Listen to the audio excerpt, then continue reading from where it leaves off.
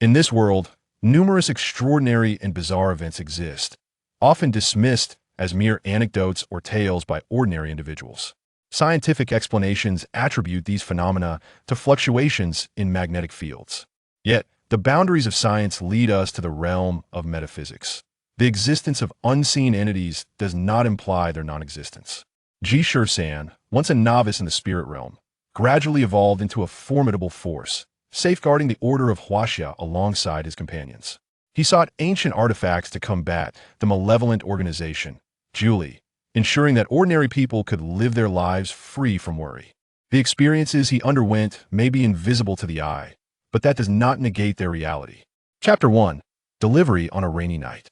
Wenzhou City, nestled along the eastern coast of Huaxia, once epitomized the quintessential characteristics of a Jiangnan water town. Numerous bridges and waterways, where the populace lived both on land and in boats, with vessels being the most convenient means of transport. Its fertile lands, coupled with proximity to the sea, ensured that both terrestrial and marine delicacies adorned the dining table. As time progressed, towering skyscrapers emerged, transforming the coastal city into a hub of information and a birthplace of myriad stories. The plum rain season in Jiangnan is notably distinctive in Wenzhou, often marked by incessant drizzle lasting for weeks. Although spring had passed, the chill lingered in the air. On the edge of the city, a business building stood, its 11th floor office still aglow at 7 in the evening that a young woman, clad in a sports sweatshirt, was intently typing away at her keyboard.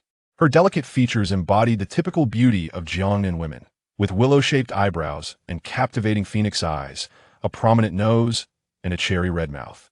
Had she not been hunched over, fixated on the computer screen, she would have exuded an air of elegance. As she completed her final keystroke, she exhaled deeply, waited a few moments, then abruptly dashed to the opposite desk to pat the old printer, which finally sputtered to life. In that instant, she truly relaxed, glancing at her watch with a frown before turning her gaze out the window. Under normal circumstances, the sky in Wenzhou would be darkening at this hour, but the relentless rain made the evening seem particularly shadowy. Suddenly, a thought crossed her mind, and she called into the dark corridor outside. Li Xiang. Li Xiang. A distant voice responded. Coming. Moments later, a 12-year-old boy rushed in, his forehead glistening with sweat as he panted, "Sister, why hasn't our delivery arrived yet?" The young woman sighed. "This place is too remote. No one wants to deliver this far. It's only natural that it takes longer when someone finally accepts the order." While speaking, she organized the documents at hand, then opened her drawer to retrieve 2 packets of cookies, tossing them to her brother. "Have these to tide you over." With that, she returned to her work. Li Xiang obediently pulled up a chair beside his sister, munching on the cookies while asking, "Sister, how long do you think you can keep this job?" She shot him a disapproving glance. "Don't be so pessimistic. This job is quite complex, and given its remote location, it's unlikely they'll find someone else willing to take it. I should be able to last a while." Li Xiang set down his half-eaten cookie. "Sister, you should just send me to the orphanage. If it weren't for me." "Be quiet," she replied tersely. Silence enveloped them until footsteps echoed in the corridor. Before long, a delivery person in a yellow uniform sprinted to their door, calling out, "Enloyu." The loud voice reverberated through the office, startling the sibling duo. The delivery person, adorned with a yellow safety helmet topped with a small rubber duck, appeared drenched, rainwater dripping from his attire, evoking the image of a water spirit against the eerie corridor backdrop. Li Xiang instinctively moved closer to his sister, clutching her clothing. "Enloyu." The delivery person, noticing their alarmed expressions, glanced at the large bag of food in his hands and scrutinized the order. "Isn't this for you?" He frowned. The young woman finally came to her senses, exclaiming, "Oh yes, that's mine." She hurried over to receive the delivery, and upon opening it, she exclaimed, "Wow, nothing spilled." The delivery person raised an eyebrow. "What's the matter? Doubting my delivery skills?" Just then, a notification chimed from his phone. "Your order is overdue." "Damn," he grimaced. "This cursed place is too far. After delivering this order, I might as well call it a night." "Then, why did you accept it?" Enloyu asked timidly. "I figured at this hour, no one would take your order. People need to eat, and I didn't want you to starve," he replied with a smirk. Enloyu chuckled, observing the rain-soaked delivery person. He appeared youthful, likely in his early 20s, much like herself, with striking features and an air of sunshine about him. "Have you eaten yet?" she inquired. The delivery person hesitated before shaking his head. Then join us for a meal. I ordered quite a bit, and my brother and I might not finish it all, she offered. He pulled out 2 small bread rolls from his pocket, saying, I snagged these from the restaurant. They'll make a nice addition. Suddenly, a flash of lightning illuminated the corridor, startling both Liu and the delivery person. Wow, I only took 2 rolls. Is that really necessary? He remarked. Liu waved him over, saying, Come on, let's eat together. People need to eat. That he smiled and readily agreed, and soon the trio gathered around a desk, sharing a simple meal. The delivery person introduced himself as Ji Shisan, mentioning that he had recently started working as a delivery driver. Liu shared her and her brother's names, explaining that this was her first overtime shift at the new company.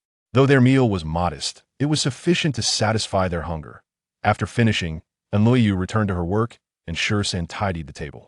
As he prepared to leave, he noticed the rain intensifying outside. Frowning, he advised, The rain is getting heavier. You should head home early. Liu remained focused on her computer, replying, I still have work to do. Thank you, Ji Shisan, for delivering my food. Ji Shisan smiled. I should be thanking you for the meal. With that, he took the trash and departed. Li Xiang, playing with the little rubber duck Ji Shisan had given him, suddenly noticed the office lights dimming, flickering intermittently. He leaped up, exclaiming, Sister, could it be coming again? Liu's expression sharpened as she quickly rummaged through her bag, producing an array of items, jade talismans, a bagua, a crucifix, and various figurines, creating a cacophony of sound. Gripping these items tightly, she pulled Li Xiang in front of her as a shield. The lights continued to flicker sporadically, as if the electricity was unstable. Liu surveyed her surroundings, alert to any changes. Suddenly, the computer screen went black, as if it had lost power. Damn it, I didn't save. She cursed under her breath. Before she could lament further, a chilling wind howled down the corridor outside the office. Chapter 2. The first encounter with the malevolent spirit. A chilling wind howled outside the corridor, as if foreboding an exceedingly terrifying event. Liu felt an unusual tension coursing through her, her grip on the talisman string slick with sweat. Behind her, Li Xiang appeared unfazed, as though he had encountered such situations numerous times before. He questioned, Sister, these talismans don't seem to be working. Why are the lights still flickering? Do not speak. Everything will be fine shortly, Liu reassured her brother, though her heart was acutely aware that they were likely facing something truly unclean this time. In previous instances of abnormal occurrences, her talismans had always quelled some of the disturbances, but today, rather than diminishing, the situation had intensified. At that moment, a series of clattering sounds echoed from the corridor, resembling footsteps. The noise reverberated through the hollow hallway, leaving uncertainty as to whether it was a single entity or a multitude. Each step resonated ominously against Liu's heart, causing her hands to tremble involuntarily. This was not Liu's first encounter with so-called unclean spirits. Ever since she adopted Li Xiang a decade ago, bizarre occurrences had frequently surrounded her. Initially, she believed she was cursed and sought numerous remedies without success, eventually growing accustomed to the strangeness. She had taken to carrying a string of all manner of talismans, which she would brandish whenever faced with such events. In recent months, the occurrences had quieted considerably, until today, when she found herself working late in this suburban building for the first time. Li Xiang was acutely aware that these peculiar events revolved around him, and his sister always stood protectively in front of him. He had often contemplated slipping away secretly so that his sister would no longer have to bear the brunt of danger for him. She could find a better job, perhaps even marry well in the future. However, for now, they must first survive this nightmarish encounter. The sound approached the office door and came to a halt. Silence enveloped the office, the flickering dim lights casting a surreal atmosphere, as if the entire world had been drawn into a soundless void. Gulp. Liu swallowed hard, her body taut with fear, her gaze fixed on the entrance. A pale hand rested on the doorframe, followed by the entrance of a figure clad in tattered, ghostly white, resembling a ragged cloth more than a human being. Its skin hung loosely, as if melted wax, suggesting that at any moment, its flesh might drip onto the floor. The pallid figure dripped with moisture, its eyes a fierce scarlet hue. As it approached Liu and Li Xiang with the same ominous cadence as a wolf encountering a rare and delectable meal, Liu trembled uncontrollably. She had never faced such a creature before. All previous eerie events paled in comparison to this moment. She could only pull Li Xiang back repeatedly until they were pressed against the wall, with nowhere left to retreat. Determined, Liu tore a cross from her string of talismans and hurled it at the grotesque being. However, The cross merely bounced off its form, having no effect whatsoever. Subsequently, all the talismans that followed, Buddha statues, beads, jade charms, were similarly repelled. The creature seemed to grow enraged, emitting a garbled growl, yet it continued its relentless advance. Though terrified, Enliyu seized Li Xiang with renewed strength. Gritting her teeth, she grabbed a nearby chair and hurled it at the creature. Taken by surprise, the creature stumbled back. And when it looked up, the flesh of its face appeared to sag further, obscuring one eye, leaving only the other, blood-red eye visible. The eye scanned left and right, failing to detect the woman and child, until it turned to see Enliyu dragging Li Xiang towards the door. With an enraged howl, the creature surged forward, crashing through the furniture in its path, lunging at Enliyu and Li Xiang. Before Enliyu could pull Li Xiang to safety, she had no choice but to shove him aside and leap in another direction. The creature toppled desks and scattered office supplies onto the floor. Enliyu attempted to rise, but her legs felt weak. In a frantic glance, she saw Li Xiang had fallen near the creature but was now struggling to stand again. Seeing the creature focus on Li Xiang, Enliyu shouted, "Hey, I'm over here." The creature turned its fierce gaze upon her, its red eye narrowing with predatory intent. Enliyu hastily grabbed any object within reach, a keyboard, notebooks, pens, transforming her office supplies into her last line of defense. Suddenly, her hand grasped a bag, her own bag. A fleeting thought struck her, prompting her to rummage through it. Just as the creature lunged, she pulled out several yellow papers and tossed them at the beast. Upon contact, the papers ignited in a small explosion of flames, scorching the creature's pale skin and leaving behind charred holes. These were talisman papers given to her by a Taoist priest the previous year while she and Li Xiang passed by Yinshan. Although she had offered a considerable sum to the priest, it seemed that the talismans held some efficacy after all. Yet, while they burned the creature, they did not deliver a fatal blow, only serving to heighten its fury. The creature, evidently fearful of the talismans, was forced back by Enliyu's persistent assault. Retreating to the office door, it continued to growl menacingly, unwilling to abandon its pursuit but reluctant to endure the searing pain again. Thus, it guarded the entrance, its single eye fixated on its prey. Enliyu, with no other options, produced another talisman and flung it at the creature. However, the paper was too light, fluttering through the air and landing uselessly at its feet. The creature, having left a trail of moisture in its wake, watched as the talisman fizzled out upon contact, producing only a brief sputter of sparks before extinguishing. Both Enliyu and the creature exchanged silent glances, the air thick with tension. The creature eventually shattered the silence with another growl, preparing to pounce. Enliyu, alarmed, threw all her remaining talismans at once. To her dismay, the creature, rather cunningly, sidestepped and retreated to the door, allowing the talismans to drift back to the ground. At that moment, the creature smirked from the threshold. While Enliyu and Li Xiang within the office had already turned pale, their hearts sinking into despair. Chapter 3. The Revenant. Just as hope seemed lost for Enliyu and Li Xiang, a yellow helmet suddenly flew past the door and struck the creature squarely on the head, sending it staggering back several steps. As the creature turned to discern the source of the blow, a yellow figure sped down the corridor, launching a swift kick at the beast. The creature was sent flying several meters, tumbling to the ground. Only then did Enliyu recognize the figure at the door and gasped, "Shisan? We can catch up later. Let me deal with this fiend first. Be careful, it doesn't seem to be human." 13 turned to glance at the still shaken Enliyu, a faint smile gracing his lips. He is certainly not human. This creature is known as a Chang'e. After speaking, he flexed his wrists and neck, advancing towards the Chang'e. Enliyu stood frozen, momentarily captivated by 13's calm and collected demeanor as he uttered the monster's name, which seemed rather dashing. Coupled with his handsome features, she found herself inexplicably smitten. But wait, how did he know the name of that creature? Moreover, he appeared utterly unafraid of it. Could it be that he was the legendary ghost hunter, a hidden hero in the mundane world? Before Enliyu could finish her thoughts, a sharp cry of surprise escaped 13 as he was sent flying backward, hurtling past the office door like the wind.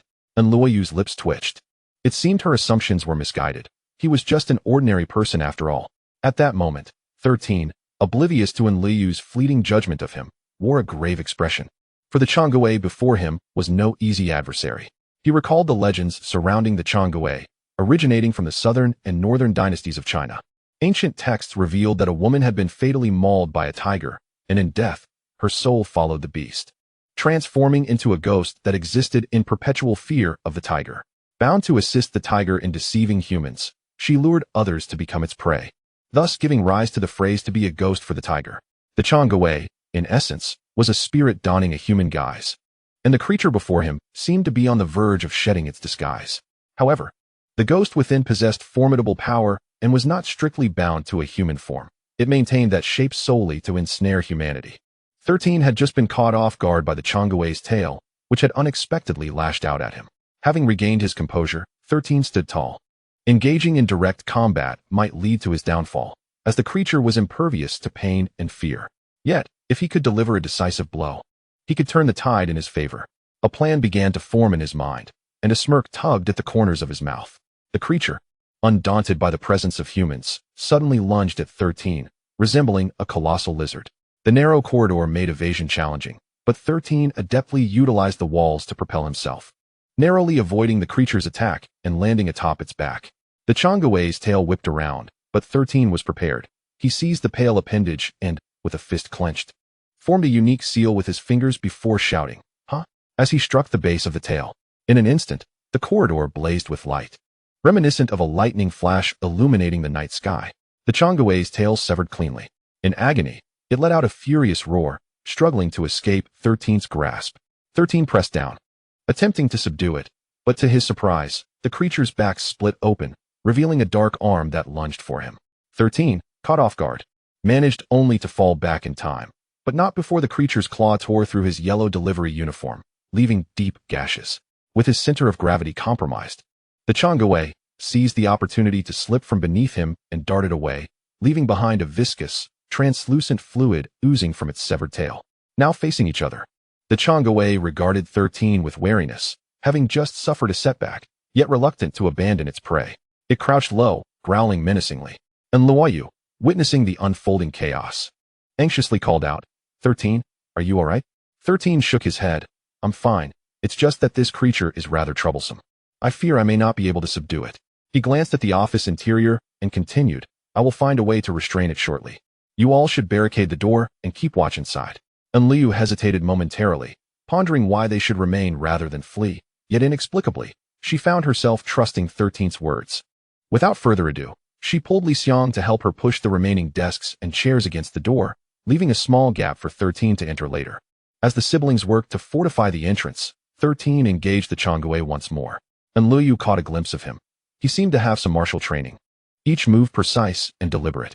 However, the Chang'e was unnaturally agile, slipping away like an eel. Amidst the commotion, Liu noticed 3 talismans lying on a desk, remnants from when she had initially tossed them at the Chang'e. They appeared dry and usable, so she quickly snatched them up, tucking them into her pocket for later use.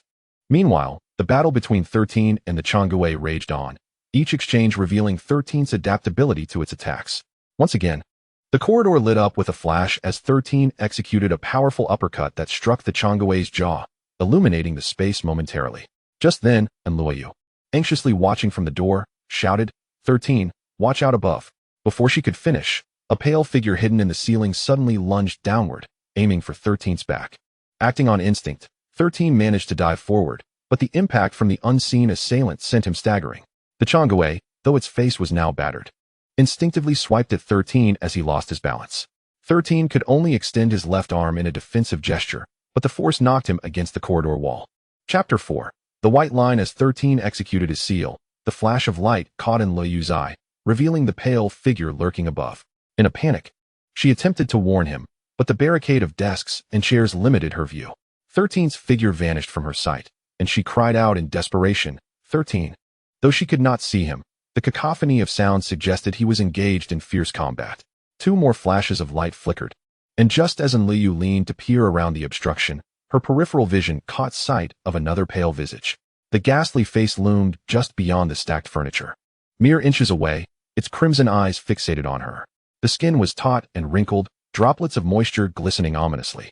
A chill ran down Liu's spine as she instinctively recoiled, realizing this terror had silently infiltrated their vicinity, poised to strike. In her fright, Liu stumbled back. But the Chang'e did not pursue. Instead, it turned its attention to the ongoing battle with 13, likely contemplating a stealthy attack. Initially dazed, Liu suddenly comprehended 13's earlier instructions to barricade the entrance rather than escape with Li Xiang. He must have sensed the presence of another Chang'e nearby. Had she not trusted 13 and chosen to flee, she and Li Xiang would now be trapped in the corridor. At this moment, Enluyu felt a chilling sensation enveloping her entire body. She was uncertain whether there were only 3 of these monstrous entities. All she knew was that she was utterly powerless, reduced to trembling in fear behind a pile of desks and chairs. The specter at the doorway observed the ongoing battle for a moment before suddenly pivoting and lunging toward the office, crashing into the accumulated furniture and producing a thunderous noise. Overwhelmed, Enluyu could no longer suppress her despair and let out a muffled sob, realizing that she was likely to meet her demise here tonight. The specter, intent on squeezing through the narrow gaps between the furniture, emitted a cacophony of unsettling caws. Enluyu, clutching her brother Li Xiang, retreated to the wall, the furniture creaking ominously, and she knew it was only a matter of time before the specter would invade their hiding place. Despair washed over her. Just then, she felt a loosening at her side. Li Xiang had pulled a talisman from her pocket, inserting it onto what appeared to be a metal leg of the desk, and darted toward the specter at the entrance.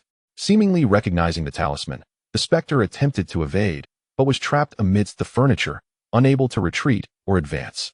With swift determination, Li Xiang lunged forward and thrust the metal rod toward the specter's head. The explosion from the talisman was particularly intense, revealing that the specter's weakness lay in its cranium. The light from the talisman crackled and ignited around the specter's head, eliciting a horrific shriek. As the specter struggled, its face began to decay, violently thrashing its head in an attempt to dislodge the rod. Despite his youth, Li Xiang found it increasingly difficult to maintain his grip on the rod. Just then, Enluyu regained her composure. Her protective instincts for her brother surged forth.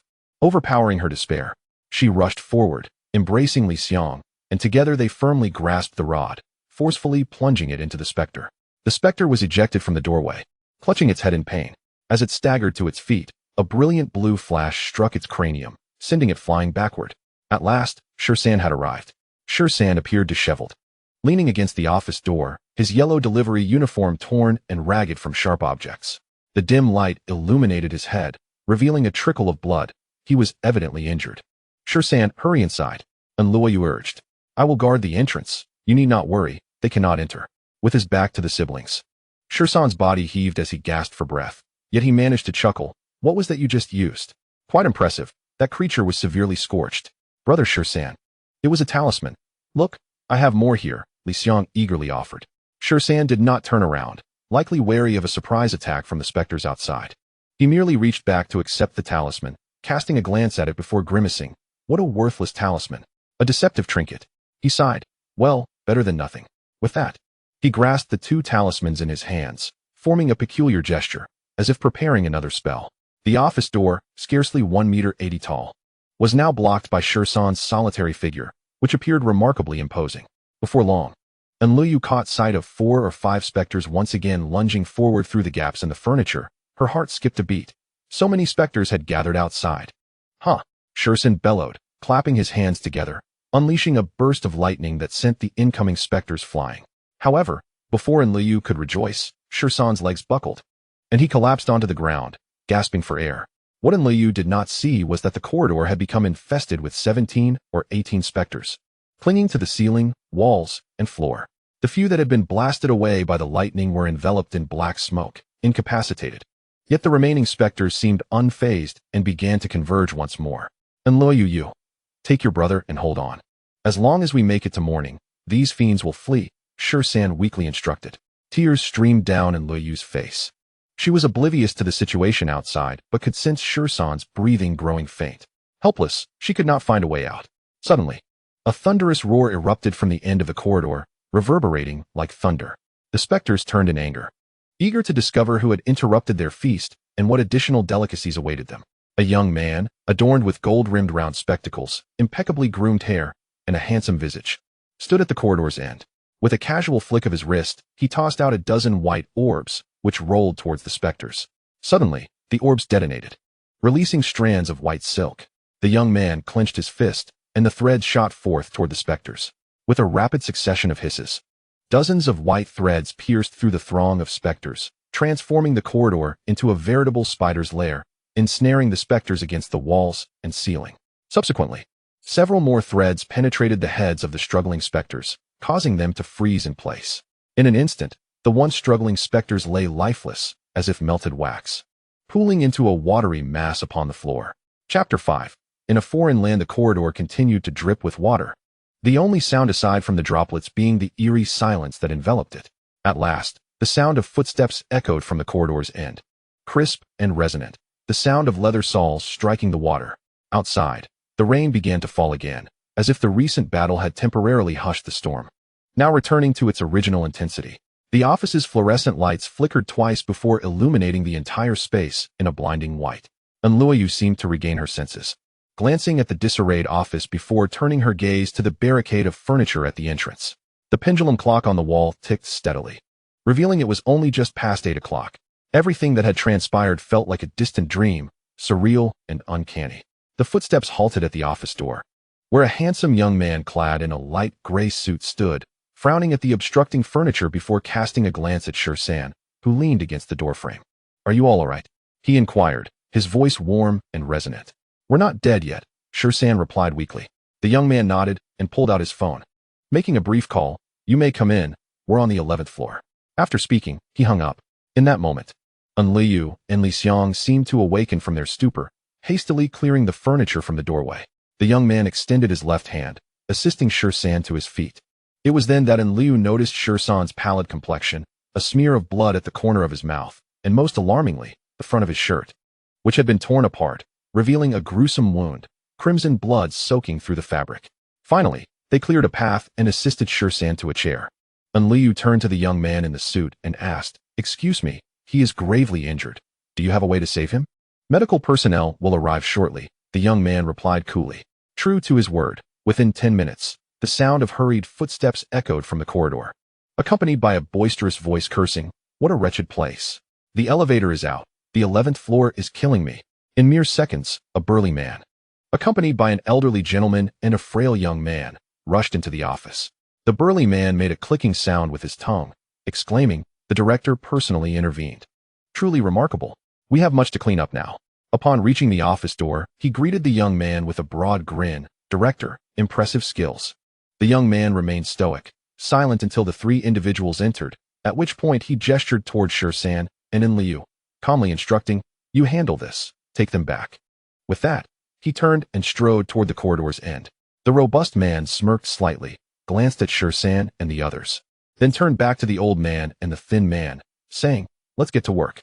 Despite his gray hair, the old man exuded vitality as he approached Ji Shisan with a cheerful demeanor, taking his pulse while commenting, "It appears to be a superficial injury, nothing serious. Just a bit of blood loss. A quick remedy will suffice.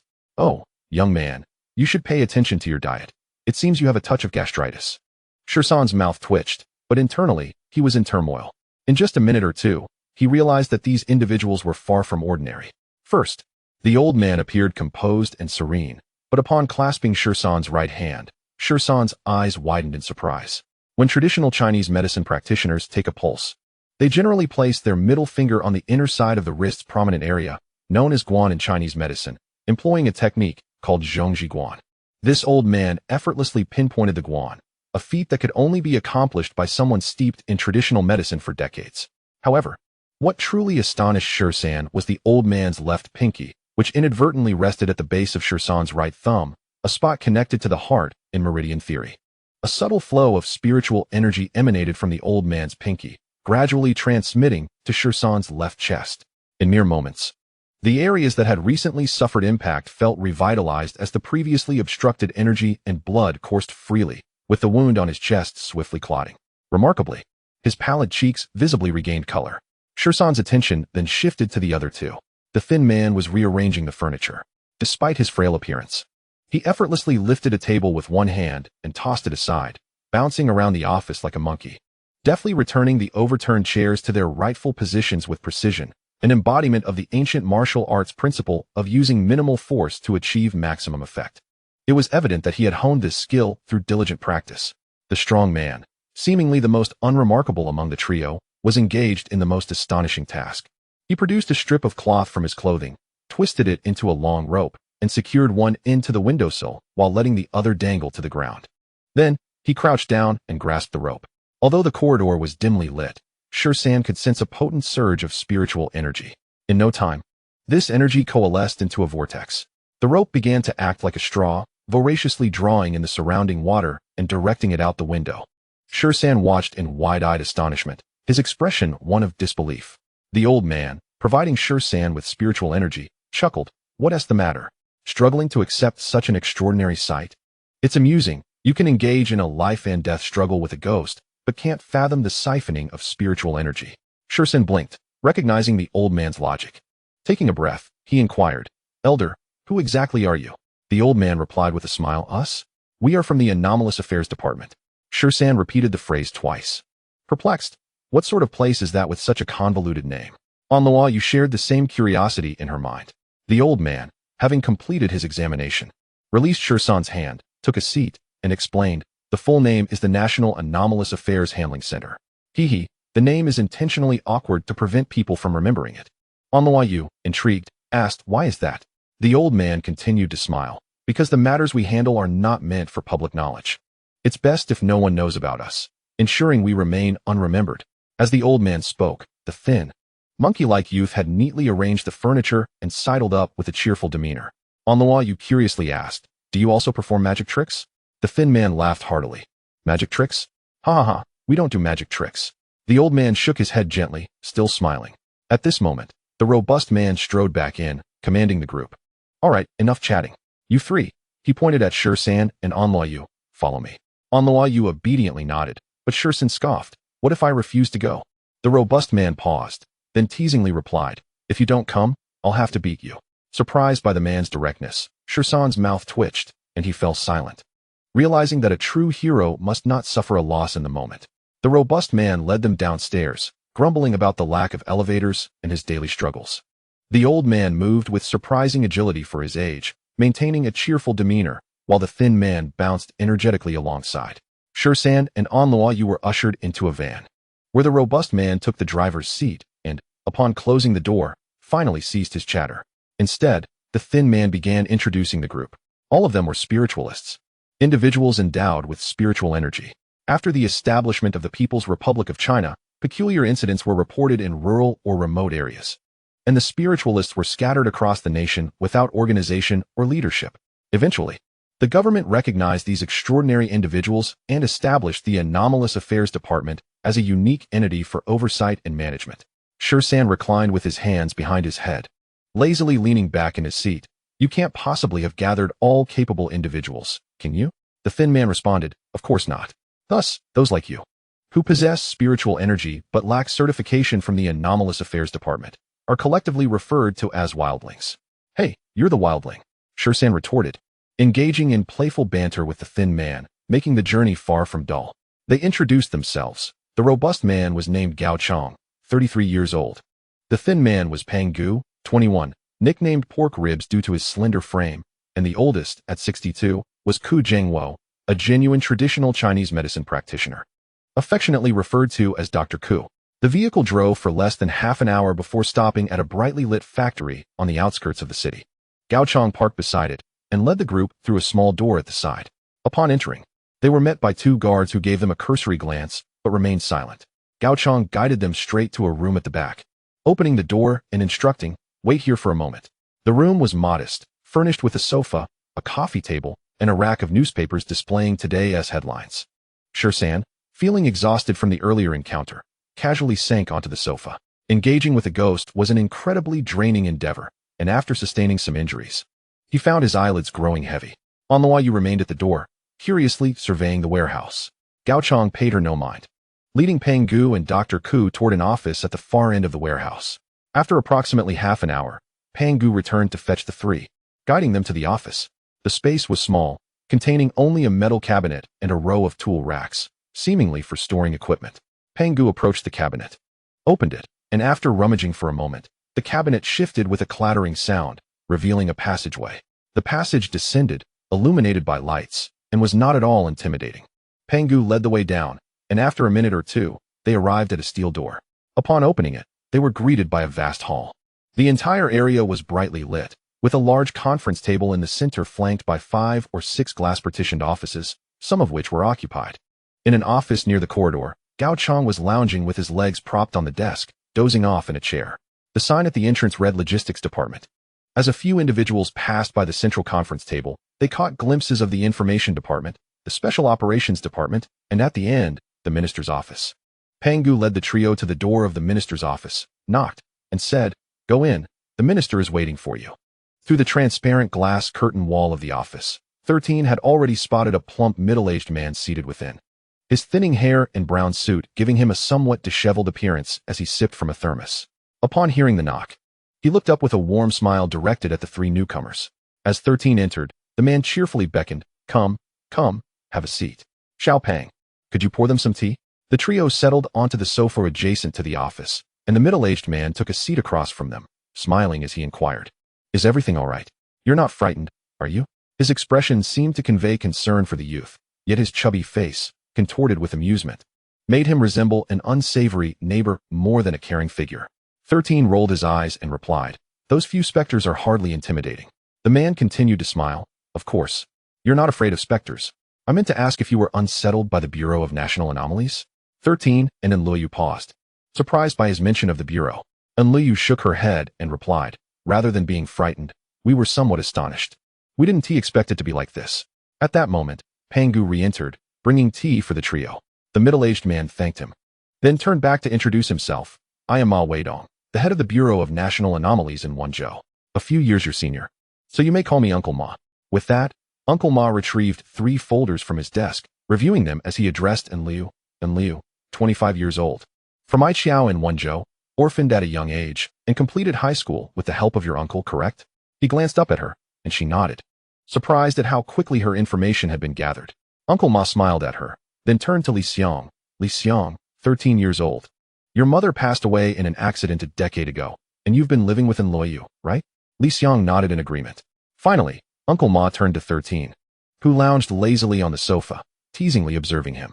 13 noticed that Uncle Ma's folder contained only a single thin sheet of paper, indicating that, unlike Enluyu and Li Xiang, his information would not be so easily accessible. "Ji Shisan, is it?" Uncle Ma asked, pulling out the loan sheet, which turned out to be blank.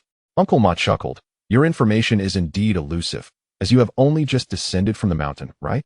However, I regret to inform you that I know your master." 13's lips twitched. "Is that old man still alive?" "I don't know," came the reply. "Then he must still be alive," 13 said, reclining further on the sofa. Enluyu, having closed her gaping mouth, remarked, "Your name is really 13? 13 shot her an exasperated glance. "Of course. Do you think I'm joking?" Enluyu retorted, "I thought 13 was merely your delivery worker number." 13 rolled his eyes again, turning away in silence. Enluyu then addressed Uncle Ma. "Uncle Ma, regarding tonight's incident, we truly don't know the reason. You won't resort to silencing us, will you?" Uncle Ma laughed. "We are the Bureau of National Anomalies, not a hit squad." "Then, do you plan to feed us some pills and erase our memories by morning?" Enluyu pressed. 13 interjected, "No, they'll just serve you mangpa soup." Enluyu shot him an irritated glare before turning back to Uncle Ma with a smile. "Uncle Ma, will you snap your fingers and make us forget what happened tonight? Perhaps read more and watch less television." 13 chuckled, prompting Enluyu to playfully hit him. Uncle Ma chuckled. "The Bureau of National Anomalies isn't as fantastical as you imagine. We are merely ordinary individuals who encounter a few extraordinary events more frequently than you do." Enluyu breathed a sigh of relief and then asked, "Uncle Ma, you are the leader, right? But you seem quite approachable." "Ha ha ha." Uncle Ma laughed heartily. "Though I bear the title of minister, you see. Each person here is extraordinary in their own right. They are concerned for the world, which is why they willingly contribute their efforts to the Bureau. So, I hardly feel qualified to lead them." At this point, 13 interjected, "Come on, you are a regional leader. You must be able to command your subordinates, right? If I were in that position." Before he could finish, Enluyu gave him another playful jab, causing him to wince. Uncle Ma shook his head. "The more capable the spiritualists are, the less inclined they are to be constrained. For instance, your master thrives in a carefree existence." Upon hearing his master mentioned, 13 fell silent. Despite his habitual derision towards the old man, he had been raised by him and held a profound respect deep within. Redirecting the conversation, he asked, "Uncle Ma, you summoned us late at night. If you aren't going to drug us, may we leave?" Uncle Ma, sensing the seriousness of the discussion, straightened up. "The reason for calling you here tonight is primarily procedural. Each time an anomalous event occurs, we bring the involved parties in to clarify the circumstances. I would like to hear your perspective on tonight's incident." 13 scratched his head, recognizing the gravity of the matter. Since they were aware of his true name and his master, it seemed they were not adversaries. Moreover, he had yet to feel any malice from them. Thus, he gathered his thoughts, glanced at Jiuli, and began to recount the events of the evening. He had received a delivery order and, out of goodwill, accepted a request from a remote area. However, upon arriving at the building, he sensed something was amiss. An aura of spiritual energy surrounded it. Generally, many buildings radiate spiritual energy as long as they are inhabited. When people sleep or offices close for the night, the energy dissipates, a common occurrence. Hence, it was not unusual for ordinary individuals to feel a chill when passing by tall buildings, as the dissipating energy cools the surroundings. However, this kind of spiritual energy can attract certain spectral entities. During the day, they remain dormant due to the abundance of yang energy, but at night, they congregate in areas rich in spiritual energy to absorb it. Thus, encounters with these entities are often reported. 13 remained cautious, knowing such places are prone to anomalies. Jiuli shivered, feeling a sense of dread, and asked, "So, should we avoid such places in the future?" 13 shook his head, continuing his explanation. Such locations are prone to unusual events, but that does not guarantee occurrences, as society progresses with more high-rises and people. The prevalence of yang energy means that spectral entities are less likely to gather indiscriminately. In fact, while humans fear encountering spirits, the entities themselves dread encountering humans, as the yang energy poses a more lethal threat to them. Eventually, 13 delivered the takeout to the upper floors. Noticing that only Jiuli and her brother remained in the building, he felt a twinge of concern and decided to share a meal with them. After approximately half an hour without incident, he left feeling reassured. Upon descending the stairs, Ji Shisan encountered an unexpected deluge. His electric scooter abruptly failed to start. Consequently, he pushed the vehicle for a couple of hundred meters until it miraculously roared to life again. He promptly mounted the scooter and returned to the urban area. However, he soon discerned a perplexing anomaly. Why did the scooter ignite when he had stepped outside the confines of the building? A sudden realization struck him. There was something amiss surrounding the structure. It was evident that the presence of malevolent entities capable of influencing an entire building heralded a significant origin. Thus, Ji Shisan executed a sharp turn and hastily rode back. Ascending to the 11th floor in haste, he stumbled upon a specter stationed at the office door. The ensuing events unfolded rather simply. He engaged in a confrontation with the specter, subduing a dozen similar entities. Jiuli shot a sidelong glance at Shisan, aware of his vanity and boastful nature, and inquired, "Uncle Ma, who was that young man in a suit today? What was he doing there?" Ma Weigua nodded in acknowledgement of Ji Shisan's account, and, upon hearing Jiuli's question, replied with a smile, "His name is Tieg Yu, the director of our Special Operations Division, which is tasked with managing anomalous affairs. As Ji mentioned, we routinely patrol areas prone to such occurrences. Encountering him tonight is quite fortunate for you. If it weren't for me delivering takeout today and lacking my tools, I could have managed these pesky spirits alone." Ji Shisan retorted, though he found himself receiving a light punch from Jiuli. She then asked, "Uncle Ma, you mentioned initially inquiring about our circumstances. What follows?" Ma Weigua chuckled. "Next, I wish to ask if you would be willing to join the National Anomalies Bureau." And Jiuli gazed at Ma Weigua in disbelief, while Li Xiang's eyes sparkled with excitement. For a child of merely 10 years, this was an extraordinary opportunity to become a hero. Only Ji Shisan maintained his relaxed posture, reclining on the sofa. "Uncle Ma, are you jesting with us? While your invitation to me is plausible, extending it to these two is absurd. They lack even the most basic skills," he remarked. And Jiuli glared at him, yet found herself unable to counter his statement, her frustration rendering her speechless. Ma Weigua waved his hand dismissively. "No worries. Not everyone in the National Anomalies Bureau is a remarkable individual. There are ordinary folks too. Moreover, in our division, we rarely encounter more than 1 or 2 spectral incidents a year. Besides, I envision you joining the logistics department, where not everyone needs to interact directly with supernatural entities."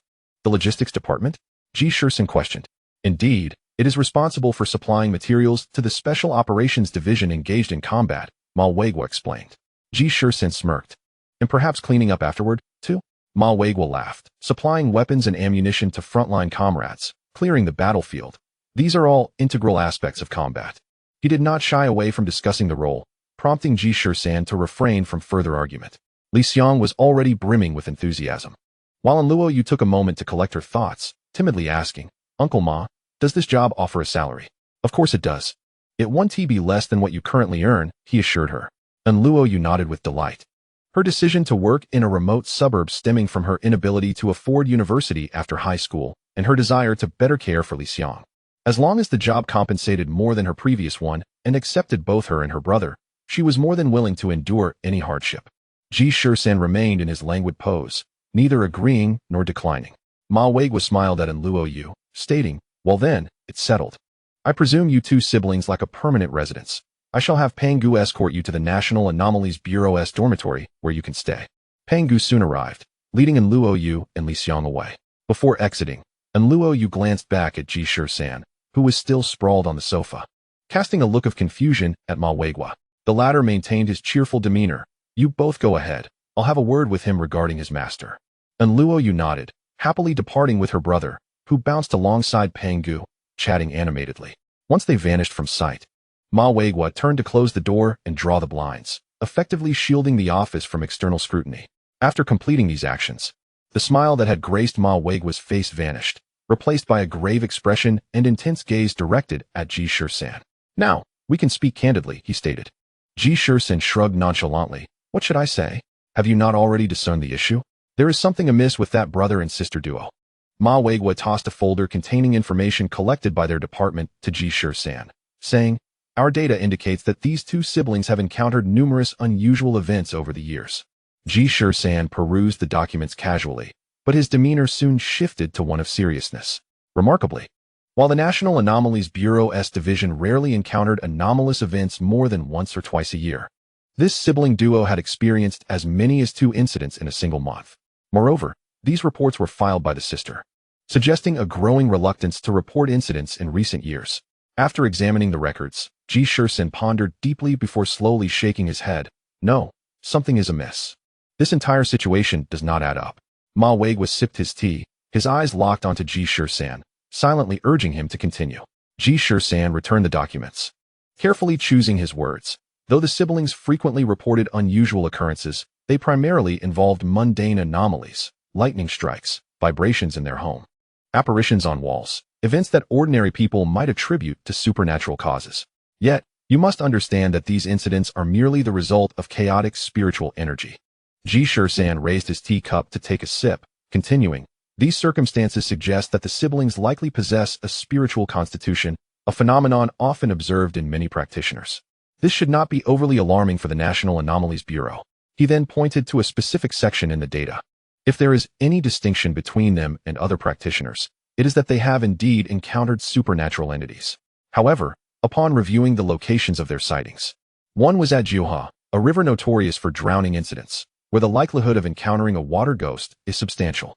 Thus, it is quite normal for practitioners to disturb a water ghost while passing through."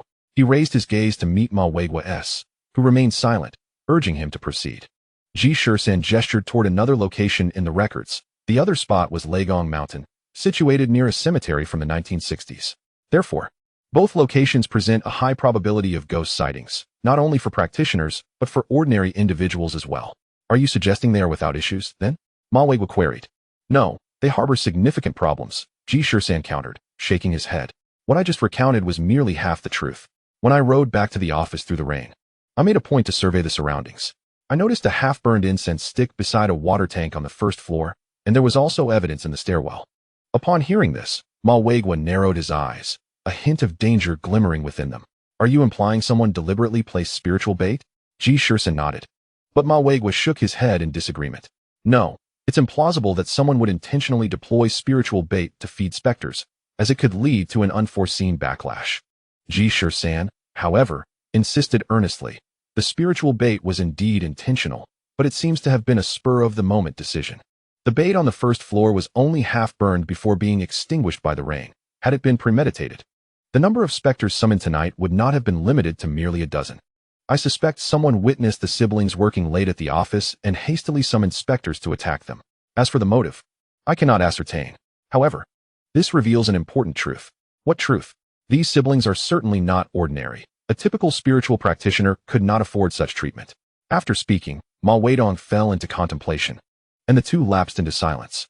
Suddenly, Ji Shisan raised his head, glaring at Ma Weidong, and exclaimed, "So you invited those siblings into the National Anomaly Bureau, both to protect and monitor them? Indeed, you are just as cunning as my master." Ma Weidong chuckled. No wonder your master always says your mind is quite agile. So, have you considered joining the National Anomaly Bureau? Ji Shisan scrutinized Ma Weidong for a moment before finally nodding in agreement. Chapter 9.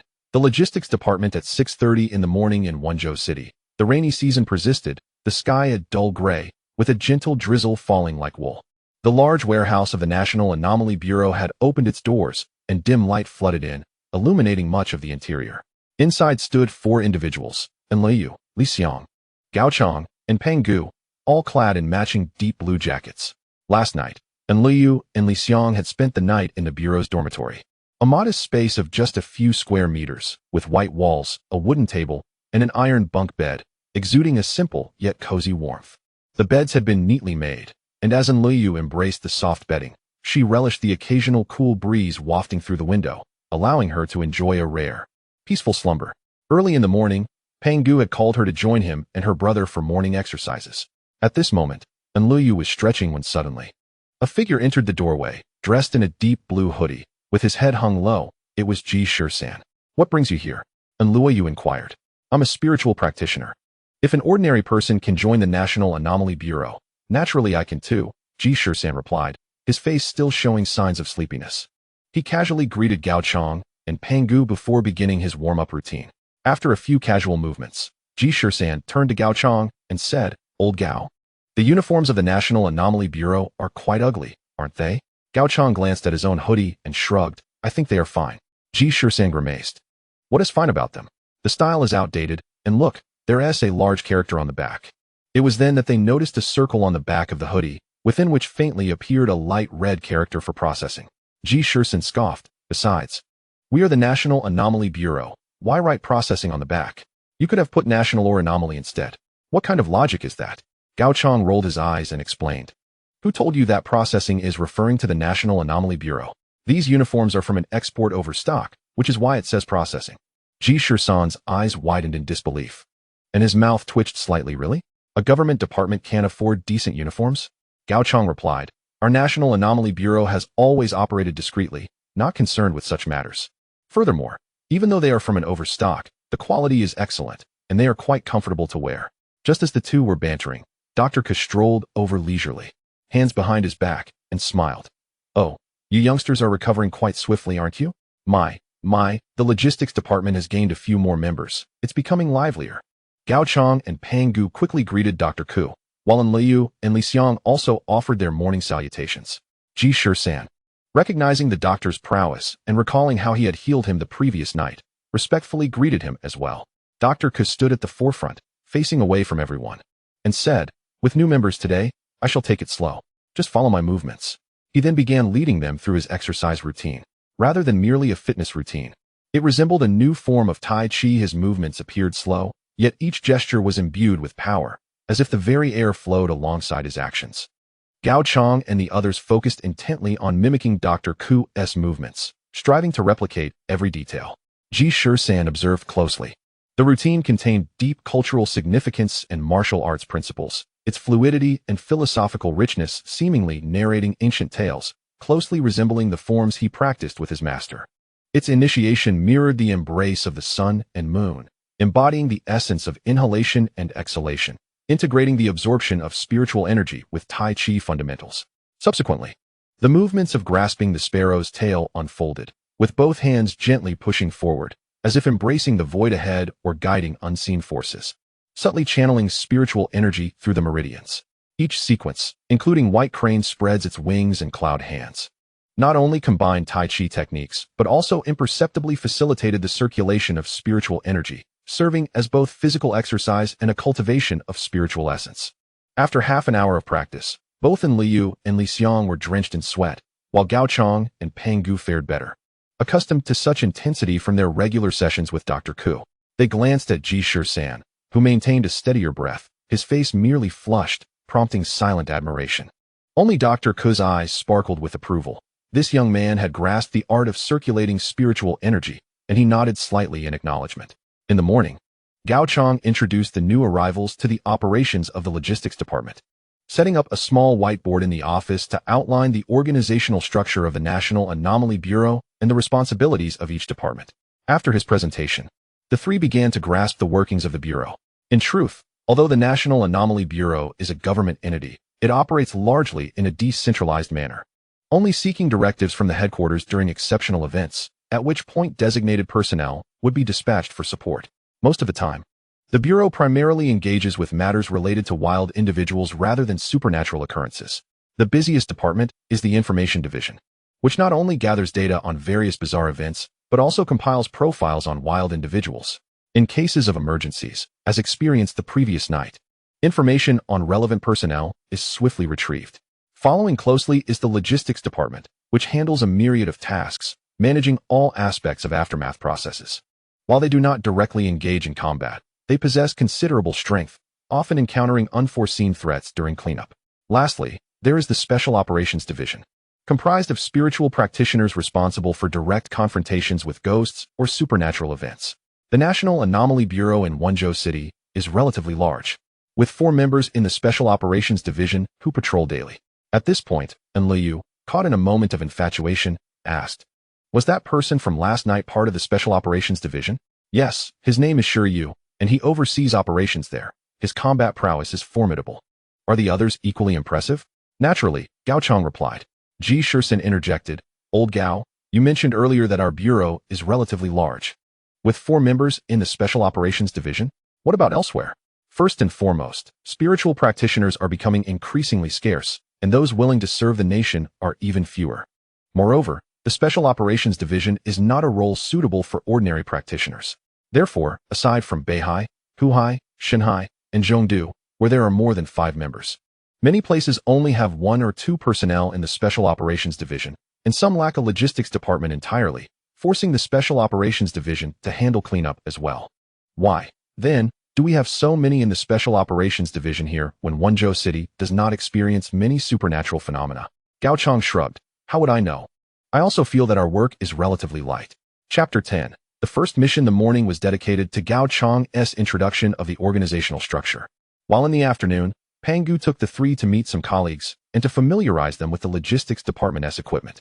The so-called equipment consisted mainly of magnifying glasses, brushes, and other items akin to those used by police officers in crime dramas, with the addition of a compass and some talismans. Liu felt particularly fond of the talismans, recalling that without that stack of talismans last night, she and her brother might have been in dire straits. Ji Shisan rolled his eyes, remarking, "Those talismans of yours are cheap imitations. You didn't actually pay for those, did you?" And Luo felt a flush of embarrassment on her face. Deep down, she suspected that the talismans might be counterfeit, yet out of an abundance of caution, she had purchased them. After all, not everyone, like her and her brother, was likely to encounter supernatural events. However, now being mocked by Ji Shisan, and Luo retorted angrily, "Well, my talismans were still able to repel the phantom last night." Ji Shisan replied, somewhat exasperated, "Come on, sister. The phantom wasn't afraid of the spiritual energy in your talismans. It was scared of the vermilion powder." At this moment, Pangu interjected. Although he usually carried an air of lightheartedness, he appeared unusually serious now. "Indeed, I have examined your talismans, and they possess no spiritual energy whatsoever, which clearly indicates they are fake. Any items we carry must inherently possess spiritual energy." And Luo then gazed at the talismans in Pangu's hand and timidly asked, "Can I take some of those talismans?" However, Pangu responded, "That is not permissible. Only during special operations can one request talismans imbued with spiritual energy." Ji Shisan chuckled. "Sister, do you think talismans with genuine spiritual energy are as common as cabbages? They are crafted meticulously by skilled individuals and require substantial spiritual energy to be infused." And Luo shot him a glare. "Humph, look who is talking." Ji Shisan remained unfazed. Being a spiritual practitioner with a mentor, he indeed possessed knowledge that eluded many.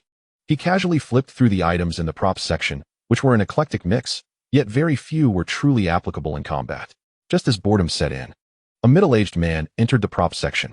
Seeing so many people inside, he paused momentarily and inquired, "Pangu, why did you bring so many people here?" Pangu greeted the newcomer, "Brother Chai, these are all newcomers. I brought them to broaden their horizons."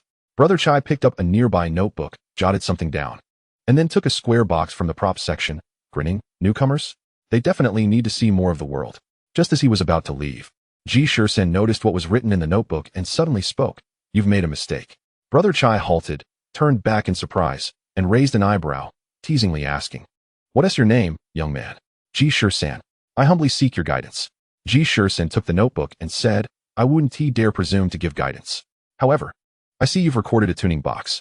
Yet, a tuning box cannot be made of wood, for its rigidity is insufficient, and its absorbency too great. The spiritual energy within the material would be absorbed into the box. Typically, tuning boxes are crafted from ceramics. What you have in hand is likely a confinement box, specifically designed for storing insects imbued with spiritual energy. Brother Chai smirked. Interesting. I'll remember you. With that, he turned and left without another word. And Luo Yu blinked. Turning to Ji Shisan. Wow, you really put on quite a show just now. Even if it was unclear, it was impressive. Too bad it seems you failed to impress. Ji Shisan's mouth twitched slightly. Seeing that she dismissed his knowledge made it seem as if he had indeed failed to impress. Pangu then chuckled. You've got some skills, kid. Brother Chai usually doesn't pay attention to people, and what you said was likely accurate, which is why he said he'd remember you. And Luo Yu's eyes widened in disbelief. No way, but Brother Chai just left. Pangu pointed at the entire row of props, saying, these items were all made by Brother Chai. He wouldn't make a mistake. It's likely he has a special purpose for them. Ji Shisan also widened his eyes, carefully scrutinizing the props. There were at least 100 items, varying in size. And the assortment was extensive, including runes, jade stones, statues, wooden boxes, and even knitted gloves. Could one person truly create so many things? Pangu patted his shoulder, saying, Shisan, don't underestimate other spiritual practitioners. Compared to the wild ones, the resources here in the country are much richer, and there are far more talented individuals. Ji Shisan nodded silently, realizing he had underestimated these people. Days passed in this manner, with the three staying in the country. Each morning, Gao Chong would lead discussions on many intriguing tales and legends from the world of spiritual practitioners. Ji Shisan accumulated quite a bit of knowledge in this area. But when it came to modern societal anecdotes, he was as clueless as in Luo Yu, so he never slacked off in class. In the afternoons, sometimes Pangu would take them out for a stroll, while other times, Dr. Ku would teach them to cultivate their spiritual energy. Life was indeed easy and pleasant, to the point wherein Luo Yu and Li Xiang had both gained a bit of weight, their complexions becoming rosy. One afternoon, the weather was unusually clear, and Dr. Ku took a few people outside the warehouse to bask in the sun while teaching the three the methods of circulating spiritual energy through their bodies. And Luo Yu and Li Xiang, having held back for quite some time, could not feel the movement of spiritual energy through their meridians, their faces reddening like a monkey's backside, causing Ji Shisan to nearly choke with laughter. Soon, the three were playfully tussling with each other. Suddenly, Gao Chong ran over from outside, shouting at them, "Stop fooling around. We have a mission.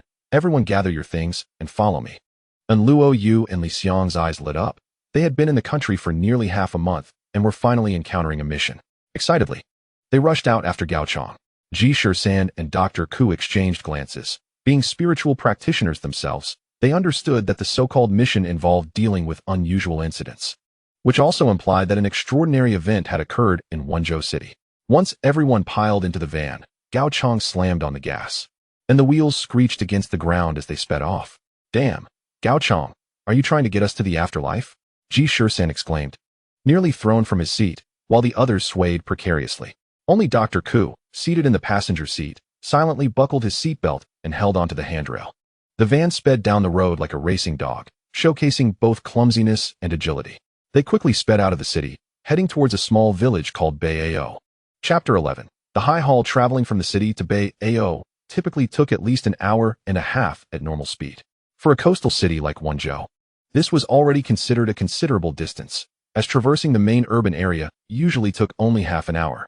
However, Gao Chong inexplicably sped, cutting the journey time down to less than an hour. Upon arriving at their destination, everyone in the vehicle was left with trembling legs and dizziness. As they steadied themselves against the car doors, Pangu and Ji Shisan both gagged for a moment. Ji Shisan complained, "Gao Chong, did you take the wrong medicine today? Were you trying to send us to the afterlife?" Before Gao Chong could respond, a cool and languid female voice echoed from nearby, "Not bad. You all arrived rather quickly today." Ji Shisan looked up to see a tall woman in a dark red leather jacket, her light blue hair cascading down her back, walking towards them. As she drew closer, it became apparent that she was remarkably tall, perhaps even taller than Gao Chong, who stood at about 6 feet. Her features were striking in the sunset's glow, each aspect perfectly chiseled, exuding a natural charm devoid of excessive makeup.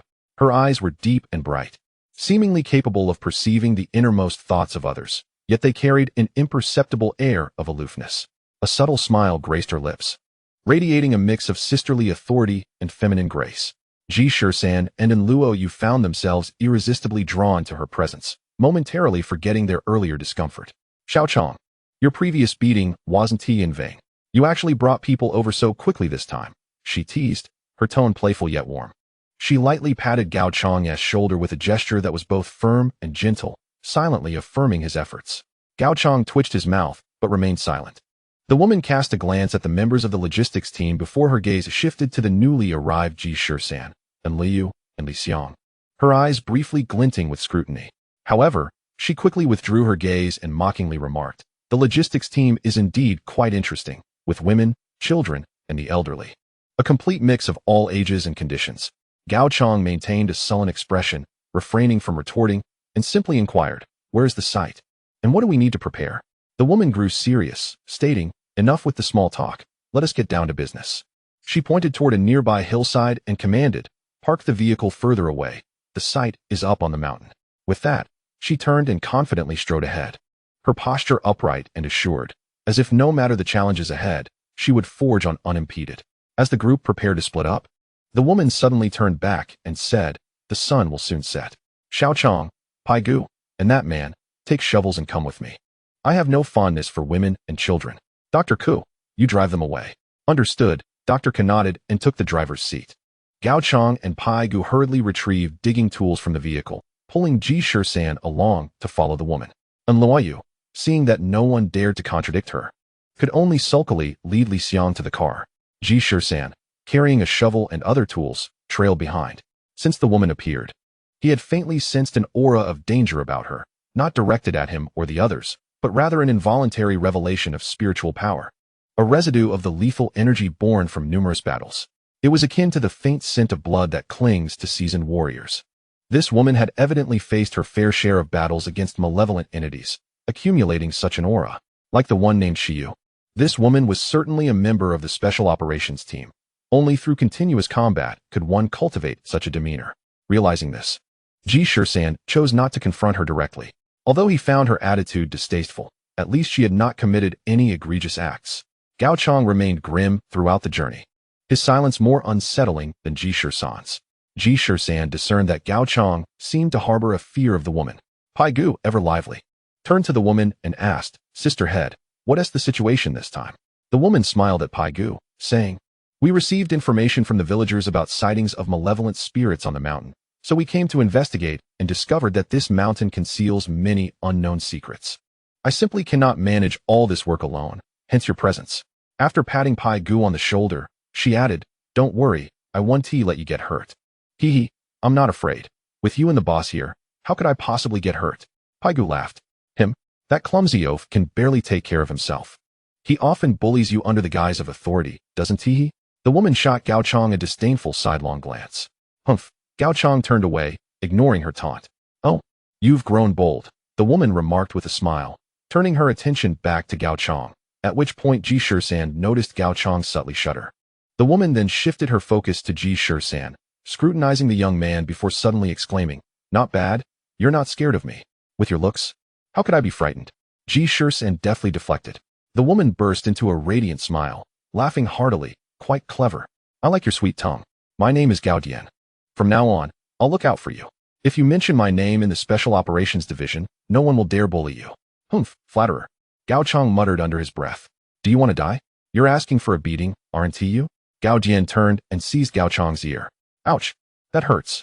Gao Chang surprisingly did not resist, allowing the woman to scold him while tugging his ear. A flash of insight struck Ji Shisan, and he finally understood. Gao Dian, Gao Chang. Could it be that this woman is Gao Chang's sister? Given the circumstances, the likelihood of her being the elder sister seemed greater. Furthermore, during recent discussions, Pai Gu had mentioned the Special Operations Division of the National Anomaly Bureau in Wenzhou City, where 4 members, aptly named Wind, Rain, Thunder, and Lightning, were renowned for their formidable combat prowess. The woman before him, Gao Dian, must be Lightning, derived from the homophonic character for electricity. Amid their playful banter, Ji Shisan's impression of Gao Dian improved significantly. Despite her brash demeanor, her concern for Pai Gu indicated that she was likely a loyal and dependable leader. To avoid the nearby village, The three took a slightly longer route to ascend the low hill. As they reached the summit and gazed down at the village, lights flickered on in every household, and wisps of smoke began to rise. Observing the village below and the fading twilight, Gao Jian remarked calmly, "Let us begin." Chapter 12. Bei'ai Village. Surrounding Wenzhou City are numerous towns and villages, and the character Ao typically appears in the eastern Zhejiang Province and Fujian Province, referring to the flatlands nestled among hills. Bei'ai Village is no exception, surrounded by mountains on three sides. It is only accessible from the east by a winding path leading to a distant national road. Nestled among the mountains, Bei'ai Village boasts a landscape dotted with fields and a few scattered homes, housing approximately 100 residents, giving it an idyllic, secluded atmosphere. At this moment, the team from the National Anomaly Bureau stood atop the southern mountain of Bei'ai Village, the twilight casting a dim veil that obscured their view of the happenings below. Ji Shisan surveyed the terrain from the gentle slope, his brow furrowing slightly. As China is situated in the northern hemisphere, sunlight descends from the south, resulting in the north side of the mountains rarely receiving direct sunlight. Typically, the southern slopes are more lush than their northern counterparts. Additionally, due to the Earth's rotation, water flows often erode the southern banks, making them more fertile, while the northern banks tend to be drier. This ancient wisdom has led to the adage that the south of the mountain and the north of the water are yang. Currently, the group found themselves on the northern side of the mountain, the Yin side, a favored locale for malevolent spirits, as the sun dipped below the horizon. The chill of the shadows grew more pronounced. Gao Jian, seasoned and cautious, instructed the others not to light any fires or make excessive noise, as any malevolent entities might take notice from the mountains facing Bei'ai Village. She pointed to several mounds of earth and directed, "There, those spots. You boys get to work." Gao Chong and Pai Gu wasted no time and immediately began digging. Ji Shisan, however, crouched down to closely examine the soil, finding nothing particularly unusual at first. But he soon noticed that the earth Gao Chong was digging seemed to have been disturbed recently, the surface somewhat loose. Sure enough, after a few shovelfuls, Gao Chong unearthed a pair of bones, and under the faint moonlight, they realized with alarm that the skull bore unmistakable human characteristics. "Cursed be!" Gao Chong exclaimed, his demeanor becoming increasingly cautious as he delicately cleared away the dirt, revealing at least 3 to 4 complete skeletons buried within the mound. Pai Gu, meanwhile, was not as fortunate. His mound appeared more compact, and he had yet to uncover anything. Turning to see Gao Chong's discovery, he was taken aback. Noticing that Gao Jian remained calm as she sat nearby, Ji Shisan pondered and asked, "Sister Head, have you dug here before?" Gao Jian raised an eyebrow, smiling. "You have a keen eye, young man." Rising to her feet and brushing off the dirt from her backside, she continued with a grave expression. "I received a tip-off about villagers reporting supernatural occurrences on the mountain. Upon investigation, I stumbled upon these mounds. Unfortunately, I lacked the tools to conduct a thorough examination, which is why I need your assistance." Ji Shisan nodded and took a shovel, proceeding with extra caution, now aware that skeletal remains might lie beneath. After nearly 10 minutes, Ji Shisan sensed something was amiss with his shovel. It did not feel as if he had struck a hard object, but rather something resembling soft fabric. Exercising caution, he delicately cleared away the mound of earth. Suddenly, his gaze sharpened, and his expression shifted, causing his hands to tremble involuntarily. Gao Jian, having noticed Ji Shisan's unusual behavior, quickly approached him. Seeing Ji Shisan halt, she unhesitatingly seized the shovel from his hands, pushing the earth aside, leaving her momentarily astounded. Instead of bones, the mound contained 2 pieces of human skin. Gao Jian, bold and skilled, took a deep breath, reaching out to examine the skin closely. It appeared remarkably intact, with no visible seams, leaving her to ponder what creature could have executed such a feat of shedding an entire layer of human skin. After a long moment of contemplation, Gao Jian turned to Ji Shisan and inquired, "What do you think?" Ji Shisan transitioned from initial shock to anger, then fear, before gradually regaining his composure. After taking a few deep breaths, he began to reflect, eventually shaking his head slowly, stating, "There are many entities that consume humans, but I cannot think of any that can separate bones from skin." Gao Jian nodded in agreement, aware that some supernatural beings are known to feast on humans. Yet she had never heard of such a peculiar method. At that moment, Gao Chong, who had been standing nearby, suddenly spoke up. Could this possibly be a form of ritual or array? Both Gao Jian and Ji Shisan were taken aback, exchanging glances, both finding the notion quite plausible. Gao Jian fixed her gaze on the mound of earth, lost in thought, as the rising moonlight illuminated the 3 mounds, suggesting a potential connection among them. Ji Shisan then crouched by the mound Gao Chong had just excavated, scrutinizing the remains. Gao Chong remarked, "Stop looking, I already checked. There are 5 complete skeletons, 1 female and 4 male. Based on the wear of their molars, I can preliminarily conclude they were all young." Ji Shisan looked up at Gao Chong, blinking in disbelief. Gao Chong huffed, "What? I used to be a detective and taught myself forensic science. Isn't that impressive?" Ji Shisan gave Gao Chong a thumbs up before returning to the pit he had been digging. He examined it for a long time, feeling as though something was amiss, yet unable to pinpoint the issue. Tieg Yu, standing off to the side, timidly interjected, "Boss, should I keep digging? I haven't found anything after all this time." Gao Jian glanced at the various mounds, then looked back down the mountain toward the dimly lit Bay Ao village. Suddenly, she declared, "No more digging. You 3. Help me fill these pits back in." Gao Chong's mouth twitched. "Sister, are you kidding us? I put in so much effort digging. And now you want me to bury it all again?" Gao Jian narrowed her eyes at Gao Chong, stating, "Either you fill the pits back in now, or I will bury you in them later." Gao Chong's expression darkened as he silently turned back to begin shoveling dirt. Tieg Yu looked down at the pit before him, remaining silent, and began to work. Ji Shisan glanced at the village below, nodded, and carefully laid the 2 pieces of skin back in the pit, starting to refill the surrounding earth. After more than half an hour, the 3 had filled the pits back in. Gao Chong muttered, "Sister, it's fine for you to direct us, but at least let me know why." Once the pits were filled, Gao Jian instructed Tieg Yu, "Return to headquarters and ask Lao Chai for a spirit detection device. We will wait here. Whatever the person who set up this array intends to do, they will inevitably return."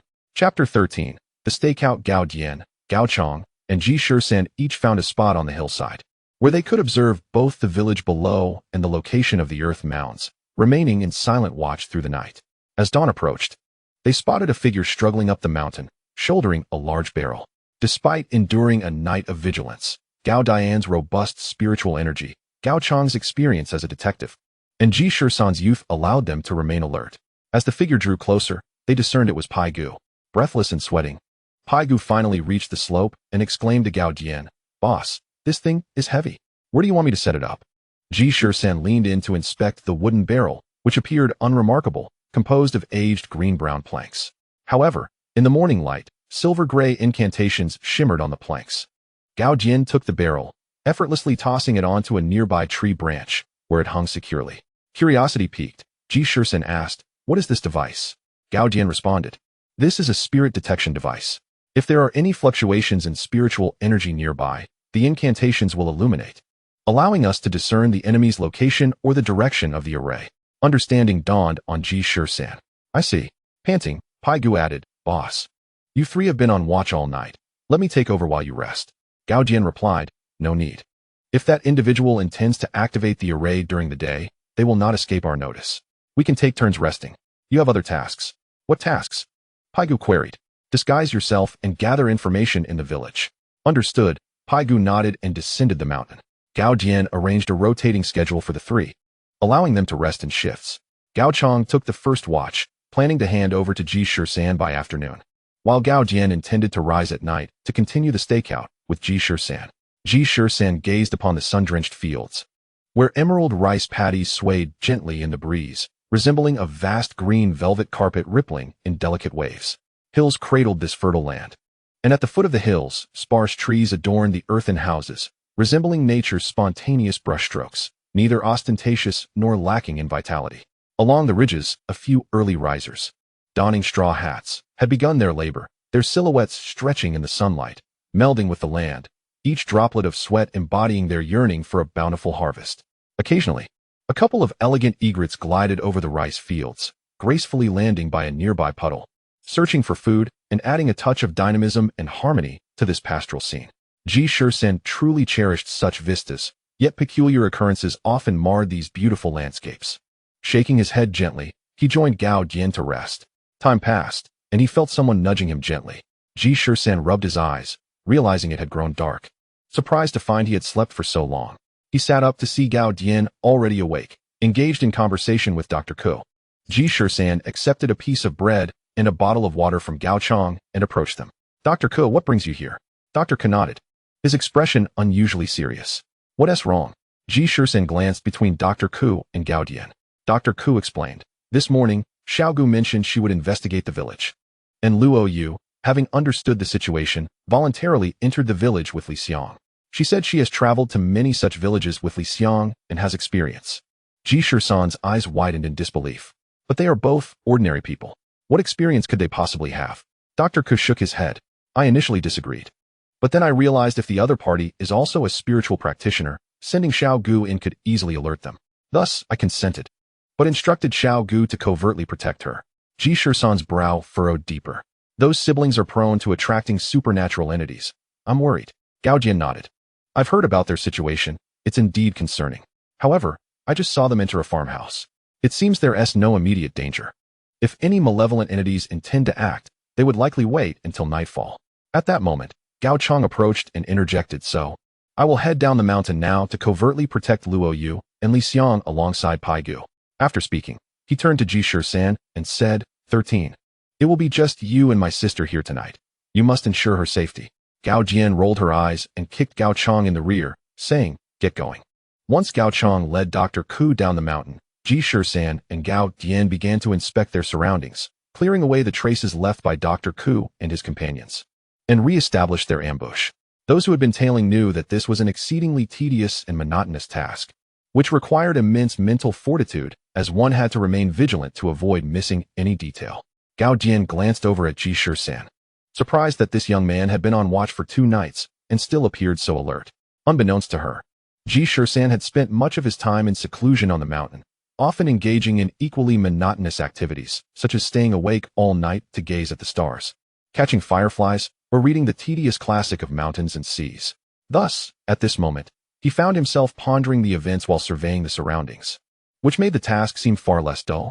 The moonlight tonight was slightly dimmer than the previous evening. As they kept watch until the witching hour, they finally detected something unusual.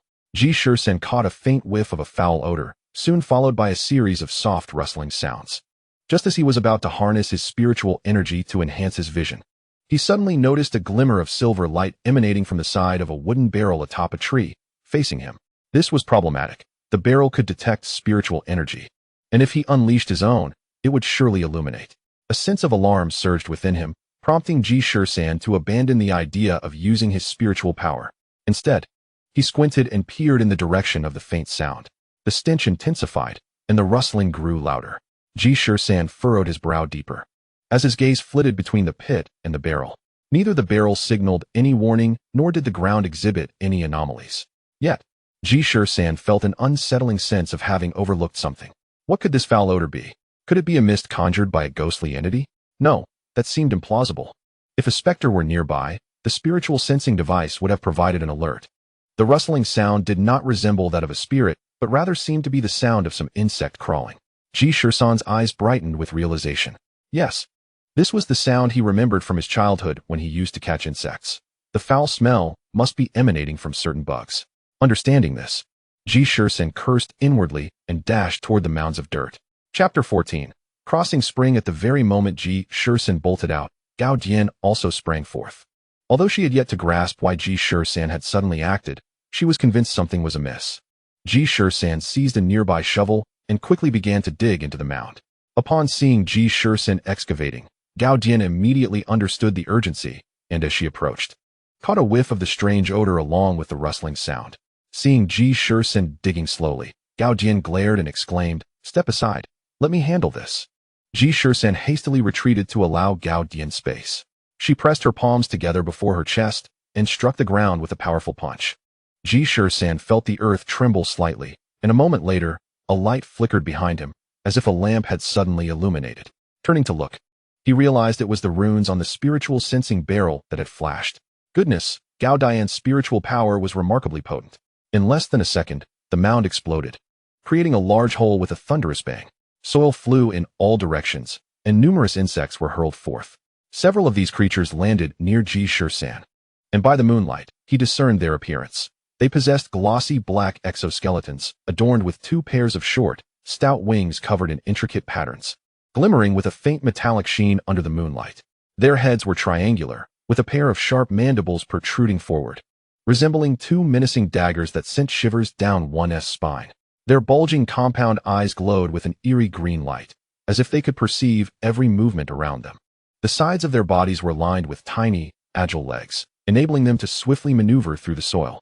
Ji Shisan had yet to identify the species of these insects when he heard Gao Dian cursing from the other side. Looking up, he saw her in a frenzy, stomping on the insects with fury. Damn it! How could it be these creatures? Gao Dian exclaimed. In that moment, Ji Shisan suddenly reacted, swatting several bugs with his shovel before rushing to the mound. The mound was still teeming with insects, but Ji Shisan's focus was not on them. Rather, it was on the human skins buried within. He formed a hand seal and struck the exploded pit with his palm, causing a shockwave that scattered another wave of insects. Then, with a swift motion, he scooped one of the human skins from the pit. Several insects crawled upon the skin, but Ji Shisan had no time to clear them away. He cast the skin aside and resumed striking the emerging tide of insects, turning them into a puddle of mush. Gao Dian soon caught on and fetched another shovel, joining Ji Shisan in the effort. After several minutes, the tide of insects finally receded, leaving them both utterly exhausted. Sister, what kind of insects are these? Ji Shisan inquired at last. Gao Dian's expression darkened as she replied. These insects are called crossing spring. They are usually unseen and only appear in ancient tombs, feasting on the flesh of the deceased. Ji Shisan's mind raced as he recalled a similar insect from the ancient texts he had studied. The woodworm, known for its affinity for darkness, living underground, adept at burrowing, and feeding on decaying flesh. The earliest reference to woodworms was found in the ancient tome, Lu Shi Chuanxiu, which stated, flowing water does not rot.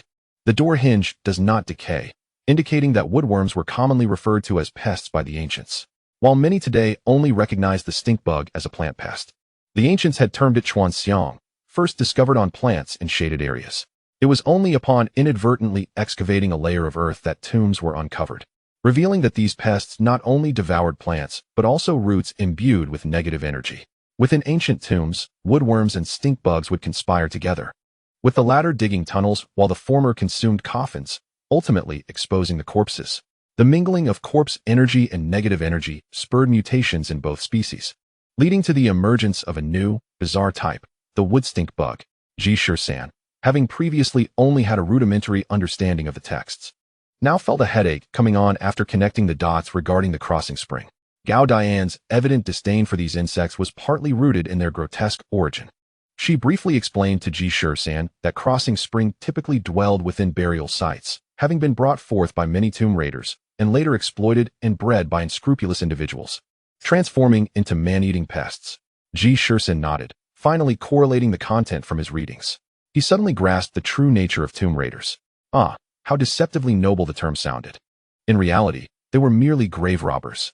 As they conversed, Ji Shisan glanced back at the pit. Originally, there had been 2 human skins, but he had only managed to retrieve one. Gao Dian sighed, saying, it seems this too was fate. The unexpected appearance of the crossing spring has disrupted this formation. Just as Ji Shisan was about to nod in agreement, he suddenly recalled something and turned to inspect the remaining 2 pits, sensing something amiss. Gao Dian remarked, no need to look further. I sensed earlier that there was no activity in those 2 pits. Crossing spring only consumes decaying flesh, not bones. Humph, these disgusting creatures are picky eaters. Ji Shisan's gaze remained fixed on the other 2 mounds, his brow furrowing once more. He suddenly asked, Sister, we haven't yet excavated the pit where Pai Gu was. Have we? Gao Dian shrugged, saying, Gao Chang's pit contains 5 skeletons, and you have 2 pieces of human skin on your side. That pile of bones must surely. At this point, she paused. Everyone had believed this was a magic circle, and to avoid alarming anyone, they had refrained from digging it all up. The situation near the bones remained entirely unverified. The 2 exchanged a glance, their expressions grave, finally realizing the unexpected nature of their findings. Gao Dian, no longer concerned about concealing her intentions, stepped forward and delivered 2 powerful punches, causing the pit to collapse significantly. Ji Shisan quickly began to shovel the dirt, and thanks to the labor from the day before, the soil was now quite loose. Following the recent explosion, it took only a few shovels to reach the bottom, but the texture felt different from the human skin discovered yesterday. Upon digging deeper, they were astonished to find several sets of clothing and a cloth bag, which contained several bills upon being opened. Ji Shisan and Gao Dian exchanged bewildered glances, realizing that these 3 pits likely did not constitute a magic formation, but were merely a means of separating and burying human remains and belongings. Gao Dian blinked and remarked, could it be that we have overreacted? These are merely a few skeletons. No, big sister, while this is not a formation, there are still issues at hand. Which family would bury the dead in such a manner, separating bones from flesh? Gao Dian's expression gradually hardened. You are correct. If someone is indeed practicing such sinister methods, I, Gao Jian, will ensure they face the consequences. Chapter 15. The mastermind Ji Shisan pondered for a moment before addressing Gao Dian. Big sister, I believe we have fallen into a misconception. We both assume this is a magic formation, and that the practitioner intended to use these materials to enact some malevolent act upon this mountainous region or Bao village. Gao Jian slowly nodded, sharing this sentiment. However, I just inspected and discovered that there are precisely 5 sets of clothing, corresponding to the 5 skeletons. Yet, these garments do not resemble the simple attire of villagers. They appear more like hiking or sportswear worn by tourists. This indicates that it was not the villagers from down the mountain who fell victim, but rather tourists visiting the area. Gao Dian's eyes brightened. Indeed, we have been thinking entirely in reverse. It is not outsiders who aim to target Bao village, but rather, the practitioner has always been within Bao village. Yes, not only in Bao village, but this person has likely resided there for quite some time, possibly even being one of the villagers. Why is that? Gao Dian momentarily lost track of Ji Shisan's line of thought. Because this practitioner should be able to control the creatures known as Duchan. If this practitioner sought to kill, there would have been casualties within the village long ago. I believe they are trying to avert suspicion or avoid drawing too much attention from the village, thus targeting tourists on the mountain instead. Otherwise, a secluded village like Bao would have surely been drenched in blood by now. Gao Jian nodded in agreement, adding, so this person must be a villager, and they may also have a hideout down the mountain. Yet, we remain unaware of their motives. Could it be that they are raising Duchan? No. I suspect they require human skin. Gao Jian was momentarily taken aback, struggling to comprehend. You see, we unearthed 5 skeletons, and the clothing corresponds to 5 individuals. So logically there should be 5 pieces of human skin. Yet, we have only uncovered 2. Moreover, when I was digging in that pit, I discovered there was only 1 piece of human skin left. The Duchan must have come to transport the skins. Ji Shisan frowned as she scrutinized the dirt pile she had excavated. Big sister, doesn't Duchan usually only consume rotting flesh and not human skin? Gao Jian contemplated for a moment, responding, no, Duchan should consume anything, wood, roots, rotting flesh, and I have never heard of them being picky eaters. Ji Shisan couldn't discern the purpose of the human skin either, but with only these clues at hand, both she and Gao Jian felt somewhat lost. Gao Jian reiterated her earlier thoughts. So, there exists an evil spirit practitioner within Bao village who is collecting human skin, intending to execute some plan? Yes, and specifically targeting outsiders. Because even if these individuals go missing, it would not raise any suspicion. At this point, Ji Shisan and Gao Jian exchanged alarmed glances, exclaiming, this is bad. They both realized that if this evil spirit practitioner was indeed targeting outsiders, then today, and Liu brought Li Xiang into the village. And they are currently lodging at a certain home. Aren't they the perfect targets for this evil spirit practitioner? Without time to tidy up the scene, Gao Jian and Ji Shisan raced down the mountain, the bright moonlight breaking through the clouds, illuminating the path ahead as their dark figures dashed down, startling the birds in the forest. At this moment, Liu was not asleep. Although it was already midnight, she was unusually excited, as this was her first task, and she had eagerly volunteered for this field assignment. Thus, she was busy jotting down her discoveries of the day on her phone's memo, worried about disturbing her brother's sleep. She had dimmed her phone's brightness, allowing only a faint glow to illuminate her face. Liu typed quickly on the screen. The villagers of Bao village are simple and kind-hearted. They are always willing to help outsiders, especially those like me who wander with a younger sibling. Although they cannot offer much in terms of wealth or clothing, they are always willing to provide a hearty meal. As she wrote, Liu suddenly felt her eyelids grow heavy. She had been sleeping sufficiently lately. Why was she suddenly feeling drowsy after just one late night? Never mind. I'll check a few more places for information tomorrow morning. With that thought, she was about to close her eyes for a restful sleep. Buzz. The phone nestled in her arms vibrated unexpectedly, prompting Liu to blink her eyes open. To her surprise, it was a message from Ji Shisan, displaying 2 words, be cautious. Liu's heavy eyelids shot wide open again. What did Ji Shisan mean by that? Be cautious of what? Buzz. Another vibration. Ji Shisan sent another 2 words, insect. Liu felt puzzled, staring at the 2 words on the screen. She glanced at the time. It was nearly 12:30. What was going on with her today? She often stayed up late while working, but it was only midnight now, so why was she feeling so utterly exhausted? With that thought, Liu turned off the screen, wanting to catch a few more moments of sleep. However, Ji Shisan evidently had no intention of letting her rest. Within seconds, her phone vibrated again, this time with a clearer message: "Don't sleep." Liu felt a surge of irritation. This person was clearly doing it on purpose. Why couldn't they send all their messages at once instead of sending them piecemeal? Just as she was about to type a response to inquire what Ji Shisan wanted, she suddenly sensed something was amiss. She turned on her phone's flashlight, the weak beam illuminating the room's walls, bringing a slight brightness to the otherwise dim space. Liu was staying in a small room belonging to a farmer, measuring barely 3 meters across, just enough for a bed, yet quite spacious in length. The door was about 5 to 6 meters away from the bed, and the room was surrounded by plain white walls. Now, with the phone's light casting eerie shadows, she realized something even more unsettling. A figure stood at the door. This woman, known as Sister Chun, was the hostess of this household. The dim light flickered across her face, rendering it exceptionally cold and eerie. Liu finally noticed Sister Chun at the door, her heart racing, and a cold sweat trickled down her spine. The phone trembled in her hand, the quivering beam of light accentuating the surrounding horror. "Sister Chun," Liu managed to utter, but her voice faltered, her teeth chattering as she instinctively shielded her sleeping brother Li Xiang. She propped herself up, barely managing to sit up. In that single motion, Sister Chun disappeared from the doorway. When Liu looked up again, she was astonished to find Sister Chun had already moved to the head of her bed. Chun Jie donned a linen long gown, her gaunt cheeks accentuated by prominent cheekbones, and her eyes, deeply set in their sockets, appeared alarmingly large, as if they might leap out at any moment, fixated on Liu. Suddenly, Chun Jie broke into a grin, revealing a set of jagged yellow teeth. A piercing scream echoed through Bao Village.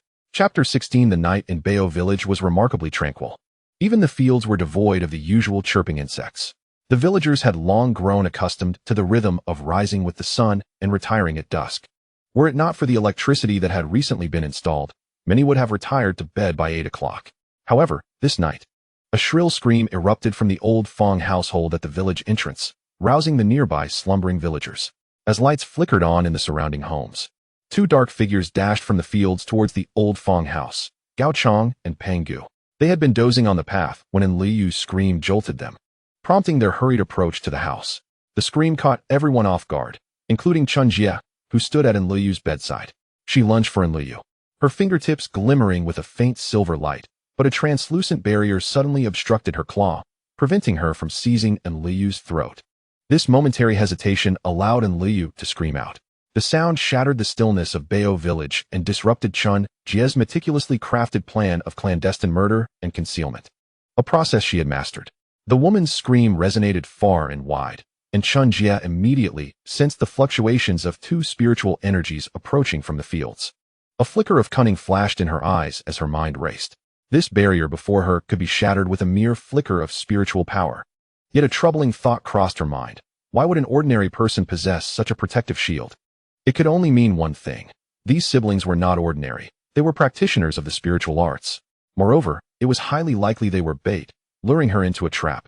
The real net was closing in from outside. With this realization, a smirk crept onto Chun Jie's lips as she turned to Liu, flashing a grin. "How amusing. Do send my regards to the Bureau of National Affairs." With that, she swiftly retreated, vanishing into the darkness in the blink of an eye. Chun Jie had little regard for the diminutive shield. Such trinkets could be dismantled in mere minutes. However, if her adversaries possessed additional protective tools, exerting considerable effort to eliminate these siblings would only serve as an outlet for her frustration, potentially plunging her into peril. She was not foolish. She was a notable figure within her organization, and failure here would render her the subject of ridicule among her peers, with the risk of expulsion from the organization. Thus, her immediate priority was to ensure her own safety, for only by escaping could she pursue greater ambitions. Furthermore, she reluctantly acknowledged the disciplined nature of her opponents. They were undoubtedly members of the Bureau of National Affairs, an organization she held in deep respect. It was not until Chun Jie had been gone for some time that Liu finally emerged from her terror, realizing that she and her brother had danced perilously close to the gates of death. Had it not been for the slumbering guardian of those gates, they might have crossed over. Trembling, she sat on her bed, her ears ringing, rendering her incapable of hearing anything beyond the rapid thumping of her heart. Behind her, Li Xiang had also been awakened by Liu's cries. He had only witnessed Chun Jie's departure and, still bewildered, called out for his sister. Receiving no response until he gently nudged her, Liu finally regained her composure, tightly embracing Li Xiang, on the verge of tears. Moments later, a figure burst in. It was Tieg Yu. Upon seeing that Liu and Li Xiang were unharmed, he sighed in relief. Before he could speak, Liu urgently interjected. She ran off. It's a woman, the lady of the house, Chunjie. Tieg Yu replied. The boss is pursuing her. Do not worry. We are fine. You should assist as well. I sense this woman is formidable. She moves like a ghost. Although Liu insisted she was all right. Her mournful tone tugged at Tieg Yu's heart. Go now? Liu commanded with surprising resolve. Tieg Yu hesitated briefly, then nodded, rushing out in pursuit. The room's lights flickered on, yet even illuminated, Liu found the dim glow unsettling. Li Xiang, aware of his sister's fright, patted her back in a comforting gesture. After a short while, the commotion outside grew louder, as if someone were inquiring about the situation. This cacophony provided Liu with a sense of security. At that moment, her phone vibrated again. It was Ji Shisan, still only sending a few words. Are you all right? Liu's fingers trembled as she fought to steady herself, replying. I am fine. Letting out a breath, she leaned against Li Xiang. Li Xiang suddenly remarked, Sister, we are now part of the Bureau of National Affairs. Let me handle such matters from now on. You need not take such risks. Liu looked up at Li Xiang, realizing that she had anticipated the dangers, yet still brought him along. Now that she was also a part of the Bureau, she understood the nature of the threats they faced. Indeed, she was now one of them. And she should have comprehended the adversaries she was up against, the monsters and demons they would encounter. Previously, she had braved the world with Li Xiang, unafraid. Now, with the protection of the Bureau and the tools provided by these practitioners, why should she be fearful? Taking a deep breath, she comforted Li Xiang by ruffling his hair. Then, she picked up her phone and dialed Ji Shisan. Hello, Shisan. I saw. Your lights turned on. Are you all right? The wind whistled through the receiver, and she could hear Ji Shisan panting, likely running towards her. The thought of him rushing to her side brought a flicker of warmth to her heart. Unbeknownst to her, Ji Shisan and Gao Jian had already begun sprinting the moment they sent her a message, racing down the mountain, which would typically take over half an hour to traverse. But they were nearly at the foot of the hill in just 10 minutes. I'm fine. Gao Laoda and Tieg Yu are chasing that woman. Her name is Chunjie. She seems to float around. At this, Ji Shisan activated the speakerphone, and Liu's words reached Gao Dian's ears clearly in the quiet night. His expression hardened, and he coldly retorted, That woman, Chunjie, is certainly no good. With that, he abruptly turned to Ji Shisan, commanding, I'll go ahead. You catch up later. Without hesitation, he leaped down the slope. Although the incline was gradual, it still dropped 20 meters. Gao Jian deftly bounded over the protruding rocks, swiftly descending to the field below, racing towards the houses of Bao village. Ji Shisan understood that the leader was primarily concerned for her younger brother. Chapter 17 Moonlit Pursuit of the Fiend. Like a wisp of smoke, Gao Jian darted into the village, taking several deep breaths of fresh air that invigorated his mind. The once imperiled Liu and her brother were now secure. The malevolent practitioner they had come to investigate had revealed her true colors, and Gao Chong was in pursuit, while Gao Jian, from the Special Operations Division, had followed suit. In that moment, the urgency of reinforcements felt less pressing. He found himself suddenly unhurried. Ji Shisan pulled out his phone and called Dr. Ku, recounting the events that had unfolded as he made his way down the mountain. He certainly had no intention of leaping down the slope, like Gao Jian. After a brief 10-minute walk, he arrived at the foot of the mountain and spotted Dr. Ku sitting in a car not far away, gesturing for him to get in. Ji Shisan climbed into the vehicle, and Dr. Ku remarked, I've already called Old Ma. He is arranging support, but it will take some time. He then unfolded a map and pointed to a specific location, saying, This is Bao village. The adversary hasn't approached your direction, which indicates she is likely fleeing towards the northern mountain. Beyond that mountain lies a vast expanse of forest, followed by a river. If she jumps into the river, she may have a chance to escape. Ji Shisan glanced at the map and inquired, What is this thin line? Dr. Ku adjusted the emergency light and, after a moment of scrutiny, replied, It appears to be a small path leading out from the other side of the village. This path could circumvent towards the riverbank. Ji Shisan's eyes lit up as he exclaimed, Dr. Ku, please drive me there. Without hesitation, Dr. Ku nodded, turned the car key, and pressed the accelerator.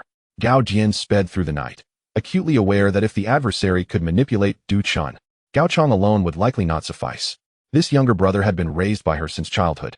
From a snotty little follower to a determined individual who insisted on entering the other realm. If anyone in this world was closest to her, it would undoubtedly be Gao Chong. Yet, Gao Jian, possessing an inherently strong character, had once told him that if she were to leave this world, he must attend her funeral with a joyful heart. However, she had never considered what would transpire if Gao Chang were to leave before her. Would she shed tears? Gao Jian noticed her vision blurring and quickly wiped her eyes with her sleeve, cursing the chilling night wind that stung her eyes. Soon, she arrived at the village, where she saw Liu and her brother emerging from their house, hastily pointing her in the right direction. Without looking back, Gao Jian continued her dash, leaving behind a brief instruction: go find Shisan. In the blink of an eye, she vanished into the darkness. And Liu was astonished by Gao Dian's speed, as she had been studying the knowledge of spiritual practitioners and understood that they were categorized into levels. Many individuals are inherently sensitive to spiritual energy, capable of hearing strange sounds or seeing spirits, yet this does not qualify them as even initial-level practitioners. Only those who can manifest spiritual energy are deemed to have crossed into the realm of beginner practitioners. For instance, absorbing the essence of heaven and earth and being able to condense spiritual energy, although invisible, can still be felt as a luminous orb. That is the mark of a novice practitioner. This energy can be utilized, for example, when infused into the ears. While many strain to hear only a ringing or silence at night, a practitioner infused with spiritual energy can listen further and discern conversations among spirits. Intermediate practitioners can enhance their physical capabilities with spiritual energy, applying various skills such as creating talismans and employing Taoist seals. As for advanced practitioners, their cultivation of spiritual energy is even more formidable, granting them superior physical qualities. While they may not possess a body of steel, they can infuse objects with spiritual energy, making them allies in their practice. Those at higher tiers can manipulate the elements and summon the winds and rain, though many regard such feats as mere legends, as few have witnessed such extraordinary practitioners. Thus, upon witnessing Gao Jian's swift departure, Liu could infer that she was at least an intermediate practitioner. Such speed was beyond the reach of ordinary individuals. Gao Jian, however, was solely focused on locating the enemy and rescuing Gao Chang, nothing more. Through the night, her figure darted like a specter, her spiritual energy surging within her, each breath resonating with the surrounding air. The urgency of Gao Chang's situation ignited her fervor. Time was of the essence, leaving no room for hesitation. Once again, she dashed past the fields and swiftly ascended the northern slope of Bao village. Suddenly, from the corner of her eye, she caught sight of a bamboo stake embedded in the ground nearby, glowing faintly in the moonlight. She swiftly grasped it, infusing it with spiritual energy, causing a wisp of yellow smoke to rise from the stake. The smoke did not disperse with the wind, but instead coalesced and drifted in a specific direction. Well, this little trick from logistics proves useful at this moment. Gao Jian mused, then hurriedly followed the path indicated by the smoke. The bamboo stakes appeared in a rhythmic sequence, guiding her along for nearly half an hour, circling the mountain until she spotted a figure on the northern slope. Infusing her vision with spiritual energy under the bright moonlight, she discerned that the figure resembled Tieg Yu. Gao Jian immediately quickened her pace, swooping down the slope like an eagle. She made no effort to conceal her presence, and Tieg Yu soon noticed her, waving in her direction. As Gao Jian approached, she realized that Tieg Yu appeared disheveled, his clothes torn and stained with blood in several places. Big sister, the boss is still pursuing that woman. We almost caught up, but she unleashed a swarm of insects that were quite formidable. Tieg Yu spoke before Gao Jian could draw near. Gao Jian took a breath and asked, "How is Gao Chang?" "He is fine, but that woman wields a whip. I was accidentally struck, and now I can't continue the chase." At that moment, Gao Jian noticed a gruesome gash on Tieg Yu's right calf, which was still oozing blood. She also observed several clusters of Du Chun corpses nearby, indicating that Tieg Yu and Gao Chang had engaged the woman in battle. Seeing Tieg Yu in such a battered state filled Gao Jian with guilt. Had she and Shisan reacted sooner and alerted everyone, perhaps the damage could have been mitigated. These insects are poisonous. It must be corpse poison. "You, big sister, I'm fine. The boss has been pursuing her for nearly 10 minutes. You must hurry to provide support," Tieg Yu urged. Gao Dian's heart sank, and she nodded resolutely. She was not one to hesitate, and without further ado, she declared, "Contact Shisan," before plunging back into the enveloping darkness. Chapter 18. Logistics Director Gao Chang. According to the records in the other realm, Gao Chang's qualification level was rated as A. This was due to his impressive physical prowess since childhood. Although he had never undergone systematic spiritual training, he had never lost in terms of physical strength. He had a penchant for fighting and had never been defeated, not only due to his own formidable fists, but also because he had a strong backing. Whenever older students attempted to bully him, his sister would always be the first to step in and deal with them. Thus, the Gao siblings were practically invincible among their peers. And even those in higher grades found themselves evenly matched against them, earning them quite a reputation. After watching the film The Chase, Gao Chang developed a keen interest in the police profession. He worked diligently towards this goal, and, eventually, at the age of 19, he fulfilled his aspiration by entering the police academy and becoming a detective. After 5 years as a detective, one day, while pursuing a suspect, that very suspect vanished before his eyes and transformed into a terrifying monster. That day fundamentally altered his worldview. What further changed his perspective was when he was on the brink of being devoured by that monster. A savior descended from the heavens, not only vanquishing the creature, but also apprehending and thrashing the suspect, and that savior was none other than his sister. Thus, it was only natural for him to enter the other realm. However, he unexpectedly found himself assigned to the logistics department. He had always dreamed of being a heroic figure, yet he had spent 5 years in logistics. In truth, he was well aware that it likely pertained to his sister. It was perhaps her influence that had kept him anchored in logistics. Memories of the past raced through Gao Chang's mind like a film reel, momentarily allowing him to overlook the muddy paths between the fields, the steep mountain trails, and the thorns along the way. His recent collaboration with Tieg Yu, though it did not lead to a victory, had nonetheless inflicted significant damage on the adversary, causing them substantial losses with their relentless array of tactics. At this moment, it appeared the enemy could not escape for long. Gao Chang's eyes lit up as he spotted a shadow moving a short distance ahead, prompting him to quicken his pace. He knew that no matter how many obstacles lay ahead, as long as he harbored dreams and had the support of his family, he would surely reach the final destination. Moreover, this mission encompassed not only his personal aspirations, but also the safety of the entire Wenzhou city. Meanwhile, Chun Jie remained unaware of Gao Chang's experiences. She was currently quite distressed. The pursuer behind her evidently possessed far greater spiritual strength, and she had always relied on strategy and manipulation of insects to achieve victory. This long-distance chase was not her forte.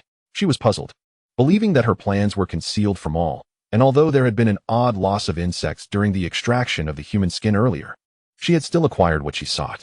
Yet why was Guichu present here? Despite having arranged numerous escape routes within the village, the sudden turn of events rendered those plans useless. All she could do was sprint towards the river's edge. At that moment, she felt increasingly agitated. The pursuit by the two behind her forced her to unleash her insects to hinder them. Although she had managed to injure one with a surprise attack, the other remained unscathed and was currently closing in on her. She was bewildered by the identity of this relentless pursuer, wondering if they were indeed the notorious thunderstorm from Wenzhou City. That would pose a significant threat, as these four were notoriously difficult to deal with. Gao Chang had drawn closer, now able to discern the outline of his opponent. With renewed determination, he resolved to subdue them today. Suddenly, his pupils constricted as the adversary halted and turned, seemingly discarding something, which then unleashed a thick cloud of black mist that enveloped the low shrubs. Gao Chang had no choice but to slow his pace. The black mist spread rapidly, engulfing the surroundings like a surging tide, swallowing the light. With no time to retreat, he hastily retrieved an antidote pill, placing it in his mouth, and tore a strip of fabric from his clothing to cover his nose and mouth. The air was saturated with a heavy metallic scent that was quite unsettling. Although his vision was obscured, his hearing remained unaffected. He infused his ears with spiritual energy, a tactic frequently employed by reconnaissance personnel, allowing him to discern the subtle sounds around him. Suddenly, a series of slicing winds filled the air. Gao Chang instinctively rolled to the side, recalling his training from the police academy. In an invisible environment where an opponent aimed at you, the key was to evade rather than confront. As he maneuvered, several projectiles whizzed past overhead. Fully focused, he identified the source of the hidden weaponry and retrieved 2 spiritual grenades from his back. These were rare and complex to produce. If not for his persistent inquiries with Lao Chai, the man would have been reluctant to part with even 2. Even so, Gao Chang hesitated to use both, merely pulling the pin and casting one towards the direction of the threat. The grenade soared into the air and erupted with a forceful explosion, not accompanied by a cacophony, but rather a powerful, low-frequency shockwave that obliterated all foul entities in its vicinity. The blast radius of the spiritual grenade extended 10 meters, catching Chun Jie off guard. Her arm instinctively shielded her, and while it could not kill her outright, it caused her veins to bulge alarmingly. Years of exposure to Da Chun had allowed the corpse's poison and malevolent energy to be activated by the grenade, causing her once vibrant veins to darken. And the accumulated filth retaliated fiercely, inflicting excruciating pain that compelled her to scream. Gao Chang understood that the enemy likely possessed the ability to discern him amidst the black mist. Thus, his intention with the grenade was not to destroy the opponent, but to dissipate the encroaching darkness. As anticipated, the shockwave from the spiritual grenade dispersed much of the black mist, aided by the night breeze sweeping across the fields downhill, significantly clearing the area. With renewed vigor, Gao Chang seized the opportunity to advance towards his foe. Just as he prepared to close the distance, shards of black mist suddenly floated upwards from the ground. Glimmering under the moonlight, alarm bells rang in his mind. That woman was cunning, utilizing the mist's hue and the scent of blood to camouflage a horde of troublesome insects, which she had strategically positioned on the ground, now launching a surprise attack that caught Gao Chang off guard. With the insecticide depleted and having recently cleared a similar batch with Paige's assistance, he faced a dilemma: to charge recklessly into danger or to retreat from the onslaught, leaving him in a state of conflict. Chapter 19. A desire to be a hero. Many opportunities for battle vanish in an instant. As a former criminal investigator, Gao Chang resolutely opted for aggression. The woman was injured. It was the perfect moment to strike. With a glint of determination in his eye, he crossed his arms before him, and a radiant blue light enveloped him as he plunged headlong into the swarm of insects. Though injured, Chun Jia remained vigilant. With a swift gesture, she commanded the insect horde to launch an organized assault on Gao Chang. However, Gao Chang was no longer the same as before. The blue light emanating from him repelled the swarm, as if they were colliding with an invisible barrier, producing a series of thuds as their bodies shattered upon impact. With his fists unleashed, he sent the insects crashing to the ground in droves. Chun Jia watched in disbelief, cursing under her breath. Frantically, she retrieved a necklace from around her neck, at the end of which dangled a thumb-sized emerald flute. She placed it to her lips, producing an inaudible sound. Perhaps only humans could not hear it. This flute, akin to a dog whistle, commanded the insect tide. The remnants of black mist and the insect horde immediately converged towards Chun Jia, forming a grotesque humanoid figure. The insect monster, shrouded in black energy, roared silently as it saw Gao Chang approaching. Unfazed, his gaze grew colder as he pressed forward, the blue light flickering around him as he neared Chun Jia. He threw a punch, as if tearing through the very fabric of the air. Chun Jia's expression changed dramatically as she commanded the insect monster to counterattack. The collision unleashed a wave of energy, whipping up a cloud of dust that obscured the surroundings. The clash of blue light and black energy sent shockwaves that toppled the nearby shrubs. Just as Chun Jia exhaled in relief, her eyes widened in horror. In less than half a minute of stalemate, Gao Chang had begun to overpower the insect monster. How could this be? Chun Jia was utterly baffled. Her insect monster possessed far superior spiritual energy and quality compared to a normal human.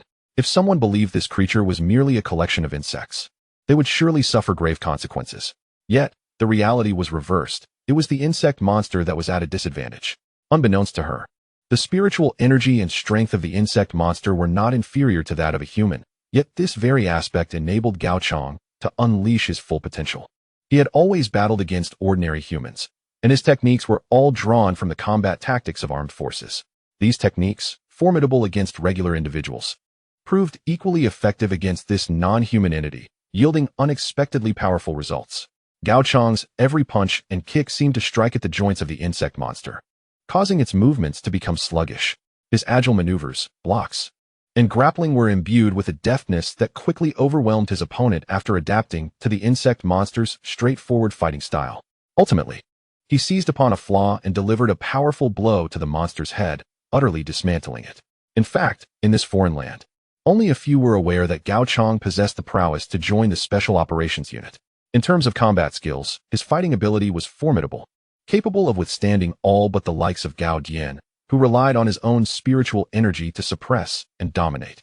Aside from such an opponent, no one could approach Gao Chang without suffering consequences. Yet, Spring's sister remained oblivious to this, and the summoned insect monster was shattered in mere minutes by Gao Chang. Nevertheless, she remained unfazed, for the insect monster's tenacity stemmed not from its combat strength, but from its very nature as a creature composed of insects and toxic gas. Shattered? It could easily reform. This time, without needing Spring's sister to play her flute, the insect monster coalesced once more, roaring at Gao Chang before charging again. Upon seeing this form, Gao Chang felt a heaviness in his heart. He was acutely aware of his own limitations. His vulnerability lay in his spiritual energy, which could not be replenished in this high-intensity state. and he estimated that within a few minutes, his energy would be depleted. Could this insect monster truly be dealt with in such a short time? However, Gao Chang did not hesitate. The insect monster was composed of insects, and with each strike, he had already crushed many of them. Now, he aimed to eliminate as many as possible before his energy ran out, preventing the swarm from reforming such a creature. His gaze sharpened, and he lunged forward once more, his fists slicing through the air with a whistling sound, directly targeting the swarm's weak points. The insect monster continuously dissipated and reformed under his relentless assault, but its regeneration slowed noticeably. Gao Chang calculated that as long as he could reduce the swarm's numbers, victory was within reach. Just as he reveled in this thought, his peripheral vision caught a glimpse of a dark flash aimed at his lower back. A chill ran down his spine. The angle was indeed devious, and the timing was impeccable, striking just as his forward momentum waned. With no time to evade, Gao Chang opted to use his own inertia to dive forward into the embrace of the insect monster. This unexpected maneuver allowed him to evade a fatal blow. Yet the dark shadow still struck fiercely against his back, producing a sharp cracking sound as his protective blue aura seemed to shatter. Gao Chang felt a searing pain shoot through his back, as if a current of electricity had penetrated to his very bones. Gritting his teeth against the agony, he clenched the insect monster's body tightly and rolled, attempting to escape from the pursuing shadow. The surrounding swarm was thrown into disarray by his movements. But Gao Chang's singular thought remained: survive first, then address everything else. Rolling aside, he kicked the insect monster away, eager to rise, but the shadow followed closely, striking him again on the back with a sound reminiscent of shattering glass, finally dispersing his protective aura. Gao Chang coughed up blood and rolled away, landing some distance off. Struggling to lift his head, his blurred vision revealed that the shadow was gradually materializing into the form of an injured woman. Her left arm hanging limply while her right hand wielded a long black whip, her eyes glinting with a chilling light as they fixated on him. Gao Chang gritted his teeth, recalling that not long ago, his comrade had also been injured by this very black whip. He understood that the true battle was only just beginning. He coughed violently, feeling a wave of dizziness wash over him, silently lamenting that it must be the black mist or the poison from the insects. Although he had taken an antidote in advance, its efficacy had not met his expectations. Spring's sister did not approach. This man's combat prowess exceeded her expectations. She spoke coolly. "Which of the storm's forces do you claim to be?" Gao Chang chuckled. "The storm's forces? Do you think you are worthy of their assistance?" Spring's sister's expression hardened, and with a flick of her wrist, the insect monster and the black whip lunged from either side. Gao Chang feigned to the right, pivoting to kick the insect monster toward the whip, while he accelerated toward her directly. However, the black whip ignored the insect monster entirely, swiftly dispersing the swarm and striking toward Gao Chang's chest. With a resounding crack, Gao Chang was sent flying, his mind consumed by a singular thought: I only wished to be a hero, never anticipated becoming a martyr. Chapter 20. The lightning of storms. Gao Chang was flung far away, crashing into a thicket and lying there for a long moment before attempting to rise. Spring's sister retracted the swarm, preparing to finish him off to prevent any chance of a counterattack, when a bright light flickered in the distance, trailing a gleaming tail straight toward her. Damn it!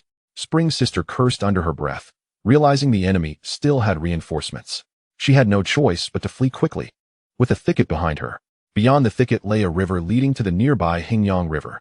If she could leap into the water and float downstream, there might still be a chance of survival. The bright light was still 500 or 600 meters from the battlefield, yet it approached with astonishing speed, reaching Gao Chang in under a minute. Who else could it be but Gao Dian? At that moment, Gao Chang had managed to prop himself up, half sitting against a stone. Upon seeing Gao Dian, he grinned. "Sister, your arrival is as swift as lightning. Are you afraid you might have too much spiritual energy left unused? Or that others might not know you're here?" Gao Dian shot him a glare. "If I hadn't warned them with my spiritual energy in advance, they would surely have dealt you a fatal blow. Then you'd be in the underworld complaining about me." At that moment, Gao Dian sighed in relief. Her brother was alive, which was fortunate. Now, all that remained was to settle the score with that evil practitioner. Understanding his sister's character, Gao Chang pulled out a pill from his pocket and popped it into his mouth, saying, "I'm not dying. You should hurry." Gao Dian nodded, cautioning, "That pill is likely a poison antidote. It releases corpse poison." Gao Chang grimaced, silently spitting out the pill he had just taken and retrieving another vial to consume. After all, he was her younger brother, and when Gao Dian saw his complexion regain a hint of color, she felt reassured. Having run tirelessly all night to rescue him had taken its toll, even on someone as strong as Gao Dian. Aware that a formal confrontation was imminent, she steadied her breath and unleashed her lightning energy, heading toward the thicket. Just as Spring's sister had entered the woods, she sensed a powerful surge of spiritual energy approaching. Tightening her heart, she knew the enemy was in pursuit. Not daring to delay, she utilized the cover of the trees, dodging left and right in an attempt to shake off this relentless foe. At that moment, she wished fervently for a pair of extra legs, lamenting that she was a spiritual practitioner focused on energy rather than physical strength. However, contrary to her wishes, the enemy pursued with incredible speed and quickly closed in on her location. Spring's sister had no choice but to halt, swiftly concealing herself and releasing a large amount of corpse poison lying in wait among the ground and trees. Suddenly, she froze, realizing that the opponent had also ceased releasing their spiritual energy, rendering the entire forest silent in an instant. Spring's sister's heart raced. She could not comprehend why the enemy had suddenly stopped. Had they discovered her presence? Her eyes widened in shock, feeling a sense of despair. Originally, the enemy had been in the light while she was in the dark, but now the tables had turned, leaving her uncertain of how to proceed. Moreover, her mindset was entirely different from that of her opponent. They could afford to wait until dawn or until reinforcements arrived, while she had endured a night of escape, coupled with 2 battles, which had already drained her significantly. Gazing toward the thicket's exit, less than 100 meters away, where a faint light shone through, she saw hope, a direction to follow. Yet, Spring's sister's heart was filled with conflict. The surge of energy from her opponent instilled caution within her. Rushing out impulsively could only lead her into the rhythm of their attacks. She steeled herself against the rising panic, daring not to draw a breath, waiting patiently for the next move from her adversary. At that moment, a flash of lightning illuminated the scene, and the figure of Gao Dian suddenly materialized before her. Coldly regarding her, Chun Jia hastily waved her hand, cracking the whip, aiming it directly at Gao Dian's head. However, in the next instant, Chun Jia felt a chill run down her spine as the opponent effortlessly grasped the end of the black whip with a casual motion. Those bright eyes radiated a deadly coldness, a murderous intent. Standing over 1.8 meters tall, Gao Dian loomed over Chun Jia, who stood at 1.6 meters, rendering her as small as a child, paralyzed with fear. A slight smirk curled at the corner of Gao Dian's mouth as she spoke. "I hear you seek the storm, the thunder, and the lightning? I am the very essence of thunder and lightning. Speak your last words now." The chilling aura that emanated from Gao Dian was unlike the brutish menace of a village butcher. It was the profound essence of one who had truly confronted death and battled malevolent spirits, infused with a righteous vigor. At that moment, Chun Jia realized she had underestimated the other spiritual practitioners. Gao Dian narrowed her eyes, and seeing that Chun Jia offered no reply, she did not hold back. With a swift motion, she yanked the black whip, and a tremendous force surged from across, causing Chun Jia to instinctively clutch the whip tighter. But she was abruptly pulled forward. In an instant, Gao Dian's right fist, imbued with a torrent of spiritual energy, hurtled toward Chun Jia's face. All of this transpired in a heartbeat, and at that moment, Chun Jia, with her right hand gripping the black whip, found her left arm nearly incapacitated from the spiritual energy explosion, rendering her unable to raise it. Consequently, she was forced to absorb the impact of the punch with her face. The force crashed upon her, nearly causing her to lose consciousness. As her grip loosened on the whip, she was sent flying backward for over 10 meters, crashing into a small tree, which snapped under her weight before she fell to the ground. Gao Dian disdainfully discarded the black whip and casually glanced at her right fist, which was adorned with a silver claw, now stained with fresh crimson blood. Shaking her fist as if to rid it of the blood, Gao Dian strode purposefully toward the writhing Chun Jia on the ground. Suddenly, several dark shadows shot from the trees, hurtling toward Gao Dian, an onslaught of spring insects. Gao Dian snorted coldly, remaining still as a faint spiritual light enveloped her, deflecting the oncoming swarm of insects. Her piercing gaze scanned the surroundings, revealing the presence of hidden ambushers. With the energy from her claw bursting forth like electric light, she transformed into a relentless harbinger of doom. Unlike Gao Chong, whose spiritual energy provided robust protection but lacked offensive capabilities against spiritual or spectral entities, Gao Dian infused her claws with thunderous power, unleashing both physical and magical damage. Thus, while Gao Chang's relentless assault had only inflicted limited harm on the insects he had repeatedly crashed into, Gao Dian's strikes turned them to charred remains, littering the ground like a smoldering carpet. As the storm raged, the once buzzing woods fell silent. Chapter 21. The confrontation by the riverbank, Gao Dian's claws danced through the night, erupting with bursts of electricity as the charred remains of insects descended among the trees. Even when the swarm coalesced into larger forms, they fell victim to her might after only a few strikes. With a cold, sharp gaze, Gao Jian found such malevolent creatures trivial, and within 3 minutes, she had eradicated the ambush in the woods. Standing amidst the hushed forest, where only her breath echoed, Gao Jian paused to catch her breath. Suddenly, she froze. Her relentless assault had caused her to overlook a crucial detail. She whipped her head around to the small tree she had smashed, only to find no trace of the sinister practitioner. Damn it! That scoundrel endured such a powerful punch and managed to escape right under her nose. Gao Jian seethed with anger, once more propelling herself toward the edge of the woods, knowing the enemy's only route of escape lay through the trees and toward the nearby river. Gao Jian was frustrated. But Chun Jie bore an even heavier burden. Having endured a full-force punch, not only did it possess immense power, but it also carried the electrifying energy that nearly rendered her unconscious upon impact.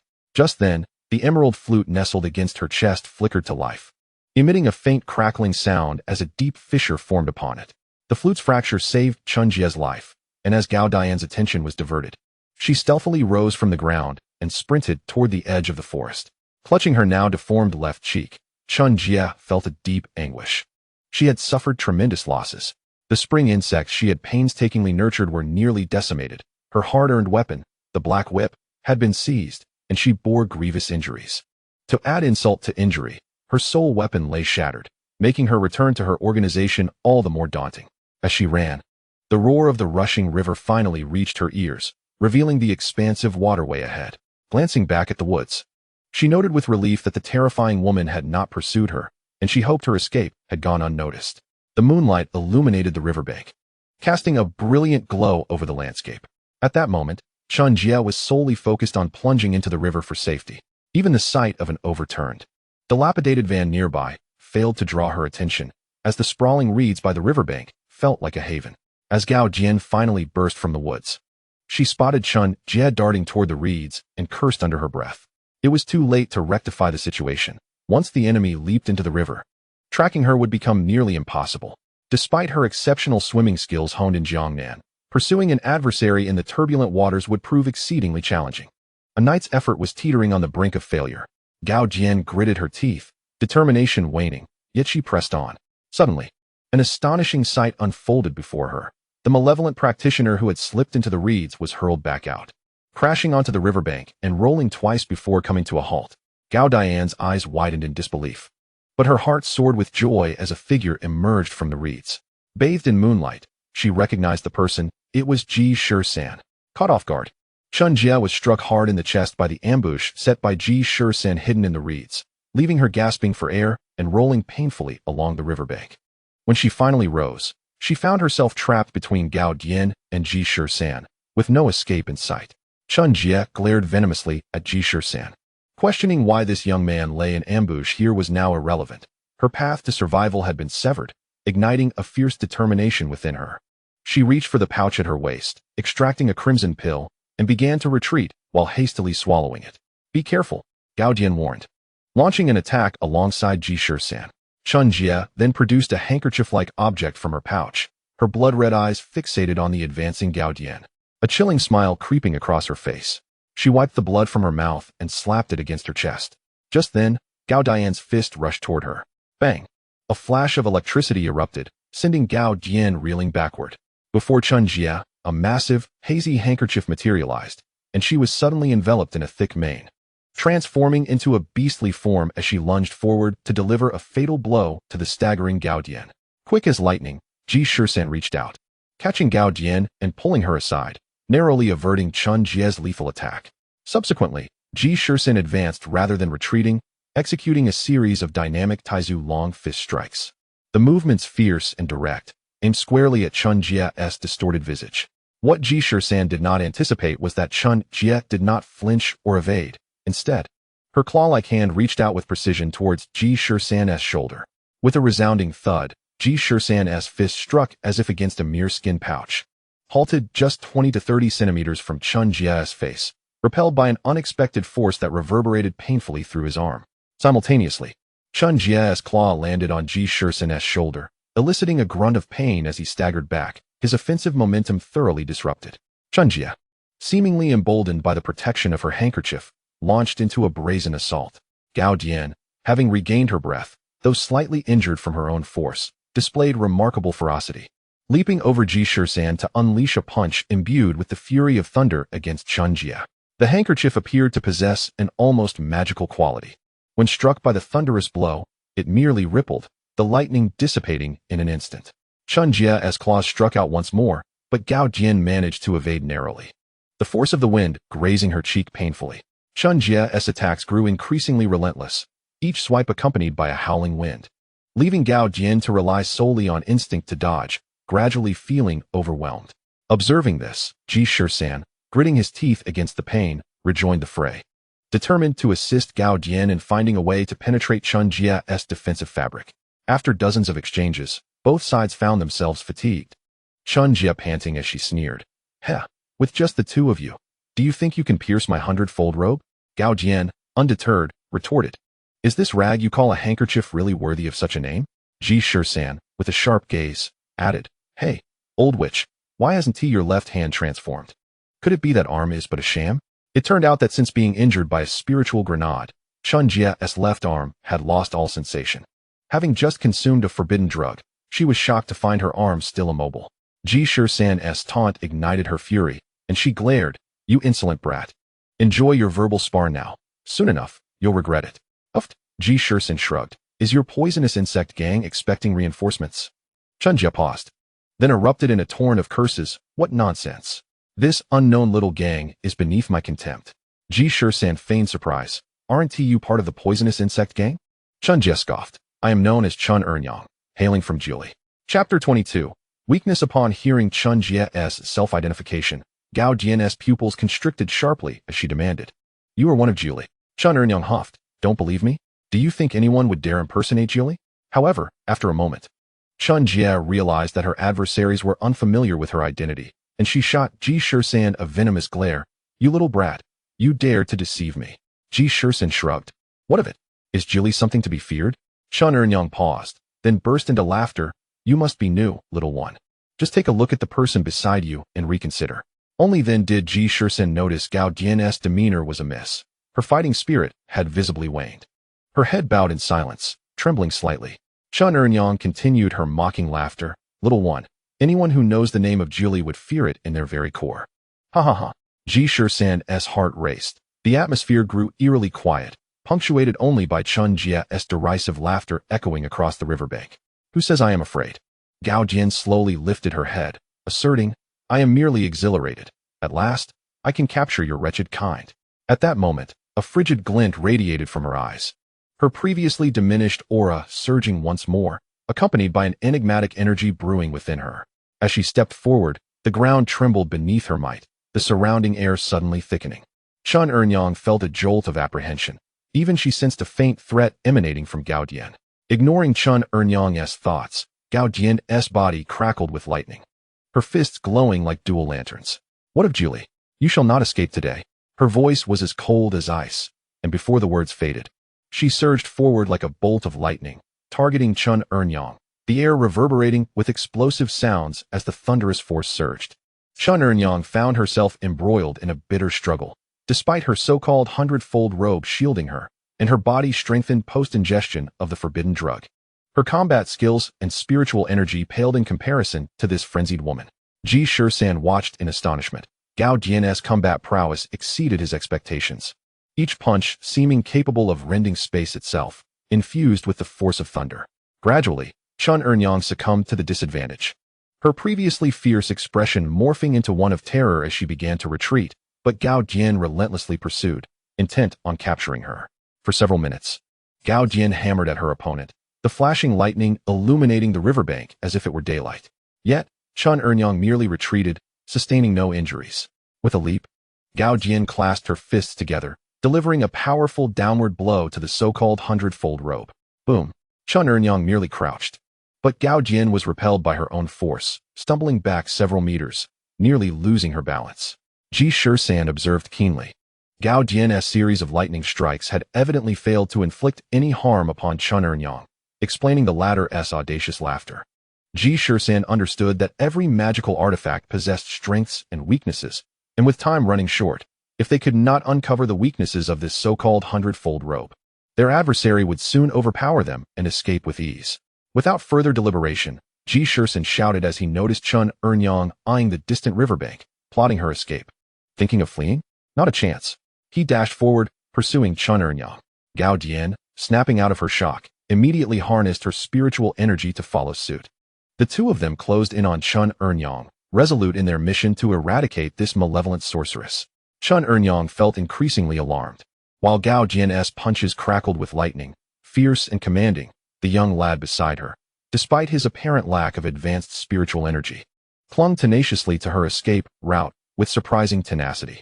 Unbeknownst to Chun Ernyang, Ji Shisan had studied various martial arts under the Taoist tradition, including Nine Palace Fist, Bagua Palm, and Wudong Long Fist, but his true mastery lay in the art of Kongming Fist, which emphasized using strength against strength, soft overcoming hard, and striking the real with the false. Ji Shisan's fighting style was more suited for defense and counterattacks, often dismissed as soft and ineffective by others. Consequently, he seldom employed it, particularly in pursuit of an enemy, preferring grappling techniques. Yet Chun Ernyang and Gao Dian failed to notice that although Ji Shisan's punches appeared mundane, each step he took was intricately woven with the principles of the 5 elements and 8 trigrams. Because of this, every time Chun Ernyang sought an opening to flee, Ji Shisan adeptly intercepted her, inciting her fury. Amidst the chaos, Ji Shisan fought and secretly observed Chun Ernyang. He noted that the brownish hair she had sprouted after ingesting the pill was gradually fading and falling out, indicating the drug's effects were waning. Moreover, he made a crucial discovery. Each time Gao Dian's lightning struck the so-called hundredfold robe, it flickered. Upon closer inspection, he discerned that this handkerchief was composed of 5 distinct sections, each safeguarding a limb and the torso, and the portion on Chun Ernyang's left side dimmed significantly with every flicker. If it were just an isolated incident, Ji Shisan would not have paid it much mind. However, he noticed that each occurrence was identical, prompting his mind to race amidst the ongoing battle. Did this indicate a particular vulnerability in that area? Yet, Gao Dian had also struck that region and had failed to breach the defenses of this enchanted artifact. In the midst of the fierce combat, Chun Ernyang glanced at the distant river. Due to Ji Shisan's deliberate evasive maneuvers, a considerable distance remained between her and the riverbank. She wiped her left cheek, which felt searing from the recent blow by Gao Dian, as if her entire facial skin had been stripped away. At that moment, Ji Shisan's eyes brightened. Observing Chun Ernyang's sagging skin, he suddenly grasped a revelation. Internally cursing, these beasts, the tourists who were slain, their flayed skins were fashioned into this 100-layer kasaya. Since it is stitched from multiple skins, it is aptly named by Na. No, Ji Shisan suddenly realized, the section on Chun Ernyang's left leg must not have been sewn up. Due to the circumstances of the ferrying, he had snatched the last piece of human skin, making that area the artifact's weak point. Having identified the vulnerability, the next step was to devise a way to exploit it. Taoism venerates the principle that all things adhere to the way of heaven. Thus, the method of countering must align with its natural logic. The body's central acupuncture point is the Zhongji point, while the southeastern area of the left leg corresponds to the Sun trigram. Sister, stand aside, Ji Shisan suddenly exclaimed, stepping forward with 2 strides, transforming his fists into palms aimed at Chun Ernyang's face. Chun Ernyang scoffed and retaliated with her claws. Unbeknownst to her, Ji Shisan's move was a feint. His palm, facing downward, executed a defensive maneuver, embodying the essence of Tai Chi's yielding technique. Chun Ernyang, taken aback, lost her balance and lunged towards Ji Shisan. Chapter 23. Dawn breaks. Chun Ernyang was ruthless, contemplating that with the Binakasaya protecting her, she might as well seize the young man's head and crush it. Ji Shisan had anticipated her attack. He retreated a half step, lowering his body while twisting, employing the Taoist technique of the hawk somersault to narrowly evade her strike. Even Gao Dian, standing nearby, couldn't help but applaud him. Yet, this was merely a diversion to capture her attention, for at that moment, Ji Shisan found himself positioned on Chun Ernyang's sun point, with his right hand partially clenched into a fist, thumb tucked inward. He swiftly formed the Taoist seal of Sun Feng and shouted a powerful incantation, Duo. His right fist ascended from beneath Chun Ernyang's left leg, striking upward with tremendous force. Bang! His fist pierced through as if breaking through a fragile membrane, landing heavily against Chun Ernyang's left side. With a pained scream, the enchanted artifact shattered. propelling Chun Ernyang over 10 meters into the reeds by the riverbank. Gao Jian watched in astonishment, never expecting that this fledgling could unleash such formidable power, let alone shatter the artifact she had struggled against for so long. While Gao Jian was still marveling, Ji Shisan urged, "Stop dawdling, sister, go capture her." He dashed towards the reeds. Just as Ji Shisan was about to plunge into the thicket, 3 streaks of black light suddenly shot out from the concealed reeds, aimed directly at his face. Ji Shisan's heart raced. He managed to lean back, dodging 2 of the black beams, but the final one was unavoidable. There was no time for cold sweat to form. He could only grit his teeth and brace for impact. In that critical moment, someone pushed him forcefully, and the last beam grazed Ji Shisan's right shoulder. It turned out that Gao Jian had been following closely behind and intervened just in time, leaving them both unharmed. They scarcely had time to wipe away their cold sweat when they saw Chun Ernyang, clutching her left waist, staggering to the riverbank. She cast a venomous glare at Ji Shisan and Gao Jian before plunging into the water. Gao Jian, infuriated, dashed forward, disregarding the danger, and leaped into the river after her. Ji Shisan momentarily blanked. The exhilaration of striking Chun Ernyang dulled his sense of danger, nearly resulting in severe injury. And Gao Dian's attempt to save him had cost them the chance to seize Chun Ernyang. Bewildered, Ji Shisan approached the riverbank, gazing at the shimmering silver waves illuminated by the moonlight, while the sound of rushing water drowned out all but his own breathing. Time passed, and soon Dr. Ku emerged from the concealed vehicle, having observed the conflict from a distance. He approached Ji Shisan with a blanket in hand, glancing at him, momentarily at a loss for words. Moments later, with a splash, Gao Jian surfaced from the water, shaking her head. Upon spotting Dr. Ku, their eyes met in a shared expression of resignation. Dr. Ku hastily draped the blanket over Gao Jian, who turned to see Ji Shisan still staring blankly at the flowing water. Just as she was about to kick him, he spoke, "Sister, I'm sorry." Ji Shisan clenched his jaws, fists tightly balled, fixated on the river. Gao Jian sighed softly. Allowing Chun Ernyang to escape was indeed an unexpected turn of events. The bitterness of a knight's effort culminating in failure was undeniably disheartening. Yet, she understood that Ji Shisan had narrowly avoided being struck by the black beam, having brushed against death, and was now grappling with the dual blow of failure. She approached him and gently patted his shoulder, as they both silently gazed at the flowing water. In a hospital room with white walls, gentle sunlight streamed onto each bed, and the air was infused with a faint scent of disinfectant. The white sheets and blue curtains created an atmosphere of order and cleanliness. On a bed by the window, Gao Chong slowly opened his eyes, his face pale as he surveyed his surroundings, his gaze quickly clearing as he regained his usual steadfastness. Beside him, Gao Jian reclined in a companion chair, her hands gently intertwined behind her head, a book resting on her face, while her legs were casually draped over Gao Chong's bed, lazily basking in the sun. The sunlight illuminated her profile, while the curve of her cheeks beneath the book revealed an indomitable resilience.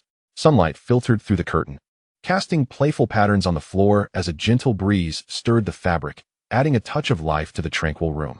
Everything appeared so serene and peaceful that Gao Chong was momentarily lost in the illusion that time had elongated, each moment brimming with warmth and hope. He even harbored the fanciful wish to lie there for an eternity. "Dawn has arrived, sister," Gao Chong softly called. Gao Jian seemed to have awakened long before, feigning sleep as she mumbled in response from beneath the book. They fell into silence once more, with Gao Chong staring at the ceiling. After a while, he finally spoke. "Sister, am I still unworthy of joining the Special Operations Unit?" Though her face was obscured by the book, Gao Dian's body visibly tensed at the question, revealing that it had long lingered between them. She slowly lowered the book, gazing earnestly at Gao Chong as she replied, "No. You are more than qualified to join the Special Operations Unit. Your combat prowess surpasses that of many members in other units." Gao Chong remained calm. While Gao Dian's acknowledgement of his strength filled him with confidence, he understood that many in those units were merely novices, some of whom had never encountered supernatural beings. He continued, "So all those times I submitted applications to join the Special Operations Unit, were you the one who blocked them?" Gao Jian raised an eyebrow, looking at her brother with a hint of intrigue. "So, you've always thought that?" Gao Chong did not look at his sister, yet his expression clearly conveyed a hint of resentment. "Otherwise, what?" Gao Jian finally placed her feet down from the hospital bed and pulled the chair closer, leaning in to observe her brother for the first time in a long while.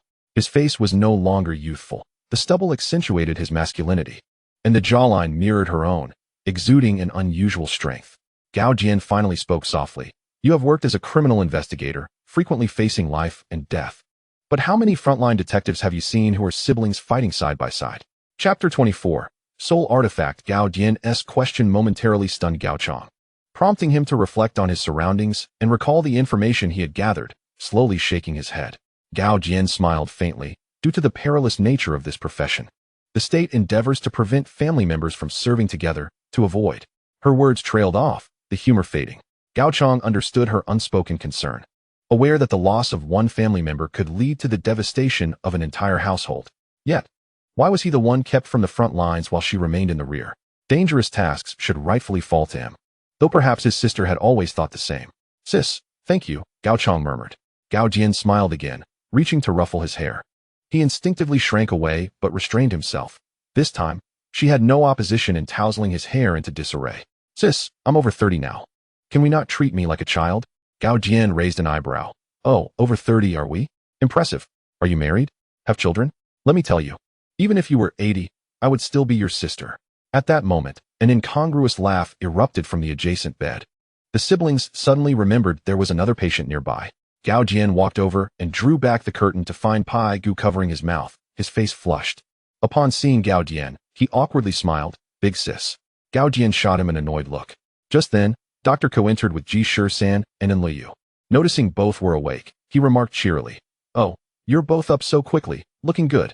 He casually placed a fruit basket on the bedside table between them.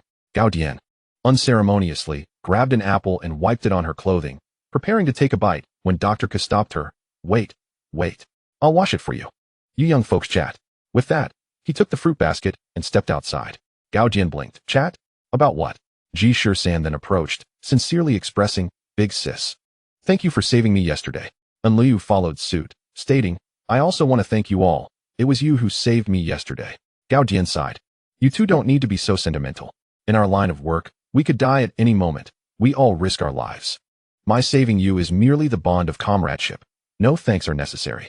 Suddenly, Gao Jian's demeanor turned serious. However, you two young ones. Are you truly prepared for the possibility of death at any moment? Yes. Ji Shisan and Enliu responded unexpectedly earnestly. Very well then. Gao Jian returned to her chair, lazily basking in the sun. The atmosphere in the ward lightened considerably as they began recounting the events of the previous night. Tieg Yu vividly narrated the chase, while Enliu, who had not participated in the battle, listened in awe. Later, Gao Jian briefly summarized the encounters in the woods and by the riverside, allowing everyone to connect the dots. At that moment, Enliu suddenly asked, Big sis, is that weapon called Chun Ernyang truly so powerful? That should be her soul artifact, Gao Jian pondered. Soul artifact? What is a soul artifact? Enliu inquired curiously. Gao Chang interjected. A soul artifact is an instrument that connects with your soul. An ordinary object can become a magical tool if infused with spiritual power, such as the spiritual items crafted by Lao Chai, which can all be considered magical tools.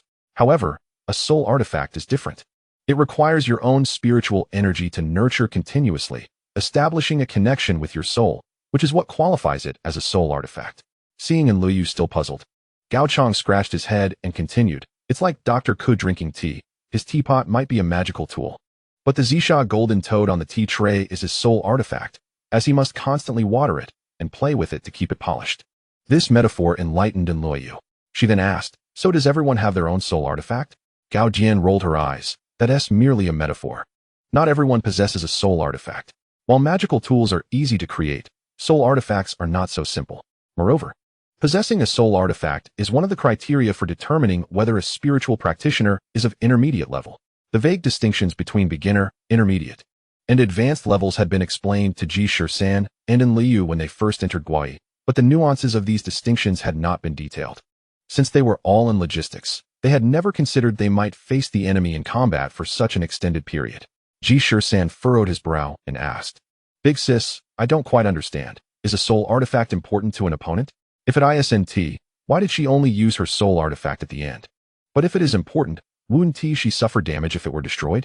Gao Jian contemplated for a moment before asking, You must be a disciple of Taoism. Which sect do you belong to? Ji Shisan shook his head.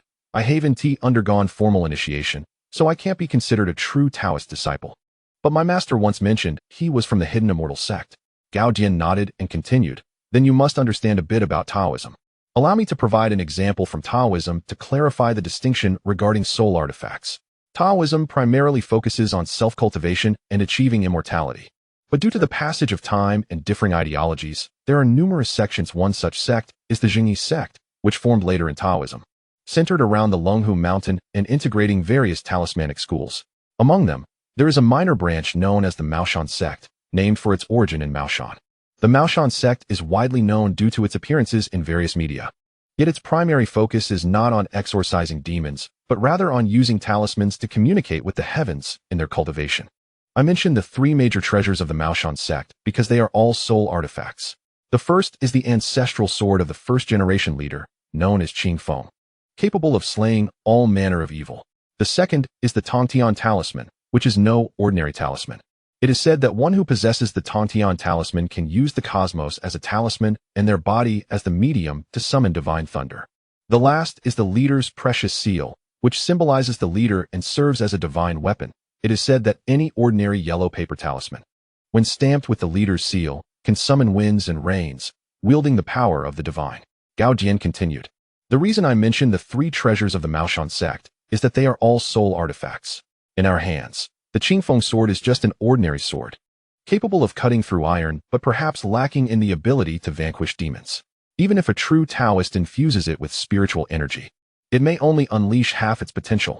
However, if the user has undergone the 3 refuges and 5 precepts of Maoshan and is named in the leader's lineage, they can fly with the sword, and the Qingfeng sword can dispel evil. This illustrates the difference between a soul artifact and an ordinary magical tool. Chapter 25. Teaching in the hospital room at this point, and Liu suddenly asked, Big sis, if that's the case, doesn't a soul artifact require nurturing? You see, the Maoshan treasure sword Qingfeng is used by every generation of leaders, isn't it? Gao Dian smiled.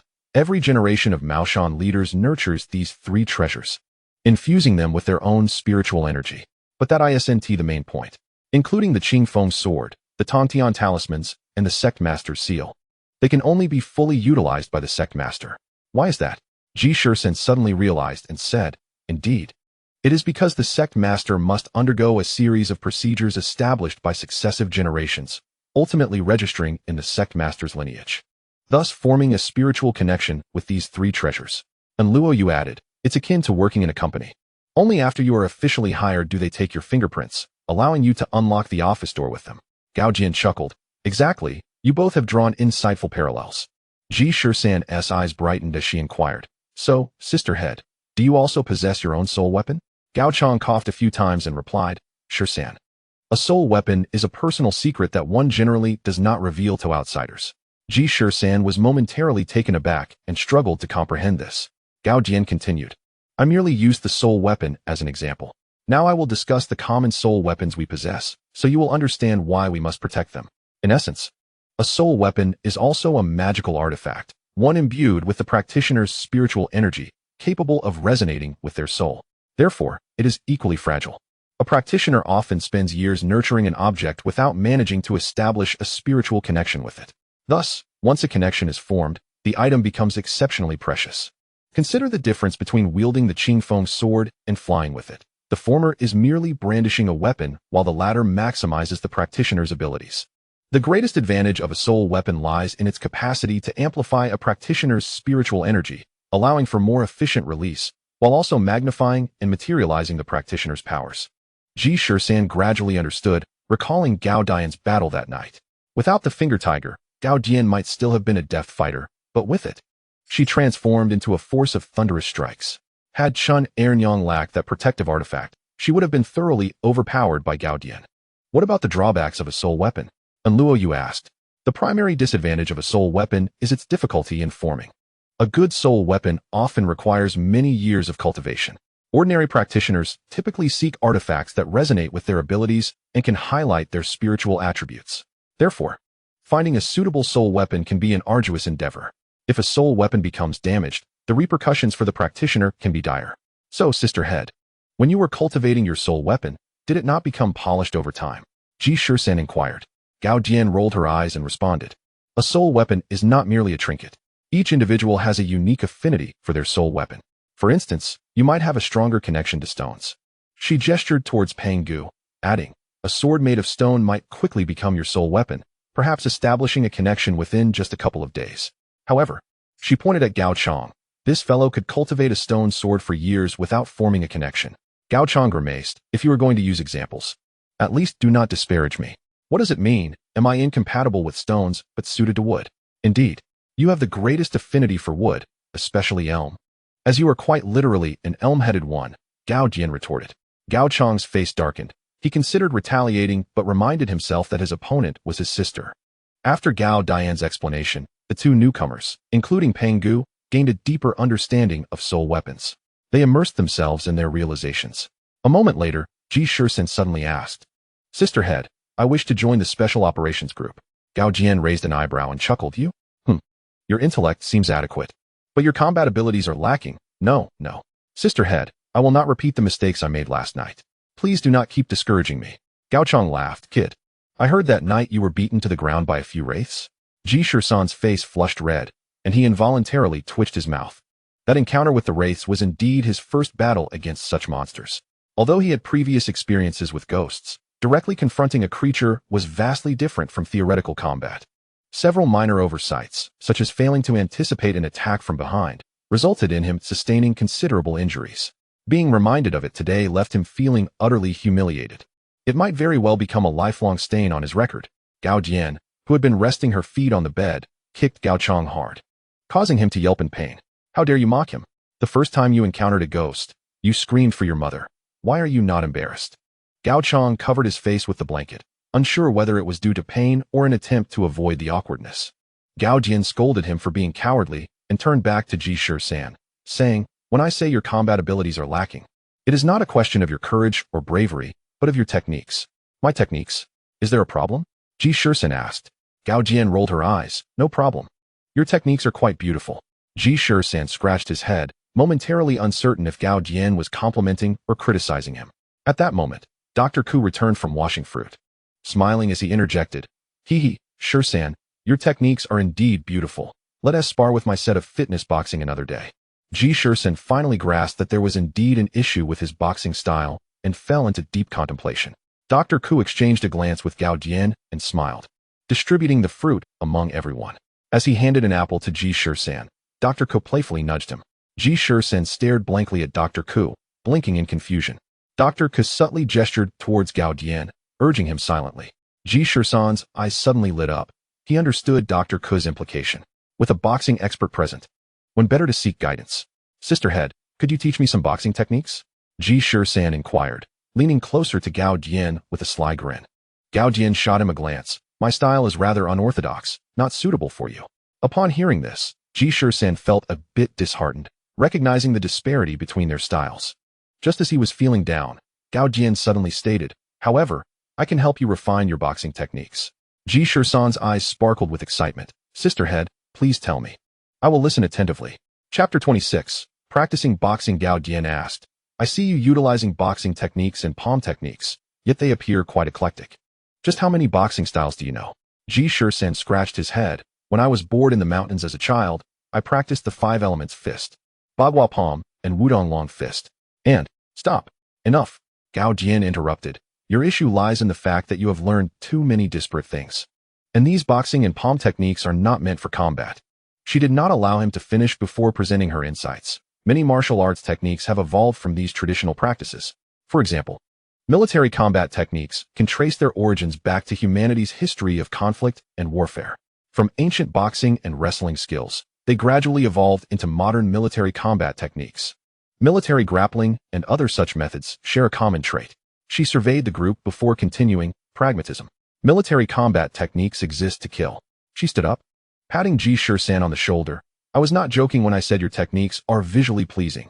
They are a delight to watch, much like Dr. Ku's Tai Chi, which, when adjusted, can aid in the flow of vital energy through the body's meridians, making it beneficial for health. However, when battling against malevolent practitioners or demonic entities, it is not a matter of who lives longer, but rather who dies faster.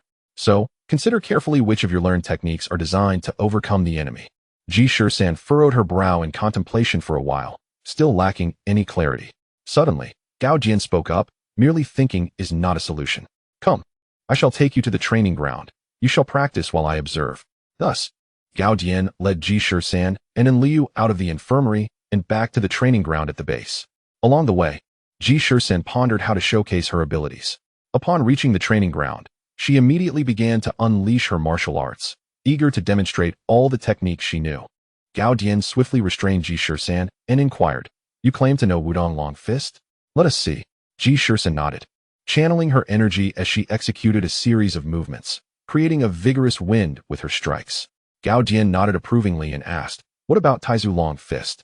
Ji Shisan shook her head and replied, "I have perused ancient texts, but my master did not teach me."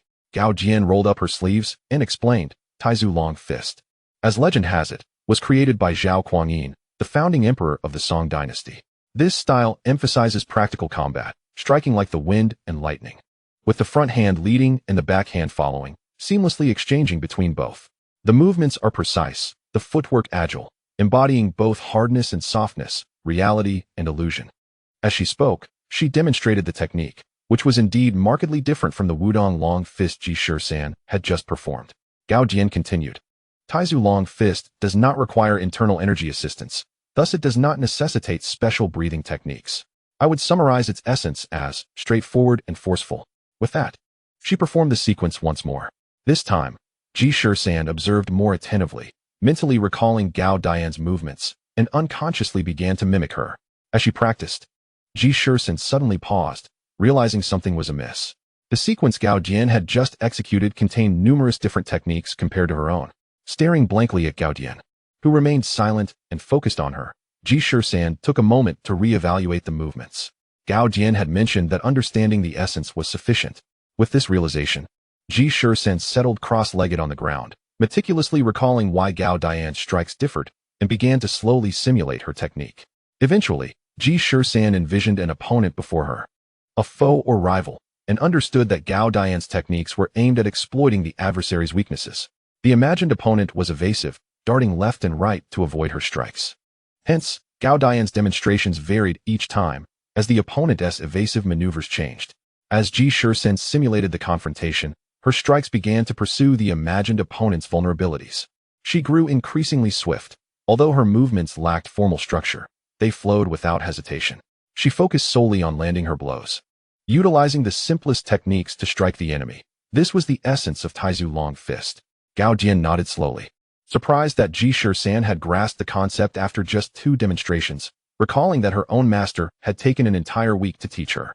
After that week, she realized that her master had been improvising after the first 10 or so moves, rendering her week of meticulous imitation futile, much like a monkey being toyed with. Noticing how engrossed Ji Shisan was in her practice, Gao Dian turned and left for Ma Weidong's office. Ji Shisan continued her training, while Liu, feeling bored, departed to find Li Xiang, leaving Ji Shisan alone to relentlessly practice. The more she trained, the more exhilarated she became, gradually discovering her own unique fighting style. She began to integrate her favorite and most proficient technique, the Kongming Fist, into the movements she had just learned, finding them surprisingly harmonious. Taizu Long Fist was inherently designed for the battlefield, aiming to injure or kill the enemy, employing deception to outpace and strike swiftly. Conversely, Kongming Fist utilized the principles of yielding and softness to overcome strength. As Ji Shisan continued her practice, she instinctively applied the fluidity of Kongming Fist, resulting in a remarkable surge of energy. Her strikes became rapid, fierce, and precise, while her feints remained soft and elongated. The imagined opponent had long since been subdued on the ground. After completing a flurry of techniques and feeling invigorated, Ji Shisan paused to catch her breath, only to realize that she was utterly alone. The windows of the training room glimmered with the evening lights. She had been training until nightfall. Quickly, she gathered her things and set off to find the cafeteria. Meanwhile, Gao Dian exited Ma Weidong's office, where he was smilingly reviewing a document, nodding in satisfaction. The document bore Ji Shisan's name, accompanied by a plethora of detailed reports, culminating in a brief signature, Gao Dian. At that moment, the phone on the desk rang. Ma Weidong picked up the call, his smile gradually fading into a serious expression. After hanging up, he began to pace the office, contemplating the next course of action. Suddenly, his gaze fell upon the documents on the table, and his eyes brightened. Having eaten to her heart's content, Ji Shisan emerged from the cafeteria, patting her full belly, intending to return to the training room to work off her meal and reflect on the day's techniques. Just then, Dr. Ku called. Shisan, old Ma is looking for you. You need to go see him right away. When Ji Shisan finally sauntered into Ma Weidong's office, she found Liu already there. After greeting her, Ji Shisan lazily reclined on the sofa, exclaiming, "Ah, the sofas in the leader's office are just so comfortable." Chapter 27. The reserves. Ma Weidong cheerfully poured a cup of tea for Ji Shisan, his demeanor warm and approachable, resembling more of a friendly neighbor than a superior. After 3 cups of tea, Ji Shisan noticed that Ma Weidong continued to smile without uttering a word. Frowning, she sensed that he was concocting some sort of plan. She chose to remain silent, watching him perform. However, Liu, feeling somewhat flustered, broke the silence, asking, "Uncle Ma, is there something you need from us?" Before Ma Weidong could respond, Ji Shisan interjected, "Oh, come on, Uncle Ma, can't you just invite us for tea if there is nothing else?" Ma Weidong chuckled and shook his head, saying, "Indeed, I do have something to discuss with you both. However, before we get to the main topic, I would like to hear your thoughts on this recent mission. Feel free to speak candidly." Liu bit her lip and replied, "Uncle Ma, I didn't contribute much, so I don't have any particular thoughts." Ma Weidong reassured her, "That's not the case. I reviewed the combat feedback. And if it weren't for you guiding Li Xiang into Baio village, we might not have drawn out the enemy so swiftly. Please do not underestimate your contributions. I am merely concerned that you might have been too shaken." Liu shook her head, asserting, "Uncle Ma, I have reflected seriously since our return. I am no longer afraid. Since I have decided to join the Guai division, I must be prepared for whatever comes." Ma Weidong nodded and turned to Ji Shisan, casting her an inquiring glance. Ji Shisan shifted from her relaxed position to sit up straight, declaring seriously, "It was my responsibility that the enemy escaped. I assure you, I will not fail again." Ma Weidong smiled and said, "Oh dear, why does this feel so heavy? It is not as dramatic as it seems. Our conflict with Jiuli has been ongoing for years, and this is not the first time we have encountered them. Moreover, Gao Jian has spoken highly of both of you. So do not dwell on this matter." Both Ji Shisan and Liu remained silent, and Ma Weidong continued, "That is why I called you here today, to seek your opinions. What do you think? Would you be willing to join the Special Operations Department?" Ji Shisan and Liu's eyes widened in disbelief. "Really? We can join the Special Operations Department?" "Not quite yet," Ma Weidong clarified.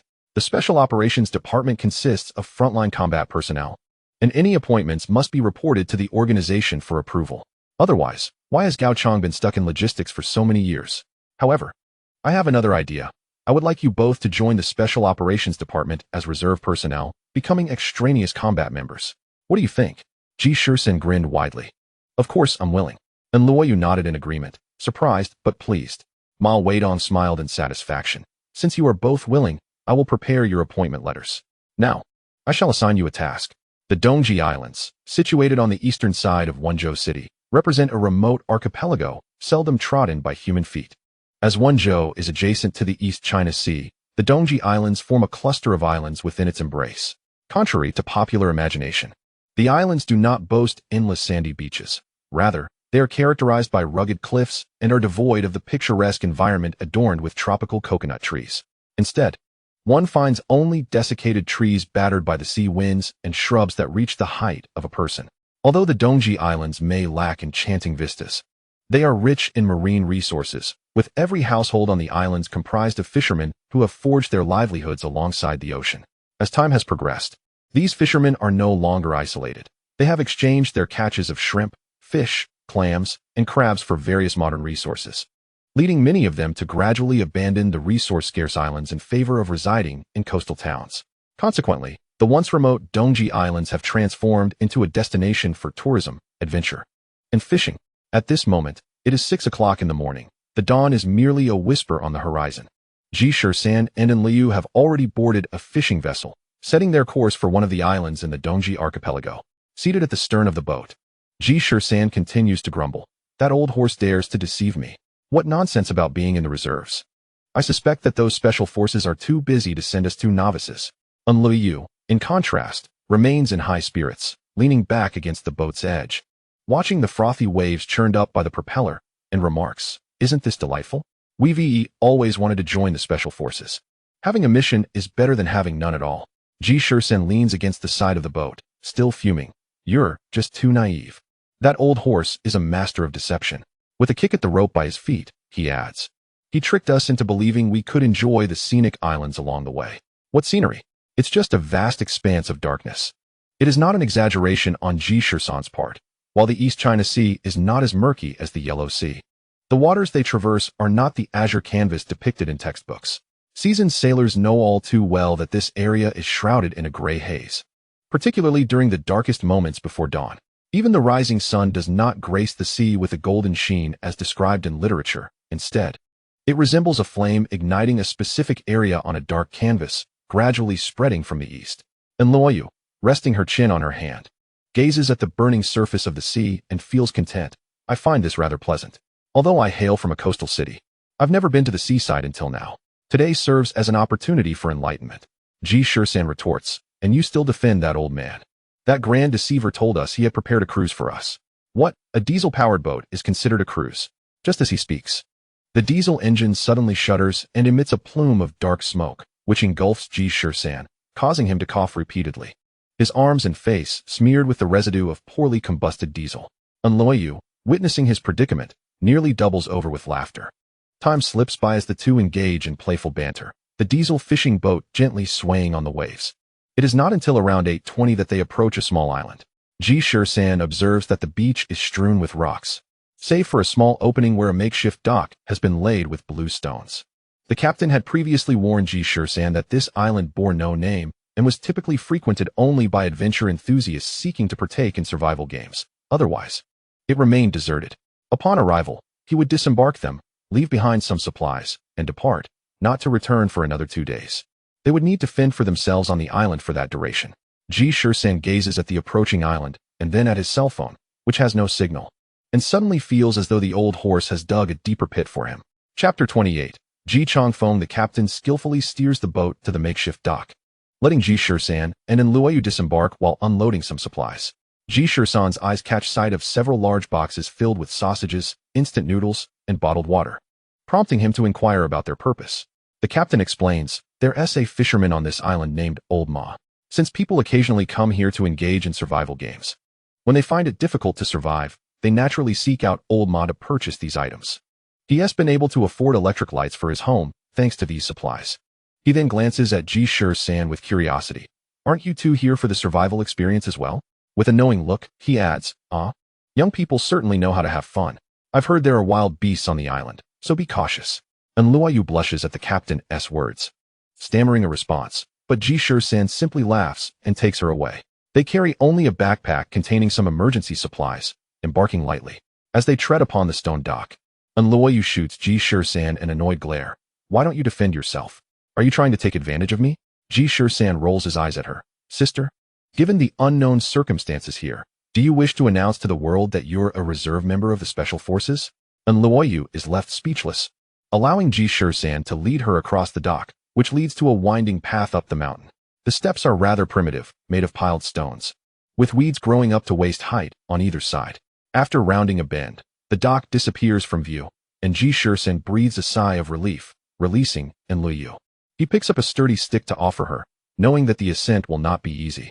Just as they have walked for less than 3 minutes and turned another corner, they suddenly spot a figure squatting beside a large rock, squinting at them. Ji Shisan pauses.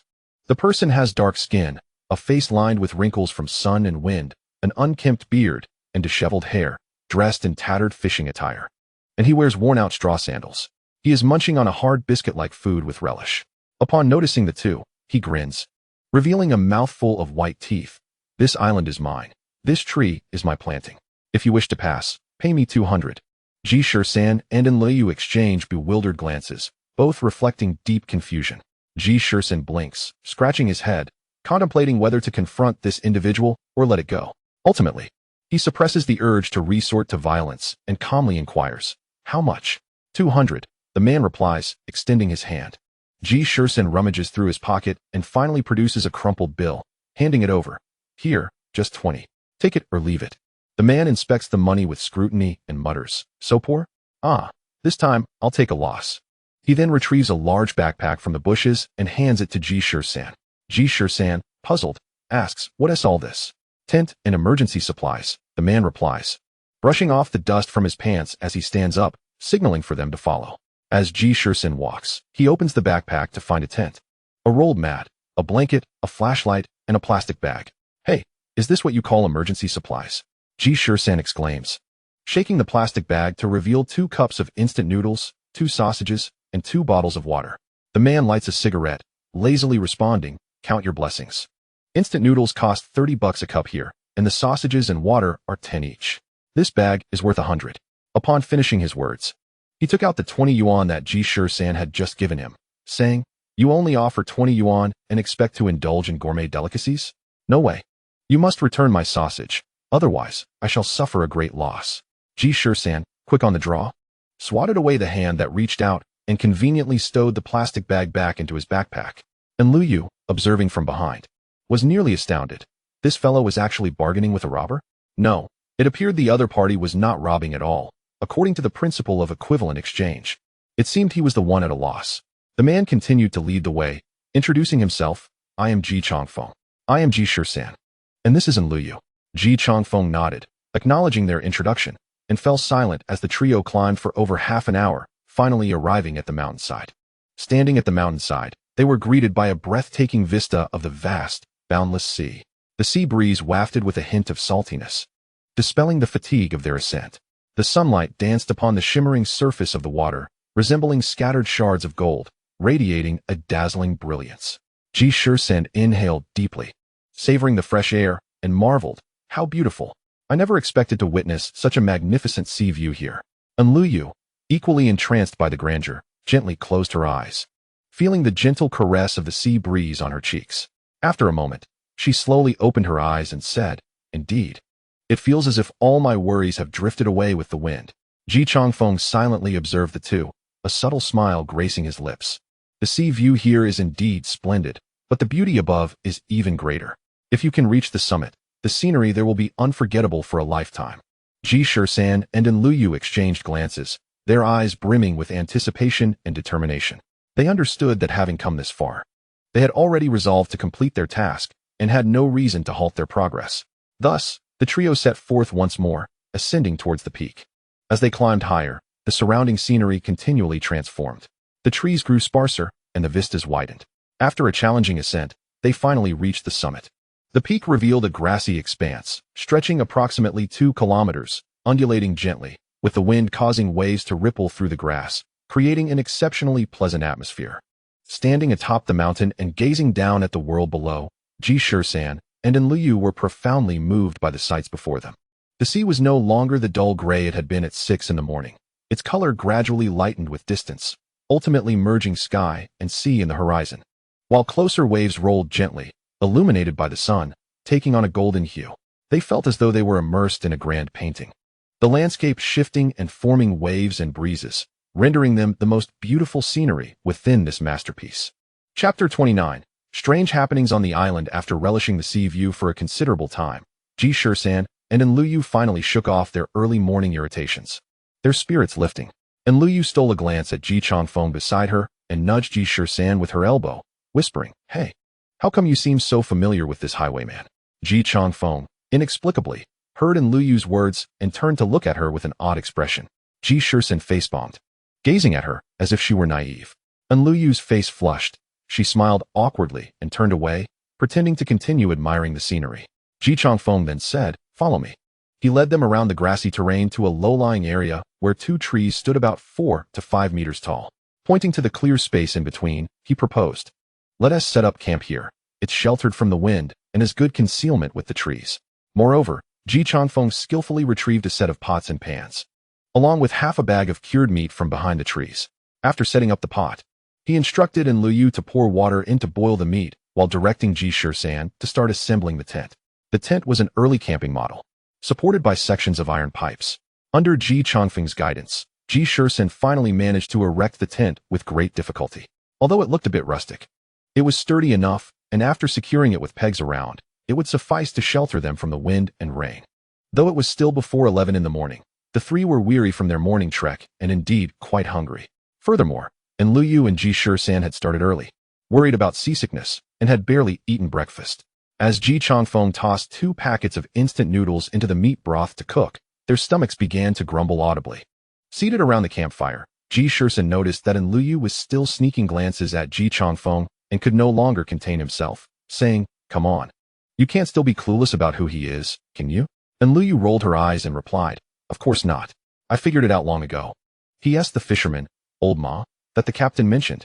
No sooner had she spoken than Ji Changfeng tumbled off the stone he was sitting on.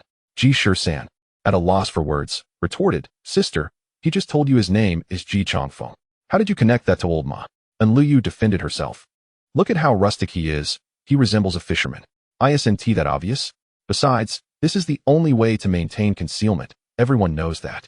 Ji Shisan rolled his eyes. You really should watch fewer dramas and read more books. Your ignorance is astounding.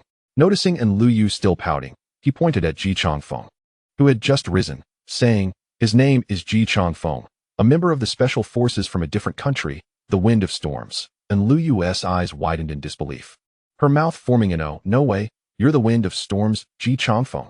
Ji Changfeng rolled his eyes. No, I am Old Ma. And Lu Yu finally smiled sheepishly, realizing her blunder, and shot Ji Shisan a glare. Why didn't you tell me sooner? Ji Shisan shrugged. How was I supposed to know you were this dense? The atmosphere among the three lightened considerably. Ji Shisan then inquired, Old Ji, this pot of noodles isn't enough for 3. Do you have any more supplies? Hurry and bring them out. Ji Changfeng's mouth twitched. Am I that old? Joking aside, this guy actually pulled out 2 eggs from behind the tree and cracked them into the nearly boiling noodles, instantly releasing a tantalizing aroma that made in Lu Yu's mouth water. Old Ji, do you have anything else? Don't be stingy, bring it all out. Seeing even in Lu Yu call him Old Ji, Ji Changfeng's face darkened further as he waved his hand dismissively. That's it. Do you think this is a convenience store? And I'm only 25. Stop calling me Old Ji. Ji Shisan's eyes were fixed on the pot, though he casually remarked, Then what should we call you, Big Intestine? Or Windy? Ji Changfeng's mouth twitched, stammering for a moment before finally conceding, Fine, just call me Old Ji. Alright, Old Ji it is. Get lost. As the noodles cooked, the three began to slurp them up. Ji Shisan asked, Old Ji, what exactly happened this time? Ji Changfeng snatched half a piece of egg, blowing on it to cool it down as he detailed their current mission. 2 months prior, there had been reports of a sea monster attacking fishermen in this maritime region. Originally, a fisherman had gone out to sea for a catch and, on his return, was capsized by a sea creature. The surrounding fishermen were seasoned veterans, having spent decades at sea. Those still engaging in traditional fishing to make a living relied on their skills. Unless the weather was particularly severe, capsizing rarely occurred. If it were merely capsizing, it would be an ordinary event. Although such incidents could happen with slightly larger fish colliding with diesel boats, they were not common. However, after the fisherman was rescued, he kept insisting he had seen a ghost, claiming to have encountered the so-called Dragon King of the East China Sea, prompting serious concern among the locals. Ji Shisan furrowed his brow and asked, Is it possible he misidentified it? Some large fish do indeed have rather fearsome appearances. Ji Changfeng's expression turned grave as he nodded. Indeed, when we first received reports of this supernatural incident, we thought the same. Colleagues from the information department compared the fisherman's description with marine biology references, finding numerous matches. Thus, we initially deemed this merely an ordinary occurrence, until a second fisherman encountered the creature. Ji Shisan's eyes sparkled, sensing the crux of the matter had arrived. Following the incident of the first fisherman's capsizing, many fishermen did not pay it much heed. Firstly, the surrounding communication infrastructure was rather underdeveloped, causing slow dissemination of information. Secondly, fishermen held strong traditional beliefs, attributing capsizing to offending the Dragon King, viewing it as divine retribution. However, in the second incident, the fisherman's vessel was not overturned but bore a gaping hole. Though this diesel-powered boat was not particularly robust, its hull was reinforced with iron plating over hardwood. Even a shark's impact could be withstood several times, leading one to conclude that unless it struck a hard object like a reef, it should not have been so easily compromised. Most crucially, as the boat sank slowly, the fisherman, despite his panic, clearly glimpsed the creature beneath the waves, described as having the head of a dragon yet the body of a human, dragging a long tail behind it. A marine iguana, Ji Shisan remarked. Ji Changfeng looked at Ji Shisan in surprise. He had only recently received this name from the information department, but had not expected this young man to deduce it so swiftly. Yet soon after, Ji Shisan furrowed his brow in contemplation, muttering, But wait, marine iguanas do not inhabit these waters. They are predominantly found in South America. He then glanced at Ji Changfeng, who gave him a thumbs up, affirming his thoughts. Surely, there must be more information, right? Old Ji, can you share the details in one go? Ji Shisan remarked with dissatisfaction. Ji Changfeng nodded and continued. Initially, we all believed it to be a marine iguana, which indeed is an eye-catching reptile.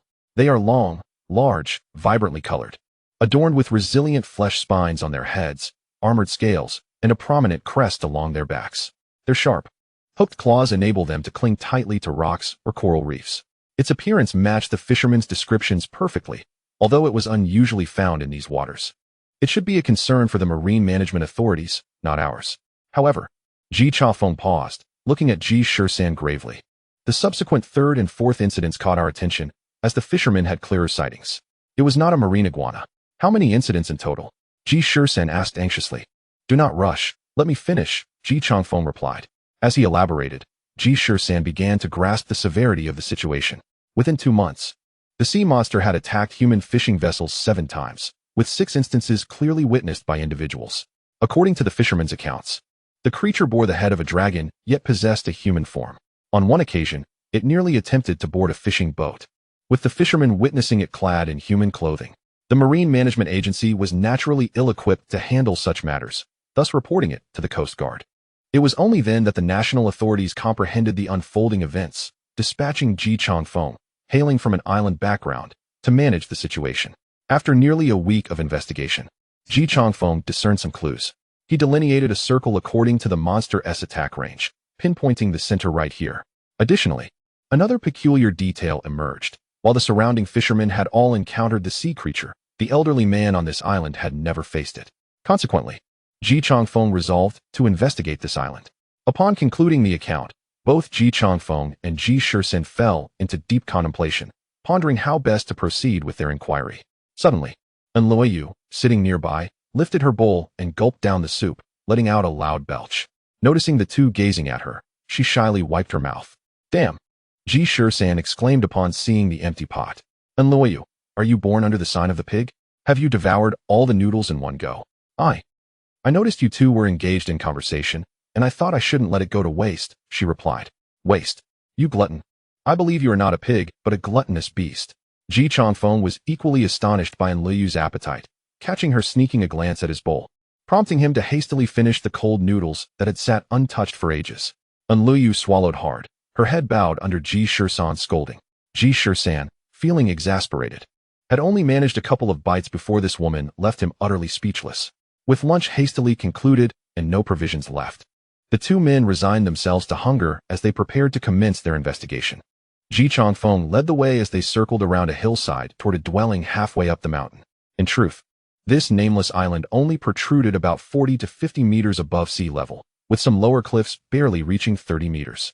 However, the island lacked established paths, consisting solely of trails forged by human passage, rendering the ascent rather arduous.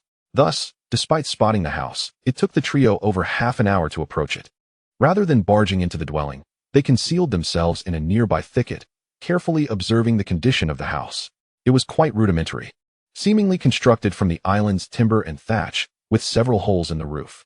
A gust of sea breeze caused the dilapidated wooden door to creak, as if narrating tales of time's passage. After a prolonged watch without sighting anyone, Yu, yawning and bleary-eyed, caught Ji Shisan's ire once more. You gluttonous woman. Have you consumed too many carbohydrates and begun to doze off? Shall I let you take a nap over there? Feeling guilty, Yu pouted but remained silent. Suddenly, she spoke. There can't be just the old man in that house, can there? Ji Changfeng and Ji Shisan froze for a moment, caught off guard. Yu pointed at the clothes drying on a bamboo rack outside, saying, Look, there are several larger sets, along with some smaller ones. The old man surely cannot fit into the smaller ones. Ji Shisan quickly turned to Ji Changfeng, who frowned and replied, My information did not mention that the old man had family. Ji Shisan pondered for a moment and said, The information must not be entirely accurate. Fishermen living in isolation on such islands cannot possibly have complete knowledge, which is precisely why we are here to investigate. How about this? I will stealthily scout ahead while you keep watch, old Ji. Ji Changfeng shook his head, saying, I will accompany you. Well, you can keep an eye out for us. If anyone approaches, signal us. With that, Ji Changfeng and Ji Shisan crept forward, leaving Yu yawning in the breeze.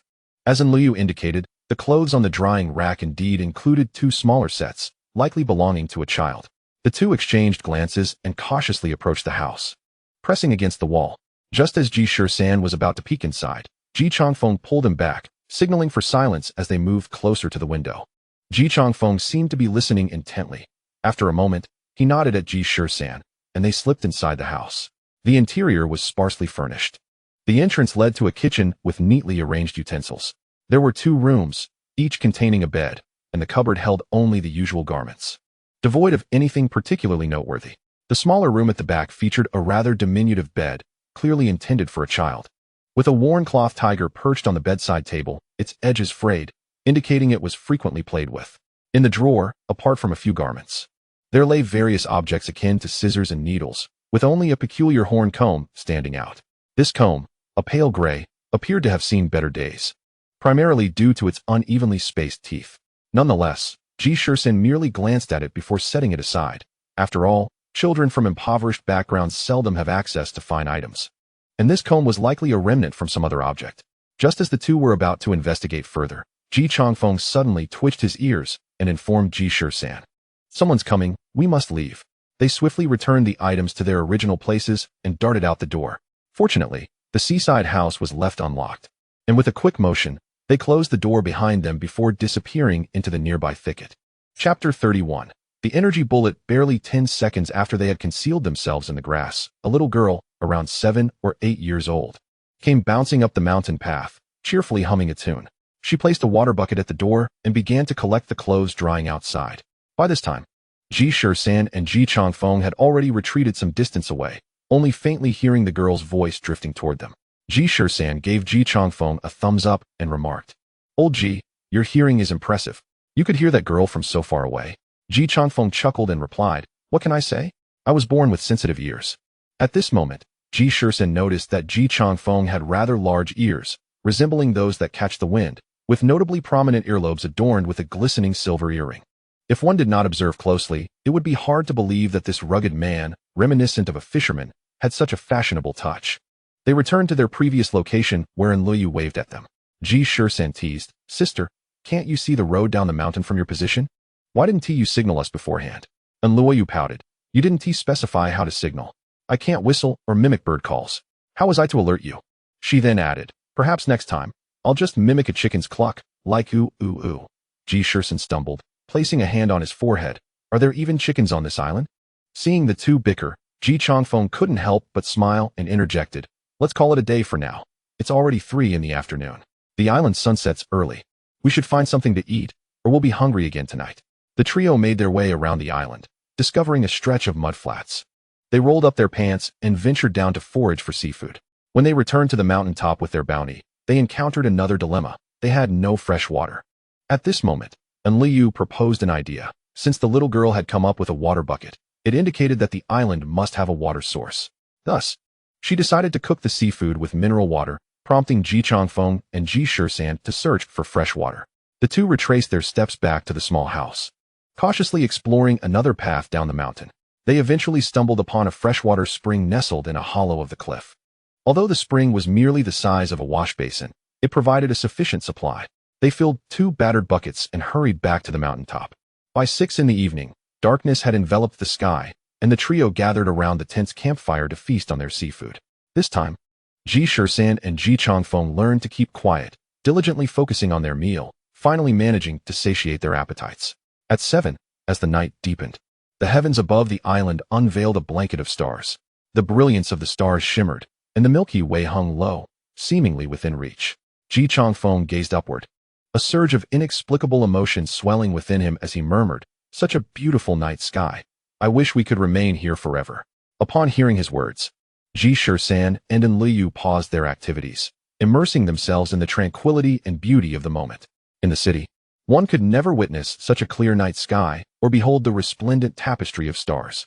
Yet, in this desolate island, the pristine evening sky had the power to cleanse one's soul. With a lull in the evening, Ji Changfeng and Ji Shisan exchanged thoughts, agreeing that they must thoroughly investigate the house. Since they had not seen the old man earlier, he was likely back by now. Thus, Ji Shisan took the first half of the night watch, while Ji Changfeng took the second, determined to monitor the house without missing a detail.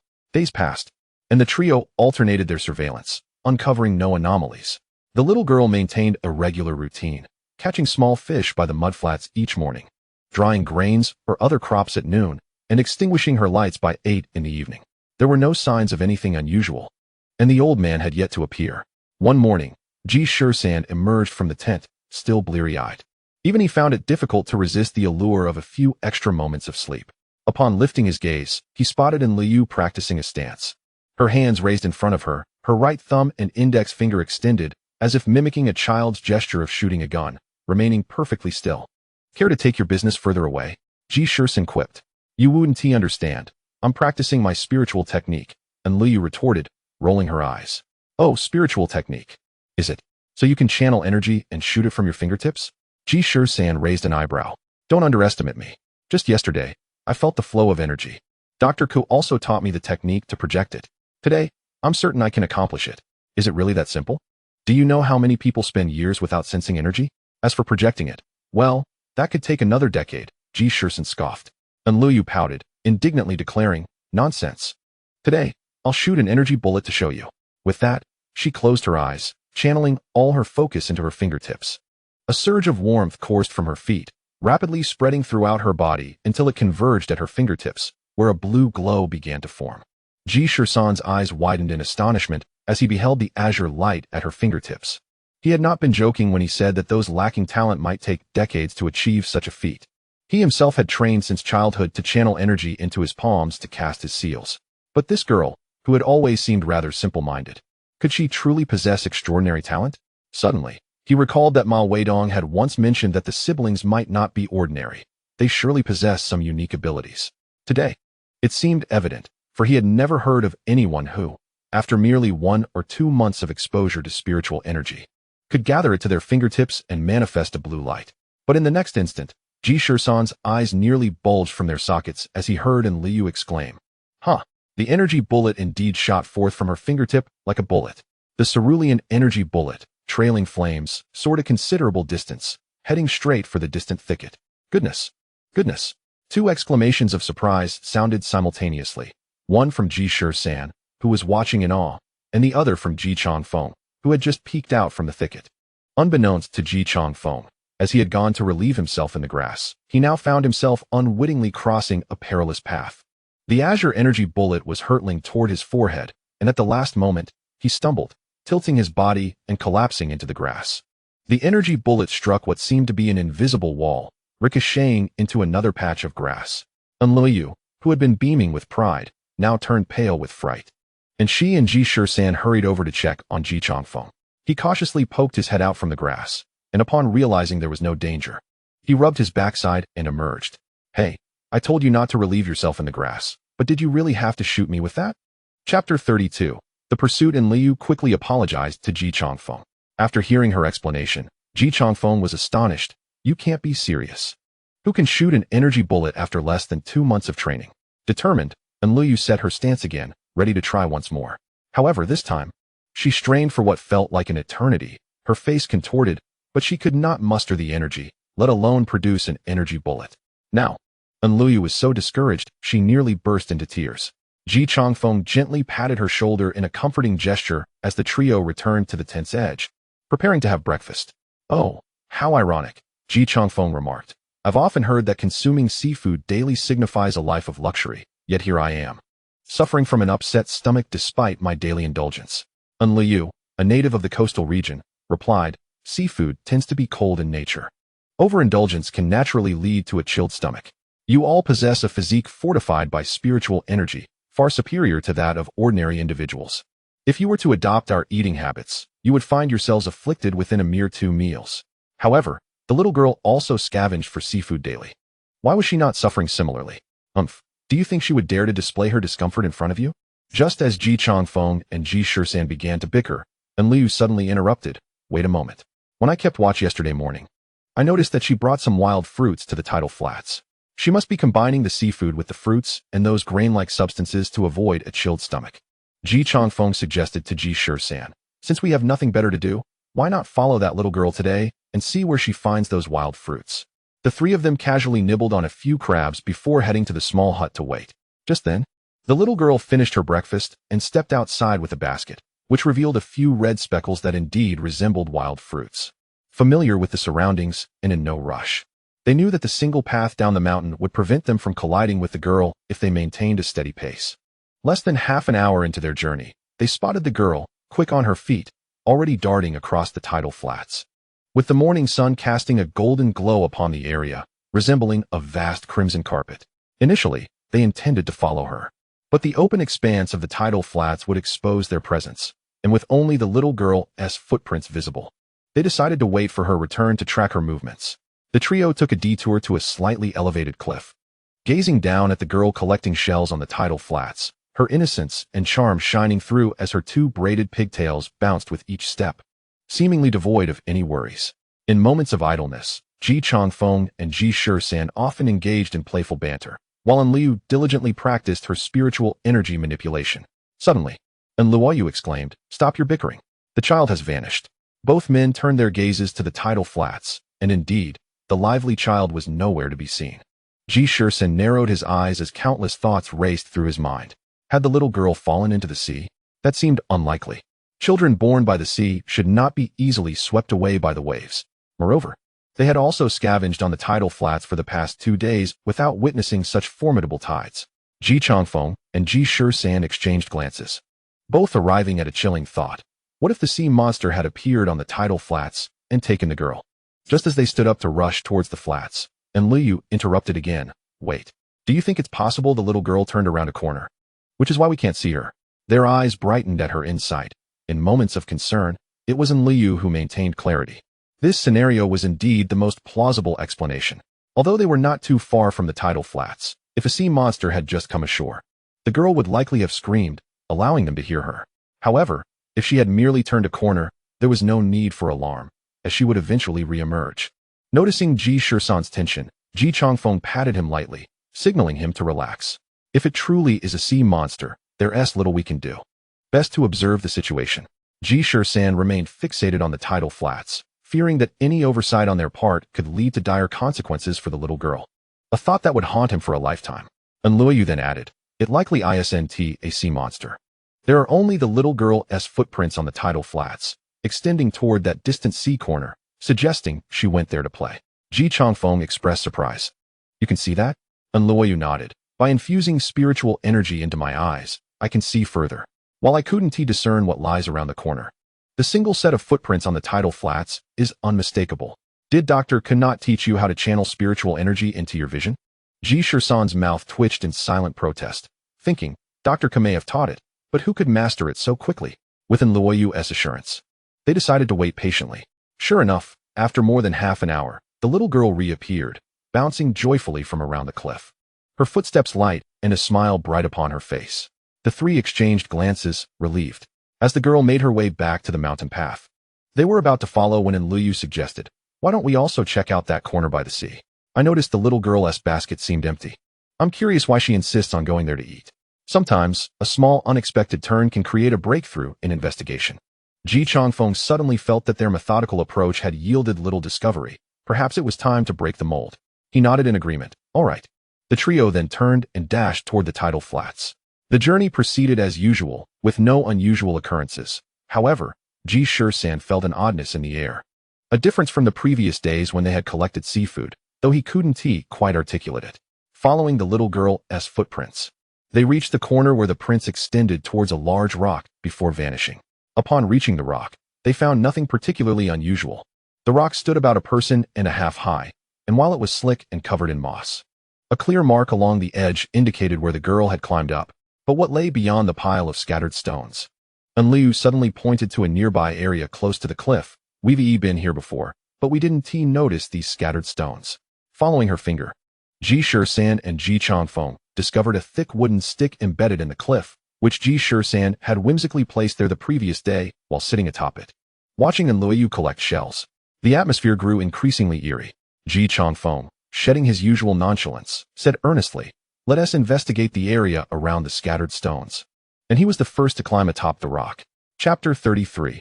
The Sea Cliff Cave. The trio cautiously navigated through the rocky terrain, with Enliu's keen eyes spotting the little girl's traces, quickly leading them to solid footholds.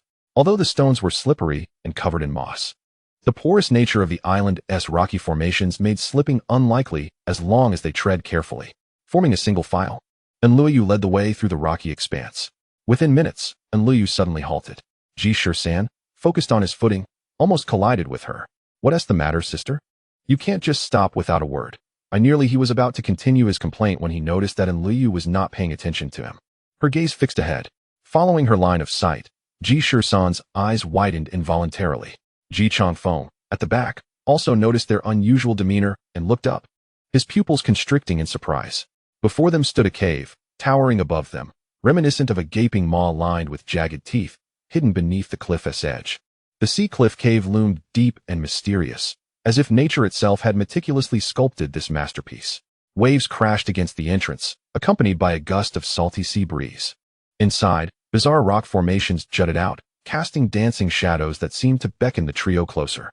Ji Changfeng leaped forward, positioning himself in front of Liu. Ready to take charge. You two wait here, he instructed, preparing to step into the cave. Wait, Ji Shisan called out to him, saying, let us three enter together. It is prudent to have each other's backs in case of any unforeseen circumstances. Ji Changfeng shook his head, replying, if there is any danger within, I fear it would be difficult for me to protect you. Moreover, you are merely reserves, meant for support. It would be unwise to take such risks at this time. That won't do, Ji Shisan retorted. If I do not face danger, when will I ever be promoted? She continued, furthermore, if that sea monster lurks within, do you truly believe you can handle it alone? Before Ji Changfeng could respond, Liu interjected, enough of this bickering. I believe we should proceed together. Both were taken aback, and Liu moved first, walking towards the cave, while saying, let us discuss this as we go. Hurry up. The two followed her instinctively.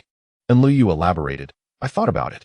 If that little girl ventured into the cave without encountering any danger, then we should be fine as well. She disappeared for about half an hour, and we have already walked nearly 6 or 7 minutes. Therefore, according to this pace, she must have spent less than 10 minutes inside. What could she have done in that time, other than place down some wild fruits?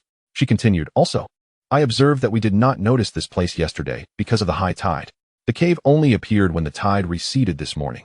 When we arrived around 2 or 3 in the afternoon, the rocky beach was already submerged, indicating that the tide had risen over this cave. Thus, she concluded, we must enter now. Having spoken so much in one breath, Liu was slightly out of breath, suddenly noticing that the two behind her had not moved. She turned to see them staring at her in astonishment. Ji Changfeng slowly gave her a thumbs up, while Ji Shisan blinked in surprise, saying, I never knew your mind was so sharp. I always thought you were just good at eating. Liu shot him a glare before continuing onward.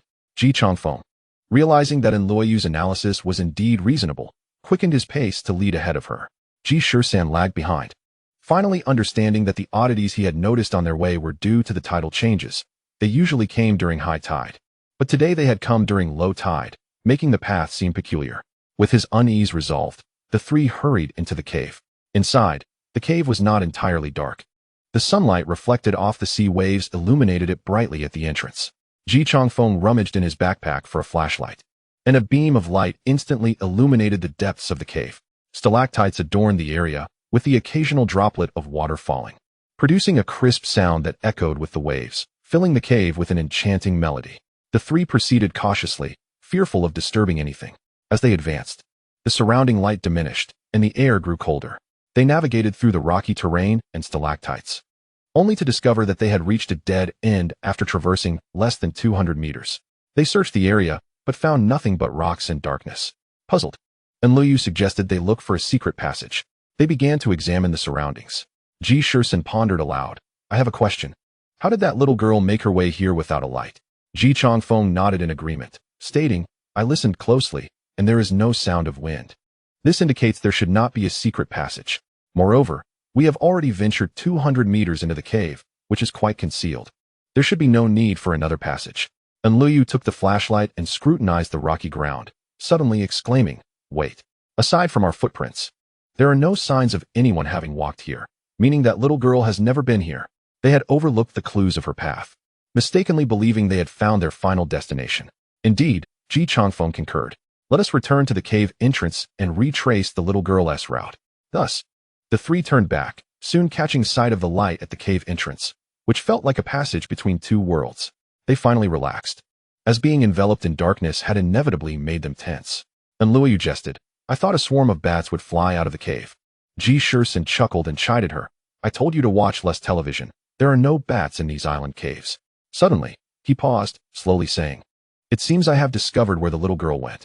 He pointed to a large opening less than 30 meters to the left of the cave entrance, positioned at an upward angle. This opening, about 10 meters high, had been completely overlooked by them as they entered the cave, as their attention had been focused ahead. Chapter 34. The tides. The three approached the stone wall beneath this opening, clearly seeing a zigzagging slope less than half a meter wide that extended to the upper opening. As they neared the large opening, the light remained relatively bright. They crouched to examine, and indeed, found 2 rows of dense footprints and marks of friction, suggesting that the little girl had ascended from this point. Ji Changfeng, leading the way, climbed up first, positioning himself protectively in front of Ji Shisan and Liu, wary of potential dangers lurking within the small cave. The small opening was only about 10 meters high, and he quickly ascended. Upon reaching the opening, he discovered an oil lamp, the kind used for simple illumination on small fishing boats, likely taken by the little girl from her father's vessel. After lighting the lamp, they found that this small cave was quite remarkable. Initially narrow, allowing only one person to pass, it gradually expanded until the three could walk side by side. The terrain dipped and then rose again, and after about 100 steps, they encountered a larger platform. The platform housed numerous skeletal remains, which, upon closer inspection, appeared to belong to various marine creatures. Beside the pile of bones was a low altar, upon which rested a handful of vibrant wild fruits, freshly brought by the little girl. At the farthest side was a small nest made of hay, not particularly small, as it could comfortably accommodate all 3 of them. The trio explored the cave, scrutinizing every detail. To their surprise, the cave's furnishings were exceedingly simple, revealing only traces of some creature having dwelled there. In one corner, Ji Shisan discovered a round piece. It was hard and jagged, reminiscent of something he had seen before. Just as he was about to examine it further, Liu gasped, capturing everyone's attention.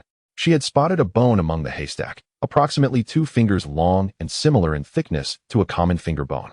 Such a bone typically would not have drawn her interest, as it could easily be mistaken for fish bones. But this particular bone was distinct. It was not mingled with the other remains, and instead, had been placed within the hay, indicating it was something different. And Luoyu's astonishment stemmed from her observation that unlike the other bones, which emitted a foul odor from prolonged exposure, this bone exuded a faint, fragrant aroma when brought close to her nose, which was the reason for her surprise. Ji Changfeng chuckled. Ah, fortune smiles upon us. This bone appears to be a rare musk bone, said to be the tail vertebra of a mythical beast. Legend has it that this creature sheds a segment of its tail each time it molts, and the aroma emanating from this bone is infused with the essence of the divine realm, possessing calming and tranquilizing properties. Ji Shisan also smiled. Then let us quickly stow it away. It may come in handy for Liu during her menopausal years. Shut up. And Liu shot Ji Shisan a glare. Yet she tucked the musk bone into her pocket. Ji Shisan remarked to Ji Changfeng, Old Ji, I never realized you had such an extensive knowledge of myths and legends. Do you perhaps yearn for the divine realm? Ji Changfeng replied with a grin. I once thought such tales were mere fables. However, since acquiring spiritual power, I have come to believe that perhaps the divine realm truly exists. Just because we cannot see it does not mean it is not there, right? Ji Shisan did not counter this notion. After all, who could truly know? He shrugged and resumed his search, this time with greater diligence, as if hoping to uncover another musk bone. After another half hour, the trio had found nothing further. Ji Changfeng glanced at his watch and exclaimed, Goodness, it's nearly 3 o'clock. Let us head out and find something to eat, and later we can discuss our plans for tomorrow. Thus, the 3 retraced their steps to the small cave entrance. Peering down, they discovered that the large cavern had been inundated with a considerable amount of seawater. They exchanged glances but did not linger. They hurriedly descended. Although they had heard of such cave systems before, it was their first encounter, and they surmised it was merely a case of rising tides. Upon reaching the ground, they found the tide had already reached their knees. As they rushed over the rocky terrain, they realized the stones, now slick from seawater, posed a greater risk of slipping. And Luoyu nearly fell. But Ji Changfeng and Ji Shisan steadied her, which caused their pace to slow. However, a more alarming situation unfolded. Before they could round the corner, the water had risen to nearly their thighs, prompting a sense of urgency among the 3 as they struggled to keep up with the swiftly rising tide. Ji Shisan cursed. Damn it, just yesterday at 2 or 3 o'clock, we were here gathering seafood. How can the water rise so quickly at this hour? Are we destined to meet the Dragon King? And Luoyu retorted, Close your ravenous mouth. The surging tide impeded their progress, and the ebb and flow of the waves further disrupted their balance. Finally reaching the corner, they leapt onto a slightly elevated stretch of mud, but by then, the water had already crested their knees. At the current rate of the tide, it seemed they would soon be swimming before they reached the earthen slope. Suddenly, a voice echoed from above the cliff. "Hey!" The trio looked up to see a fisherman, clad in a light gray jacket, waving at them. Recognizing they were seen, the fisherman gestured towards a cliff face. "This way, climb up." It took several calls before the three understood. There was a cliff about 40 to 50 meters high, dotted with numerous recesses. With no other options available, they dashed toward the cliff. The cliffside was not too steep, winding upwards in a serpentine fashion. Without time to ponder, they began their ascent. The hollows in the rock provided temporary footholds, with Ji Changfeng leading the way, searching for the sturdiest places to step, while Ji Shisan supported Liu from the rear, allowing her to conserve energy. The waves crashed violently behind them, threatening to engulf them at any moment. Yet they pressed on, determined to climb higher. Fortunately, the ascent was not vertical. They navigated the crevices of the cliff, with the fishermen directing them from above. After about 10 minutes, they finally reached a grassy slope, which, though somewhat steep, they managed to climb. Looking back at the rapidly rising tide, they realized they were now less than 20 meters from the cliff they had just scaled, and they felt an overwhelming sense of relief. Although their trousers were soaked and their limbs felt icy, they could finally catch their breath. At that moment, the fisherman who had guided them approached from another side of the hill. Observing the three sprawled on the grass, he remarked, "You city folks really have no regard for danger." Chapter 35. Old Ma the fisherman, in his 40s, bore the sun and sea winds marks upon his skin, which was deeply etched with lines. He wore a grayish-white jacket, frayed at the edges, suggesting it had been in service for many years. His skin was somewhat dark, yet his muscles were robust, clearly the result of years of hard labor. He led the trio back to the camp, where they discovered a carrying pole and 2 baskets beside the tent, covered with gray cloths, the contents of which remained a mystery. The fisherman introduced himself as Old Ma, a native of the island. Old Ma, how did you know we were down there?" "Just call me Old Ma. No need for the formalities," he replied, pulling a hand-rolled cigarette from his waistband and lighting it. This was customary among local fishermen, who could not afford city cigarettes and thus resorted to rolling their own. After a couple of puffs, Old Ma began recounting his story. Old Ma typically spent 3 to 5 days at sea, for only the deep waters yielded larger fish. However, his boat was small, and he had to choose his time wisely. After catching a boatload of fish, he would head to the town port to sell them for money and supplies before returning to his small island. This was the standard life of most island fishermen. Aside from being self-sufficient, they often traded for goods in nearby towns. This explained why Ji Changfeng and Ji Shisan had waited by the hut for so long without encountering Old Ma. Exchanging glances, Ji Changfeng and Ji Shisan recognized that Old Ma's unexpected visit provided a valuable opportunity to learn about the island's circumstances. Ji Changfeng extended an invitation for Old Ma to join them for dinner, to which he readily agreed.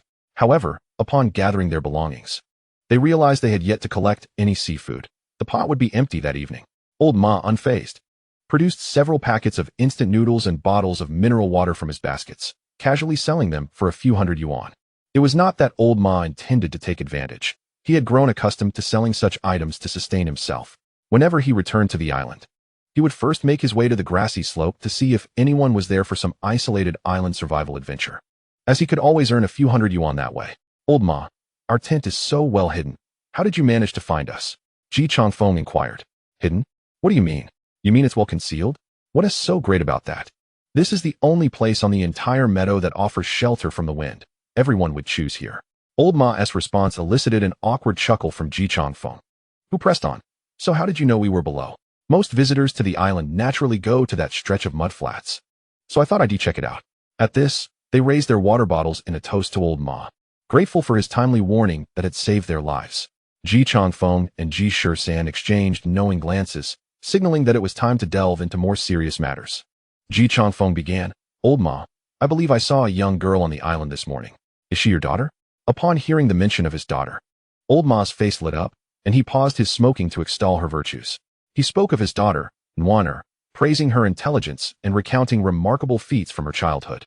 He lamented that if only they had the means for her to attend school in the city, she would have become an accomplished intellectual by now.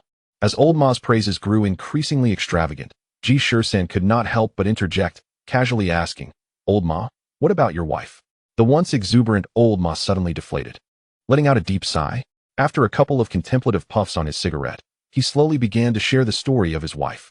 The island fishermen have resided on the island for generations, with their interactions with others limited to occasional trading at the nearby port. Old Ma is no different. His father and grandfather were also fishermen on the island. In his early years, life was relatively comfortable until a fierce typhoon struck, toppling their home and tragically claiming his mother's life. Old Ma's father raised him alone, but met a similar fate during a fishing expedition when he was swept away by a storm. Left as the sole survivor of his family, fate, however, smiled upon him due to his industrious nature. He frequently sold fish at the harbor, and thus, a fisherman from another island took notice of him and married off his daughter to Old Ma. After marriage, Old Ma flourished alongside his wife, managing their household and gradually amassing wealth. Within 3 years, they had upgraded to a concrete house, a luxury compared to the dwellings of other fishermen. Resilient enough to withstand typhoons. With their new home, they welcomed a child, and Old Ma became even more diligent, spending extended hours at sea. Although he earned a decent living, the ocean's bounty was unpredictable, governed by the whims of the Dragon King. So, while Old Ma's family was not impoverished, they were certainly not affluent. 3 months ago, Old Ma had finally saved enough to acquire a more powerful fishing vessel. Just as he was filled with ambition to catch more fish, his wife was diagnosed with fish scale disease. In desperation, Old Ma sought loans and even considered selling the newly purchased boat to fund her treatment, but his wife adamantly refused, knowing that the boat was vital for their survival. To spare their 10-year-old daughter from worry, she deceived the child, claiming she was going to the sea for treatment. Old Ma piloted the boat to the town's hospital, but his wife's condition was dire, and she passed away at sea. Following the traditions of his ancestors, he performed a sea burial for her, and she was laid to rest beneath the waves.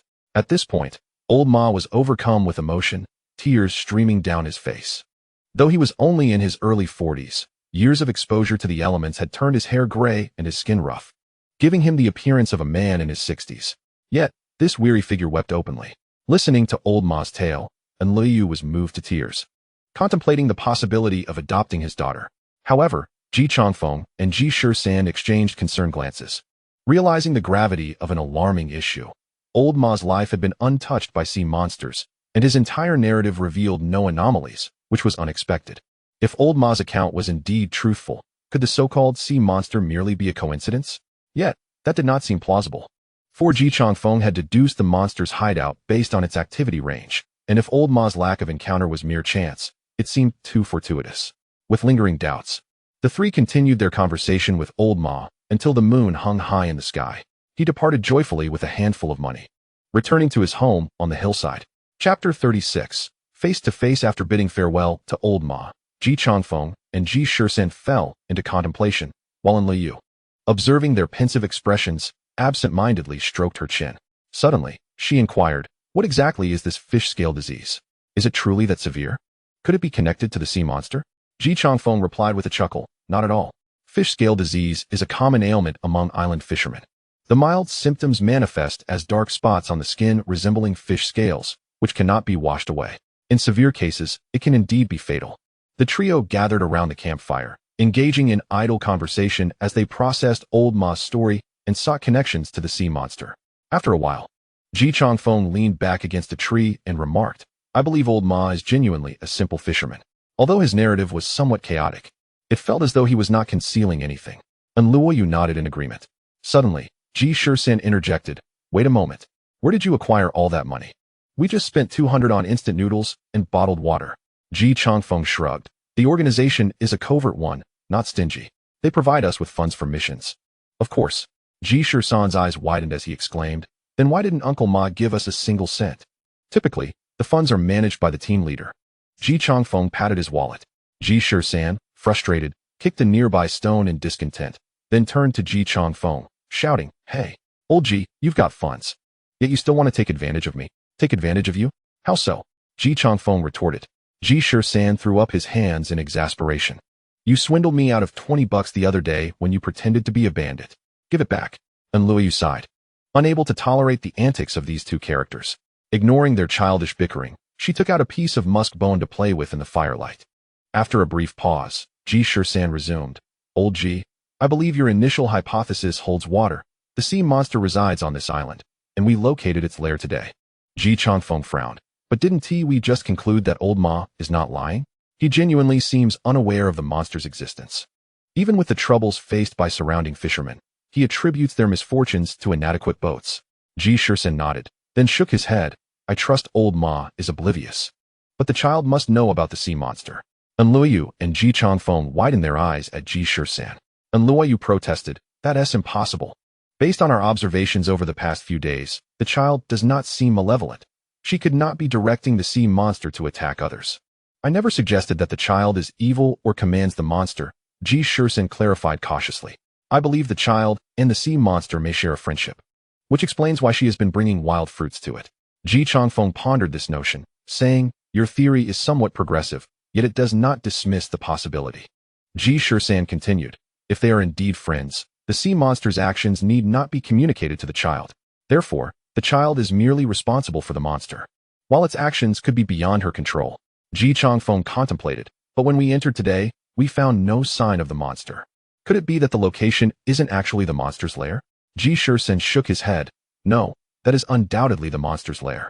The numerous bones found there are remnants of its meals. As he spoke, Ji Shisan produced a half-moon-shaped piece of keratin from his pocket, adding, initially, I didn't understand what this was, but now I believe it to be a scale from the monster. I found a similar piece in old Ma's drawer, likely gathered by the child from the cave. At this moment, Enluoyu interjected, then why haven't we encountered the sea monster? Is it possible that, like old Ma, it requires time to hunt at sea and only returns every few days? Ji Shisan paused, deep in thought, before suddenly brightening. No? Over the past few days, we have seen the child delivering wild fruits to the sea monster, but the fruits we found in the cave today were fresh, harvested that day. This means the previous day's fruits were consumed by the monster. Therefore, the sea monster must return daily. Ji Changfeng's eyes sparkled with realization. So, the sea monster, like us, hunts during the day and returns to rest at night. We can seek it out tonight for a conversation. Enluoyu abruptly asked, Old Ji, once we meet the sea monster, what are your plans?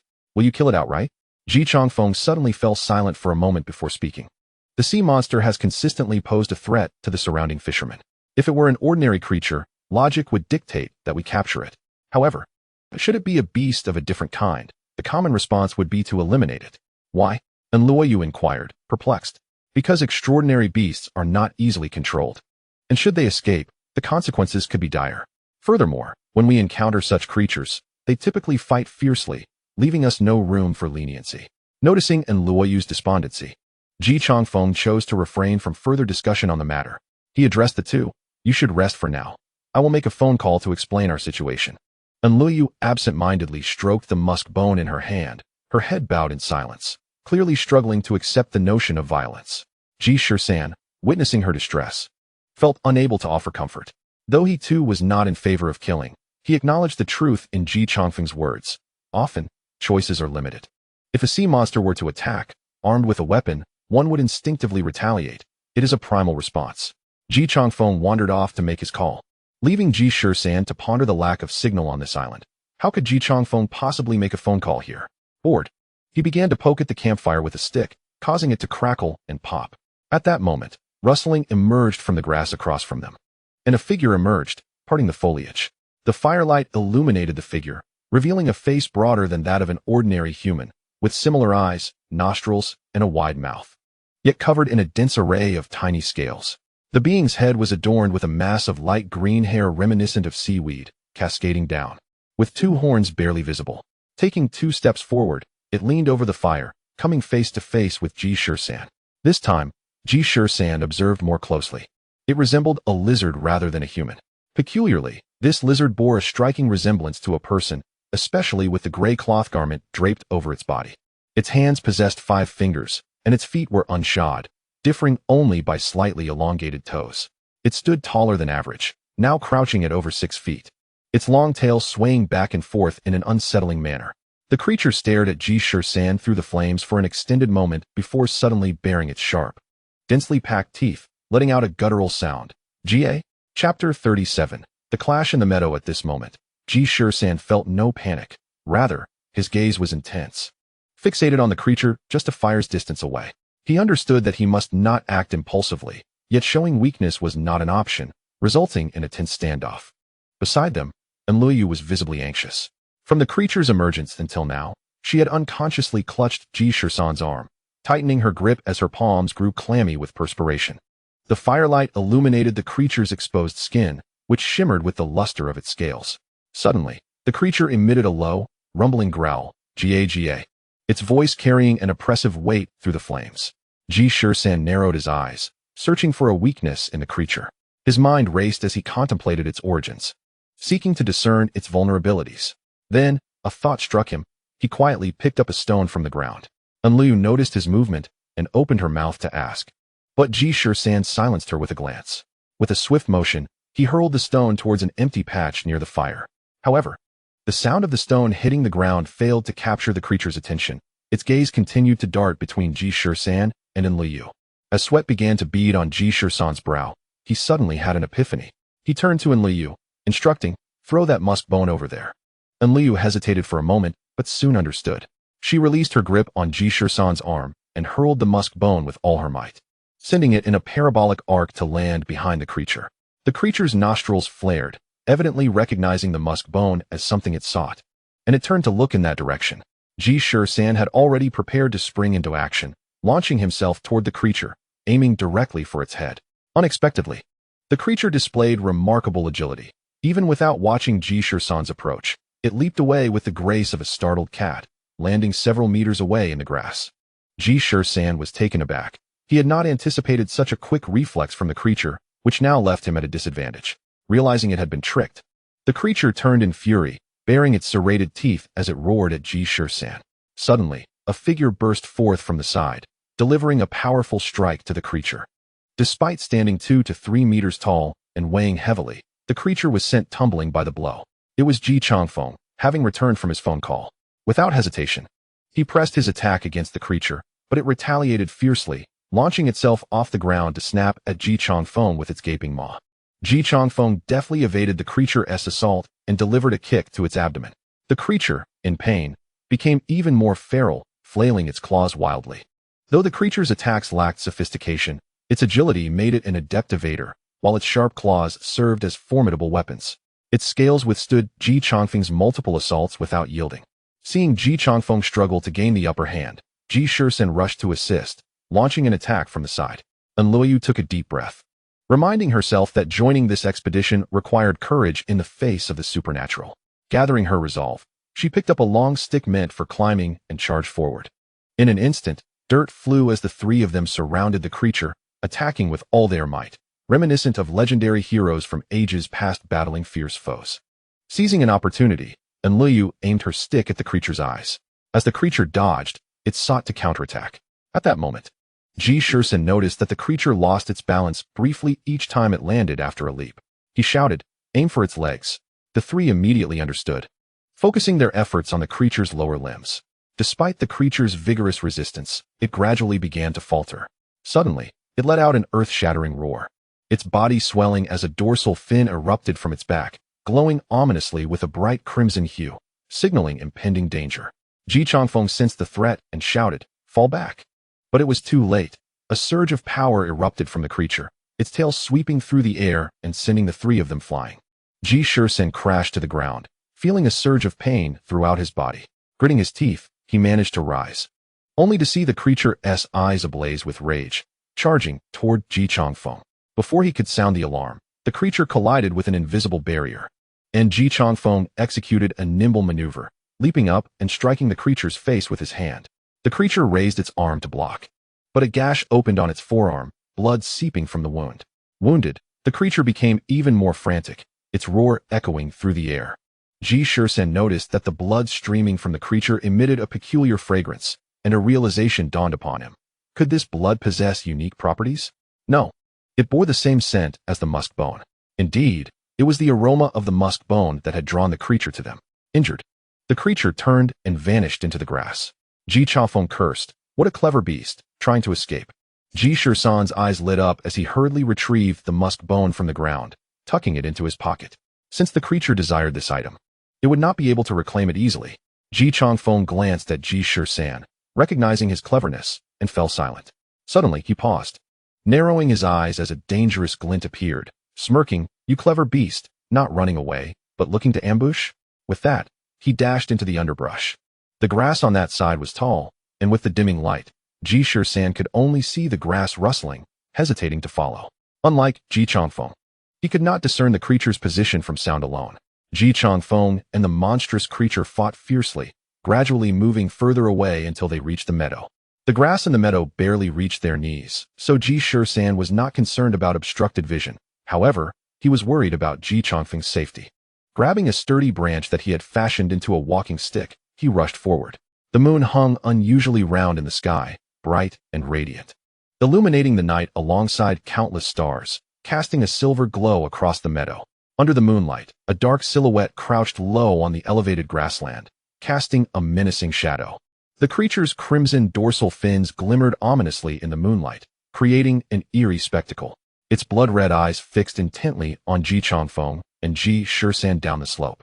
And suddenly it let out a deafening roar, charging downwards once more. At that moment, the creature's speed surged dramatically. With a swift turn, it was at Ji Changfeng's side. Its claws swept through the air, and Ji Changfeng dared not confront it directly, opting instead to evade and retreat under the relentless assault.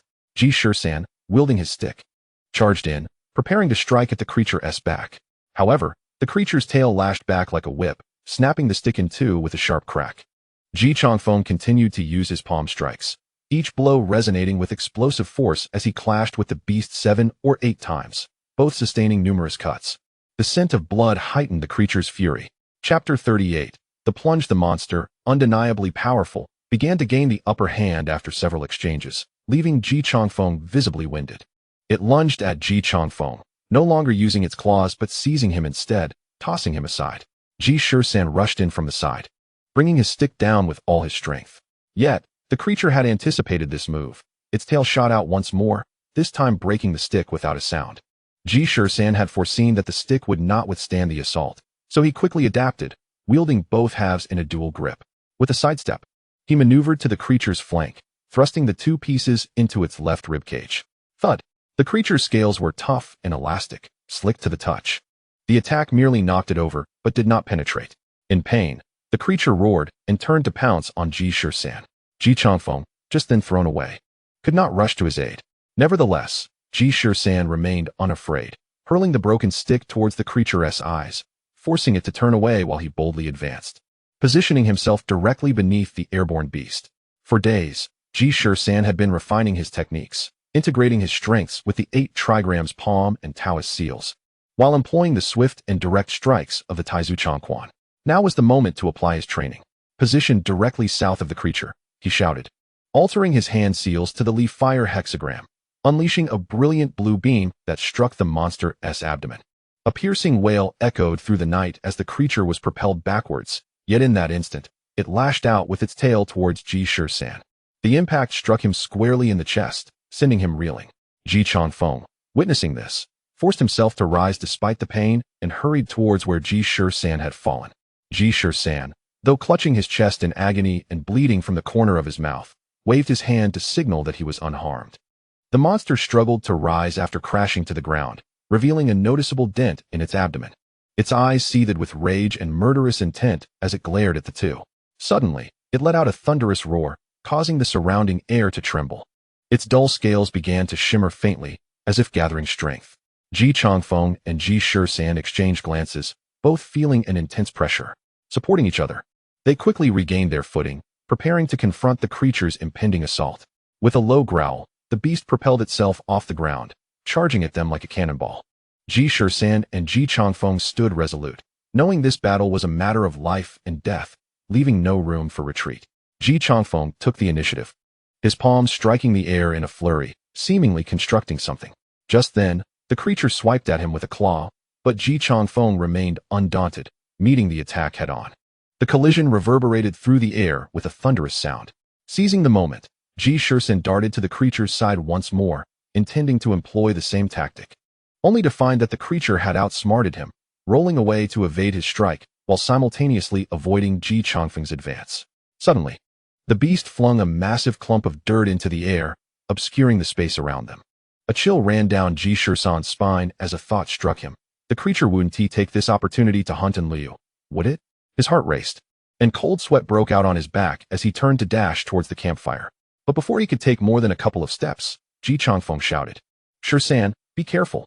Reacting instinctively, Ji Shisan stepped back, landing within the 8 trigrams formation, retreating towards the southwest koan position, then shifting to the Sun position, his hand seals transforming into the Sun wind as he prepared to strike. However, the creature merely feigned an attack, crouching low and waiting. As Ji Shisan focused on forming his hand seals, the creature suddenly lunged from the side, seizing Ji Shisan's right wrist with its claw. The creature's hand was much broader than a human's, its fingers agile. Ji Shisan felt as though an iron band had clamped down on his wrist, the pain causing his bones to creak, and the hand seals he had formed instantly dissipated. The creature raised its free hand to strike Ji Shisan, who quickly reacted by lowering his left shoulder and executing a powerful Iron Mountain lean against the monster's chest. Thud! The creature staggered back but did not release its grip, pulling Ji Shisan forward a couple of steps. Ji Shisan, with his gaze sharp, decided to go all in.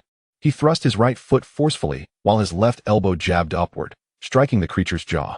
The monster, resembling a lizard with an elongated jaw, took the hit squarely, flipping backward with a loud crack. Prepared for an assault, Ji Shisan leaped onto the fallen creature, ready to unleash a flurry of blows.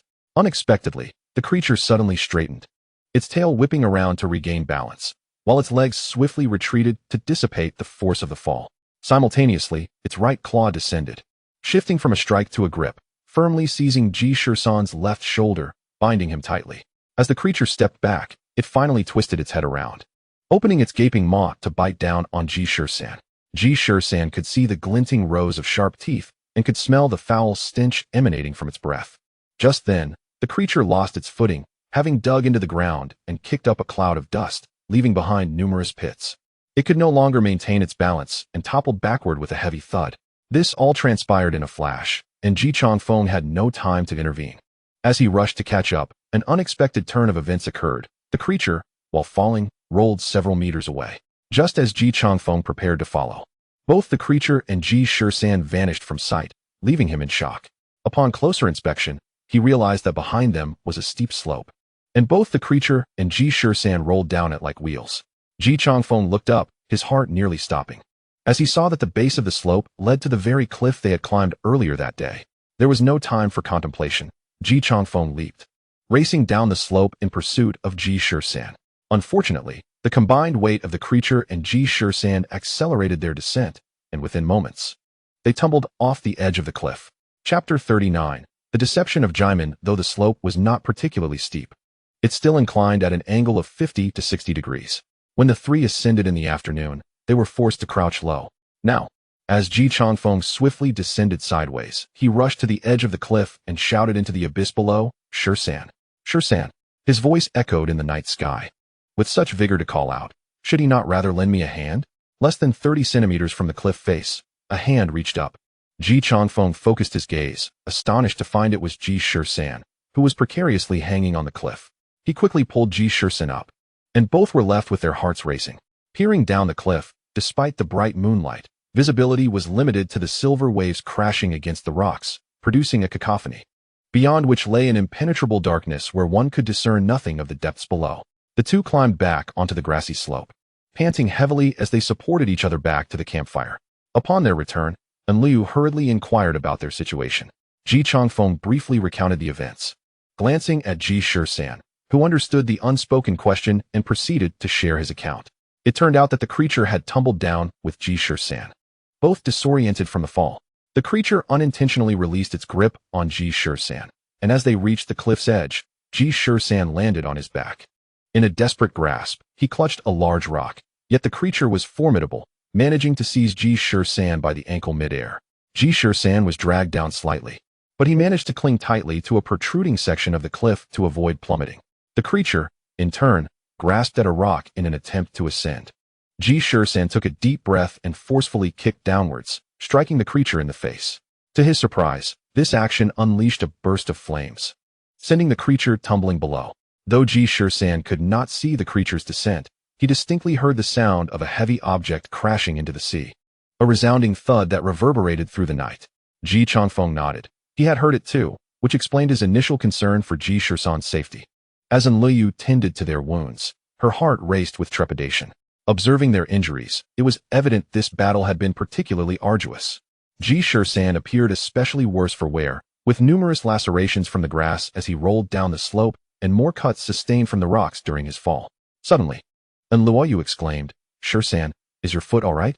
It was then Ji Changfeng noticed the gruesome state of Ji Shisan's right ankle. Ji Shisan shook his head, saying, "It should only be a superficial injury. I felt it on the way back, and I can still walk normally."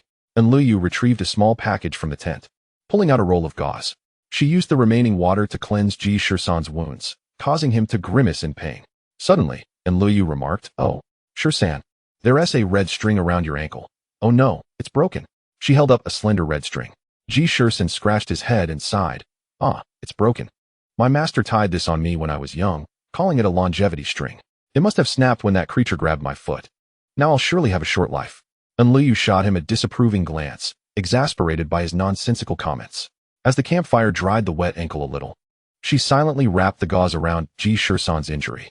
Holding the red string, Ji Shisan pondered deeply.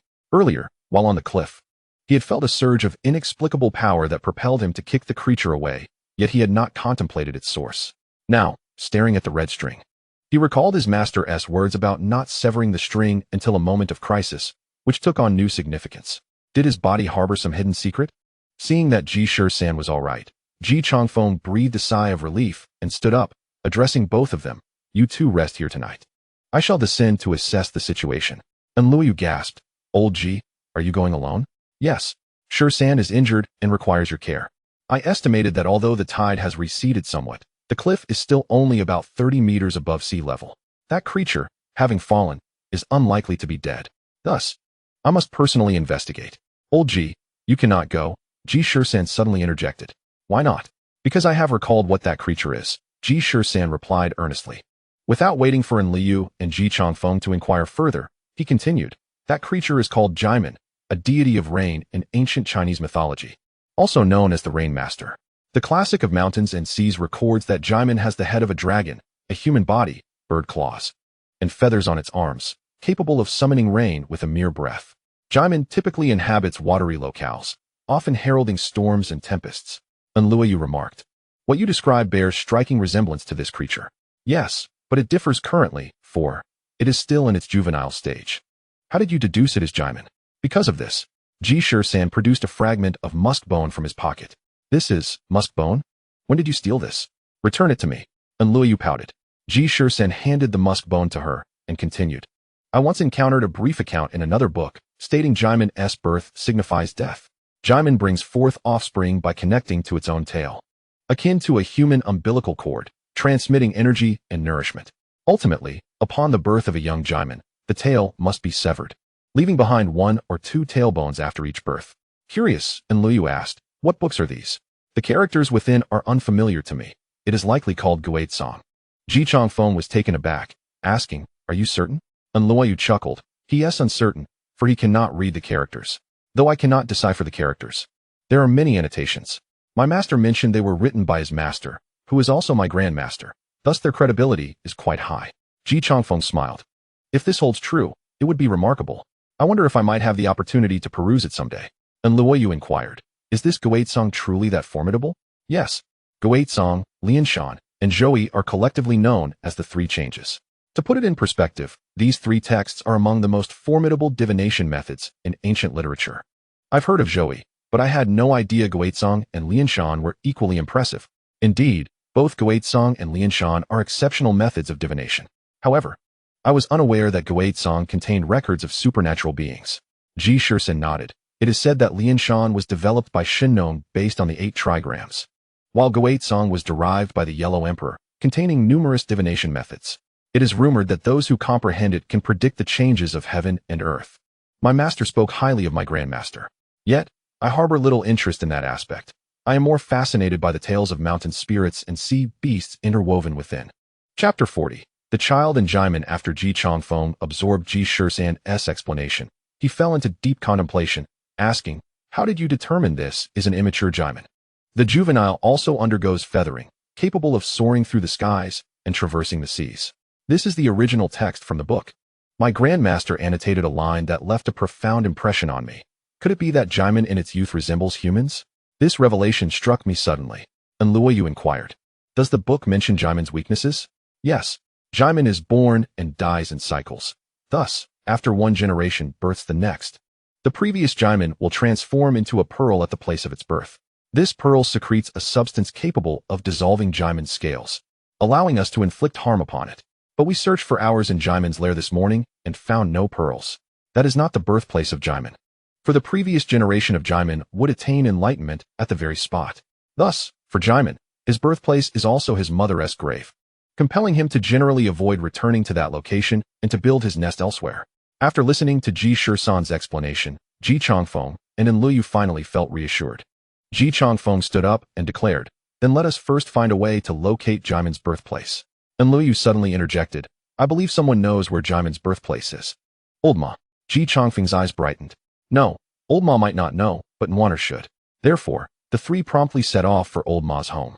Upon their arrival at Old Ma's house, it was just past 8 in the evening, yet the place was shrouded in darkness, seemingly already asleep. Ji Changfeng knocked on the door, and soon a candle flickered to life inside. Old Ma, donning a coat, opened the door and appeared somewhat surprised to see the three. Upon noticing Ji Shisan's injuries, he presumed the young man had been reckless and hurt himself, hastily inviting them inside while he rummaged for a medical kit beneath the bed. Nwaner poked her head out from within, curiously observing the three. In truth, they had long been acquainted with this porcelain doll-like child, yet she had never met them before. Ji Changfeng exchanged a glance with Enluyu, who smiled and greeted Nwaner, pulling out a shell she had found to amuse her. But Nwaner merely pressed her lips together in silence. Old Ma quickly administered medicine to Ji Shisan and frowned upon seeing Enluyu persistently trying to entertain Nwaner. Sensing the awkwardness in the air, Ji Changfeng chuckled. "Old Ma, is Nwaner unable to speak?" Old Ma withdrew the medical kit, eyeing the three with suspicion. "Nwaner can speak. She simply does not wish to converse with you. You three are here at this late hour for something else, aren't you?" Suddenly, Nwaner piped up. "They are bad people." The three were taken aback, bewildered by the unexpected accusation. Old Ma was momentarily stunned as well. His daughter's sudden outburst left him at a loss, caught between believing her and questioning the reason. Nwaner wrinkled her adorable little nose, sniffed, and pondered for a moment before pointing at the three and declaring, "You are bad people. You steal things." Ji Changfeng blinked, momentarily unsure how to respond. Ji Shisan's mind raced, and suddenly a light bulb went off in his head. He understood why Nwaner labeled them as bad people. She believed they had stolen something from her friend. Yes, it was that. Ji Shisan pulled out a piece of musk bone from his pocket and slammed it onto the nearby table, suddenly glaring with wide eyes. "I knew it. You are accomplices of the monster." "Accomplices of what monster?" Old Ma was utterly bewildered. "We are maritime patrol officers," Ji Shisan continued, "and we received reports of a monster recently attacking ships and even consuming people. Speak. Do you know anything about this monster?" Old Ma was momentarily taken aback by Ji Shisan's furious outburst, but Nwaner's little face suddenly turned pale with fear. Old Ma, now irate, retorted, "What are you talking about? What monster? I have heard of a few fishing boats capsizing, but what does that have to do with monsters? We know nothing of any monster." Ji Shisan sneered. "Oh, you don't know? But your daughter does." Old Ma turned in astonishment, only to see his daughter covering her mouth in terror, seemingly confirming that Nwaner indeed knew about this so-called monster. Realizing something, Old Ma shouted at Nwaner, "What monster have you been in contact with? Is it the Dragon King?" Nwaner remained silent, covering her mouth, her eyes brimming with tears. Seeing the escalating tension, Enluyu interjected, "Let us not frighten her. Nwaner is still a child and doesn't grasp the monster's menace, plus the monster has not harmed her." Then, turning to Nwaner, she comforted, "Nwaner, dear, do not be afraid. The sister is only worried that the monster might hurt you. I do not mean to blame you." Suddenly, Nwaner exclaimed passionately, "The doll doesn't eat people. He wouldn't hurt anyone. He is very gentle." This left everyone speechless. Old Ma reacted the quickest, moving to slap Nwaner, but just as his hand was raised, Ji Changfeng caught his wrist, causing Nwaner to burst into tears. Enluyu hurriedly embraced Nwaner, offering her comfort while signaling Ji Shisan and Ji Changfeng to step outside with Old Ma. Outside, Old Ma remained silent, pulling out his pipe and squatting at the slope. Puffing away, Ji Changfeng sat beside him, sharing the smoke in companionable silence. After finishing a cigarette, Old Ma finally spoke, "You are not maritime patrol officers." "No," came the reply. "Then who are you?" "From a foreign land, specifically dealing with monsters." "Can you kill that monster?" "Yes. Sometimes, conversations between men are straightforward." Old Ma rose and addressed Ji Shisan and Ji Changfeng. "I know where that monster is located. Down the slope, around the bend. There is a cave right by the tidal flats you came from today." "We have already been there," Ji Shisan replied. Old Ma paused, realizing that the three must have visited the cave and retreated due to the rising tide. After smoking a couple more puffs, he said, at 4 o'clock. The tide will begin to recede. We will take you there. Ji Changfeng inquired. Old Ma, you must have known all along, right? Old Ma shook his head. I've never seen it. I just discovered that cave one day. Later, when I saw Nwaner playing with a piece of the Dragon King's scale, I pieced it together. Do you know where the monster, oh, the Dragon King, was born? Old Ma shook his head. The three fell into silence for a moment. Just as Ji Changfeng was about to light another cigarette, Jiuli emerged from the house and approached them, saying, Nwaner mentioned that she discovered the doll in a hollow in the mountains behind her mother's home when she was very small. At that time, the doll was only the size of her palm, and Nwaner would bring it food. Later, as she grew up, she moved here with Old Ma. Chapter 41. The arrival of the rain god. Upon hearing Nwaner's words, Old Ma recalled carefully and nodded. The mother's hometown indeed has a hollow in the mountains. Nwaner spent some time there when she was smaller, for about 4 years. Ji Changfeng nodded, stating, then let us split into 2 groups. Shisan and Old Ma will go to Nwaner's mother's hometown to search for the pearl, while I will find a way to subdue that Jaimin. Ji Shisan replied, Old Ji, you are overestimating yourself. What do you mean? That Jaimin may not appear during the day, but would you dare venture into the water at night, when the tide rises to seek out your adversary? Ji Changfeng paused, a bitter smile crossing his face as he shook his head. He too had grown up by the sea, understanding that a fish in water is quite different from one on land. Many fishermen knew that while fish on land might flop about, a 6 or 7 pound fish could easily snap a fishing line and drag the fisherman off the shore. Therefore, to subdue that nearly 3-meter tall, several 100-pound Jaimin, one could only do so from the shore. Ji Changfeng asked, what do you mean then? Let us go together. Old Ma, don't you have a boat? Take us to Nwaner's mother's hometown. Old Ma hesitated for a moment before suddenly asking you will definitely kill that Dragon King, right? Ji Changfeng and Ji Shisan exchanged a glance, somewhat surprised, yet they nodded. Old Ma finally grew resolute, stating, then let us depart now. With that, he returned to the house to gather some tools, and emerged carrying Nwaner. Ji Changfeng observed Old Ma holding Nwaner and frowned, saying, Old Ma, perhaps Nwaner doesn't need to go. I can have our young lady accompany her. However, Ji Shisan shook his head, let us take her along. Jiuli will also come on the boat to take care of Nwaner. Ji Changfeng looked confused, yet Old Ma insisted, Nwaner must stay with me. Saying this, he held Nwaner close and led the way to the dock. Ji Shisan noticed that Ji Changfeng was frowning deeply. He patted his shoulder and said, Old Ji, if both of us are gone and Ji Ming comes looking for Nwaner, Luo, you will undoubtedly be unable to handle him. Even if the 2 of us join forces, victory is not guaranteed. Ji Changfeng pondered for a moment and agreed with this reasoning. The 3 of them followed the old horse's pace to the dock. The old horse's boat was indeed far superior to ordinary fishing vessels, clad in iron plating that exuded an air of robustness. The ship was spacious, measuring at least 20 meters in length, ample enough to accommodate the 4 of them along with some essential equipment. The old horse skillfully untied the ropes, and they boarded the vessel in turn. He turned the key, and the ship began to sputter and emit smoke as it steadily departed from the dock, making its way towards Nwaner's mother's hometown. The old horse remained silent, commanding the ship from the cockpit, while Jiuli sat in the cabin, cradling Nwaner, and both soon fell asleep. Ji Shisan stood at the bow, lost in thought about his own matters. In his hand, he held a thin red string, which his master had tied around his wrist when he was a child. He vaguely recalled that his master had said it was a longevity string, meant to ensure he lived a long life. Now, it seemed there was more to it, for when Ji Ming had snapped the red string from his foot, he had distinctly felt a surge of spiritual power, enabling him to kick Ji Ming off the cliff with ease. Standing at the ship's bow, he felt the sea breeze and the dense spiritual energy surrounding him, furrowing his brow. Since the severing of the red string, he had experienced a noticeable shift in spiritual energy. Previously, absorbing spiritual energy and releasing seals felt akin to having a cold and struggling to breathe, marked by obstruction and sluggishness, with the transformed spiritual power being notably weak. However, after the string was cut, it was as if his senses had cleared instantly. Even without actively channeling Taoist techniques, the surrounding spiritual energy surged into his body unbidden, coursing through him until it threatened to burst forth from his palms. Noticing Ji Shisan standing at the bow in a daze for quite some time, Ji Changfeng approached and stood beside him, both feeling somewhat oppressive in the salty sea air. Ji Changfeng clapped Ji Shisan on the back and remarked, I never imagined you possessed such a wealth of knowledge about spirits and monsters. Almost like a walking encyclopedia of the supernatural. Ji Shisan chuckled, I grew up in the mountains with my master, and back then, there were no mobile phones or the internet. Each day was spent either meditating and practicing or listening to my master recite numerous Taoist scriptures. However, my master often traveled far and wide, leaving me uncertain of his return.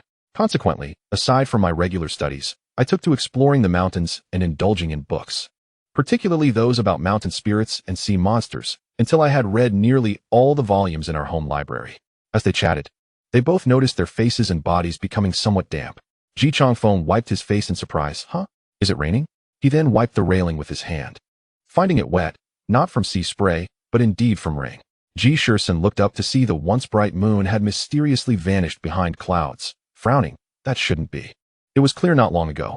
Wait, old Ji, have you noticed that the sea seems to be choppy? The waves appear to be rising. Ji Changfeng sensed it too, saying, I'll ask the old horse.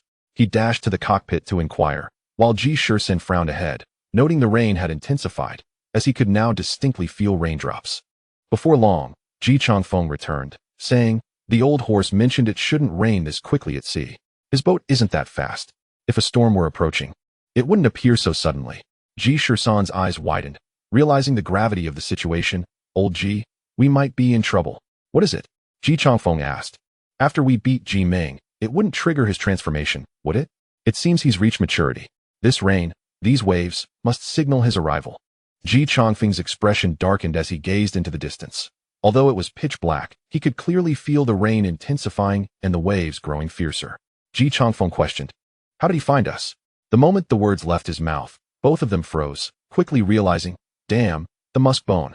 Ji Changfeng rushed to the bow, suddenly closing his eyes and gripping the ship's iron railing. Ji Shisan felt the vessel tremble. From his proximity, he clearly saw the earring on Ji Changfeng's earlobe flicker with blue light, growing increasingly bright. All this time, Ji Shisan believed Ji Changfeng's power was tied to the wind, enabling him to hear sounds carried by the breeze. Yet, he had never discerned what Ji Changfeng's spiritual artifact was until now. When he finally understood that Ji Changfeng's abilities were rooted in sound waves, or rather, vibration waves. By harnessing sound waves, he could naturally listen to nearby sounds and movements. And with the power of vibration waves, he could create a protective barrier. Chapter 42. The fury of the storm. Ji Shisan had always thought Ji Changfeng's abilities were somewhat lacking, not as explosive as Gaudian's, who could unleash lightning and thunder in a spectacular display. In truth, wind, rain, and thunder were merely coincidental names forming a combination. Each person's abilities were not necessarily related to this ensemble. For instance, when he had observed Xiyu, his abilities were more aligned with the white threads rather than rain itself. However, one thing was certain. The power of wind, rain, and thunder should not be underestimated. Gaudian was undeniably strong in battle, but Ji Changfeng was no weaker, for sound waves could propagate through other mediums. At this moment, as Ji Changfeng gripped the iron railing, the entire ship became his weapon. Regaining his composure, Ji Shisan hurried to the cabin, greeting the still drowsy Liu, urging her to take care of Nyener. He then dashed to the cockpit, advising the old horse to remain calm, before seizing a harpoon from the ship and returning to the bow. The wind and rain grew increasingly fierce, and it was in this moment that Ji Changfeng and Ji Shisan truly felt the might of the ocean storm. Raindrops merged into sheets, relentlessly pounding the deck, while the waves seemed to possess a will of their own, rising in monstrous swells as if seeking to engulf the small vessel. Yet, Ji Changfeng's gaze remained resolute as he wielded his sound waves, fighting alongside Ji Shisan, both determined to safeguard the boat and its occupants through this crisis. Suddenly, Ji Changfeng intoned gravely, it's coming. Ji Shisan promptly activated the ship's spotlight, a rudimentary device illuminating only a distance of 40 or 50 meters. In the tempest, the dim yellow light cast a wide swathe of black water, revealing a brilliant blue-violet hue. At that moment, a crimson glow sliced through the blue-violet waters, vanishing in an instant beyond the reach of the spotlight. Just as Ji Changfeng had predicted, Ji Ming had arrived. To the right front, following Ji Changfeng's cue, Ji Shisan adjusted the spotlight to illuminate the indicated area, revealing a distinct red dorsal fin glimmering ominously not far from the vessel.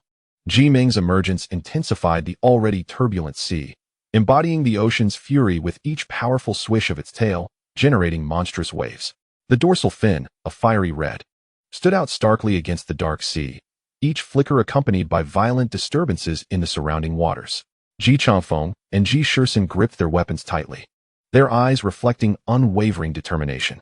They understood that in the face of such a maritime overlord, Any retreat would spell failure and death. Ji Ming accelerated towards the small boat with astonishing speed, as though tearing through space, conjuring fierce winds that scattered the rain into mist, tearing the sea apart.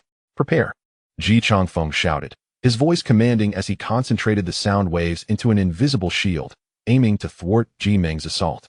However, the power of Jimeng was beyond imagination. It leapt suddenly, its massive form almost breaking the surface of the water, crashing down upon the area where the small boat was situated with the force of an avalanche. In that moment, it seemed as if the entire sea had been detonated, colossal waves rising, with the small vessel resembling a solitary leaf, teetering on the brink of destruction. The tumultuous waves stirred by Jimeng stripped the surroundings of their original colors and shapes, leaving only an endless chaos and ruin.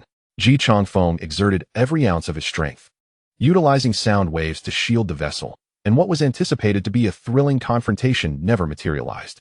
Jimeng roamed the sea with reckless abandon, leaving the ship utterly defenseless, their figures flickering in the tempest, as if to be swallowed by the wrathful ocean at any moment. After only a few charges, Jimeng nearly upended the ship. Ji Shisan could barely cling to the railing, struggling to avoid being thrown to the bow by the surging waves, while Old Ma found his efforts at the helm futile. Only Ji Changfeng, with his sound wave abilities acting as radar, could effortlessly detect the direction of Jimeng's assaults and prepare defenses in advance, which was the reason the ship remained intact after several rounds of impact. Old Ji, this won't do. The ship can withstand it, but we cannot, even if we endure. Luo Yu and the others won't hold out, Ji Changfeng said urgently. Everyone had underestimated Jimeng's might at sea. Gritting his teeth, he declared, since that creature is serious, we must not hold back either. We must employ every tactic available. Prepare the fishing net. I intend to catch it. Upon hearing this, Ji Shisan's eyes lit up, and he immediately turned to find the fishing net. Amidst the storm, the boat swayed, and Ji Shisan spotted the net hanging over the side, but soon realized a problem. He shouted to Ji Changfeng, Old Ji, this thing is too large. I can't manage it. Just as both were growing anxious, a figure stumbled toward them, shouting, I'll do it. It was Old Ma. With practiced ease, he quickly untied the ropes binding the fishing net, and, alongside Ji Shisan, began to unfurl it.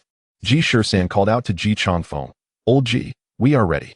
Ji Changfeng gripped the iron railing tightly, staring into the oncoming storm, as still as a statue. The boat rocked with the waves, and everything around seemed to fall silent. The dim light inside the cabin cast a glow on Old Ma's face, and Ji Shisan noticed the determination in Old Ma's fearful eyes. He suddenly found himself puzzled as to why Old Ma would join them in this endeavor. But there was no time for contemplation, as the waves grew fiercer, and Jimeng's form was now mere moments away. Ji Changfeng suddenly barked, release. The large net, intended for gradual deployment, was now transformed into a means of capturing the monstrous creature. Fortunately, despite its weight, both men strained to unfurl it. With Ji Changfeng's command, Old Ma and Ji Shisan combined their efforts to hurl the vast fishing net toward Jimeng. The net opened midair, resembling a colossal maw, diving toward the shimmering red surface of the sea. The net was cumbersome, yet remarkably strong, designed for capturing ocean fish. As it fell, it plunged into the water with a resounding splash, enveloping Jimeng unexpectedly. The creature, taken by surprise, found itself entangled, unable to easily shred the net with its claws and sharp teeth. The ropes tied to the net were swiftly pulled taut, prompting Old Ma to exclaim, not good. He reached to grasp the ropes, aware that if they were yanked too forcefully, the entire ship could be dragged away by Jimeng. A disaster that could lead to capsizing and the crew being pulled into the depths of the sea. Chapter 43. Thunder. The ropes contracted rapidly, and Old Ma reached for them, but Ji Shisan, quick to act, grabbed Old Ma's arm and asserted, let me handle it. Channeling his spiritual energy, he swiftly formed a seal and transformed his hand into a blade, cutting through the thick ropes with precision. It was no jest. If Old Ma had attempted to grasp the ropes, he could have been injured, or worse, dragged into the sea by Jimeng. At this moment, Jimeng collided with the fishing net. The net expanded in the water, akin to a vast mouth, capturing Jimeng's enormous body with a sudden embrace. Though the net appeared ordinary, it was incredibly resilient. Once ensnared, it functioned like a quagmire, making escape nearly impossible. Jimeng roared in fury, its body thrumming with agitation, attempting to use brute force to tear apart the binding net. However, the net seemed almost alive, tightening with each of Jimeng's struggles, securing its hold. Jimeng had not anticipated that the net would become increasingly binding. Even the tyrant of the sea found its limbs restrained, unable to maneuver. and it began to sink rapidly into the depths. Ji Shisan, witnessing this, felt a wave of relief. The net had indeed proven effective. The tumultuous waters calmed noticeably, and even the raindrops from the sky seemed to lessen. Ji Changfeng sensed Jiming's swift descent and called out to Old Ma. Old Ma? Take the opportunity to steer the ship. Old Ma snapped back to reality and hurried to control the vessel, following the usual route. It typically took him about 6 hours to reach his wife's hometown, but they were only halfway there. Consulting the compass, Old Ma wished fervently for the ship to sprout wings and fly to their destination. The rain diminished, and the waves subsided considerably. Ji Changfeng and Ji Shisan exhaled, exchanging glances filled with unease rather than relief. They both shared a wry smile, acutely aware of how far humanity fell short against such a marine overlord. The ship, now at full throttle under Old Ma's command, continued onward, while Ji Changfeng remained steadfast, gripping the railing. After more than half an hour, Ji Shisan sensed the winds and rains intensifying once more. Cursing under his breath, he rushed to the side of the boat, locking eyes with Ji Changfeng. This time, no smiles were exchanged. They understood evasion was futile, and they would have to confront the beast with all their strength. Without needing a prompt from Ji Changfeng, Ji Shisan spotted Jiming, which approached without hesitation, leaping like a dolphin, maintaining a level trajectory just 30 meters from the ship. It seemed to regard the fishing net with some trepidation. While it could not inflict direct harm, its entanglement would hinder its movements, revealing its awareness of the net's troublesome nature. Old Ma's fishing vessel was inherently slow, and with the waves surging, Jiming easily pursued them. After a brief probing, Jiming surmised that the ship likely had no more nets left, and it began to close in. Ji Shisan realized that every second counted. As long as they could buy some time, they would inch closer to their destination. He grabbed a length of rope from the ship and shouted at Jiming, "Jiming, if you dare, come at me. If you're not afraid of getting caught, then come." Jiming truly feared the rope-like object, retreating slightly from the ship. After a tense standoff, Jiming suddenly surged forward, turning sharply to collide with the vessel. Ji Shisan had just finished tying a knot, forming a loop, and upon seeing Jiming charge, he grit his teeth and hurled the rope at the creature. To his dismay, Jiming feigned the attack, executing a roll in the water and coming to an abrupt stop. The rope loop fell short by about 10 meters, splashing harmlessly into the sea without even stirring a ripple. Damn! Ji Shisan cursed Jiming's cunning, only to be met with a wave Jiming kicked up, splashing him in the face. Now devoid of even the means to intimidate Jiming, the creature charged again without hesitation. The ship shook violently, the deck groaning under the strain as if it might splinter at any moment. Old Ma exerted all his strength to steady the helm, beads of sweat forming on his brow, while the crew clung desperately to anything secure to prevent being thrown into the sea. Jiming's assaults grew increasingly fierce, each impact sending chills of terror through them all. Ji Changfeng gritted his teeth and released his spiritual energy, managing only to barely protect the ship from disintegration. The sound waves emitted from the vessel inflicted minimal damage on Jiming, failing to impede his movements. The more perilous the situation became, the calmer Ji Shisan grew. Suddenly, he sensed that although he was amidst the tempest, his mind was exceptionally clear. An epiphany struck him. He tied a rope from the side of the ship around himself, positioned his feet in the bagua stance, took 2 steps to the north, and with a clap of his palms, the water surged violently towards Jiming. The waves posed no threat to the sea tyrant. Jiming crashed through them, soaring into the air. However, Ji Shisan awaited this moment, having cleared the surrounding seawater to reveal Jiming's form. With a swift retreat of his left foot and a lateral movement of his right, he transitioned from the northern position to the eastern, where the thunderous energy resided. At that instant, Ji Shisan formed a hand seal with his left hand against his right arm, extending it forward as the Taoist secret technique, the thunder palm, took shape in an instant. A thunderbolt, as thick as an arm, sliced through the sky, striking Jiming. In the blink of an eye, Jiming's massive figure was enveloped in lightning, causing the seawater to boil and emit sizzling sounds.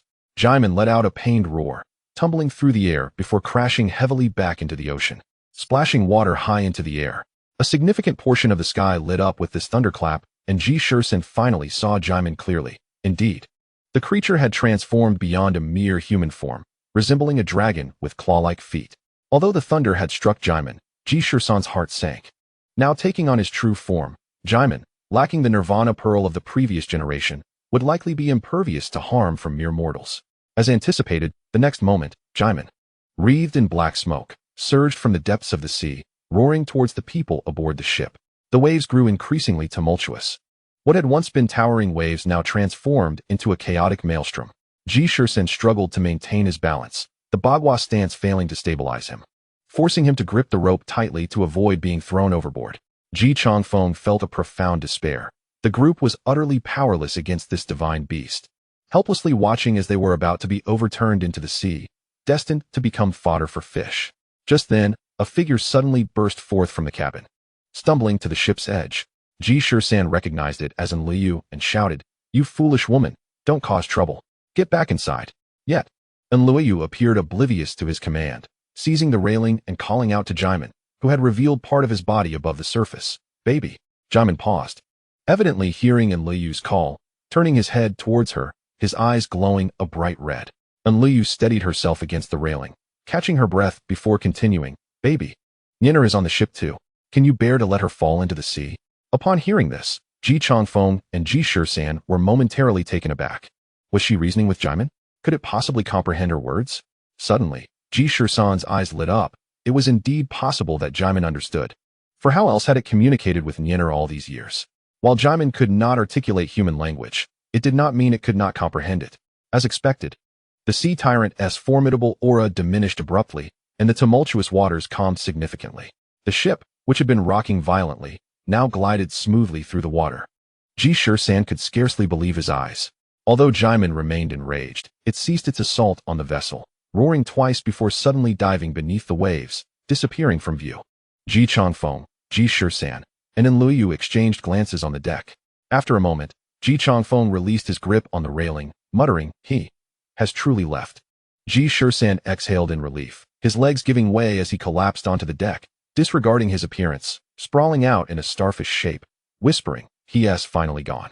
While Ji Changfeng did not appear as disheveled as Ji Shisan, he too was immensely fatigued, leaning against the bow of the ship, pulling out a cigarette only to find it soaked from the earlier tumult, unable to spark even a flicker, leaving him to dejectedly hold it while gazing skyward. According to the original schedule, Old Ma's ship should have arrived at their destination around 4 in the morning, but after the disturbance caused by Jimin, it had taken them over 3 hours to reach the small island. As dawn broke, the mist enveloped the island, which remained steeped in tranquility.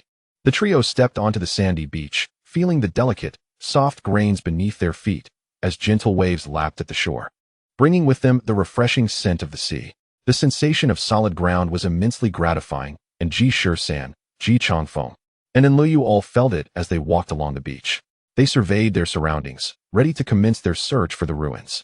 At the end of the beach, a lush forest came into view, with towering trees and dense foliage, seemingly concealing countless secrets. The three exchanged a glance, spoke little, and proceeded directly into the depths of the forest. Based on Niner's description and Old Ma's elaboration, the ruins were said to be located in a low valley behind the forest, a trek that wouldn't take long. Thus, they traversed through the woods and soon discovered the valley. Upon arriving, they turned around and, indeed, found a small pond hidden in a secluded corner. Before approaching, Ji Shisan suddenly produced the fragment of musk bone, which emitted a faint glow. The closer they drew, the more pronounced the radiance became, until they stood beside the pond. The water measured only 5 to 6 meters across. Ji Changfeng dipped his hand in, finding that even the deepest part barely reached his knees. Yet the water was bone-chillingly cold, and for some unknown reason, it was a deep green hue. Ji Changfeng shone a flashlight into the pond, only to find that the bottom remained obscured, as if the shallow water had blocked all light. The group felt somewhat perplexed, but with no other options. They rolled up their pant legs and began to search for the legendary pearl in the icy water. After a lengthy endeavor, they found themselves exhausted, and the frigid water proved too much to bear, forcing them to give up. They sat by the pond, munching on rations and planning to rest for a while. Enliu asked, "Shisan, quickly recall any other records that might lead us to the pearl. This pond is not large, and we've already searched several times without success." Ji Shisan replied, "Listen to yourself. Is that even coherent? What do you mean by recalling records? I suspect there must be some mechanism here. Perhaps Jimin needs to come here to activate it. Then why don't you go fetch Jimin and see if he can activate it?" "Huh. If I could bring him here for a soak, would I even need to search for the pearl? I could just pin him down and rub him against the ground instead." "Huh. I'd be more worried about you being pinned down by Jimin instead. At least I'm better off than you." "Humph. Without me, Jimin would have capsized the ship long ago. Was that your doing?" "That was Niner's achievement." "Hey, what if I brought Niner here to soak in the pond? Would we find the pearl then? What kind of logic is that? I think it would be more effective to toss you in instead. The two bantered playfully, while Ji Changfeng observed their rare lightheartedness, unable to suppress a smile. Suddenly, he recalled something. Do you think old Ma and Yin are left on the ship without issue? I think it should be fine. Jimin managed to find us and catch up. Not because he could track Nyener, but because he could. Ji Shisan trailed off, suddenly springing up, pulling out the fragment of musk bone from his pocket, which had begun to glow brightly as they neared the pond. The three individuals exchanged glances and nodded in unison. Ji Shisan gently placed the fragment of bone into the water of the pool. Suddenly, it was as if a drop of detergent had fallen into a greasy basin, causing the murky green water to dissipate entirely. They glanced at one another, astonished, when Enlil, with keen eyes, pointed towards a corner of the pool and exclaimed, "Look over there." There, nestled at the bottom, lay a tiny pearl, no larger than a thumb, radiating a brilliant glow. Elated, the trio prepared to retrieve the pearl. But unexpectedly, the water began to bubble vigorously. The once frigid pool transformed into boiling water. With no time to seize the pearl, they quickly leaped out, realizing the water had become scalding. Not only that, but the entire valley trembled in response. They surveyed their surroundings, puzzled by the lack of anomalies, then turned their focus back to the pearl. When Ji Shisan had stepped off the boat, he had casually taken a spear, measuring about 1.8 meters. Now, as he attempted to reach for the pearl, he found it was out of his grasp. As he contemplated retrieving the fragment of musk bone, he discovered it was firmly embedded in the pool's bottom, impervious to even the spear. Just as Ji Shisan and Ji Changfeng were mired in frustration, Enlil burst into laughter. She produced jars and bottles she had prepared in advance and rushed to fill them with the pool water. Turning to the two, she said, "Have you fallen into a trap of thought? We need the water, not the pearl." Chapter 45. The enraged Jimin Ji Shisan and Ji Changfeng smacked their foreheads in realization. "Of course," they exclaimed, and promptly began filling their own containers with the water. In a moment of inspiration, Ji Shisan plunged the spear into the steaming water. Remarkably, as it submerged, bubbles began to rise from its surface as if undergoing oxidation. Crouching down to observe closely, he noticed the metal peeling away like shedding skin, revealing the dark iron beneath. After some time, he retrieved the spear, and both Enlil and Ji Changfeng marveled at its transformation, their hands brushing against its surface, which felt as hot as molten lava. At that moment, a furious roar erupted from outside the pool. "Gah!" The three exchanged alarmed looks, realizing it was Jimin. Enlil glared at Ji Shisan, saying, "You said this was Jimin's burial ground and his forbidden place. Why is he here?" Ji Shisan scratched his head, replying, "It seems I miscalculated. While it is indeed a burial site, we've stirred the waters into a frenzy, practically dancing on his grave. Would you be pleased?" Enlil rolled her eyes, and Ji Changfeng interjected, "It's for the best that he comes. We are no match for him in the sea, but on land." "Humph." Ji Shisan shook his head. "I fear we might not fare better here." Enlil kicked him, scolding, "Why do you always undermine our strength? We have this." She brandished the jars and bottles. Ji Changfeng declared, "Now that they are here, pondering is futile. I will draw him in.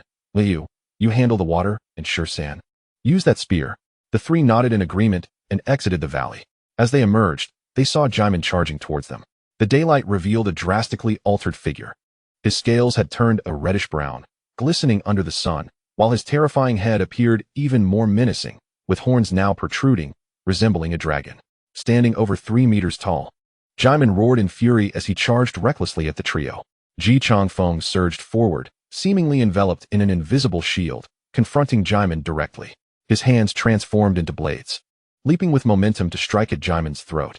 Enlil followed closely, her jars opened, the crystalline droplets reflecting brilliant light, poised to be unleashed. Ji Shisan gripped his spear tightly, his gaze resolute, seeking the opportune moment to strike. However, Jimin, now in his adult form, effortlessly deflected Ji Changfeng's attack with a sound akin to clashing metal, sending sparks flying. Ji Changfeng was taken aback, but dared not falter, dodging and weaving as he engaged in combat with Jimin. Enlil seized her moment, pouring forth the sparkling droplets like a cascade from the Milky Way. Ji Shisan, quick-witted, hurled the spear as the water splashed onto Jimin, aiming for a critical hit. Yet, they underestimated the divine beast.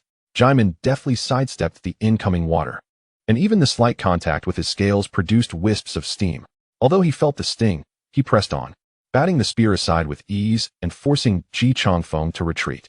In a mere exchange, their combined attacks were nullified, and Jimin leaped back. inspecting his left arm where a charred mark had appeared from the spear's touch. With a ferocious snarl, he eyed the trio, now more cautious. Suddenly, his pupils constricted, and he charged towards Enluoyu. Enluoyu panicked and retreated, while Ji Shisan and Ji Changfeng rushed forward. To their surprise, Jimin feigned an attack, cunningly pivoting to collide directly with Ji Changfeng. With no time to evade, Ji Changfeng shouted, just in time, and brought his hands down in a powerful strike aimed at Jimin's face.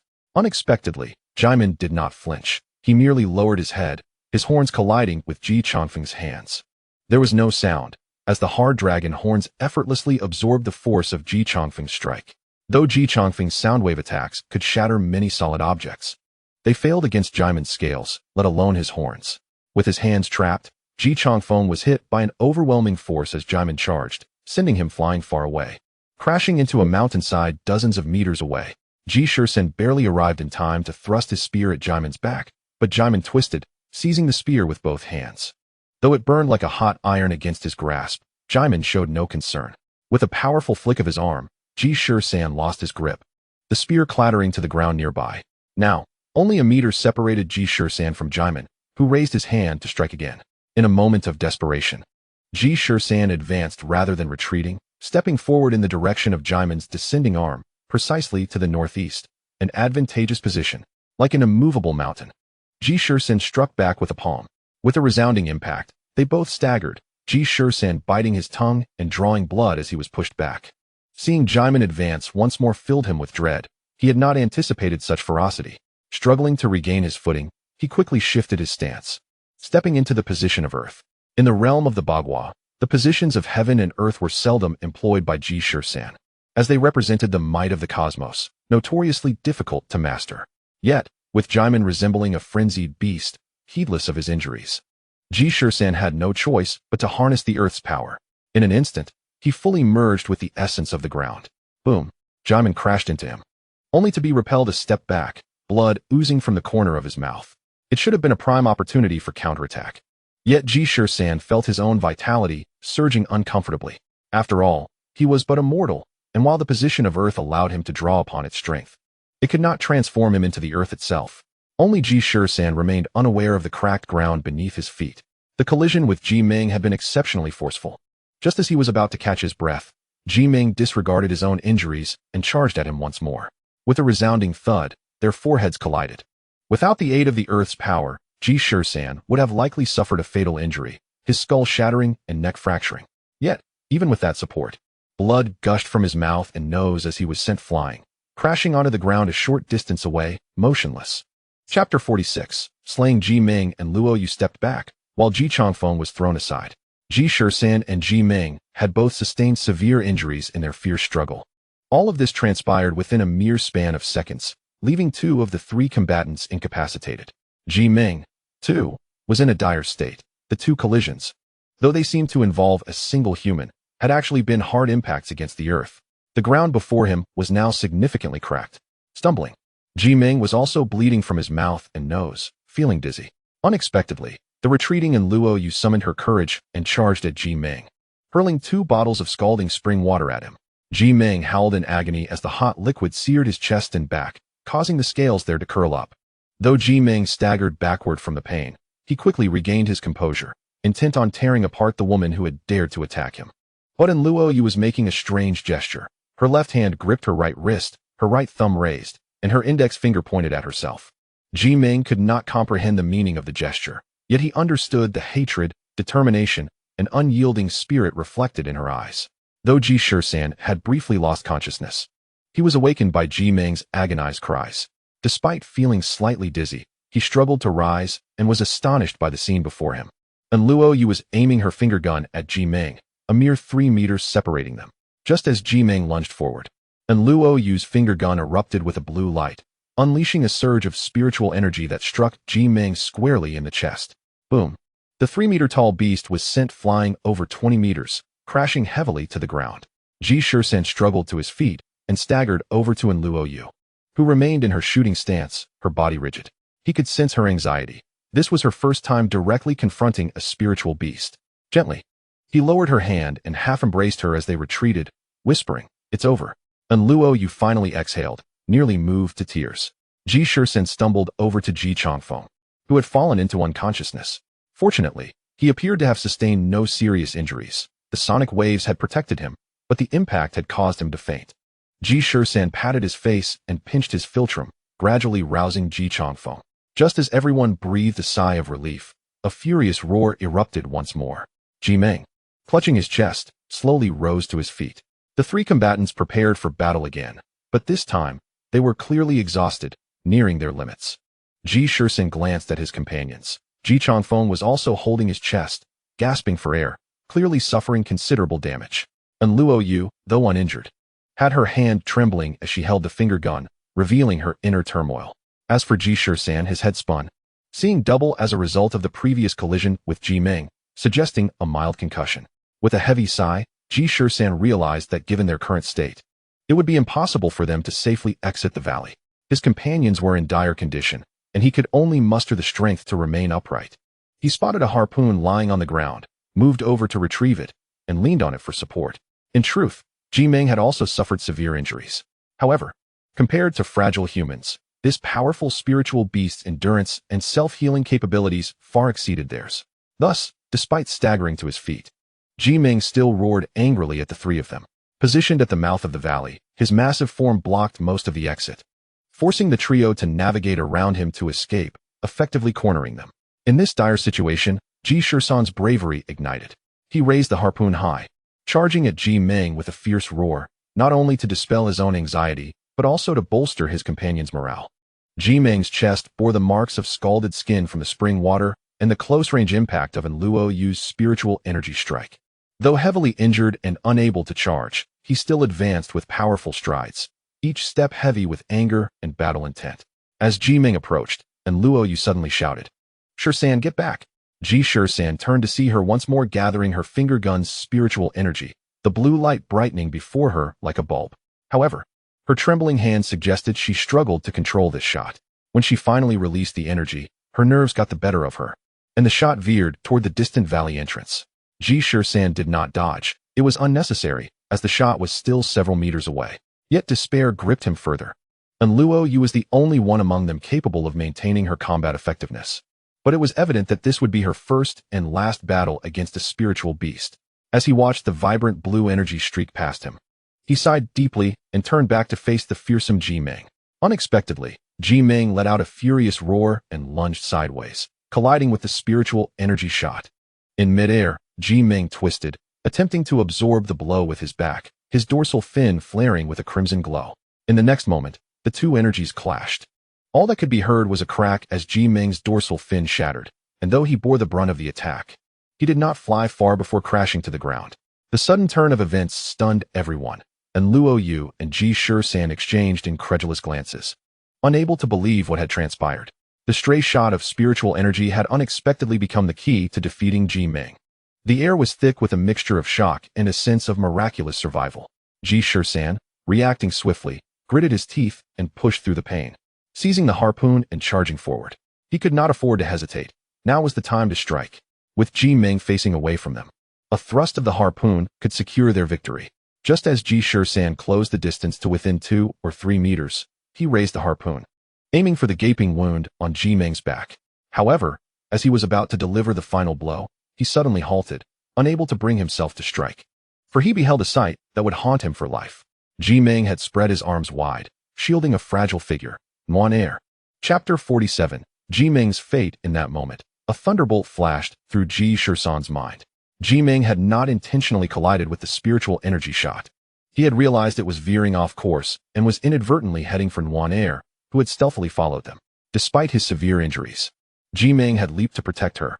Nuan Air had once mentioned that she had encountered Ji Meng while exploring the mountains as a child, finding him endearing and secretly bringing him food.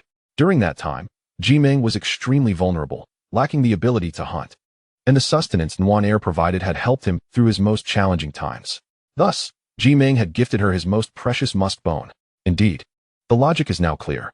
As time passed, the slightly grown Ji Meng, connected by the musk bone, found the child, and the two continued their clandestine friendship. Each day, the child would bring Ji Meng food.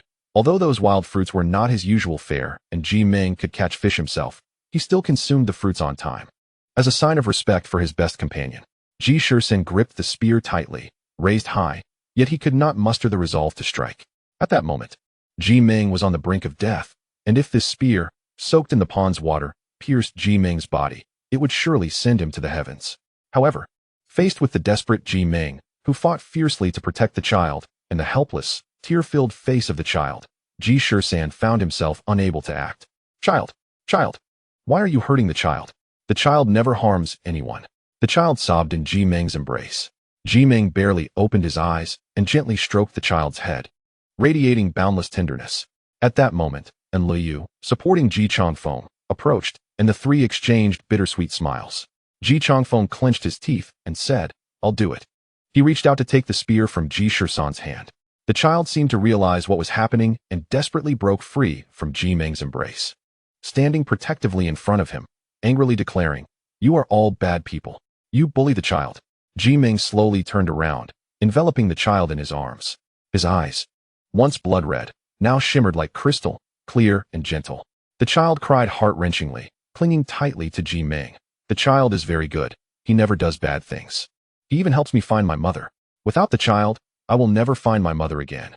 Upon hearing this, Ji Shisan's mind exploded with realization, causing him to stagger back 2 steps. And Jiuli Yu and Ji Changfeng rushed to steady him, with Ji Changfeng asking concernedly, 13, what happened?" Ji Shisan stared blankly at Ji Changfeng, murmuring, "Old Ji, the child just said." "What did she say?" "She said she can't find her mother." "No. What was the first part?" "Ji Ming is helping the child find." Ji Changfeng suddenly grasped the situation. So that was it. In his mind, the entire sequence of events fell into place. 3 months prior, the child's mother had passed away from illness, and old Ma, wishing to spare the child's sorrow, deceived her by saying her mother had gone to sea. However, after waiting for over a month and realizing her mother had not returned, the child confided in her best friend Ji Ming, potentially asking him for assistance in finding her mother. Thus, for the past 2 months, Ji Ming had been attacking fishing boats in the surrounding seas, not out of malice, but in search of a person. This explained why many fishermen had encountered Ji Ming. He had boarded their boats to check if the child's mother was present. Upon reflection, although there had been numerous attacks on fishing boats, only one person had died, and that individual had drowned, not perished at Ji Ming's jaws. It was possible that the death was merely an accident or due to fright, yet through the fisherman's exaggeration, a tale of a dragon king claiming the lives of fishermen emerged. Once Ji Changfeng pieced this together, he could only manage a bitter smile, realizing that he and his companions had fought countless rounds over a rumor, nearly losing their lives in the process, leaving him to wonder if it was worth it. Ji Shisan also came to understand many crucial points, and thus his pain deepened. In truth, when he first encountered Ji Ming by the campfire, the creature had not exhibited hostility. Rather, it had shown curiosity, baring its teeth merely to express dissatisfaction over the theft of its musk bone. "Old Ji, we cannot strike." Ji Shisan shook his head. Ji Changfeng was at a loss, unsure of how to proceed. To kill Ji Ming seemed too cruel, and it should not be the path taken. Yet releasing the spirit beast left questions about Ji Ming's future actions. Just then, old Ma rushed over from a distance, calling out, "Child! Child!" It turned out that after a night of fishing, battered by storms, old Ma was utterly exhausted. Upon disembarking, he leaned against the boat and dozed off, only to awaken midway to discover the child was missing, prompting his frantic search. Upon reaching them, old Ma saw Ji Ming holding the child and trembled with rage, shouting, "Monster, let go of my child." He drew a short knife and lunged at Ji Ming. Ji Ming, understanding the gravity of the situation, slowly closed his eyes, seemingly resigned to his fate. However, the child would not allow it. She struggled fiercely, pushing off Ji Ming and leaping onto him, shielding him with her small body. Old Ma, taken aback by his daughter's bravery, found it too late to pull back his strike as the knife descended swiftly. In that critical moment, a hand reached out from the side, grasping old Ma's wrist, while another hand seized the blade.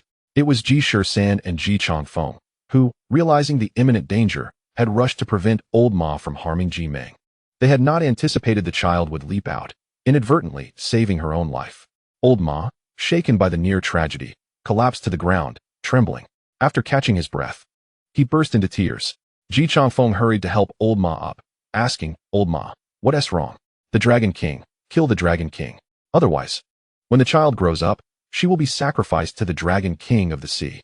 Ji Changfeng, placing a hand to his forehead, finally understood old Ma's concerns.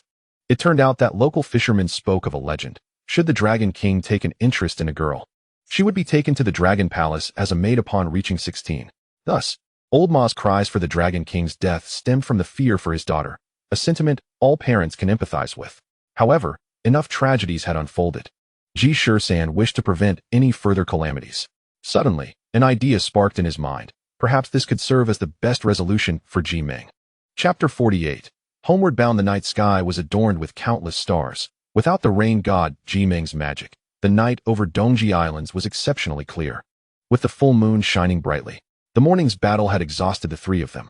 Later, under Old Ma's guidance, they dined at the child's grandmother's home and rested slightly until the late hours of the night. Ji Shisan fell asleep in a rocking chair, while Ji Changfeng remained wide awake. Leaning against the window, smoking and gazing at the starry sky, his mind was troubled, filled with worries as numerous as the stars above. With a sigh, he turned to glance at the sleeping Ji Shisan and chuckled softly. "You little rascal, you've presented me with such a dilemma." Though he spoke thus, he could not help but admire Ji Shisan's actions earlier in the day. The situation had been exceedingly complex, and Ji Changfeng was uncertain how to resolve it. If Ji Ming were permitted to return to the ocean, would he eventually wreak havoc and endanger the fishermen? Such outcomes were unpredictable, and Old Ma's concerns could not be disregarded. Yet to kill Ji Ming, who had committed no wrongdoing, weighed heavily on Ji Changfeng's conscience. This was why he had gritted his teeth and suggested that he would take action, allowing him to bear the psychological burden and future guilt. At that moment, Ji Shisan stared vacantly at his right hand, which was bleeding profusely from the palm after hastily blocking Old Ma's knife. And Luoyu quickly retrieved a bandage from her bag, ready to tend to his wound. Suddenly, Ji Shisan stopped her, then patted Ji Changfeng, signaling him to relax. He approached Old Ma, soothing him while patting his back. Just as everyone was still processing the situation, Ji Shisan abruptly pressed his left thumb against Old Ma's carotid artery, using his spiritual energy to apply pressure, causing Old Ma to close his eyes and fall back. The scene left several onlookers in a state of astonishment. Before anyone could inquire, Ji Shisan stood up and approached Ji Ming, giving him a gentle kick with his foot, saying, "Get up, stop pretending to be dead. These few blows won't take your life." Indeed, Ji Ming immediately sat up, shedding his earlier lethargy. Though he still appeared quite weak, he was no longer on the brink of death. Ji Ming was quite tall. Even while seated, he was nearly the same height as Ji Shisan when standing. Ji Shisan fixed his gaze on Ji Ming and said, "I now have a method to make you feign death, but from this moment forth, you must keep your distance from others. As long as anyone sees you, your information will be transmitted to the outside world, and then others will come to deal with you, which I cannot control." A flicker of disdain, mingled with reluctance, glimmered in Ji Ming's bright eyes. Ji Shisan continued, "I understand your unwillingness. However, if you wish to maintain your friendship with Nwaner, I advise you to conceal all traces of your existence." Upon hearing this, both Ji Ming and Nwaner's eyes suddenly sparkled with hope, as Ji Shisan's words implied they could still remain friends. Ji Ming softly murmured in agreement. Ji Shisan nodded and said, "Very well, I shall take that as your consent. Extend your hands." With that, Ji Shisan dipped his right index finger into the blood from his palm and inscribed a spell on the palms of both Nwaner and Ji Ming. He then instructed them to slap each other's hands 3 times. To their astonishment, after the mutual slaps, the blood in their palms suddenly faded away. Ji Shisan explained, "This spell is known as the causality spell or the attraction spell. You are now intertwined by fate. As long as you are within a 100-mile radius of each other, you will sense one another. Thus, even if the child departs now, in the future, even without the scent of musk bone to guide her, she will surely reunite with Nwaner." Subsequently, Ji Shisan slapped his palm against Ji Ming's chest and, using his hand as a brush, inscribed a gigantic spell on his chest, stating, "Ji Ming must undergo 3 tribulations to be deemed a true overlord of the seas and a god of rain. As for how to endure them, that is for you to discover." This spell is called the Heart Concealment Spell, allowing you to calm your mind and conceal your presence. As long as you do not recklessly reveal yourself to humans, they will generally be unable to locate you. Ji Ming, clearly sensible, nodded, gently patted Nwaner's small head, embraced her, and swiftly dashed out of the valley. Ji Changfeng and Ji Shisan exchanged glances. Ji Changfeng nodded and went to carry Old Ma, while Enlil picked up Nwaner, and the group staggered back to the boat. Ji Shisan turned to Nwaner, about to speak, when Nwaner suddenly said, "I want to tell my father, the child is already dead." Ji Shisan smiled, pinching her cheek, and replied, "When your father wakes, you must cry loudly." But I can't cry anymore. Your mother has actually already passed away. Upon hearing Ji Shisan's words, and Liu felt as if her heart might explode with anger, glaring fiercely at Ji Shisan. Yet, seeing Ji Shisan's pale face, resembling that of a ghost, she hurriedly set Nwaner down and rushed to support Ji Shisan, exclaiming, 13. 13. I'm fine, just exhausted from casting the spell. Ji Shisan reassured, I will rest for a bit. The rest is up to you. Before she could finish, Ji Shisan collapsed into Liu's embrace, unconscious. The remaining tasks became considerably easier. Ji Changfeng roused Old Ma, informing him that Ji Meng had been killed and buried. Old Ma, witnessing Nwaner weeping heart-wrenchingly, believed him, although he was unaware that her tears were shed for her lost mother. Subsequently, Old Ma led the three to Nwaner's grandmother's home, where they were provided with food and a place to rest. Ji Shisan awoke briefly to eat a couple of bites of rice before falling back asleep until midnight. Even now, Ji Changfeng felt as though he were in a dream, both surreal and real all at once. Just as he intended to extinguish his cigarette and wash up for bed, his satellite phone in his pocket began to ring. Upon answering, his expression turned sharp as he replied, All right, we will set off immediately. Ji Changfeng sought out Old Ma, bringing the still-dazed Ji Shisan and Liu onto the boat, and they hurried toward the city. By the time Old Ma's boat reached the city port, dawn had arrived. After a night of turbulence, the group disembarked, looking weary. Ji Shisan, already severely injured, displayed signs of a mild concussion and, having persisted in casting spells, appeared bedraggled as she stepped off the boat. Just as the three intended to head to the bus station, they suddenly spotted a red sports car parked at the dock's edge.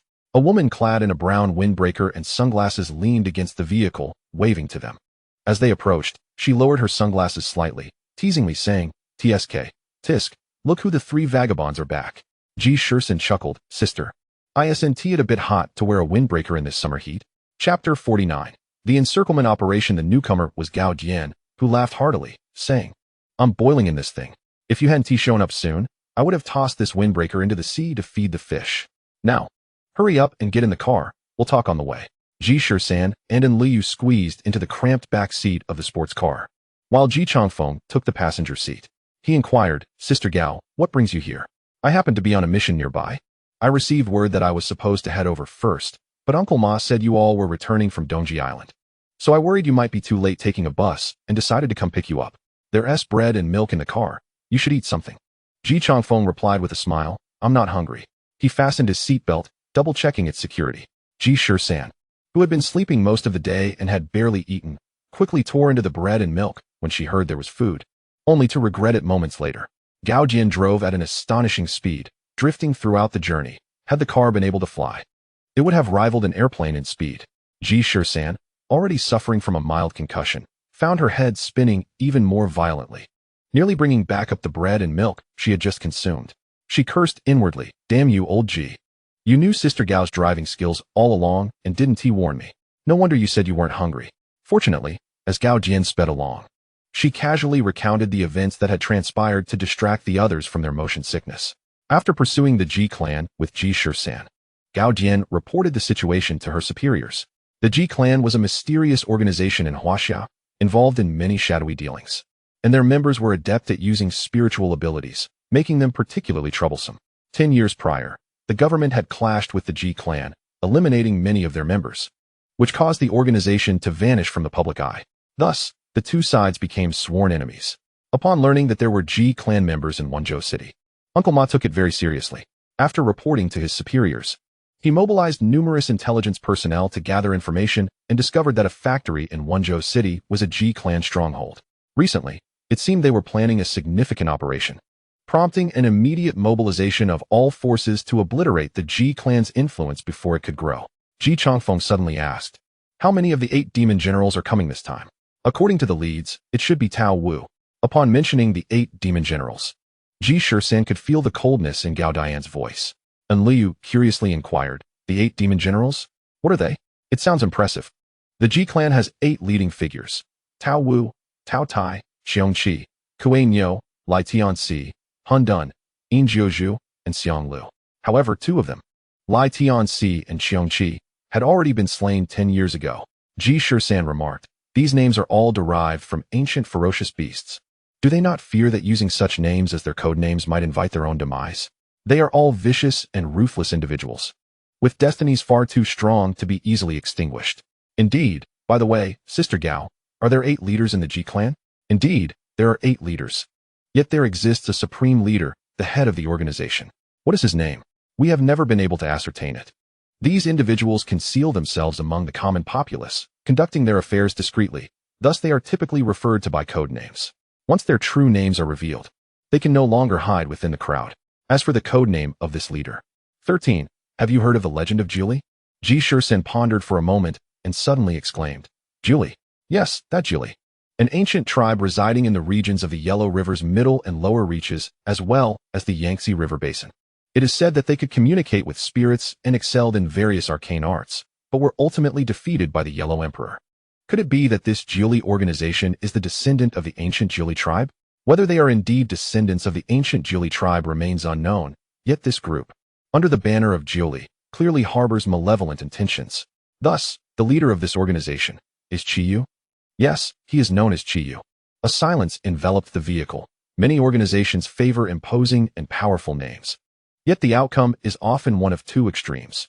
Either they become the subject of ridicule or they ascend to mythic status. The enigmatic Jiuli organization has endured for so many years, which evidently rules out the former. However, it is unlikely to achieve legendary status. Hence Guaichu is bound to strike decisively against this nefarious organization, delivering a fatal blow. After a 3-hour journey from the remote Dongji Islands back to the city, which included winding mountain roads and highways, all at speeds exceeding 100 km/h, Ji Shisan finally comprehended the reason behind Gao Chang's reckless speed to Bao village that day, which had drawn Gao Dian's disdain. Upon disembarking, Uncle Ma and others had long awaited their arrival. And aside from the logistics team and several familiar faces from the information department, Shiyu was surprisingly present, accompanied by a burly man with a thick beard, who must be Lei from Funyuladian. Additionally, there were 7 or 8 unfamiliar individuals. Upon seeing Gao Dian and Ji Changfeng arrive, Uncle Ma beckoned the two to discuss subsequent arrangements while Gao Chang approached to tend to the 2 ailing individuals. I've heard much about you two. Quite impressive. Gao Chang remarked with a grin at Ji Shisan and Enlil. Impressive, my foot. We nearly perished on that desolate island, Ji Shisan retorted. Gao Chang patted his shoulder in encouragement and spoke earnestly. This mission requires numerous personnel, as the adversaries we face are formidable. We have summoned several experts from the provincial department overnight, so we shall not engage directly in combat. However, we will assist with perimeter security. Perimeter security? How do we do that? Ji Shisan inquired. No need for confrontation. Merely sound the alarm if anything suspicious arises. In a moment, you will be assigned a junction. Should you spot any dubious individuals, simply press the button. He handed over a switch the size of a car key fob, explaining that pressing it would alert headquarters to any incidents at that location. Afterward, he patted Ji Shisan again, advising him, do not act recklessly. You are injured. And those individuals are ruthless criminals. Avoid direct confrontation. But won't they escape? Ji Shisan protested. No way, they won't be able to. There are armed police securing the perimeter. Ji Shisan's eyes widened in disbelief. Armed police. Indeed, although they are spiritual practitioners, they are still flesh and blood and fear bullets. Ji Shisan's lips twitched as he asked, then why not let the armed police go in and eliminate them? Gao Chang scoffed. We would love to, but first, we cannot ascertain the situation inside. And secondly, while ordinary spiritual practitioners fear bullets, high-level ones may not. For instance, Tao. Gao Chang's expression turned grave as he gazed towards the distant buildings, nodding in affirmation. Chapter 50. Ji Shisan falls into the trap before long. Guaichu had arranged the personnel, assigning each individual specific tasks. Even Enlil and Ji Shisan were stationed at a junction to monitor. The two were less than 100 meters apart. Enlil was fiddling with the signal transmitter when her phone suddenly buzzed with a message from Ji Shisan. Stop playing around and focus. Enlil rolled her eyes. This guy just couldn't resist being mischievous. In truth, Ji Shisan was feeling quite unwell. A mild concussion is no trifling matter, and he was still somewhat dizzy.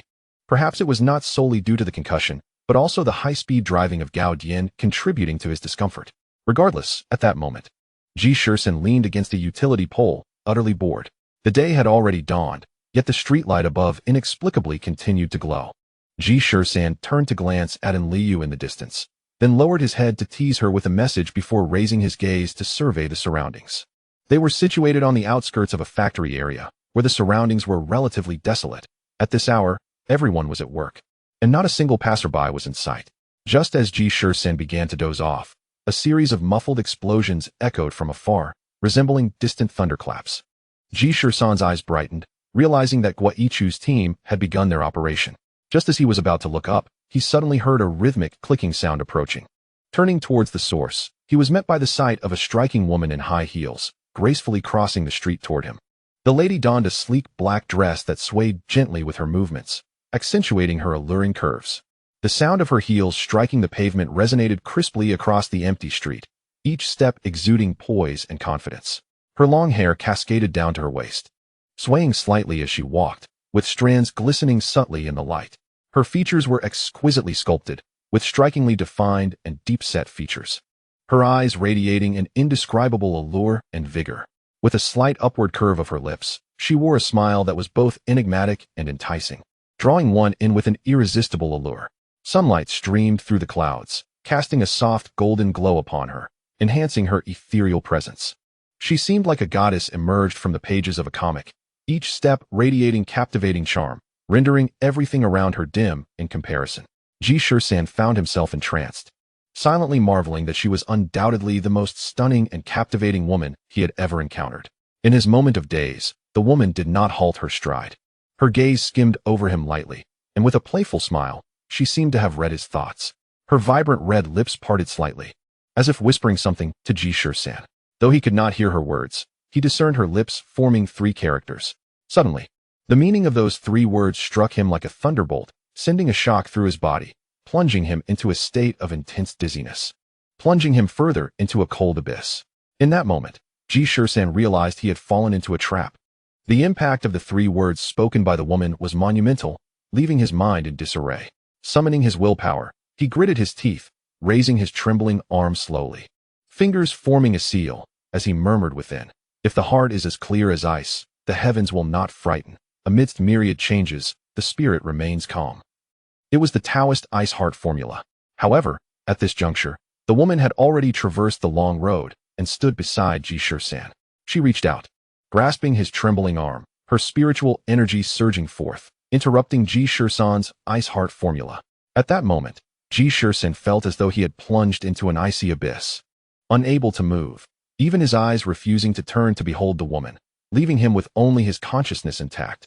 Observing Ji Shisan, who appeared as immobile as a statue, she glanced back at Enliyu, who was rushing toward them. With a disdainful smile, the woman leaned closer to Ji Shisan's ear and softly uttered, "Farewell." 13. Upon hearing his name called, Ji Shisan felt as though the very fabric of reality had shifted. The once straight street twisted and contorted into a binding iron chain, ensnaring him and rendering him immobile. The surroundings began to warp, becoming indistinct, as if shrouded in a dense fog. He struggled to blink and perceive everything around him.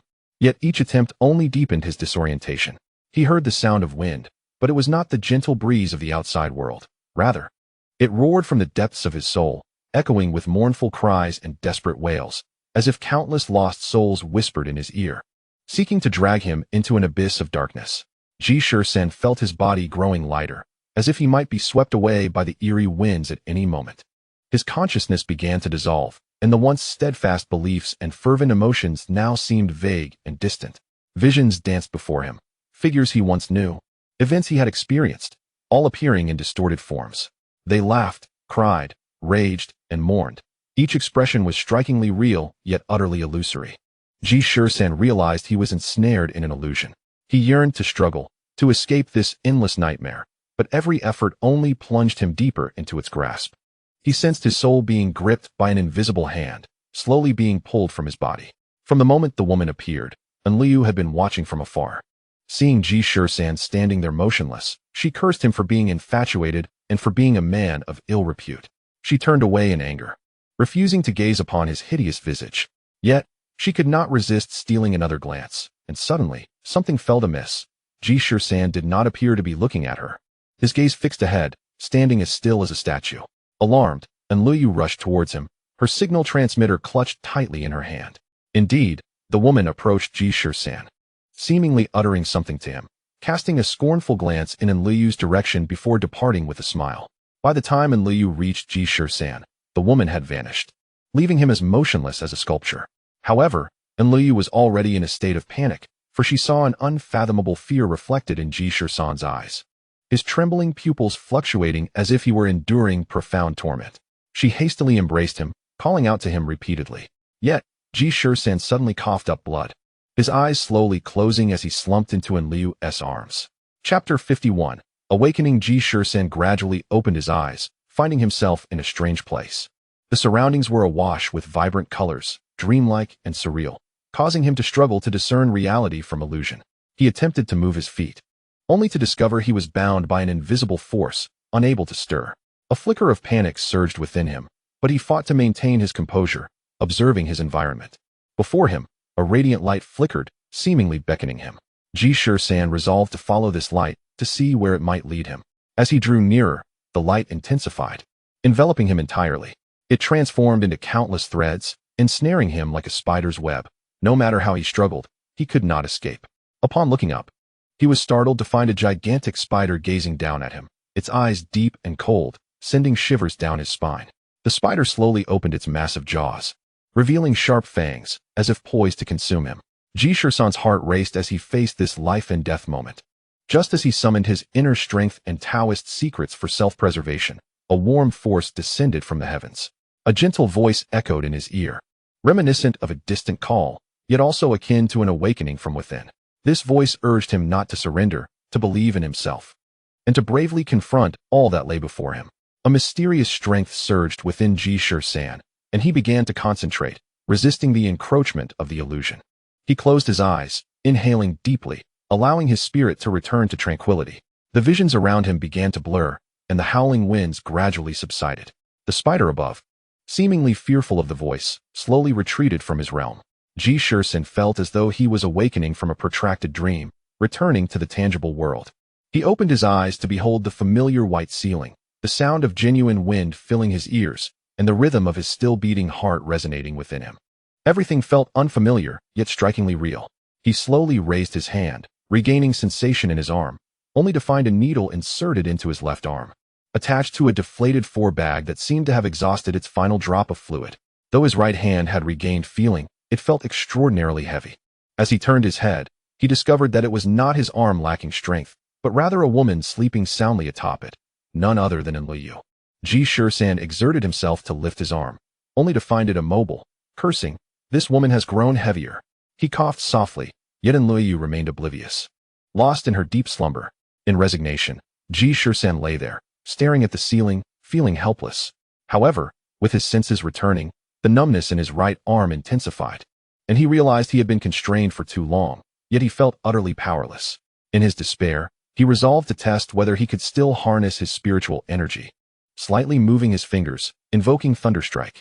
To his surprise, a faint current jolted Liu from her dreams, causing her to jump up, her drowsy eyes scanning the surroundings in confusion. "Where am I? Why do I feel as though I was struck by lightning?" Ji Shisan coughed weakly. 13. You're awake," Liu exclaimed, rushing over to inspect him closely, her face lighting up with joy upon realizing he was conscious. Ji Shisan finally managed to lift his now numb right arm, pointing toward the forebag suspended in midair. When did it run out? How long have I been asleep?" Liu dashed out to summon a nurse. Moments later, she returned, stating, "The nurses are all busy. I'll help you instead." As she began to remove Ji Shisan's her foot unexpectedly faltered, and she stumbled, inadvertently pushing the needle deeper into his arm. Ji Shisan stifled a groan, nearly losing his breath. I'm so sorry," she exclaimed, hastily withdrawing the needle and applying pressure to the wound. In truth, Liu's technique was quite adept.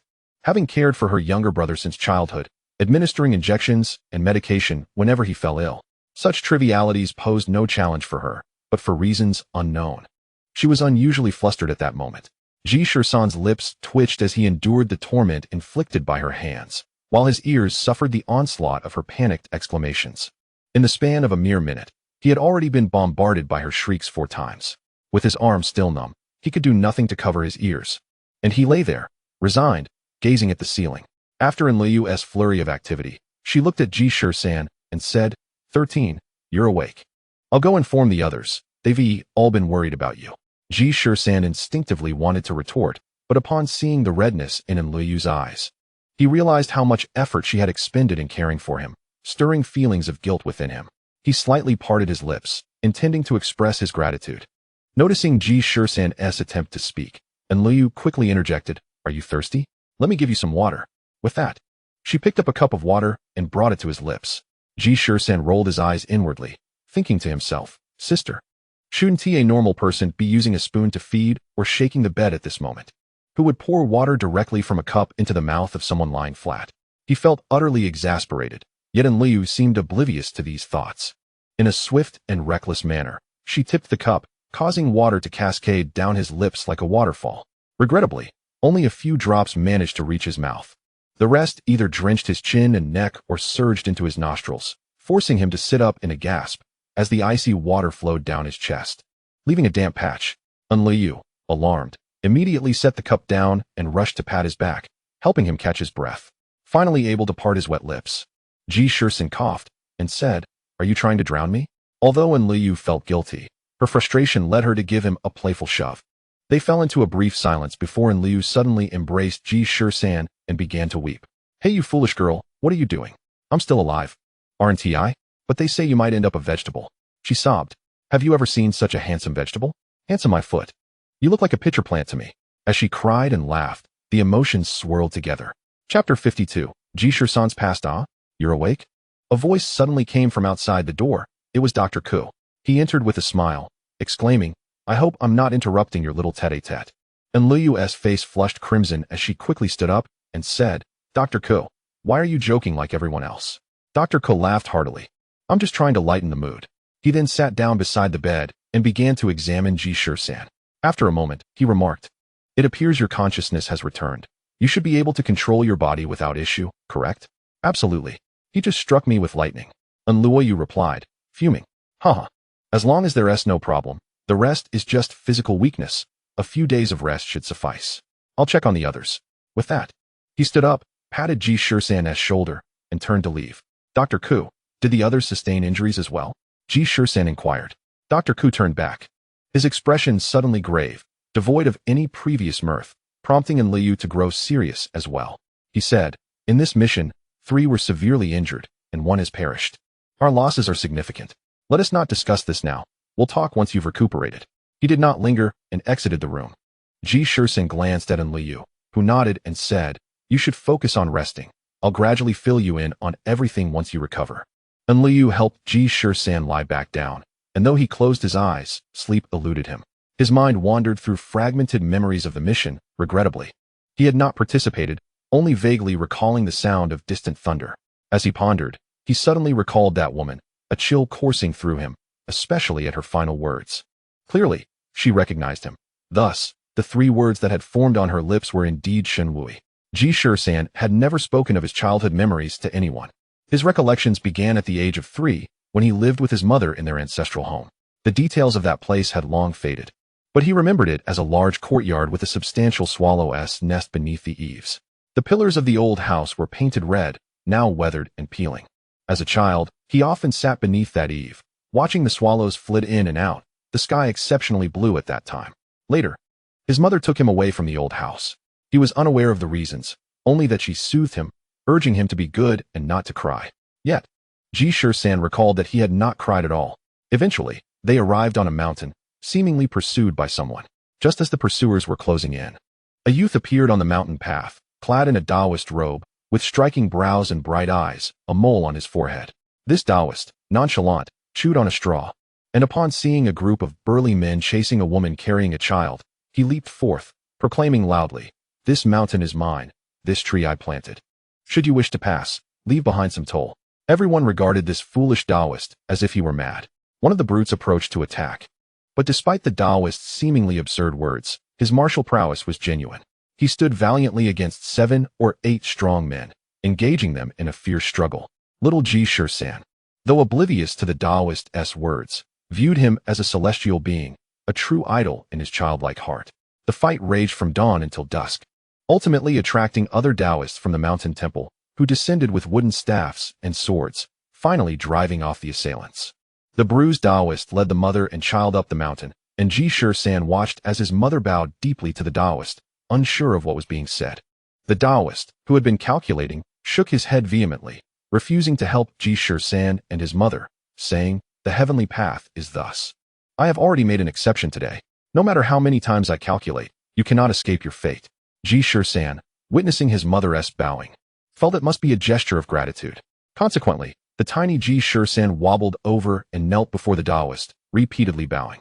The Taoist, taken aback by the sudden appearance of this small child, paused his calculations. He inquired, "Little one, why do you bow to me?" Ji Shisan shook his head. The Taoist, moved by compassion, clenched his teeth, his gaze resolute. He placed his hands behind his back, gripping his right pinky with his left hand, forcefully bending it until it snapped. He resumed his calculations. Normally, no matter how many times he computed, the result remained the same. There should have been no deviations. Yet, due to the bent pinky, this time the calculations yielded a different result. Sweat beaded on the Taoist's brow, whether from the pain of his finger or the difficulty of the calculations, but eventually, he slowly opened his eyes, filled with light. He looked down at the child and asked, "Do you wish to take me as your master?" Ji Shisan gazed at the Taoist in confusion, then turned to his mother, who nodded lovingly. Thus, Ji Shisan nodded in return. The Taoist smiled and said, "I am known as the Longhu Taoist. As my master is still alive, I cannot officially take disciples. For now, I will accept you as an unnamed disciple. Once my master returns, I shall bestow upon you a title." Then, the Longhu Taoist instructed Ji Shisan, "Bow to your mother." Ji Shisan obediently complied, bowing to his mother, who was in tears but did not stop him this time. The Longhu Taoist lifted the still bowing Ji Shisan and said, "Once you finish bowing, your earthly ties will be severed. From this day forth, you shall enter the Tao." After this, he sighed and carried Ji Shisan toward the back mountain of the temple, casually leaving behind the words, "The tribulations of the mortal world are now yours to bear." Without a backward glance at the woman still bowing, he strode out of the hall. From that moment on, Ji Shisan gradually forgot about his mother, retaining only a vague impression of a sturdy back. However, the Longhu Taoist was different. This man had raised him for 15 years, until 5 years ago when he descended the mountain for his immortal journey and had yet to return. The Longhu Taoist had 2 other disciples, an elder brother named Shenwui, whose name was derived from the Book of Songs, and a sister named Chu Yunrong, named after the songs of Chu. Ji Shisan often found himself perplexed as to why his senior brother and sister had such melodious names, one drawn from classical poetry, the other from ancient verses, while he was left with a name devoid of meaning. This sensation resembles that of a family with 3 children. The eldest takes after the father, the second resembles the mother, while the youngest mirrors none. Chapter 53, Shenwui and Ji Shisan. The names of the 3 brothers, Ji Shisan and his 2 companions, were bestowed by their master. Although the trio has never met their master, the Longhu Taoist possesses the means to contact him. It is said that their names were brought to the Longhu Taoist by a celestial crane. Initially, Ji Shisan gazed longingly at the cranes soaring in the sky, but upon discovering that his name was derived from one, his enthusiasm waned. He even took the time to consult a dictionary to learn the idiom cooking cranes and burning chin. Yet, such musings are mere trifles, aside from the Longhu Taoist. Ji Shisan spent considerable time with his senior brothers and sisters. They resided together on the mountain for over a decade, forming bonds akin to those of blood siblings. However, the temperaments of his seniors were rather peculiar. Truth be told, Ji Shisan's current roguish and irreverent demeanor is deeply influenced by the Longhu Taoist, Shenwui, and Chu Yunrong. For instance, the 3 once conspired in secret about their post-apprenticeship names. Shenwui would be called Wui Zi, Chu Yunrong would take the title Yunrong Shinzi, and Ji Shisan would be dubbed Shisan Taibao, under the whimsical guidance of his elder siblings. It is nothing short of miraculous that Ji Shisan managed to grow up like a normal child. Now, lying in a hospital bed, Ji Shisan's mind flooded with fond childhood memories, particularly those shared with Shenwui. As the eldest disciple of their master, Shenwui not only possessed exceptional talent, but also exhibited remarkable diligence, excelling in the Taoist arts, especially in spells and techniques. With such a prodigious brother as a benchmark, Ji Shisan felt rather inconsequential, whether it be in talismans, incantations, or practices. Yet, Ji Shisan remained unconcerned, as long as his master did not insist on his studies. He would roam the mountains, catching birds, fishing, and digging for worms. Each evening, he would invariably be caught and brought back by his elder brother, much like a chick being lifted. Back then, Shenwui would helplessly shake his head, brushing the dirt off Ji Shisan while admonishing him not to run off again. Ji Shisan would respond with a cheeky grin, only to repeat the same antics the following day. Such days were simple yet joyous. now evoking a profound sense of warmth and nostalgia. Chu Yunrong treated him similarly. Whenever he played pranks, he would invariably receive a kick from his second sister. Yet a heartfelt shout of "Second sister, I was wrong," would often procure him a fresh egg for dinner. In fact, Shen Wui was 5 years older than Ji Shisan, and Chu Yunrong was 3 years his senior. Ji Shisan was indeed a child, yet his elder siblings were merely adolescents themselves. In their master's frequent absences, the 3 children relied on one another. However, according to the Longhu Taoist rules, upon reaching the age of 23, they were to descend the mountain for training. Thus, Ji Shisan had not seen his elder siblings in many years, nor had he received any news from them. Hearing news of Shen Wui again should have been a joyous occasion. However, it was apparent that the woman in question was no virtuous character. Or perhaps she was aligned with Jiuli. The mere fact that she knew Shen Wui and their connection suggested. Could it be that Shen Wui had joined Jiuli? Ji Shisan dared not voice his fears, worried that Shen Wui had indeed become part of Jiuli. He was not concerned about Shen Wui's capabilities. He understood that with her talents, joining Jiuli would be a trivial matter. And even the titles of fierce beasts were within her reach.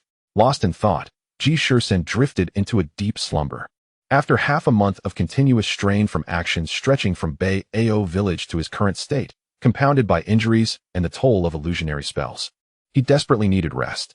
Perhaps when he awoke, he would find his elder brother and sister beside his bed, ready to pull him out for morning lessons. Surely, this must be a dream. As sunlight poured into the hospital room once more, Ji Shisan naturally awakened. Yet he felt no particular clarity of mind. Rather, he was tranquil. He opened his eyes to the sunlight streaming through the window and softly murmured, "Shen Wui, where are you?" Luo Yu had arrived early, bringing with her a bowl of century egg and lean meat porridge. This time, she was not as flustered and attentively helped the patient finish his meal before tidying up the utensils. "How did the operation go?" Ji Shisan inquired. Luo Yu's expression darkened slightly as she replied, 3 injured, 1 dead. We did not gain any advantage." "How could this happen? Did we not make ample preparations?" Ji Shisan questioned. Luo Yu had no answer, but at that moment, 2 individuals entered, Dr. Ku and Gao Chong. Gao Chong took over the conversation, stating, "Indeed, we made extensive plans, yet still allowed the enemy to escape." The 2 sat beside him, and Gao Chong recounted the events of that day. It turned out that they surrounded the enemy in a circular formation. However, when the first person entered the warehouse, it triggered the surrounding magical array, resulting in a series of explosions. Fortunately, they had prepared for such a scenario, and the blast did not cause significant casualties. Nonetheless, the enemy was on high alert, and the Jiuli members fought fiercely to break through, with the creature Tieg Yu leading the charge, nearly unstoppable. Despite the strength of the special operations team from Guaichu, they had underestimated Tieg Yu's capabilities. The more injured he became, the stronger he fought, exhibiting a ferocity that was almost unmatched. Ultimately, under the guidance of Commander Ma Weidong, they managed to bring him down with gunfire, but just as Tieg Yu fell, he unexpectedly swallowed a pill, transforming into a true beast. At this point, everyone was caught in a dilemma. If they did not intervene, he would explode and perish. Yet he would surely break free and head towards the city, endangering innocent lives. Conversely, if they charged in to stop him, even Guaichu's personnel would be akin to an ant trying to stop a chariot. At this, Gao Chong sighed. Ji Shisan had already deduced the outcome. This illustrated the stark contrast between Guaichu and Jiuli. Jiuli could wreak havoc without remorse, acting without any moral compass. In contrast, the people of Guaichu could only rely on lives to contain the enraged beast, ultimately resulting in 3 injuries and 1 death. Ji Shisan's expression grew somber as he asked, "Who was sacrificed?" Dr. Ku and Gao Chong fell silent for a moment, and finally, Gao Chong spoke, "Li Lei." Ji Shisan's eyes widened in shock. It was indeed Li Lei, the formidable figure known for thunder and lightning. He had only exchanged a glance with this robust man that day, not even managing a word. At that moment, Luo Yu's eyes brimmed with tears. She must have known long before, and sorrow surged within her heart once more. Ji Shisan clenched his teeth. Did they capture even one member of Jiuli? "We apprehended quite a few, but most were peripheral members. They were aware of the operation but lacked knowledge of the details. The ones who escaped were likely core members. Yet we captured none." Chapter 54, A Mysterious Battle. At this moment, 2 more figures entered, Gao Dian and Ji Chongfeng. Gao Dian's left arm was encased in a cast, while Ji Chongfeng's head was wrapped in bandages, clearly indicating they had both sustained considerable injuries. Upon entering, Gao Dian brazenly plopped down onto the hospital bed, pushing Ji Shisan aside and leaning back against the pillow. Ji Shisan did not mind. He was indeed injured. But it was said he had been asleep for over 2 days and was now nearly recovered. Thus, he shifted slightly to allow more space for the visibly more injured Gao Dian. Gao Chong rolled his eyes, saying, "Sister, Shisan is also a patient. It's rather unkind of you to commandeer his bed like that." "What? Am I not a patient? Must I lay in a grave to be considered injured?" Gao Chong fell silent, unable to retort, while Ji Shisan smiled. "Sister, I'm glad you're all right. I wish to hear about the battle you faced." Gao Dian gently patted Ji Shisan's head and remarked, "Good boy, you are far superior to my useless younger brother." He then cast a sharp glance at Gao Chong, rendering him too intimidated to retort. After a brief commotion, Gao Dian resumed discussing the details of the earlier conversation. Initially, the assault from Guo Yi's forces was remarkably successful. Several members on the periphery of Jiuli were swiftly dispatched. However, when the beast Tong Lu emerged, the tide of battle shifted dramatically. This creature charged through their ranks, and hardly anyone could stand in its way. Even Ji Chongfeng, who specialized in defense, and Gao Dian, who excelled in offense, were unable to halt its advance. Ji Shisan furrowed his brow and voiced his confusion. This doesn't make sense. If Tong Lu could easily escape in any direction, shouldn't Tieg Yu have been powerless against him? Gao Dian nodded, acknowledging his perplexity. Indeed, I found it strange as well. Tong Lu broke through our encirclement, yet inexplicably returned. Could it be that there is someone of great importance within the encirclement? Or perhaps, a special item within their base? Ji Shisan proposed. We have considered both possibilities. We scoured all the information available, and aside from a few encrypted files, the rest contained only simple maps and a limited amount of personal data. After verification, we found nothing extraordinary, which indicates that Jiuli is searching for something. After a brief pause, Gao Dian continued. Unfortunately, several key figures from Jiuli suddenly departed just before their meeting, precisely at the time we initiated our major offensive. Ji Shisan suddenly turned to Gao Dian, realization dawning upon him. Gao Dian nodded in affirmation. Indeed, you encountered one of the core members, a woman named Yu Ji. Or by her code name, Yu Ji. What? Ji Shisan exclaimed in shock. And Luo Yu inquired. 13. Do you know this woman? No, I do not know her, but if her code name is Yu Ji, then this is serious. Why is that? And Luo Yu pressed. Because Yu Ji is the wife of Tieg Yu. And Luo Yu's eyes widened in disbelief. But upon seeing the calm expressions on Gao Dian, Ji Chongfeng, and others, she realized they had known this all along. Ji Shisan regained his composure and stated, "Wait. If that woman is indeed Yu Ji, and with the presence of the 8 demon generals, including Tong Lu, this means Jiuli's operation is far from simple. But why did she leave unexpectedly?" Ji Shisan murmured to himself, his mind racing. Suddenly, he looked up at Gao Dian and the others with incredulity, asking, could it be someone? He left the thought unspoken, his eyes filled with inquiry. Gao Dian patted his shoulder, reassuringly saying, "Speak boldly. Everyone here is a comrade. You need not worry. What I mean is, could there be someone leaking information? Do we have an insider in Jiuli?" Gao Dian chuckled and turned to Ji Chongfeng. "Xiaofeng, did I speak incorrectly? This young lad has a sharp mind." Ji Chongfeng grinned. "Indeed, I have experienced his intellect firsthand on Dongji Island." Gao Dian turned serious. 13. We have confirmed and considered this possibility. But the few individuals sent from the provincial department were severely injured, 3 of them, and Alay. Alay has also sacrificed himself. The remaining personnel are not privy to the specifics of our actions, so I believe we can trust each other. However, Ji Shisan shook his head, his expression pained. Quite the opposite, big sister. I'm feeling uneasy and hesitant. Gao Dian spoke again. 13. I assure you, there are no traitors among us. Ji Shisan took a deep breath and said, Big sister, the traitor must be someone involved in the operation. Why is that? If we, the peripheral members, were unaware of the specific details or location, merely stationed at the entrance, then you all knew the timing and place of the operation.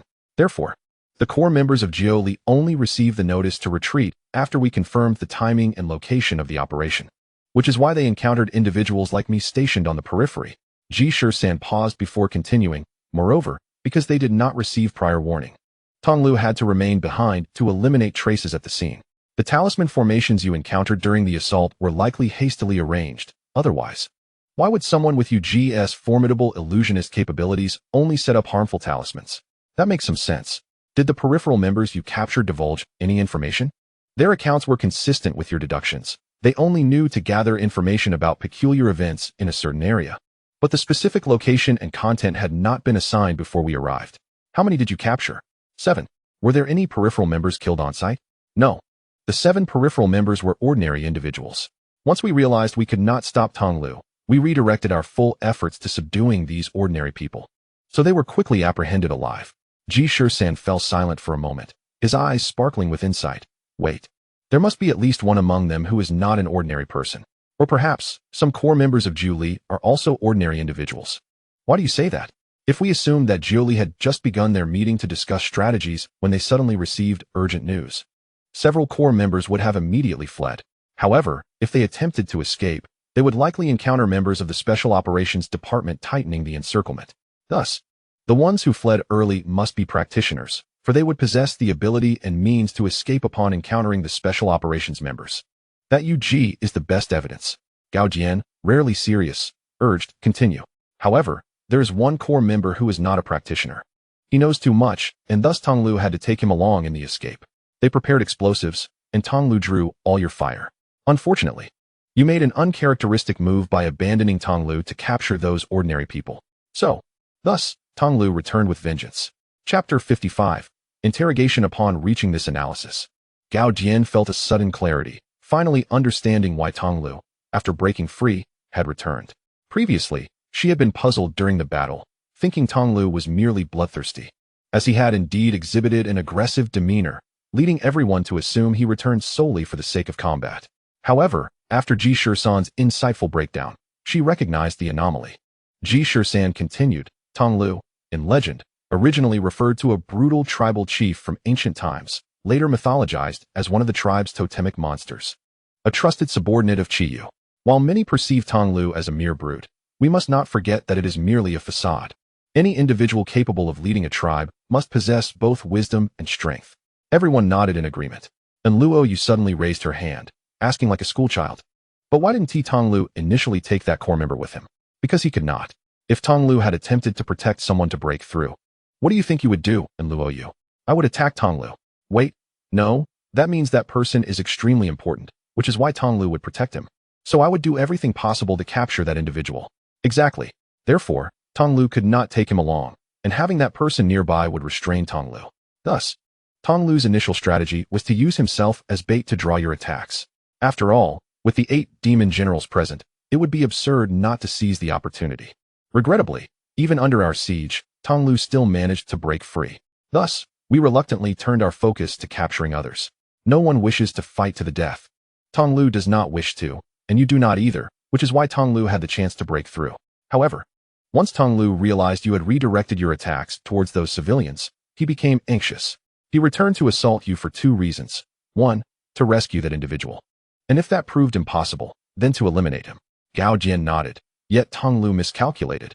He did not anticipate that we would employ armed police forces, leading to his accidental injury, compelling him to unleash his beastly form. This ultimately resulted in Li Lei's sacrifice. Ji Shisan, with reddened eyes, suddenly spoke. Li Lei's sacrifice holds significance. The group was momentarily taken aback, unable to comprehend her words. Ji Shisan continued, had you not desperately attempted to obstruct the Tao, it would have mercilessly slain the 7 individuals you captured. At this revelation, everyone was astounded, as they had never considered this perspective. Ji Shisan's eyes glimmered ominously as she declared, the Jiuli did not foresee this. We now have an opportunity to unearth their secrets. Upon hearing Ji Shisan's analysis, Gao Dian's eyes brightened, and she expressed her intention to immediately inform Uncle Ma of this news. However, Ji Shisan abruptly halted Gao Dian, asking, Leader, did you not interrogate those individuals after capturing them? Of course we did, Gao Jian replied, but all 7 recounted the same story, claiming they were merely searching for a person in a certain area or gathering information, with no mention of any secrets. Ji Shisan pondered for a moment before speaking again. It appears that the insider is unaware that a core member is among those 7. Why? If the insider had been able to notify them in advance and communicate, they would have arranged for an earlier retreat or preparation, rather than waiting for our encirclement to reach a critical point. Thus, I surmise that the communication between the insider and Jiuli is one way, and the alerts are limited in scope. Consequently, the information they possess aligns with ours, believing they have apprehended 7 inconsequential individuals. However, once you inform Uncle Ma, if he reacts differently, the insider may become wary. Should he take preemptive action against that core member, our efforts would have been in vain. What do you intend to do? Gao Jian inquired. I plan to discreetly interrogate these 7 individuals. What? Several were taken aback, but Gao Jian exclaimed, this is intriguing. Count me in. Ding Guofu was an ordinary businessman, or rather, he had once been a corporate employee until he lost his job. By a twist of fate, he joined Jiuli, becoming a peripheral member. After several missions, Jiuli recognized his innate talent for information gathering and gradually cultivated him into a core member. This mission was actually initiated based on crucial clues provided by Ding Guofu, making him the linchpin of the operation. However, as Ji Shisan had predicted, just as they assembled their team and prepared to allocate tasks, they received an urgent notification to evacuate immediately. The 4 core members of Lingjia split up to divert attention, while Tao Wu remained behind to guide the other ordinary members. As the mission had not commenced, the others were entirely unaware of the specifics, prompting Ding Guofu to feign ignorance, easily slipping through the cracks. The remaining task was merely to await transport to the provincial office, during which they could seek an opportunity to escape or relay information. In the past few days, Ding Guofu lived carefree, even gaining a bit of weight. Today, however, he was unexpectedly escorted to the interrogation room. Informed that experts from the provincial office had come to question him, he was unperturbed, as no one aside from him was privy to this information. Thus no one could extract anything from him. After waiting for a short while in the interrogation room, he saw 2 young individuals enter, 1 male and 1 female. Both remarkably youthful. The woman was quite attractive, while the man appeared somewhat frail. Upon entering, the man affixed a piece of talisman paper to the bars in front of Ding Guofu, simultaneously inserting an incense stick into a corner of the desk. The incense was unlit, merely standing quietly. Ding Guofu maintained a high level of vigilance. Recognizing that something was amiss, he understood that they must be plotting against him. That incense stick was likely a form of enchanting incense, and he instinctively covered his nostrils. The young man, noticing his gesture, smiled slightly and said, do not be alarmed. This is not enchanting incense, but rather life incense. His voice was gentle and resonant. He continued, we have come from the provincial office. I merely need to ask you a few questions. He glanced at a paper in front of him, beginning to inquire while taking notes. Ding Guofu, correct? Age 38. Gender male. What is the objective of your current operation? After several unproductive inquiries, the young man suddenly looked up and asked, Wui claims you are a core member. Is that correct? Ding Guofu's pupils dilated, his heart racing. Wui? While others might be unaware, he, as a core member, was well informed. But Wui had not participated in this operation. Thus, was this young man attempting to deceive him? Ding Guofu feigned calmness and replied, what Wui? I have never heard of them. No sooner had he spoken than the talisman paper affixed to the bars ignited spontaneously.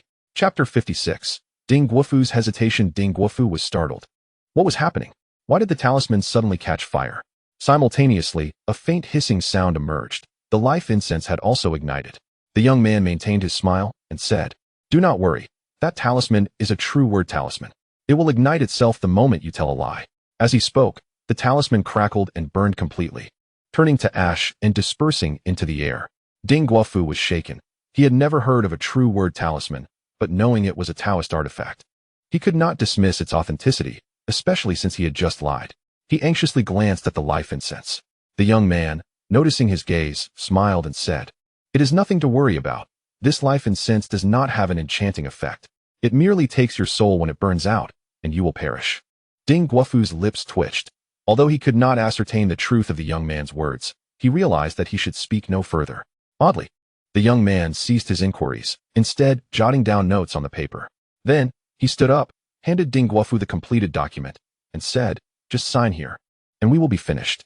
Upon examining the document, Ding Guofu noticed that aside from basic information such as his name and age, it simply stated that the suspect refused to cooperate and divulged no useful information.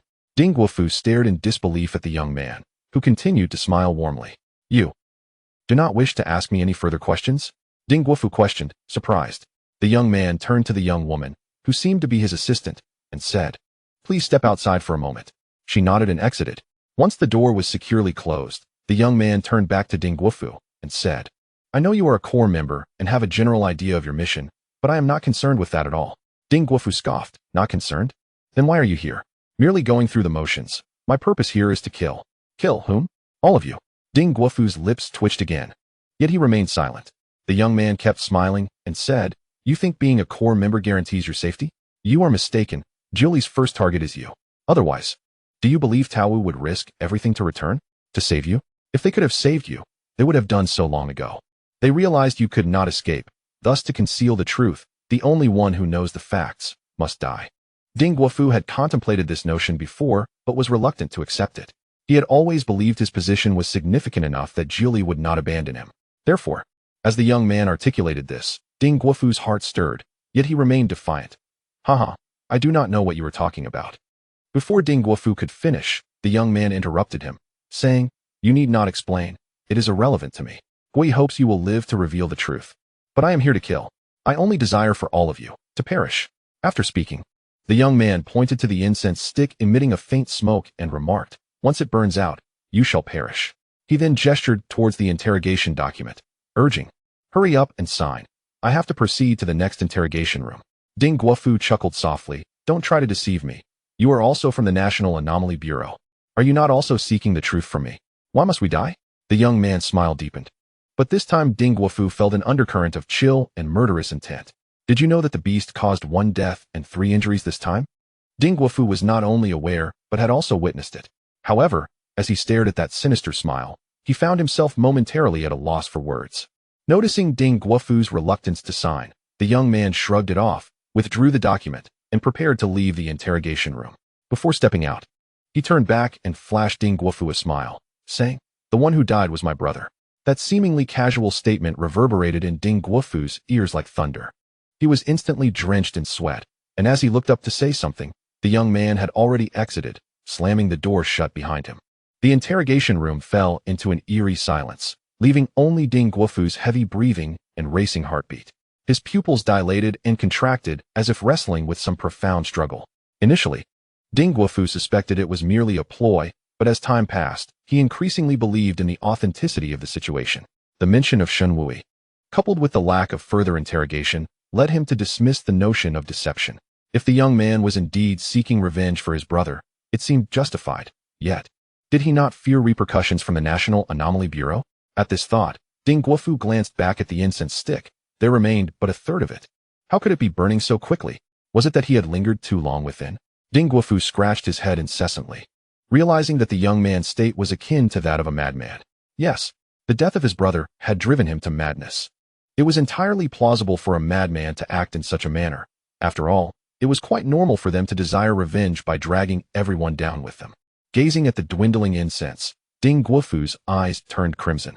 He decided to gamble, to wager that the young man was deceiving him, and that the incense was not the soul-snatching kind he claimed. Just as he fixated on the stick, a commotion erupted from the corridor outside.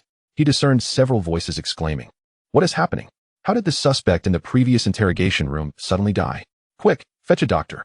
Ding Guofu was jolted into alertness, his spine chilled, and beads of sweat began to form on his brow, soaking him entirely. The threat was real. Reflecting on the young man's words, he recognized one undeniable truth. Only the National Anomaly Bureau wished for him to live. In a moment of clarity, he shouted towards the door, Someone, help, please. He had come to a realization. He did not wish to die, and thus he had but one path to choose. After calling out for over half a minute, a woman finally entered. Her left arm was bandaged and slung around her neck, while her right hand clutched an interrogation document. She frowned at Ding Guofu and asked, What do you want? Did you not refuse to cooperate? Ding Guofu hastily replied, I will cooperate. I'll tell you everything. Just extinguish that incense first. The woman turned to glance at the incense, then shot Ding Guofu a perplexed look and said, Are you trying to play me? I have no time. 2 people just died in the previous interrogation room, and I need to handle that. She feigned turning to leave. Ding Guofu urgently called out to her, I am a core member. I know about this operation. Upon seeing the skeptical gaze she cast him and her foot poised to depart, he finally broke down, exclaiming, Jiuli is searching for ancient artifacts, the 8 legendary artifacts. Chapter 57. The conspiracy of Jiuli. All of this was the brainchild of Ji Shisan. The young interrogator was he, while his secretary was in Luyu. Outside, Gao Chong and Dr. Ku were bustling about, and ultimately, Gao Dian entered to conclude the matter. Ding Guofu was, in fact, the 5th individual Ji Shisan had tested. The previous 4 had been dismissed before Gao Dian even entered, as they had confessed everything they knew, merely elaborating on their status as peripheral members with no real knowledge. Once it came to Ding Guofu, Ji Shisan immediately noticed that his demeanor was entirely distinct from the previous 4. His posture and unwillingness to cooperate sparked Ji Shisan's suspicion, leading him to believe that this individual harbored significant secrets. If he were merely a peripheral member like the others, he would have simply confessed since he was unaware of the true circumstances. Only a genuine core member would instinctively resist, as they identified themselves with Jiuli. Thus, Ji Shisan boldly devised a tactic, mentioning Shen Wui. He was uncertain if this would bait Ding Guofu, but since Yu Ji was aware of Shen Wui, a competent intelligence officer or core member should also possess knowledge of him. Indeed, Ji Shisan observed the abrupt leap in Ding Guofu's heartbeat and the dilation of his pupils, confirming that this man undoubtedly knew something. At that point, whether Ding Guofu believed in Ji Shisan's ruse became irrelevant, even if he remained silent. The National Anomaly Bureau would surely have a myriad of methods to extract secrets from him. Consequently, Ji Shisan felt increasingly relaxed, as he engaged in familiar rituals of burning talismans and lighting incense. He sent Lui Yu out and added a theatrical flair to his own performance, thus shattering Ding Guofu's final psychological barrier. Even if Ding Guofu didn't believe, the act would undoubtedly unsettle him. Ultimately, Ji Shisan succeeded. No further efforts were necessary, as Ding Guofu divulged everything. After waiting at the door for a while, Ma Weidong arrived with several members of the information department and Ji Changfeng, who had come to report.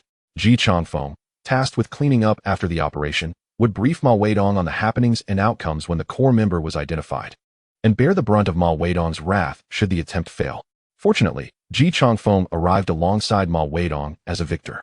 Upon seeing the weary Ji Shisan, Ma Weidong patted his shoulder in encouragement and led the group into the monitoring room to review Gao Dian's interrogation results. The interrogation lasted an entire day. Bored, Ji Shisan returned to the logistics department to rest, where Dr. Ke helped him with a massage to invigorate his circulation, allowing him to drift into a deep sleep.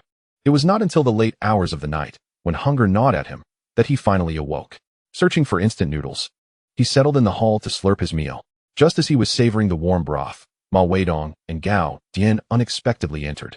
"Ah, Uncle Ma, big sister. Why did you return so late?" Ji Shisan exclaimed. Upon seeing him in the hall, Ma Weidong waved him over, saying, "Shisan, come here." He strode ahead into his office. Gao Dian, noticing Ji Shisan following, asked, "Is there any more instant noodles?" "Just one last bowl," Ji Shisan replied, reluctantly extending the bowl he had barely touched. Without hesitation, Gao Dian took it and settled onto Ma Weidong's sofa to enjoy the noodles. At this moment, Ji Shisan inquired, "Uncle Ma, did he confess?" "Yes, he did. The information is substantial. Gao Dian and I are just returning to organize it, and I need to prepare a report for headquarters." "Oh, then why did you call me over?" Ji Shisan leaned back on the sofa, thinking, truly the best sofa is in Uncle Ma's office. Ma Weidong pondered for a long while without speaking, only for Gao Dian to interject. "Uncle Ma, he is not a child anymore. If you're reluctant to speak, then let me do it, and let him make his own decision." Ji Shisan blinked, glancing at Gao Dian and then at Ma Weidong, saying, "Come on. Are you both turning into riddlers now? How can you leave me hanging like this? It's as if I were afflicted with a terminal illness, and you suggest otherwise." Ma Weidong inhaled deeply before posing the question. 13. Have you ever heard of the ancient artifacts? The ancient artifacts? Which one are you referring to? All of them.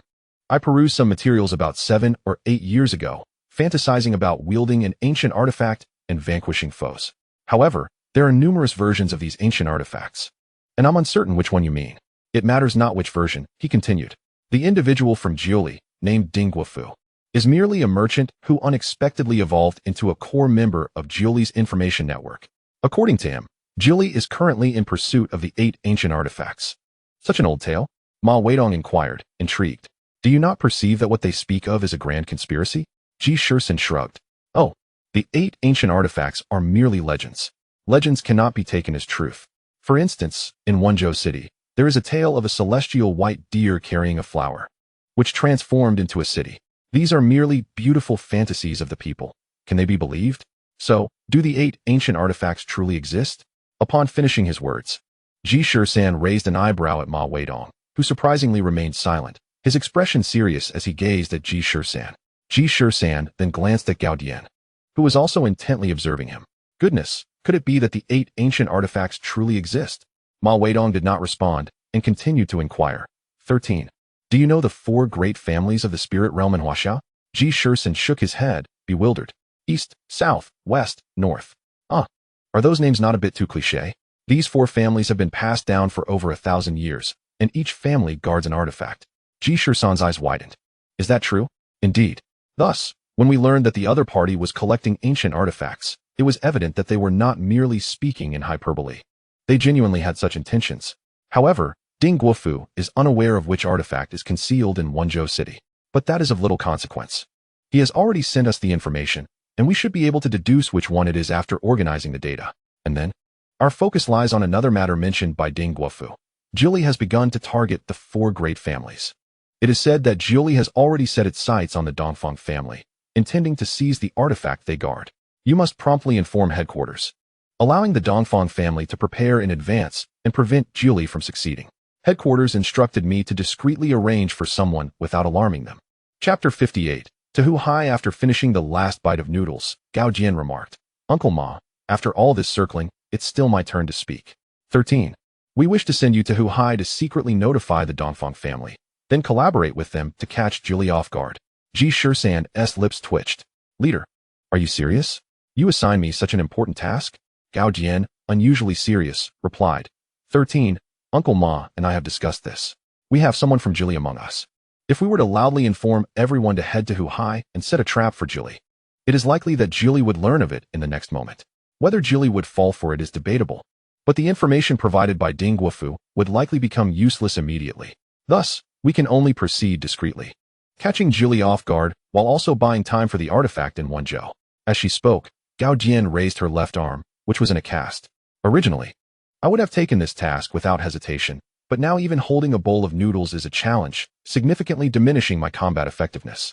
Therefore, to maintain secrecy, we thought to find a relatively inexperienced newcomer to carry out this task. Currently, only Uncle Ma and I are aware of this matter. If something were to happen to you on your way, it would indicate that there is indeed a mole between us. Ji Shisan pressed his forehead. Leader, if one of you is a mole, would I not be forced to return on the 7th day to settle accounts with you? Ma Weidong interjected. 13. I place my utmost trust in Gao Jian. Therefore, this matter is known only to the 3 of us, ensuring your safety.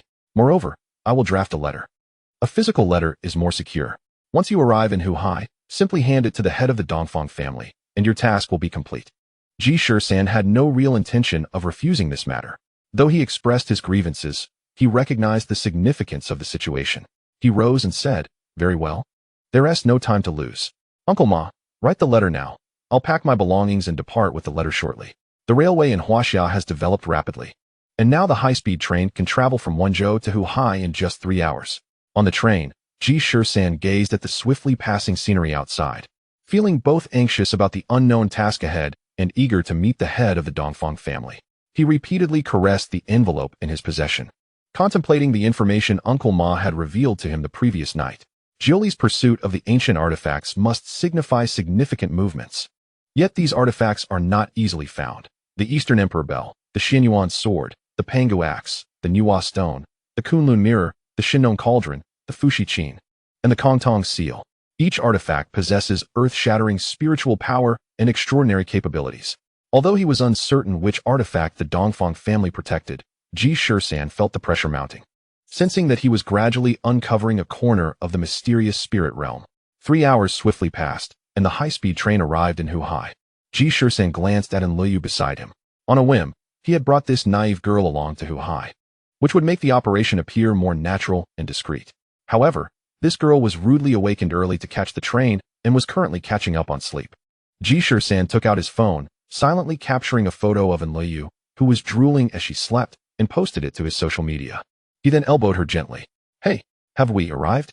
Yes, let us disembark. The two exited the train and took a taxi towards the Dongfang family in Hu Hai. The Dongfang family is located in Huangpu district, very close to the Bund. Ji Shisan, taking advantage of official funds, seized the opportunity to show Enlil around the Bund. The scenery of the Bund was dazzling, with the shimmering waters of the Huangpu River reflecting the towering skyscrapers on either side. Enlil was mesmerized, frequently exclaiming in wonder. Observing her joy, Ji Shisan felt his spirits lift, yet his expression turned resolute when he recalled the impending task. Enlil asked Ji Shisan to take her photo, striking various poses. Just as she stepped back to assume another pose, she accidentally collided with a passerby. The stranger, in his 30s, with blonde hair and blue eyes, was clad in a white casual suit and had a tall, slender physique, resembling a foreign celebrity at first glance. "Ah, I'm so sorry," and Luoyu quickly apologized. Ji Shisan leaned in to say, "He is a foreigner. You should speak in English." At that moment, the blonde stranger spoke. "You're the foreigner. I'm a true Huhai local, you two clueless bumpkins." The young man spoke rapidly in the local dialect, leaving Luoyu stunned. She timidly asked Ji Shisan, 13, "Do you understand what he is saying?" After a moment's contemplation, Ji Shisan replied, "He said he is a local." "Damn," the young man exclaimed. "I said, I'm a genuine Huhai person, not a foreigner." Ji Shisan was not one to indulge him, retorting, "You could have said that from the start instead of pretending." The young man, clearly agitated, glanced at his watch, seemingly in a hurry, and muttered something about bumpkins before departing. The encounter with the young man had dampened Liu's enthusiasm for taking photos, and the two decided to stroll casually before heading towards the Dongfang family. To their surprise, the Dongfang family possessed an impressive building near the Bund, showcasing their considerable wealth. The entrance retained the style of the last century, with two stone lions standing guard and intricately carved stone pillars adorned with mysterious patterns. Above the entrance hung a couplet, "The east wind carries one to new realms." The ark set sail to explore the future. After reading, Ji Shisan couldn't help but express his admiration for the Dongfang family's modernity and deep-rooted heritage. Ji Shisan and Liu tidied their clothes and stepped inside. An elderly gentleman, resembling a butler and clad in traditional Chinese attire, greeted them. Although he was over 50, he exuded remarkable vitality. The old man smiled and said, "You two have arrived a bit late. Please follow me." Ji Shisan and Luoyu exchanged astonished glances, their minds racing. Could it be that the head of the Dongfang family possesses such extraordinary abilities, able to foresee the future?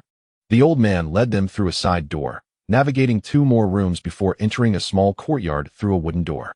He stood beside the courtyard and said, "You two, cross the courtyard to the 2nd floor across the way. The family master is awaiting you." After a slight bow, he turned and departed. Confused, Ji Shisan found himself at a loss for any clues, attributing the aura of mystery surrounding traditional noble families to their nature. Thus, he dismissed his uncertainty and, accompanied by Liu, stepped into the courtyard. Upon entering, they were immediately enveloped in swirling mist, as if they had entered a realm of immortals. The cobblestone path beneath their feet was slick, with peculiar flowers and plants appearing and disappearing in the fog. To their astonishment, parting the mist revealed several towering evergreen plants, obstructing their view entirely. Suddenly, a melodious sound of a guqin drifted from a nearby open window on the 2nd floor. Ji Shisan led Liu in the direction of the sound. Chapter 59.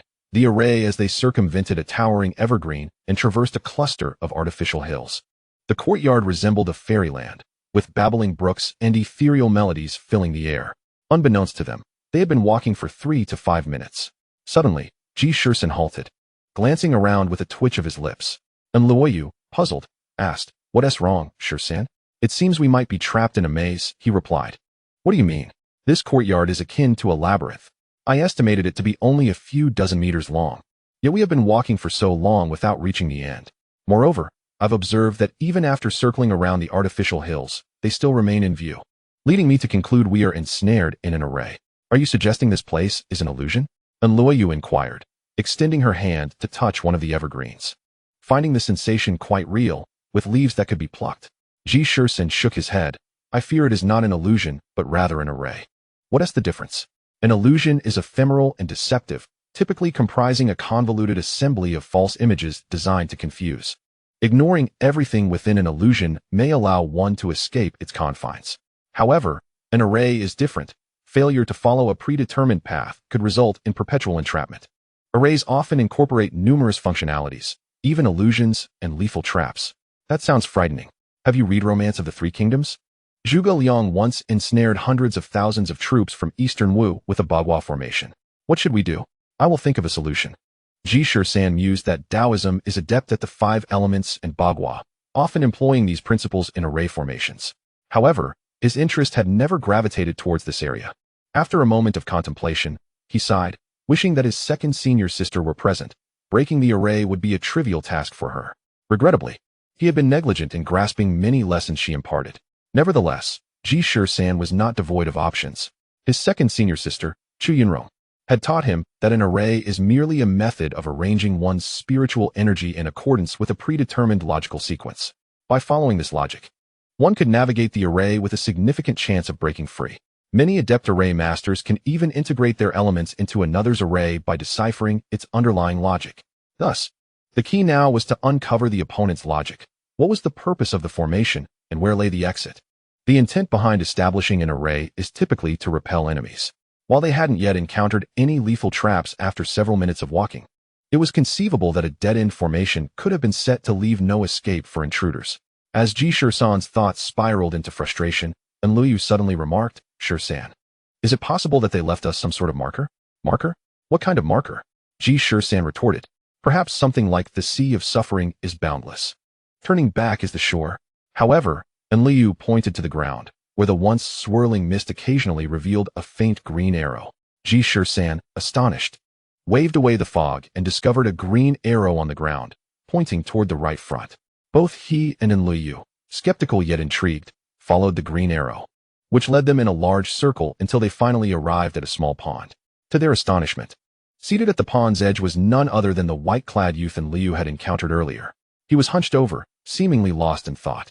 Ji Shisan approached and called out, "Hey, what are you doing here?" Upon hearing a voice, the youth looked up, his expression shifting to anger. "You too, deceivers. So, you are also here for the assessment? You tricked me all this way. What are you talking about? I can't comprehend you. Don't pretend. You bumped into me at the bond, calling me a country bumpkin, and now you're following me here to mock me again." He stood, ready to charge at them.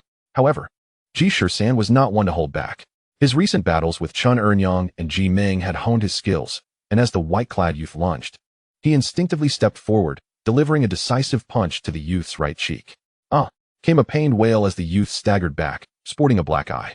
Yet, undeterred, he lunged again, only to receive another blow, resulting in a second black eye. The youth clutched his eyes, wailing in despair. Ji Shisan kicked him twice, saying, "Stop crying and tell me what's going on." The white-clad youth turned to him. "You're here for the assessment, yet you ask me what's happening? What assessment?" "The Dongfang family's array master assessment. Don't play dumb." Realization dawned on the youth as he noticed the bewildered expressions on Ji Shisan and Enliyu's faces. "You truly don't know? Good heavens. I was wondering why that old man brought us to meet the family master without introductions. I thought he was some sort of sage who knew we were coming." Ji Shisan felt a wave of self-reproach wash over him, wishing he could slap himself for his earlier assumptions. After regaining his composure, Ji Shisan kicked the white-clad youth again. "If this is an assessment, then hurry up and find a way to get us out of here. If I knew how to escape, would I be crying here?" "Great. You're just a useless wretch. So what if I am?" Many useless folks become protagonists in their own right, and eventually become supreme beings in the universe. But you, useless as you are still trapped in this wretched array. The youth's expression faltered, his eyes dimming as he sank back down, hugging his head. Though Ji Shisan was exasperated, he also regained his composure. Since this was an array master assessment, it indicated that they were not in a dead-end formation. There must be an exit. Furthermore, the entire array's logic was likely designed to test the participants' understanding of arrays. He turned his gaze again, taking in his surroundings. This time, he perceived things differently, focusing on the rocks, trees, flowing water, and wind direction, all of which became crucial factors in his thought process. Then he asked, "Hey, do you have any requirements or clues for this assessment?" I'm a genuine Huai person. Why do you resemble a foreigner?" "My grandmother is from Ukraine, and my mother is from the Soviet Union." "So aren't you a foreigner?" "I am a descendant of the Huaxia. My name is Dongfang White." All right, a Huaxia person. The useless protagonist of the Dongfang family, trapped in a magical formation. Chapter 60, Breaking the Formation. Dongfang White.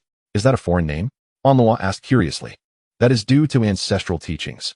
Our illustrious Huaxia should not shy away from embracing the essence of both ancient and modern, East and West, mastering the skills of others to surpass them, and being inclusive like the vast oceans." Ji Shisan disregarded Dongfang White entirely and turned to Anlua, asking, "Is there any significance to this guy's name?" "White, when translated into English, means white." Oh, Ji Shisan suddenly understood. Having practiced asceticism on the mountain, he hadn't learned much English. So he asked, "Hey, why not just call yourself Dongfang Bai?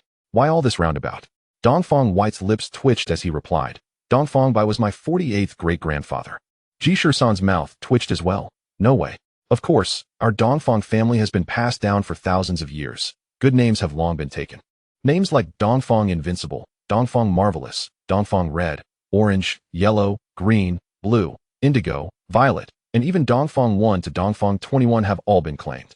Ji Shisan was astonished. Doesn't that mean your family tree is as thick as the Kanshi dictionary? And how do you know all these names have been taken? Dongfang White pulled out his phone and opened an app, stating, "A few years ago, our family developed a small program that recorded our genealogy, making it quite convenient to look up." Ji Shisan was once again taken aback. What kind of magical operation is this? After a moment, Ji Shisan added, "I've thought of a powerful name. Check if anyone has used it." "What name?" "The rising sun in the east. Only you are unbeatable. You shall be called Dongfang Bu." Before Ji Shisan could finish, Dongfang White kicked him away. "Get lost. Do you think I haven't read the smiling, proud wanderer?" The two engaged in playful banter, and the atmosphere lightened considerably.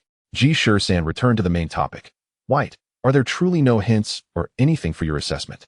After pondering, White pulled out his phone and read aloud. The Dongfang family's array master assessment is divided into 3 stages.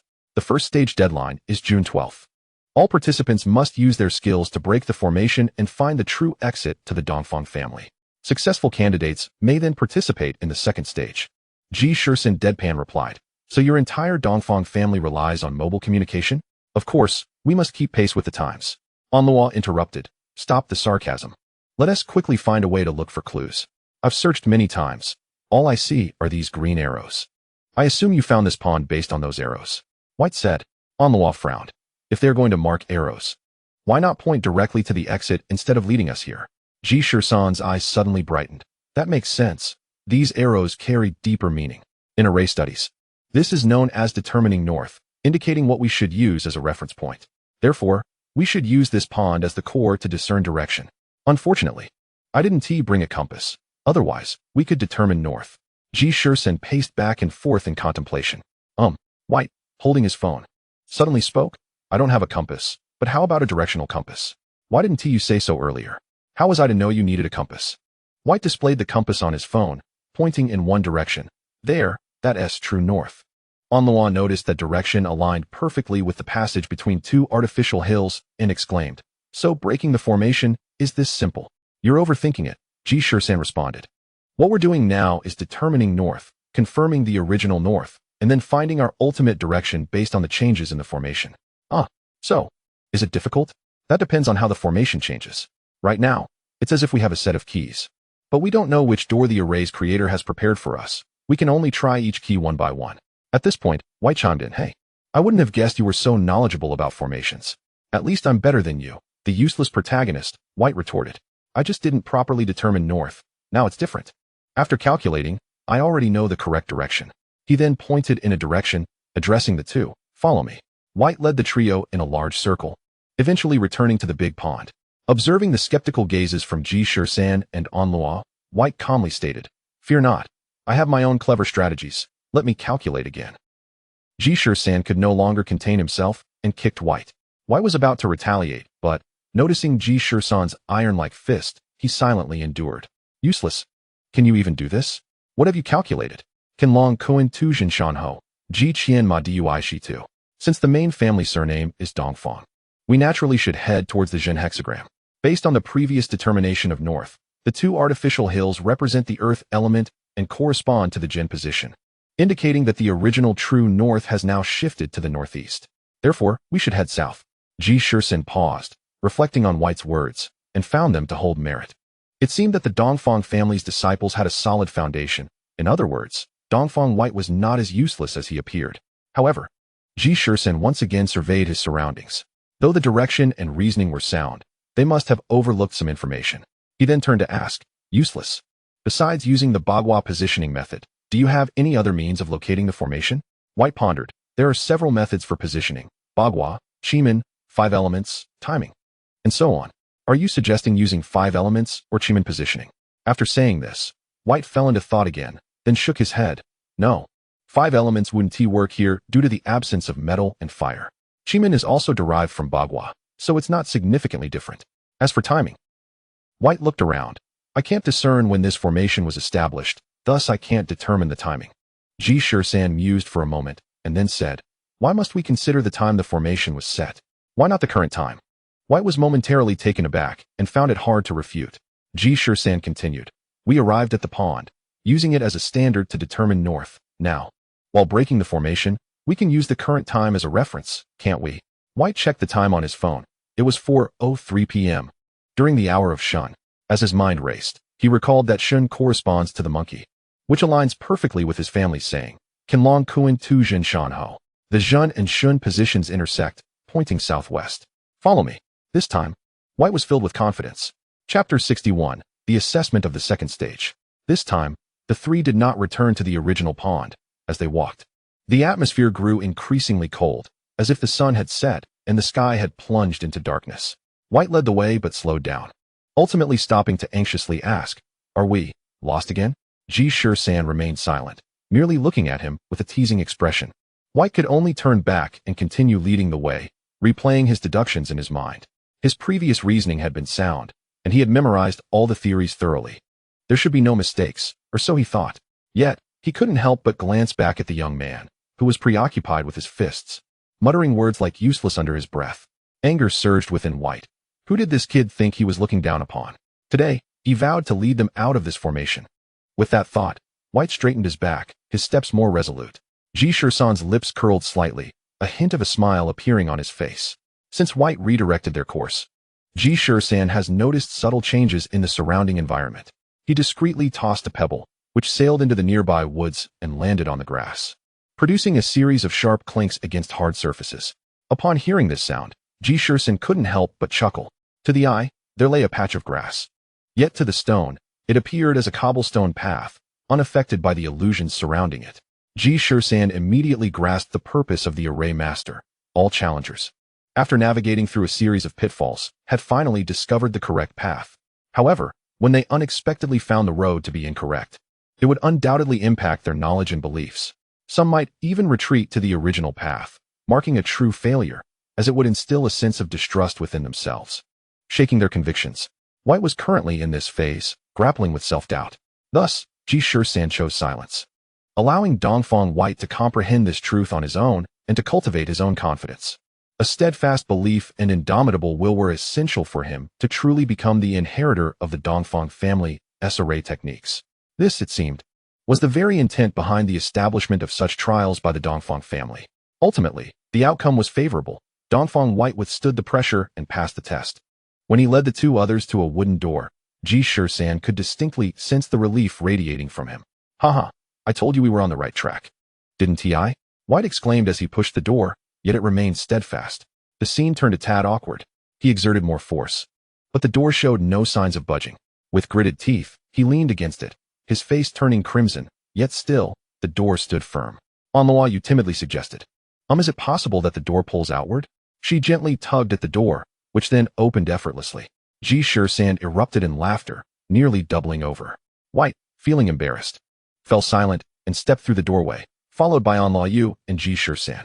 They traversed a narrow passage, arriving at an exhibition hall where their eyes were immediately dazzled by an array of various gemstones. As they entered, a mysterious energy began to swirl around them. Ji Shisan suddenly felt a pang of trepidation and cautiously scanned the surroundings. The stones, seemingly ordinary, emanated an indescribable aura. Curiously, White approached a vibrant blue gemstone, which was crystalline and translucent, with prismatic facets that seemed to absorb all light. Staring at it too long could induce a slight dizziness. Ji Shisan joined him and noticed a label beneath the stone, reading blue malachite, sourced from Hubei. Upon closer inspection, every gemstone was accompanied by its origin and name. The crimson hues of the Zhonghua bloodstone were striking. The green of the Jilin peridot was clear and vibrant. The white layers of the Shangxi mica resembled a delicate milk froth. Each stone was unique, leaving Ji Shisan and Anlo Yu in awe, thoroughly captivated. After a moment, Ji Shisan turned to Dongfang White, who was fixated on a glass display.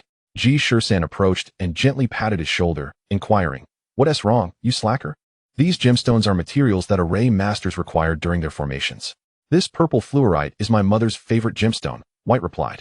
Ji Shisan gazed at the fluorite, which was unusually smooth, resembling a cluster of real grapes. Its purple hue was crystalline, with light refracting within, casting a gentle, enchanting glow. "It's lovely. Which stone do you cherish most?" Ji Shisan asked. "The one I adore is not here. It's a champagne-colored blue diamond." Anloa, you just happened to arrive and asked. "Blue diamond? I just saw a description over there stating that blue diamonds are the hardest gemstones, right?" Ji Shisan raised an eyebrow and teased, "So, do you favor blue diamonds for their hardness?" "No, because they are the most expensive gemstones in the world." Ji Shisan and Yu exchanged eye rolls and walked away. "Hey, don't think I'm superficial, they really are quite pricey." As the trio conversed, they reached the end of the exhibition hall, where a staircase awaited them. Ascending the stairs, they discovered a grand hall, already occupied by 7 or 8 young individuals, both male and female. Upon entering, all eyes turned toward them, and to their surprise, the earlier steward was present as well. He smiled and announced, "We have enough participants. Let us commence the second assessment."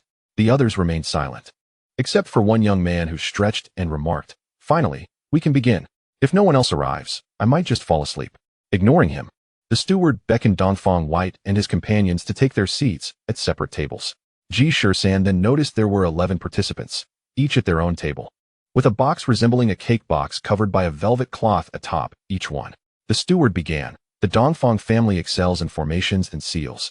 So the second assessment will require you to utilize 3 types of gemstones to set up a binding array within 1 hour, trapping the creature inside the box. You must not touch the creature or move the box." Before anyone could react, the steward declared the assessment underway.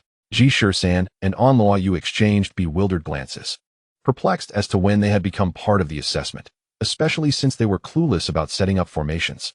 Chapter 62. The Race for Gemstones. Yu cast a pleading look at Ji Shisan, who returned a helpless gaze. The two stood like wooden statues at the edge of the scene. Yu cautiously leaned closer and whispered, 13. How do we create that formation? At that moment, the steward cleared his throat lightly. If anyone is confused or unsure, you may seek assistance from others, but each person can only take 3 gemstones. With that, he unveiled a large table adorned with dozens of gemstones, resplendent in colors and varieties. Seek help from others? How generous. Ji Shisan's eyes lit up, quickly scanning the other contestants for someone reliable. However, just then, Dongfang White stepped in front of him, his stance blocking Ji Shisan's view, as he huffed. "What are you implying? Want to seek help from others? Am I not the main character here? Aren't you the slacker?" Ji Shisan retorted, and White shot back, "So, you all aim to win the competition?" "Well, not exactly. We simply wish to meet the Dongfang family head. If we lose, 1 tea that prevent us from seeing them? I'll help you set up the formation." "Slacker, are you serious? Don't mislead us. Even a slacker can have a moment of triumph, right?" Ji Shisan suddenly felt a newfound respect for the white-clad figure before him. White stated earnestly, "None of these gemstones are duplicates, which means I must devise 3 entirely distinct formations and physically inscribe them. Therefore, you need to cooperate with me. What do you need us to do?" Yu and Ji Shisan felt a surge of enthusiasm. "I need to focus on inscribing the 3 formations. 1 hour may not be sufficient. So you will help me select the gemstones. I'll call out the names of the stones, and you will retrieve them." "Oh, we're not very skilled at that." Yu blinked. White tossed his phone to them. "Here, the Dongfang family app contains descriptions of various gemstones." Without waiting for their response, he began examining the size of each box and the movements within, while meticulously contemplating his strategy for the formation. The Dongfang family's array techniques, honed over millennia, were not simple hand gestures or mere drawings. They had cataloged hundreds of gemstones and plants, combining them into numerous formation methods, with many still in existence today. It could be said that this was the very foundation of the Dongfang family's survival. The mere study and mastery of these array methods demand immense mental fortitude. One must be well versed in the properties of each mineral, the spiritual energies derived from flora and fauna, as well as the myriad transformations that arise from their combinations. Ultimately, when combined with the knowledge of the 5 elements and the 8 trigrams, the resultant formations often yield unforeseen effects. At this moment, White meticulously scrutinized every detail. Grasping a pencil from the table to sketch the preliminary array, he then announced the name of the first mineral, pyrite. Yu hastily retrieved her phone, which detailed the common crystalline form of pyrite, typically cubic or dodecahedral, with octahedral forms being rare, and boasted parallel striations on the crystal faces that made it easily identifiable. Accompanying this information was an image. Ji Shisan and Yu quickly spotted the pyrite, and they hastily handed it to White. Holding the mineral, White astonishingly began to inscribe circular patterns with it, akin to calligraphy. The spiritual energy flowed through the stone, leaving a faint yellow trace behind. As Ji Shisan and Yu had never witnessed such an inscription of an array, they curiously observed for quite some time until White announced 2 more minerals. By this point, others had begun to inscribe formations with their minerals, and the venue buzzed with activity. White subsequently named a quartz crystal, But just as Ji Shisan and An Yu were about to procure the mineral, a hand snatched it away first. When they looked up, they saw a girl with an air of arrogance, disdainfully glancing at them before turning back to her seat. Ji Shisan and An Yu gritted their teeth in frustration, but were powerless to act, as the steward had previously declared that seizing another's mineral was prohibited.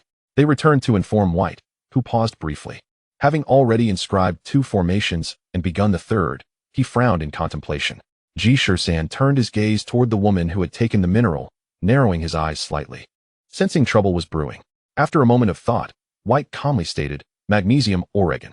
Ji Shisan and An Yu swiftly scrolled through their phones and rushed to the large table to seek the magnesium mineral, only to find that the woman was faster and had already snatched it into her grasp. She mockingly regarded Ji Shisan, letting out a light scoff before turning to walk away. Ji Shisan stepped forward, blocking her path. Was that intentional? The woman showed no sign of intimidation, tilting her head slightly, her expression one of disdain as she retorted, "Of course it was intentional. What are you going to do about it?" Everyone turned to witness the unfolding drama, pondering how the young man would respond, when suddenly Ji Shisan raised his hand and delivered a resounding slap. The woman, caught off guard, had no time to react. The sound echoed throughout the venue. "I have no desire to seize your mineral. I merely wish to strike you," Ji Shisan stated nonchalantly. The steward, who was about to intervene, hesitated, realizing that this act was not a direct theft and therefore might not constitute a violation. The woman, stunned by the slap, shrieked in hysteria, "You dare strike me? Do you believe?" Before she could finish her threat, Ji Shisan delivered another slap, even louder this time. The woman, momentarily dazed, opened her mouth to retaliate, but upon seeing Ji Shisan's raised hand, she suddenly fell silent. White gazed in disbelief at the scene, stifling a laugh, when suddenly his eyes brightened, and he whispered something to An Yu. At this juncture, a young man, unable to bear the spectacle any longer, approached and admonished, "How audacious! Who do you think you are to strike someone? Why? Because this woman is insufferable. Insufferable people are merely pretentious." The young man, taken aback by Ji Shisan's brazen defiance, prepared to retaliate. Yet the younger generation of the Eastern clan had never anticipated encountering someone formidable. With a deft sidestep and a straight punch, Ji Shisan left a mark on the young man's face, rendering him speechless and clutching his cheek. Ji Shisan stood resolutely at the center, exuding an air of dominance that momentarily deterred anyone from challenging him. The Eastern clan? Merely a collection of insignificant individuals, cowards at heart. The crowd of young people exchanged glances, their expressions shifting to anger as they glared at this unexpected intruder. Chapter 63. The final moments. This scene not only astonished everyone present, but also captivated an elderly man and a middle-aged figure monitoring the situation from a screen. The elder, fixated on the monitor, found the unfolding events somewhat unbelievable. After a moment of contemplation, he inquired, "Whose child is this?" The elder was none other than Dongfang Luyun, the head of the Dongfang clan, whose advanced age belied his vigorous spirit, his eyes radiating an intensity that seemed capable of penetrating all facades. The middle-aged man, an assistant to Dongfang Luyun, appeared nearly 50 yet exuded an aura of mastery, suggesting exceptional martial prowess. He perused his notes and remarked, "Master, this young man does not appear to be from the Dongfang clan." "Oh, if he is not from the Dongfang clan, how did he gain entry?" Old Zhang likely assumed he was a family member participating in the assessment, so he brought him and his female companion to the first round, where they encountered White, and the three emerged together. The assistant continued, "Master, should I go deal with this individual?" "Wait." The elder raised a hand to halt the assistant's advance, stating, "There is no need. Master, this fellow has brazenly overstepped, should we not?" "Mr. Mo, what are your thoughts on this young man's martial abilities?" "Not worth a laugh." "Ha ha ha. Do not be so dismissive. He could undoubtedly subdue everyone here except for old Zhang. Do you believe it? If he is not worth a laugh, then our Dongfang clan would be in serious disgrace. Master, our clan has always excelled in formations and seals. Martial prowess is not our primary focus. Indeed, that is precisely why the Dongfang clan is gradually declining." Dongfang Liyun's gaze dimmed momentarily before he lifted his head, asserting, "This young man is remarkable. He is not merely provoking. He has discerned the essence of this competition." "Oh, what do you mean?" "The second round of assessment requires the arrangement of a binding formation using 3 types of minerals. In essence, it limits the challenge to triangular formations. The family has developed merely a dozen variants of triangular formations, and I intentionally filtered the minerals, so the usable formations should only amount to 8. Thus, it is inevitable that 3 individuals will be eliminated. Perhaps even more, as the moment someone obtains one of the remaining minerals, those combinations are rendered unavailable. Given the current situation, 3 individuals have completed their formations, and with White having also set up 2, theoretically, only 3 formations remain available. Furthermore, I have laid a trap by allowing mutual assistance. While this seems to simplify the rules, it actually wastes everyone's time. For instance, White must establish 3 formations. Yet less than 10 minutes remain. If others acquire the remaining minerals for the 3 formations, then White's chances will vanish. But why is this young man causing a ruckus? He is buying time for White. The middle-aged man, referred to as Mr. Mo, turned back to the monitor, finally realizing that Ji Shisan, stationed before the stone platform, had overshadowed everyone with his imposing presence, thereby dissuading anyone from seizing the stones. The only individual currently selecting minerals was Novice. Mr. Mo nodded, inquiring, "Can this young man truly conceive of this strategy in such a short time?" "It seems likely. Observe the 2 techniques he recently exhibited. Do they resemble any particular school's style? There are hints of Wudong's empty clarity fist and a trace of Tai Shan's approach. I cannot discern whose style it is." "Ha. I have a guess." "Whose?" "The foundation should be rooted in Taoist long fist, combined with practical application, likely from a foreign land. The foreign land, and we are like oil and water, and we know the individuals from who high. Thus, I too am curious about his identity. Let us await the results from the scene." At this moment, the atmosphere remains eerily silent, with the crowd rendered speechless, their anger stifled. Suddenly, the initially boisterous youth leisurely ascends the stage, disregarding Ji Shisan entirely, as he busies himself selecting ores. Ji Shisan casts a sidelong glance at him, inwardly lamenting the predicament. This individual, now ignoring him while sifting through stones, has evidently discerned his intentions. However, should Ji Shisan provoke him further, it is likely that the steward nearby would intervene, resulting in a loss rather than gain. For now, he could only hope that the useless one would hasten his pace. Meanwhile, White finds himself deep in contemplation over the last formation. He has acquired a piece of, or but seems to have encountered a conundrum. Dongfeng Luyun, watching from the screen, chuckles. This is troublesome. The ore for this formation has already been taken by others. Yet, there should be another arrangement. Let's see if he can figure it out. Hubei antimony. White exclaims. Novice hurriedly searches on her phone. Just then, the woman who had previously endured 2 slaps rushes back to the ore platform, snatching a piece of ore and glaring fiercely at Ji Shisan. "You're looking for Hubei antimony? Huh. It's in my possession now." Ji Shisan advances to strike the woman, but she swiftly turns and retreats to her own table, wearing a smug expression. "Thank you for the tip. Now I can deduce the formation using your ore." Ji Shisan grits his teeth in frustration, unable to retaliate, and can only glare at her as she arranges the formation. Yet, unbeknownst to everyone, a smirk subtly curves White's lips. At that moment, he adjusts his phone to display an image and says to Novice, "Go grab these 2 pieces." Novice rushes to the stage, and others, realizing time is running short, scramble to join her.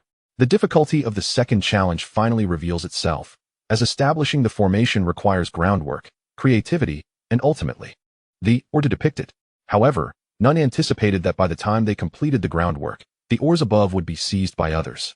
If they rushed to grab the ores first, they might end up like the earlier self-satisfied individual, only to discover midway that their structural approach was flawed.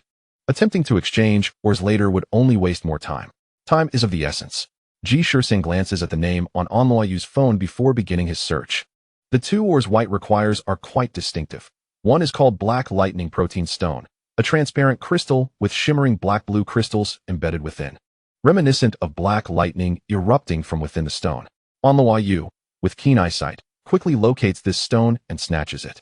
However, the final ore leaves her momentarily dumbfounded, as this one, named Burmese tourmaline, has no image, only a name.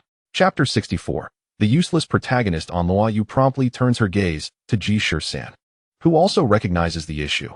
How to identify Burmese tourmaline without an image? Suddenly, a flash of realization strikes him. He recalls seeing Burmese tourmaline somewhere. Yes, the previous mineral hall displayed a myriad of ores, each more vibrant than the last. But which one was it? Ji Shisan's memory is remarkably sharp. Otherwise, he wouldn't retain the content of so many ancient texts. Ji Changfeng once praised him as a living Shanhaijing. Ji Shisan closes his eyes as images race through his mind, finally locking onto the moment when he had patted White on the shoulder. White had been gazing intently at a purple grape fluorite, and beside it lay a purple-black crystal, or, which glowed a fiery red at the base while its top sparkled like a diamond in black and purple hues. The label beneath that, or red, Burmese tourmaline. Suddenly opening his eyes, Ji Shisan scans the array of ores, spotting a glimmer of black light out of the corner of his eye. There it is. He reaches out and grasps the ore, which feels smooth and angular in his hand. It is indeed Burmese tourmaline. Just then, a voice interjects. Burmese tourmaline? Also known as elbaite. Coupled with the black lightning protein stone you previously obtained. Are you attempting to set up a lightning paralysis formation? Alas, the final piece. Electric crystal has already been claimed by someone else. It turns out to be that earlier raucous youth. Ji Shisan's gaze turns icy. Yet he pays no heed to him and strides directly towards White.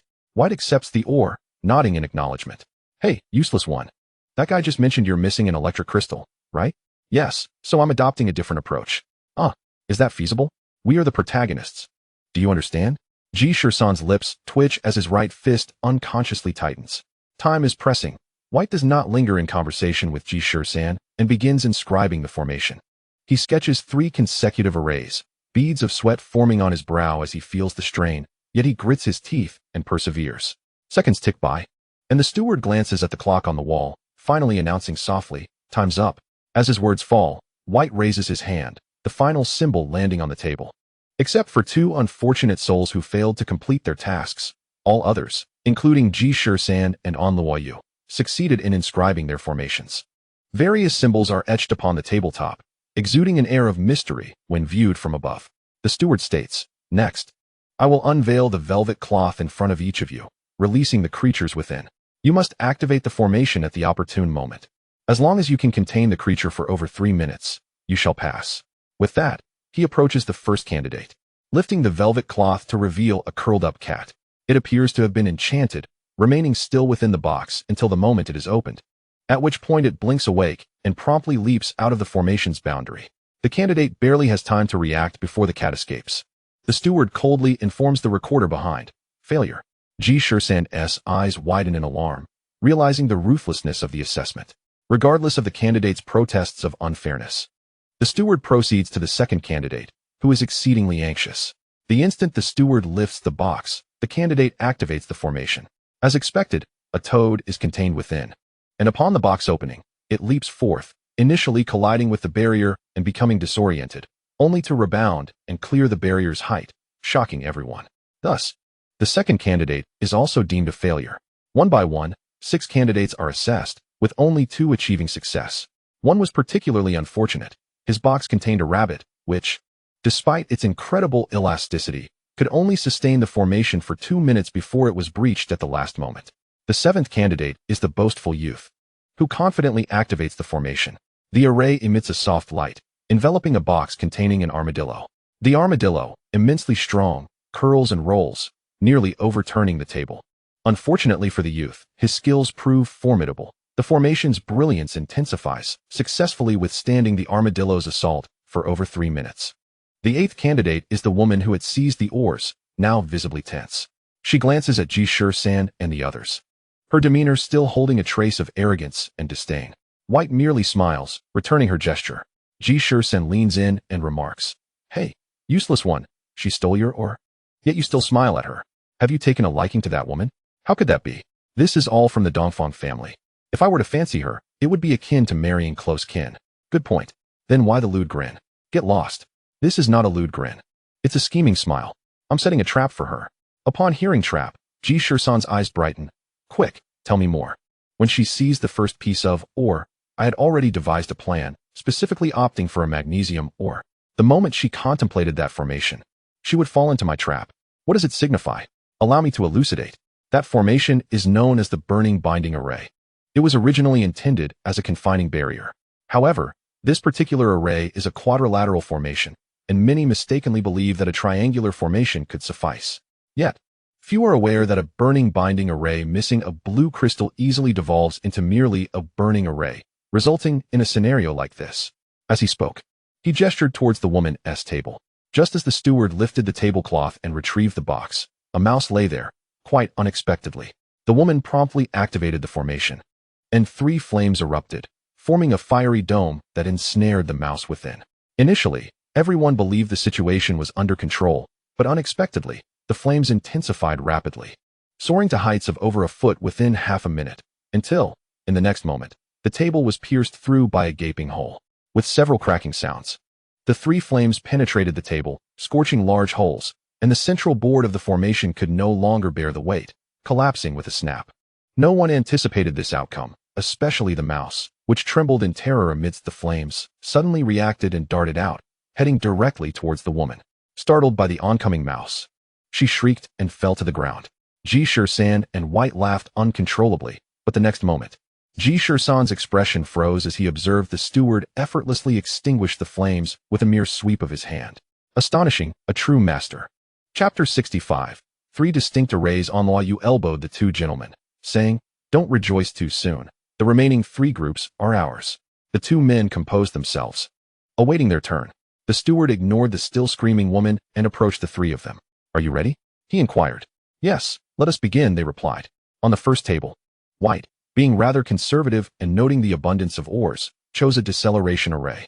When the box opened, 3 corners emitted green light, pulling the jumping mouse that leapt forth.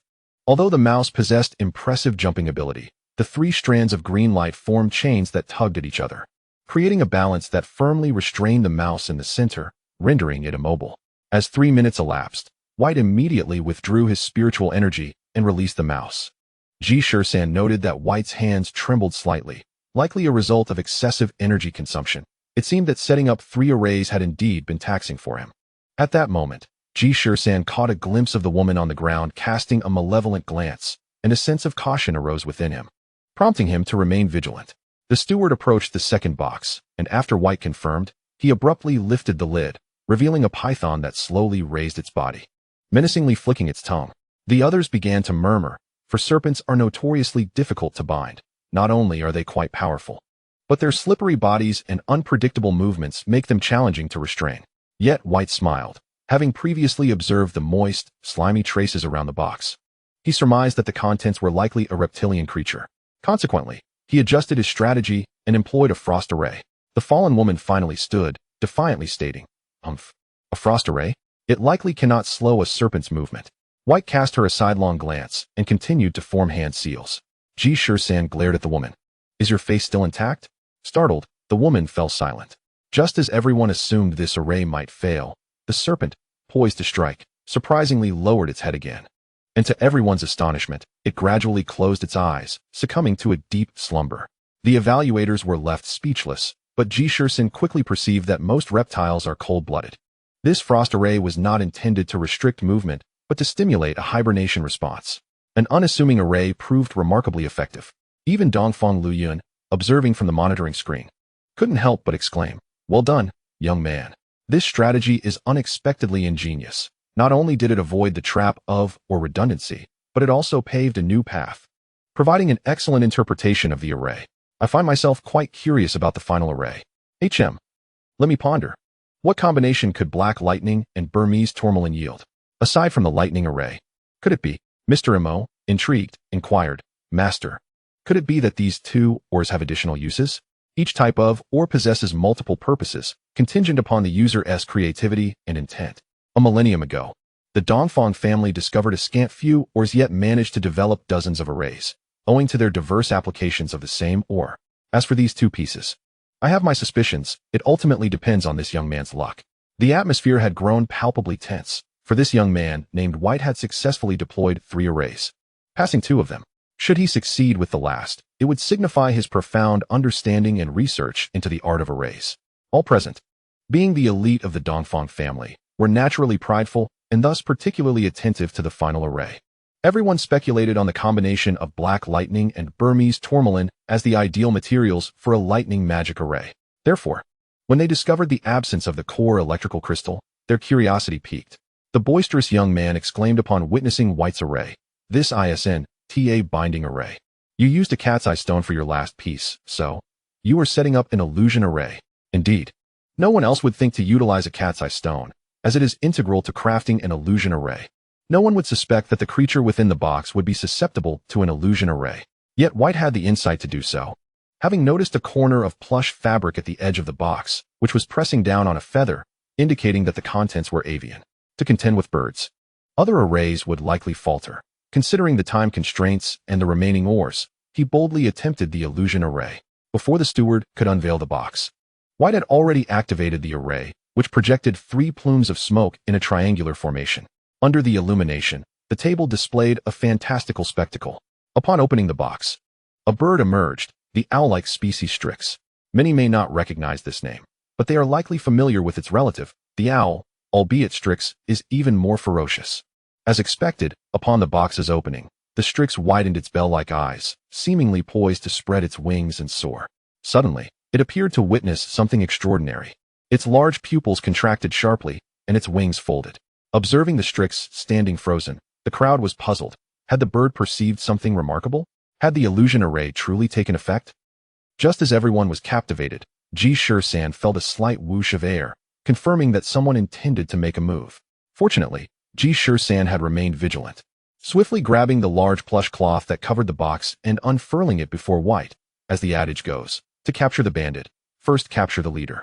The culprit indeed aimed to target White.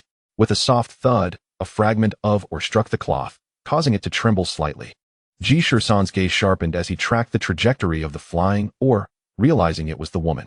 Just as his anger flared, a cold sweat cascaded down his back.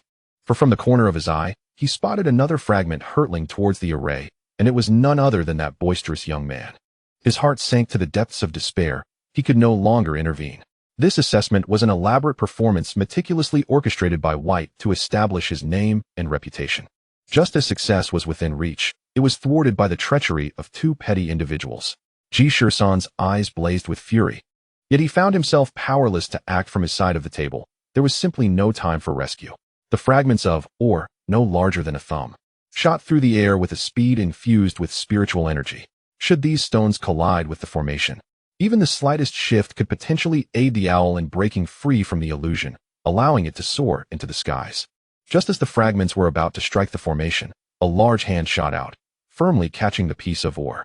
Chapter 66. The third trial turning around. Ji Shisan was astonished to see it was the steward. After catching the ore, the steward's demeanor transformed dramatically. His previously gentle expression hardened, and his gaze became as sharp as a blade, radiating an aura of murderous intent. Ji Shisan felt a chill run down his spine, as did the owl trapped within the formation, which instinctively recoiled. The steward cast a cold glance at the boisterous young man, who instinctively stepped back in fear, realizing his little scheme had been exposed, leaving him quite anxious. The steward uttered not a word nor made any further movements. The atmosphere fell into a profound silence. No one dared to speak, let alone approach White and his companions. Ji Shisan quickly clasped his fists in gratitude toward the steward. Thank you, esteemed elder. It is of no concern. The Dongfang family has not encountered such an interesting youth in quite some time. I too appreciate talent. The steward waved his hand dismissively. 3 minutes is but a fleeting moment, and the third trial of the formation concluded without significant danger. White withdrew his spiritual energy, and the owl, freed from its illusion, flapped its wings and took flight. The 3 individuals bowed in appreciation to the steward, who nodded in acknowledgement, showing his acceptance of their gratitude. He then stepped forward to announce, the second trial has concluded. Those who passed may proceed to the large door on the right and ascend to the 3rd floor via the passage. The remaining individuals may return the way they came, including Ji Shisan, White, and Liu. 6 individuals ascended the staircase leading to the 3rd floor. Ji Shisan remarked, useless fool. I never imagined the illusion formation would be so formidable. Even that foolish bird was ensnared? Not quite. The owl, known as the owl hawk, is not simply deceived by visual illusions. Its sense of smell plays a crucial role as well. While its olfactory senses are not particularly acute, being in such close proximity to the Burmese tourmaline combined with cat's eye stone emits a psychic scent that can still confuse its nerves. Ji Shisan nodded as the group circled around and entered a stairwell. Suddenly, he halted and turned around, grinning at the 3 behind him. The male and female looked at each other in confusion, unsure of Ji Shisan's intentions. He waved them off, saying, this is none of your concern. You may continue on. I wish to have a chat with that scoundrel. The pair quickly understood and hurried up the stairs, while the boisterous young man's face turned pale, his lips twitching in dismay. Ji Shisan chuckled, don't be so tense. I generally bear no grudges, as I prefer to settle disputes on the spot. With that, he lunged toward the boisterous young man, only to find that the youth, despite his earlier bravado, possessed some hidden skills. The 2 engaged in an intense exchange, But it quickly became apparent that the young man was concealing something, refraining from unleashing his full potential. The narrow confines of the stairwell made evasion difficult, leading to a stalemate. As the confrontation escalated, the boisterous young man grew increasingly alarmed. By all accounts, given his prowess, he believed no one from the Dongfang family's younger generation could rival him. Yet, this young man before him, though initially less adept in his techniques, was growing increasingly proficient with each exchange, even seeming to surpass the young man's capabilities, an individual he had never heard of before. Ji Shisan, however, was not concerned with such matters. He reveled in the rare opportunity to practice his martial arts. He diligently confirmed the techniques he had recently integrated, combining close-quarters grappling with straightforward long punches, occasionally employing the empty fist technique to leverage his opponent's strength against him. The boisterous young man found himself in a dire situation. Suddenly, the boisterous young man appeared to abandon his defense, shielding his head and dodging. Yet Ji Shisan landed 2 solid punches before delivering a fierce kick to his abdomen. At that moment, a figure appeared, blocking Ji Shisan's path and effortlessly absorbing his strikes. The individual smiled, saying, "Young friend, shall we call it a day?" Ji Shisan examined the person, then smiled in return. "Very well." He turned and ascended the stairs alongside White and Enliu. White whispered, 13, you seemed quite ferocious there, thoroughly thrashing your opponent. However, Enliu noticed that Ji Shisan's expression remained dark, leaving her puzzled, though she refrained from voicing her thoughts. In truth, Ji Shisan's mind was anything but tranquil. Logically, being positioned above the staircase should have granted him the upper hand against an opponent below. Moreover, the narrow stairwell left little room for evasion. Thus, he should have overwhelmed his adversary. Yet, Ji Shisan understood that this so-called dominance was merely an illusion. Although he was not a martial arts master, he had certainly not gained any substantial advantage, particularly during the final exchanges. It was evident that the youth had sensed an approach and deliberately feigned vulnerability, indicating that he was not as simple as he appeared. Ji Shisan felt a tinge of frustration, while the boisterous young man was even more disheartened. Having trained in martial arts for many years, he had assumed that no one from the Dongfang family's younger generation could surpass him. Yet today, he had been thoroughly bested by that young man, only to be saved by another's intervention. As the group ascended the stairs, each was lost in their thoughts, ultimately entering a spacious hall measuring over 100 square meters. In the center stood a massive offering table adorned with several portraits, beneath which lay a finely crafted box. An elderly man with graying hair, yet a vibrant spirit sat at the table, savoring tea. It was none other than Dongfang Luyun, the head of the Dongfang family. The young individuals who had passed the second trial streamed into the hall, followed by Ji Shisan and his companions, and finally, a middle-aged man leading the boisterous young man into the room. The middle-aged man was Mr. Mo, who had evidently been signaled by Dongfang Luyun to resolve the conflict. As they surveyed the hall, they noticed that a few windows on one side had been shrouded in darkness. It was now completely night. After much commotion, they realized that the sky had turned pitch black. Upon seeing that all 6 had arrived, Dongfang Luyun smiled and remarked, "This time, we have 2 more individuals passing than in previous assessments." As the others approached to pay their respects, Dongfang Luyun stroked his beard and spoke calmly, "The hour is late. Let us proceed to the third trial." Mr. Mo stepped forward and addressed the group, saying, "The ancestors of the Dongfang family have always excelled in formations and barriers. The reason the Dongfang family has endured for a millennium is due to our adherence to propriety. Therefore, the third trial is aptly named, the greeting. I trust everyone has prepared their gifts. The individual whose offering can truly impress the head of the Dongfang family will pass the trial." Upon hearing the details of the third trial, Ji Shisan nearly exclaimed in frustration, "Why was this not mentioned earlier? How could a trial require gifts? Is this not simply asking for others to present tributes? What kind of assessment is this? I am utterly devoid of any gifts." At that moment, even Ji Shisan, with his quick wit, felt a torrent of thoughts racing through his mind. In truth, Ji Shisan had misunderstood. The tradition of gifting during the third trial had been a long-standing practice of the Dongfang family. It was customary for participants to present gifts to parents, local officials, and ancestors, among others.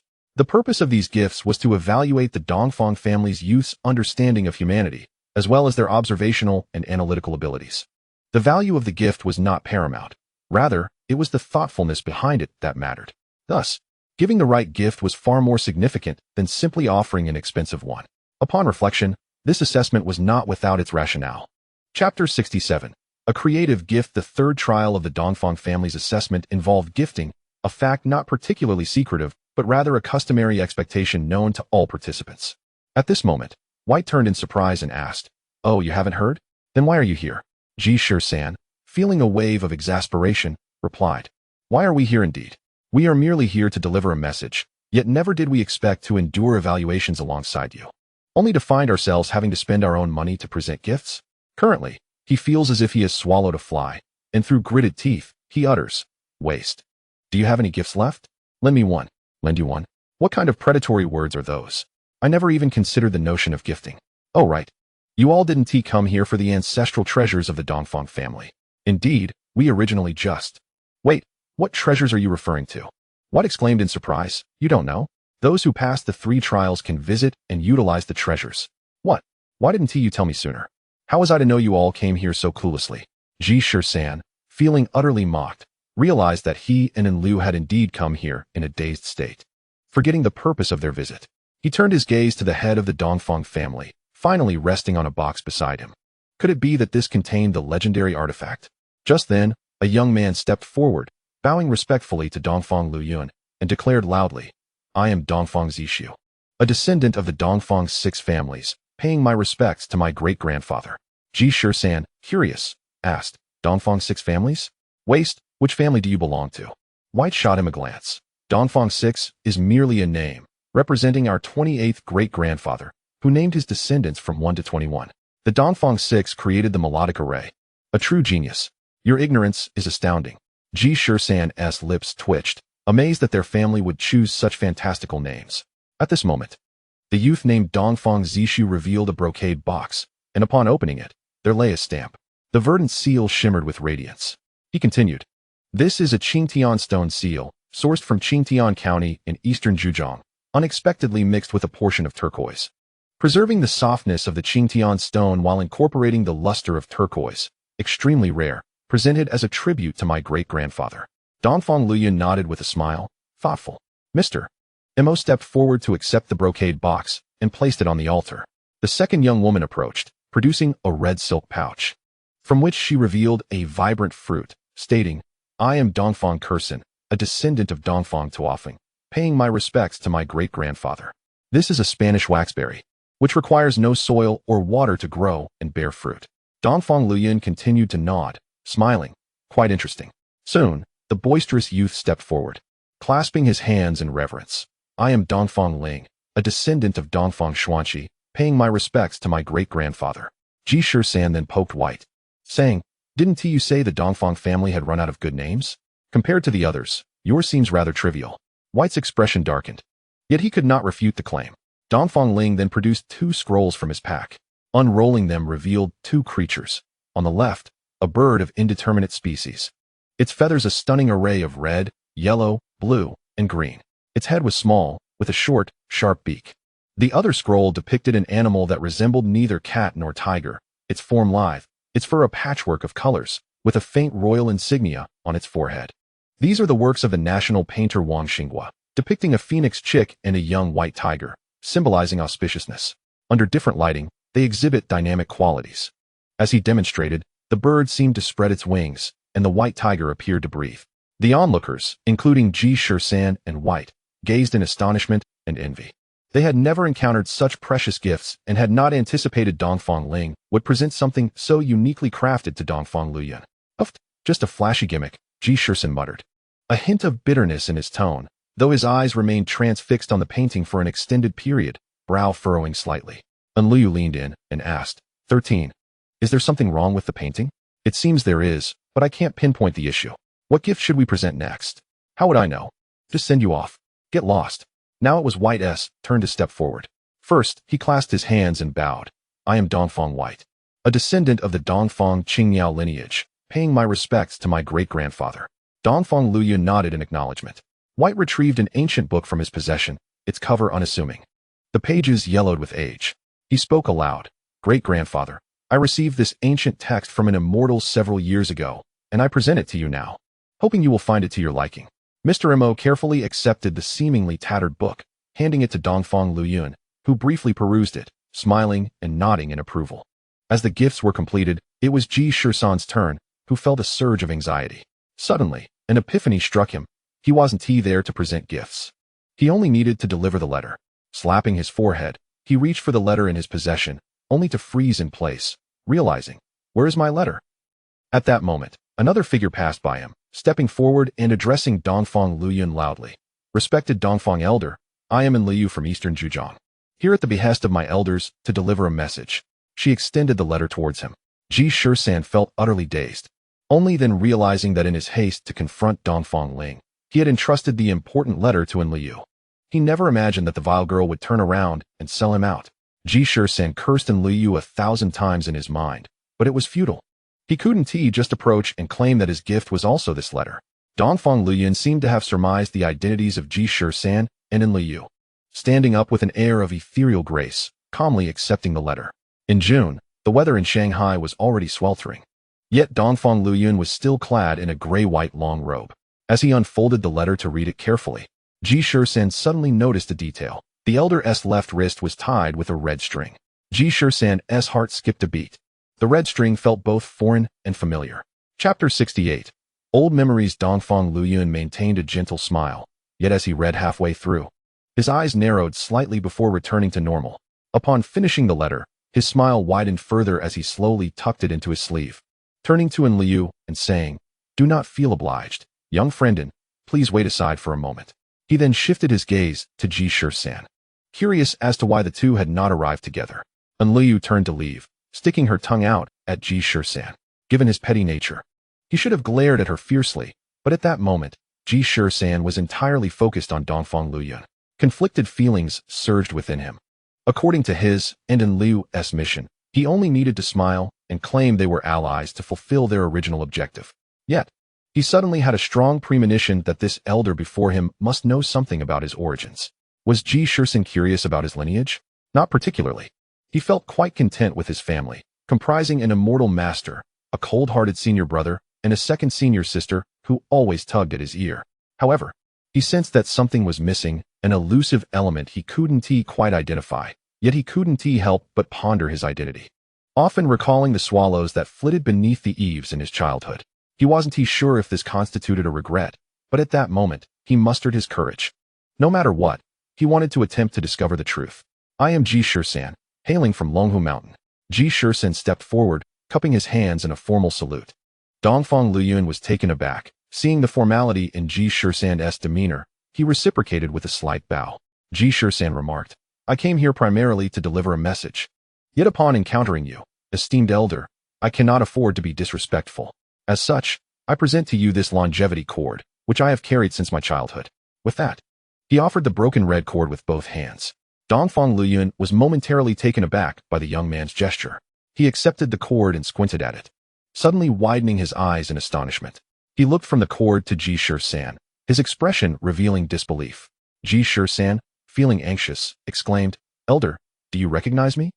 It was only then that Dongfang Luyun regained his composure and chuckled, "It is getting late, and the children have yet to dine.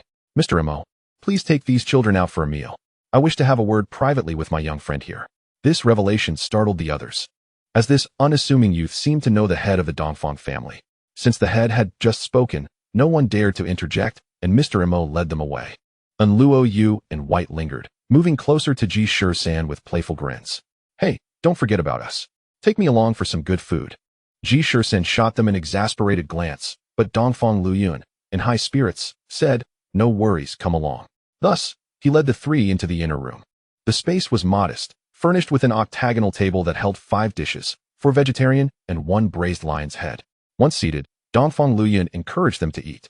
Ji Shisan stood again, bowing slightly. "Elder, if you are aware of my circumstances, I humbly seek your guidance." Dongfang Luyun patted his shoulder, gesturing for him to sit. With a smile, he said, "I am of the same generation as your master, Longhu Daoist. There is no need for such formalities. You may call me Uncle Luyun." Ji Shisan was taken aback, glancing at White, who looked alarmed. Was he suddenly considered younger? Ji Shisan shook his head. "Uncle Luyun, I will follow White's lead." Dongfang Luyun, not one for pretenses, nodded with a chuckle. "I do not know much about your matters, but I am aware of some. Your name is Ji Shisan. 13. "Ah, so it is you." As he spoke, he produced the red cord Ji Shisan had just given him and inquired, "Do you know what this is?" Ji Shisan shook his head. "I do not. But when you were reading the letter, I noticed you had a similar cord on your wrist." which inspired me to present this to you. Dongfeng Luyun grinned. Do you know who crafted this red cord? Ji Shisan replied. No, it was I, he stated. And the three were taken aback, exchanging glances. Dongfeng Luyun recounted the events of nearly 20 years prior, when Long Hu Daoist had approached him, requesting a cord to bind a child's powers, not a longevity cord, but a binding cord to seal the child's innate abilities. Upon hearing this, Ji Shisan's expression darkened. This cord was meant to seal away his own potential? Had he not gained insight on the island, he might still be oblivious to this truth. Suddenly, Luo Yu sat beside him, gently grasping his hand. Ji Shisan took a deep breath and straightened up. Uncle Luyun, please continue. Hey, young man, are you filled with rage? Dongfeng Luyun teased. Ji Shisan nodded slowly, to some extent, but more than anger, I wish to understand the reason. Dongfeng Luyun gave him a thumbs up. Good lad, maintaining your composure is commendable.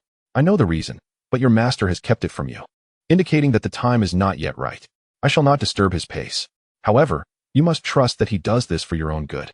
Indeed, Ji Shisan nodded. How did you realize this was your creation? Dongfeng Luyun pointed to a knot on the cord, intricately adorned with a cloud motif. And Ji Shisan and the others suddenly understood. Dongfeng Luyun reminisced. Your master is quite remarkable, and I believe he had a purpose in mind when he requested it. Thus, I agreed, ensuring it would not harm the young child while finding a way to control his growing spiritual power. Regrettably, it was accidentally severed. Ji Shisan sighed. Dongfeng Luyun chuckled. This is a barrier seal, not an ordinary cord. It will only release once your spiritual energy reaches a certain level. Did you truly believe it was broken by your own hands? Ji Shisan's eyes lit up, his mind racing. Could it mean he had met his master's expectations and could now forge his own path? However, Dongfeng Luyun poured cold water on his excitement with a single statement. While your spiritual power may have reached the requisite level, do you possess the ability to navigate the world? Perhaps only your master knows. The group fell silent for a moment. Then Dongfeng Luyun smiled. Do not dwell on such matters tonight. It is a family feast, and I merely wish to host a few younger generations. Now come, let us eat. Chapter 69. The Spirit Realm S50-50. As they commenced their meal, the previously tense atmosphere began to ease.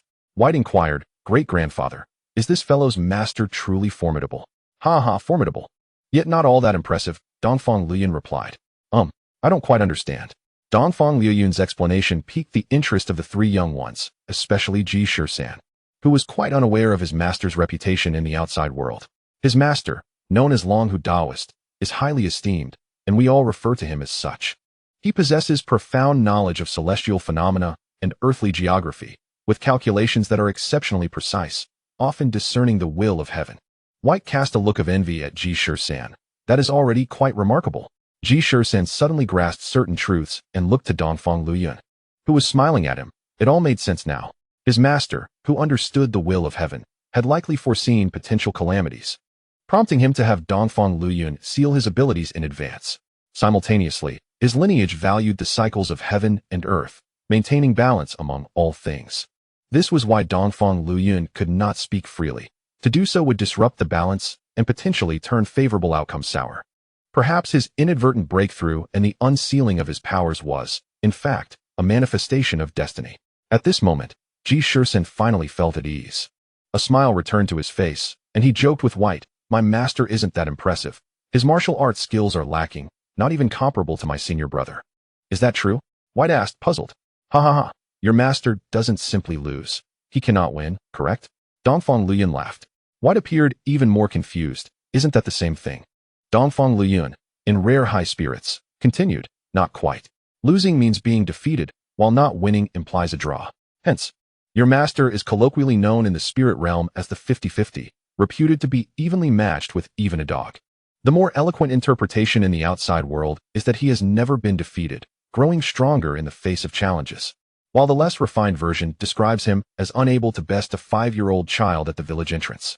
Luo Yu and White burst into laughter, while Ji Shisan could only face Baum, having witnessed his master's 50-50 situations far too many times. They conversed merrily for a while longer, but as the meal drew to a close, Ji Shisan and White began to quarrel over the last lion's head. You useless brat. How can you not show respect for your elder? Nonsense. We agreed to treat each other as equals, and you, a mere child, had the audacity to offer me this lion's head? This is merely a token of my appreciation, and your gift was nothing more than a book copy. What are you boasting about? Please, what copy? As if you've seen the original. And Luo Yu, unable to bear their bickering any longer, intervened by splitting the lion's head in half with her chopsticks, declaring, "Enough of this squabbling." Ji Shisan picked up his piece and, while chewing, remarked, "You're rather useless, aren't you? It's not that I look down on you. You can't even recognize the characters on that rubbing, can you? You wouldn't even know their names." White, holding half a lion's head, paused mid-bite, his mouth twitching. Indeed, he did not recognize them. "Want to know? Call me uncle, and I shall enlighten you," Ji Shisan declared smugly. "Huh, do you even know?" he retorted. "What S inscribed there is an ancient clerical script, reading, Qing Nong Shu." On the law, you had witnessed Ji Shisan's extensive knowledge of antiquities. But White's eyes widened in disbelief as he stubbornly replied, "Don't boast. Have you read the Three Kingdoms? This Qing Nong Shu is a relic of Hua Tuo. Legend has it he entrusted his lifelong learnings to a friend before his demise, only to be met with Cao Cao's execution, leaving even Hua Tuo's disciples unable to fully comprehend the text. So you're bragging too. Did Hua Tuo leave the book to you?" At that moment, Dongfang Luyun interjected with a smile. Young friend Shisan might indeed have encountered it. His master possesses a library of no less than 1,000 volumes, all genuine, and perhaps the Qing Nong Shu is among them. White's face turned ashen as he sulkily continued with the lion's head. On the wall, you stifled a laugh. "You two are truly two of a kind. Together, you know less than a single painting by Dongfang Ling," White mumbled, "Phoenix and White Tiger. Who would have thought?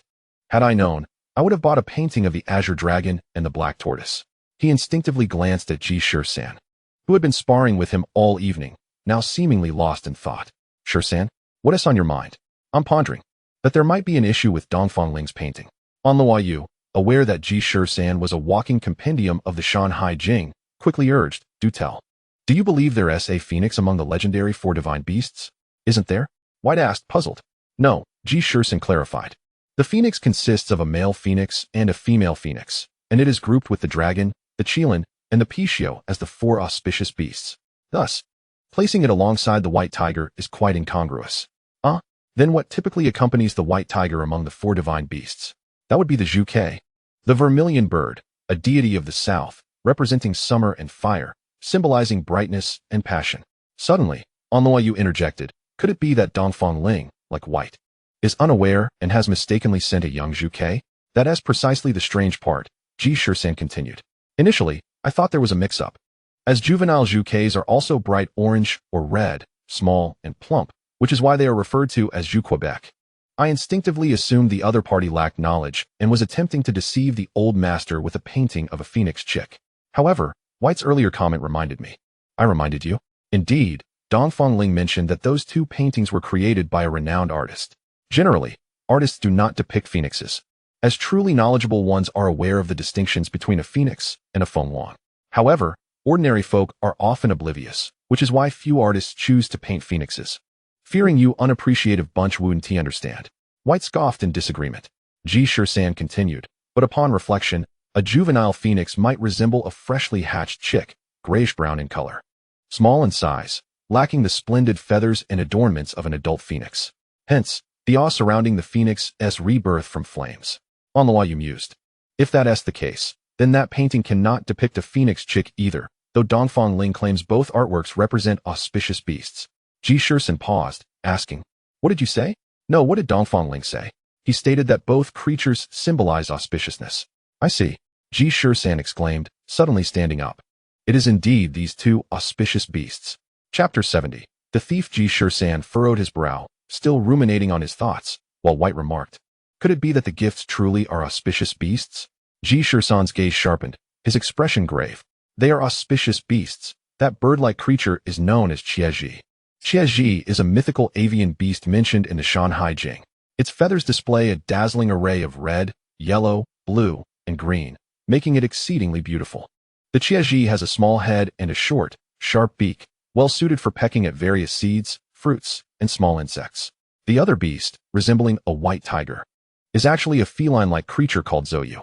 It too is a benevolent beast from ancient Chinese mythology, depicted as having a tiger's body and a lion's head, with white fur and black stripes, possessing a long tail. It is said to be gentle, sparing even grass from being trampled, and refusing to consume creatures that died of natural causes. Then why do you appear to think the other party is a fraud? Aren't these two also auspicious beasts? Indeed, both are auspicious beasts. In Huaxia culture, They are regarded as spiritual birds and beasts capable of bringing happiness and good fortune, commonly used in sacrificial and auspicious ceremonies. However, do you know why that bird is called Tieg Yu? Why is that? The name derives from its penchant for stealing meat, hence the title. Tieg Yu, while also an auspicious beast, is revered by the gentleman for its swift movements. The two are often linked, with people praising the notion that even thieves have their code. White stole a glance at Dongfang Lu Yun and remarked, "Doesn't that mean this fellow is indirectly cursing our ancestors?" Dongfang Lu Yun, however, took it lightly, laughing. "Let them curse. I suppose I've held the position of head of the Dongfang family for too long, and some may not find it agreeable. Otherwise, what else could they desire?" Upon hearing this, Ji Shisan abruptly stood up. "Old master, wait. They aren't after your position. They seek the treasures of the Dongfang family." Anluo Yu was equally alarmed. Their visit was meant to warn the Dongfang family to safeguard their treasures, yet it appeared the enemy had already succeeded. "Was the treasure left outside just now?" Anluo Yu inquired. Without a word, Ji Shisan and White rushed to open the door and dashed outside. The inner room was not far from the grand hall where the third round had just concluded. The two moved swiftly and soon reached the grand hall. Upon seeing the central table, Ji Shisan's heart sank. The brocade box had vanished without a trace. White, noticing this, turned to grab the two paintings from the offering table. Suddenly shouting, "Shisan, come look." Ji Shisan turned and was equally astonished. The exquisite, lifelike auspicious beasts that had adorned the two paintings were now gone, leaving only bare branches and rocky cliffs. What kind of sorcery is this? Ji Shisan stared, dumbfounded. Could it be that the two auspicious beasts had leapt from the paintings to steal the brocade box? At this moment, Dongfang Lu Yun and Anluo Yu also emerged. Learning that trouble had occurred, Ji Shisan was the quickest to react, inquiring, "Grandpa Lu Yun, didn't they go out to eat as well? Where are they now?" Dongfang Lu Yun hurriedly called Mr. Mo, who responded curiously, "Dongfang Ling? He just mentioned an urgent family matter and left in another car, but he will return shortly." "He'll return? That's nonsense." Ji Shisan and White exchanged glances and quickly asked, "They shouldn't have gone far." The two dashed from the upper floor to the exit, just in time to spot a black sedan driving away in the distance, its taillights glowing red. Ji Shisan took a deep breath and pursued it. After chasing for several seconds, Ji Shisan was unable to catch up to the vehicle. Just as it was about to turn a corner, it gradually came to a halt. Ji Shisan lunged forward once more as the occupants of the black sedan slowly rolled down the window. Meanwhile, White, unable to keep up with Ji Shisan's stamina, remained at the entrance, gasping for breath. Coincidentally, the butler stood nearby, inquiring, "Young masters, has something happened?" White, still catching his breath, shouted, "Butler, that Dongfang Ling has stolen the family treasure. Quick, let us stop that car." The butler blinked in confusion. "Young Master Dongfang Ling? He left in another car just a few minutes ago. This is Miss Dongfang Chichi's car." White was momentarily taken aback, realizing he mistakenly identified the previous black sedan as Dongfang Ling's vehicle. How did Ji Shisan catch up so quickly? Ji Shisan gazed at the beautiful girl inside the car, momentarily at a loss for words, his expression a mixture of astonishment and confusion. Dongfang Chichi blinked her eyes and inquired, "Are you looking for me?" Ji Shisan, panting, could only stammer, I am looking for Dongfang Ling. I apologize for the mistake." At that moment, White rushed over, exclaiming, Shisan, Dongfang Ling must have gone to the high-speed train station. Damn it." Ji Shisan offered another apology to Dongfang Chichi and, looking up at White, prepared to find a car to pursue. Dongfang Chichi leaned out the window and said, "Are you going to the high-speed train station? I'm heading that way. I can give you a ride." Ji Shisan and White were overjoyed and climbed into the car. After a brief introduction, Dongfang Chichi asked them the reason for their urgency. Ji Shisan succinctly recounted the events, and Dongfang Chichi's eyes widened in disbelief. Suddenly, she remarked, "If I drop you off now, you won't hold it against me, will you?" "Why?" "Because I suspect you may be con artists." Ji Shisan facepalmed and turned to White, saying, "Useless. Do you have any ideas to convince Miss Chichi of our honesty?" White replied, "You're my uncle. You should think of a way." With that, he turned around and pretended to sleep. Damn, this guy is unreliable at a critical moment. Ji Shisan was furious but realized he had nothing to prove their authenticity. Suddenly, he curiously asked, "Miss Chichi, your family has practiced formations and seals for generations. Aren't you worried about the stolen treasure?" "Not everyone in the Dongfang family practices. I never learned formations or seals." Ji Shisan was taken aback, as he instinctively thought everyone in a prominent family would be trained. He glanced at the supposedly sleeping White, who half opened his eyes and said, "What are you looking at? Many people don't know how My mother doesn't tea either. Ji Shisan turned back and asked, so, Miss Chi-Chi, you are his mother? Get lost. White shouted, hopping in anger. Dongfang Chi-Chi was amused by the unexpected logic and chuckled, covering her mouth. Although she mentioned dropping them off, she didn't stop until they reached the high-speed train station. Ji Shisan and White expressed their immense gratitude, and Dongfang Chi-Chi laughed, saying, to catch him, you must find him, you little tricksters. Thank you, Auntie. I'll treat you to tea next time. Ji Shisan grinned, turning and sprinting towards the station. While White chased after him, hurling insults, leaving Dongfang Chi-Chi in the car, laughing uncontrollably. Chapter 71. Not alone, Ji Shisan and White rushed into the bustling waiting hall, their eyes scanning the crowd eagerly for that familiar figure. The announcements about the imminent departures quickened their heartbeats, fearing they might miss Dongfang Ling suddenly. Ji Shisan spotted a silhouette in the distance near the ticket gate. The indistinct profile resembled Dongfang Ling. He strained to weave through the throng, moving with the agility of a fish, yet the crowd was so dense that he lost sight of her in the blink of an eye. However, he remembered where she had been and hurried to the ticket gate, only to find no trace of her. Ji Shisan stepped back and attempted to leap over the electronic ticket barrier, prompting the ticket inspector to shout, Hey, what are you doing? White, who had finally caught up, grabbed Ji Shisan tightly, exclaiming, What the heck, big guy, what are you planning to do? If you go through that gate, we'll both be in trouble. Ji Shisan calmed down, realizing that although he was part of a national agency, he was in a covert department, and if caught, even Uncle Ma might not be able to help him. Damn it, what to do now? White glanced at the schedule information above the ticket gate, pulled out his phone, and said, The train from Sioux City to Hang City has its final destination in Hang City. Let us head there and wait for him. Just then, Ji Shisan's phone rang. It was Liu. He answered, and she said, Shisan, Dongfang Ling is going to Hang City. The high-speed train departs in 5 minutes. I know. I almost caught that guy. You two should come out. I'll wait for you at the entrance. Ji Shisan and White reached the station entrance, scanning the surroundings. When Liu called again, You two fools, I'm in the black car ahead. Hurry over. Once they climbed into the car, they were surprised to see the butler driving and quickly greeted him. Liu sat in the front seat and told them, I've reported the situation to Uncle Ma. He has mobilized resources from our department to help us pursue him. Ji Shisan suddenly realized that having such backing made it far more convenient than just the two of them chasing after Dongfang Ling. Liu continued, Uncle Ma said our original plan was to bait him. Since the fish has taken the bait, we need not be overly cautious. We have people in both the car and at the Hang City station, so don't worry, he won to escape. Ji Shisan felt a wave of relief wash over him. Having such support was indeed advantageous, allowing them to mobilize resources effortlessly. He was no longer alone. At that moment, White, gazing out the window, turned and asked, So, what are we doing now? Going home for a nap? Ji Shisan looked at Liu, who replied matter-of-factly, We're going to Hang City, what else? You two aren't thinking of calling it quits, are you? The butler chuckled, Don't worry. It won't be much slower than the high-speed train. Thus, the four of them spent over an hour on the elevated highway. By the time they arrived in Hang City, it was nearing midnight. A journey that should have taken just over an hour had stretched to 3 due to heavy traffic.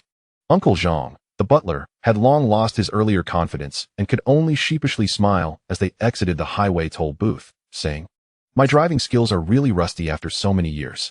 That's not your fault. The traffic was terrible, White reassured him. The car stopped at the toll station. And Liu, feeling dizzy from the bumpy ride, asked, What should we do next? Ji Shisan, still alert, called Ma Weidong. Uncle Ma, we've arrived in Hang City. Ma Weidong replied, Finally. What a hassle getting here. What is the situation? Where is he now? We lost track of him. What happened? Ma Weidong recounted the events of the evening's tracking efforts. That night, he had received information from Liu and promptly coordinated with the Hang City department, ensuring meticulous arrangements. They had even dispatched 2 taxi drivers to assist. However, perhaps due to the late hour, Dongfang Ling did not hail a taxi at the high-speed train station but instead found a private car at the intersection.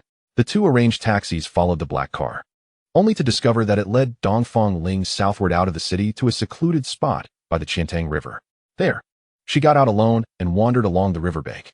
The logistical team in the taxi assumed she was waiting for someone and dared not approach for fear of revealing themselves. However, Dongfang Ling soon began walking along the river, prompting the team to disembark and follow her stealthily. After nearly an hour, Dongfang Ling suddenly seized an electric fishing cart from a night fisherman and sped away. The logistical team realized they could no longer pursue her, so they returned to their original position, only to find that the driver of the black car had been ensnared in an illusionary formation and was fast asleep. The driver was rendered unconscious by the magical formation, his mind a muddled mess. He spoke in a garbled manner, and only after repeated questioning did it become clear that it was all a misunderstanding. The destination that Dongfang Ling originally intended to reach was a certain village or site. Yet the driver, with malicious intent, took her directly to the banks of the Qiantang River, threatening to abandon her there if she refused to pay extra. Despite Dongfang Ling's profound cunning, she was incensed and stubbornly refused to comply, secretly setting up a magical formation that nearly left the driver brain dead. However, all leads ceased at this point. The National Department had mobilized all logistical and informational personnel, scouring the villages and historical sites within Hangzhou. Ji Shisan asked over the phone, "Uncle Ma, have you come across any villages or sites related to Jiuli in Hangzhou?" Ma Weidong sighed. Hangzhou boasts a history of 2,000 years and has been an ancient capital during 2 dynasties, leaving behind countless literati and historical relics. There are indeed a few villages within ancient ruins, and I have dispatched logistics personnel to monitor them, but after nearly an hour, there has been no feedback. Ji Shisan pondered in silence for a moment before speaking. "No, Uncle Ma, I believe you may be looking in the wrong direction." Chapter 72. Ancient Ruins. Ma Weidong, knowing Ji Shisan to be sharp and quick-witted, promptly asked, "What do you mean? Please elaborate." Ji Shisan organized his thoughts and said, "Why did that rogue driver head to the suburban outskirts first? If the site were within the city, he should have circumnavigated the urban area. It's not that Dongfang Ling is foolish. It's clear that the location must be outside the city. Are you investigating sites beyond the urban area?" Ma Weidong replied. "We considered that, but there are few ruins outside, and even fewer located within villages. However, we did learn about Beishan village, where an ancient poet, Su Shi, once resided. We have sent people there, but they have yet to find anything." After a brief silence, Uncle Ma hung up to arrange for further searches, while Ji Shisan remained silent, lost in thought. At this moment, Enluiyu inquired, "Shisan, do you have any insights? Perhaps we can assist you with our perspectives." Ji Shisan nodded. "I find it peculiar. Although Dongfang Ling's arrival at the Qiantang River was unexpected, it indicates that her destination must be outside the city. However, venturing into the suburbs at the dead of night, could it be that she seeks to encounter ghosts?" Enluiyu chuckled. "Well, considering he's on an electric bike, I doubt he can go far. Yes, thus it may be prudent for Uncle Ma to monitor all toll stations outside the city. I believe he still intends to head towards the suburbs." At this juncture, White interjected, "You've been referring to him as a Jiuli member. Does that imply every Jiuli member establishes their base in the suburbs?" Enluiyu replied, "Not necessarily. They simply prefer to organize activities in the outskirts to evade the attention of the National Department." Leaning back in his chair, White remarked, "If it were me, I'd invite people over to my home. It's much more comfortable there." Ji Shisan suddenly looked up at White and hastily dialed Ma Weidong's number. "Uncle Ma, please check if there are any Jiuli-related sites near Hangzhou." "Jiuli sites? Hold on, let me check," Ma Weidong responded before promptly ending the call, presumably to have inquiries made. Within a minute, he called back, "Shisan, there is indeed a Jiuli site near Hangzhou." White exclaimed, "Wow, Shisan, how did you deduce that?" Ji Shisan replied, "Uncle Ma, please send me the address. We must head there immediately." "The location is the Liangzhu site in Pingyao village," Ma Weidong confirmed. The steward, Uncle Zhang, promptly turned the vehicle around, determined to redeem himself this time. As Ji Shisan reviewed the information on his phone, he fell into deep contemplation. From 3300 BC to 2300 BC, the Liangzhu ancient city thrived, giving rise to the remarkable Liangzhu culture. However, this ancient city lay dormant for millennia, only to be rediscovered in the 20th century. In recent years, some scholars have proposed a bold hypothesis. The Liangzhu ancient city could be the legendary capital of Tieg Yu. According to legend, in ancient times, a tribal leader named Tieg Yu, who was the monarch of the Jiuli tribe and a master of metallurgy, invented various weapons. Tieg Yu's image evolved throughout history, initially described as a monstrous being with 8 arms and 8 toes. Later tales depicted him as beast-bodied and human-speaking, with a copper head and iron forehead. By the Han Dynasty, Tieg Yu had become the war deity, revered by many, with rituals dedicated to him in numerous locales, including one where Liu Bang, the founder of the Han Dynasty, once offered sacrifices to Tieg Yu. Ji Shisan confirmed much of this information through ancient texts, recognizing that Tieg Yu was indeed a tribal leader, commanding the formidable Jiuli tribe known for their advanced weaponry and invincibility in battle. Had it not been for the collaboration of the Yellow Emperor and other tribes to counter the Tieg Yu tribe, history might have unfolded differently. Yet history remains history. Our identification as descendants of Yan and Huang serves as the best testament to that conflict. At that moment, White was conversing with Liu, who explained that Ji Shisan often had a particularly swift thought process, capable of noticing intricate details to uncover answers, which earned him the trust of the group. White gave Ji Shisan a thumbs up. Brother Shisan, you truly are meticulous. Ji Shisan rolled his eyes and retorted, who allowed you to address me as brother? Call me uncle. Get lost. This time, Uncle Zhang did not disappoint. In less than an hour, they arrived at Pingyao village. However, Ji Shisan instructed him to stop the vehicle at the village entrance. The three of them disembarked and proceeded on foot. The village's layout was orderly and symmetrical. From a pathway, one could see almost everything at a glance. The houses were densely packed around a central village committee warehouse. As they tread carefully, White remarked, "Isn't it a bit suspicious for us to be sneaking in at this hour? Moreover, you've directed us to take these back roads. Let us hope we don't encounter any supernatural entities that might abduct us." Ji Shisan replied, "I observed the perimeter earlier, and the only building with lights on is that large warehouse, which seems suspicious. However, if we drive directly there, it could easily arouse suspicion. So I had Uncle Zhang park further away for us to approach on foot." And Liu then asked, "Shisan, have you considered what would happen if we're wrong?" Ji Shisan sighed. "If we are mistaken, the other party may easily acquire a powerful artifact. Alas, I can't think of any other leads. Time is of the essence. And information is scarce, so we must take a gamble." The three crouched low and stealthily approached the vicinity of the large warehouse. Discovering an iron staircase leading to the second floor, they quietly slipped beside a window, carefully opening a small gap to sneak inside. Upon surveying the interior of the warehouse, they noted that the central area was devoid of partitions, allowing a clear view of the first floor, while a corridor connected the perimeter. With several large rooms on either end, seemingly offices, though all were pitch dark at that moment. The first floor was cluttered with goods, leaving a significant open space in the center where four individuals were gathered around a table playing cards, while another person lounged in a recliner, dozing off. After observing for a while, without gleaning any useful information, Ji Shisan signaled for the trio to quietly retreat. As they stepped out onto the second-floor corridor, Ji Shisan felt somewhat disheartened, and Liu approached him, gently patting his shoulder. "It's all right. Let us think of another strategy. Perhaps we missed some detail." Ji Shisan nodded in agreement, and as the three prepared to descend, they suddenly noticed a beam of light approaching from the village entrance. Chapter 73. The transaction. Upon closer inspection, it turned out to be a vehicle, its dim yellow light weaving through the low-rise buildings, casting an eerie flicker. Ji Shisan, who was about to descend the stairs, hesitated, pulling the other two companions back. He whispered, "Let's not rush." The trio retreated to the second floor, hiding in a corner. The car made a turn into the street, heading straight for the warehouse. Ji Shisan's heart raced. After their visit to the warehouse, he had begun to doubt his earlier conclusions. They had neither found Dongfang Ling nor identified whether those individuals were members of Jiuli. The warehouse appeared entirely ordinary, prompting the three to consider returning home. However, the situation had changed drastically. A vehicle approaching in the dead of night, in a remote village far from the city, heading directly for this warehouse. Perhaps within that vehicle was a prominent figure from Jiuli, and they might still have a chance. Indeed, the vehicle slowly halted at the warehouse entrance, and shortly after, a figure emerged, gradually revealing himself under the streetlight. The eyes of the three companions brightened, exchanging glances filled with excitement, for it was none other than Dongfang Ling. Ji Shisan's mind raced, connecting the dots. Although the trio had been delayed by traffic, they had remained in the car, thus not losing much time. Conversely, Dongfang Ling's journey began with him stealing an electric bike by the river. He likely struggled to find a taxi, possibly having to return to the city to do so. There was even a chance that the electric bike had run out of power, causing him further delays. Thus, by a twist of fate, the three had arrived at their destination before him. Their initial assumptions had been misguided.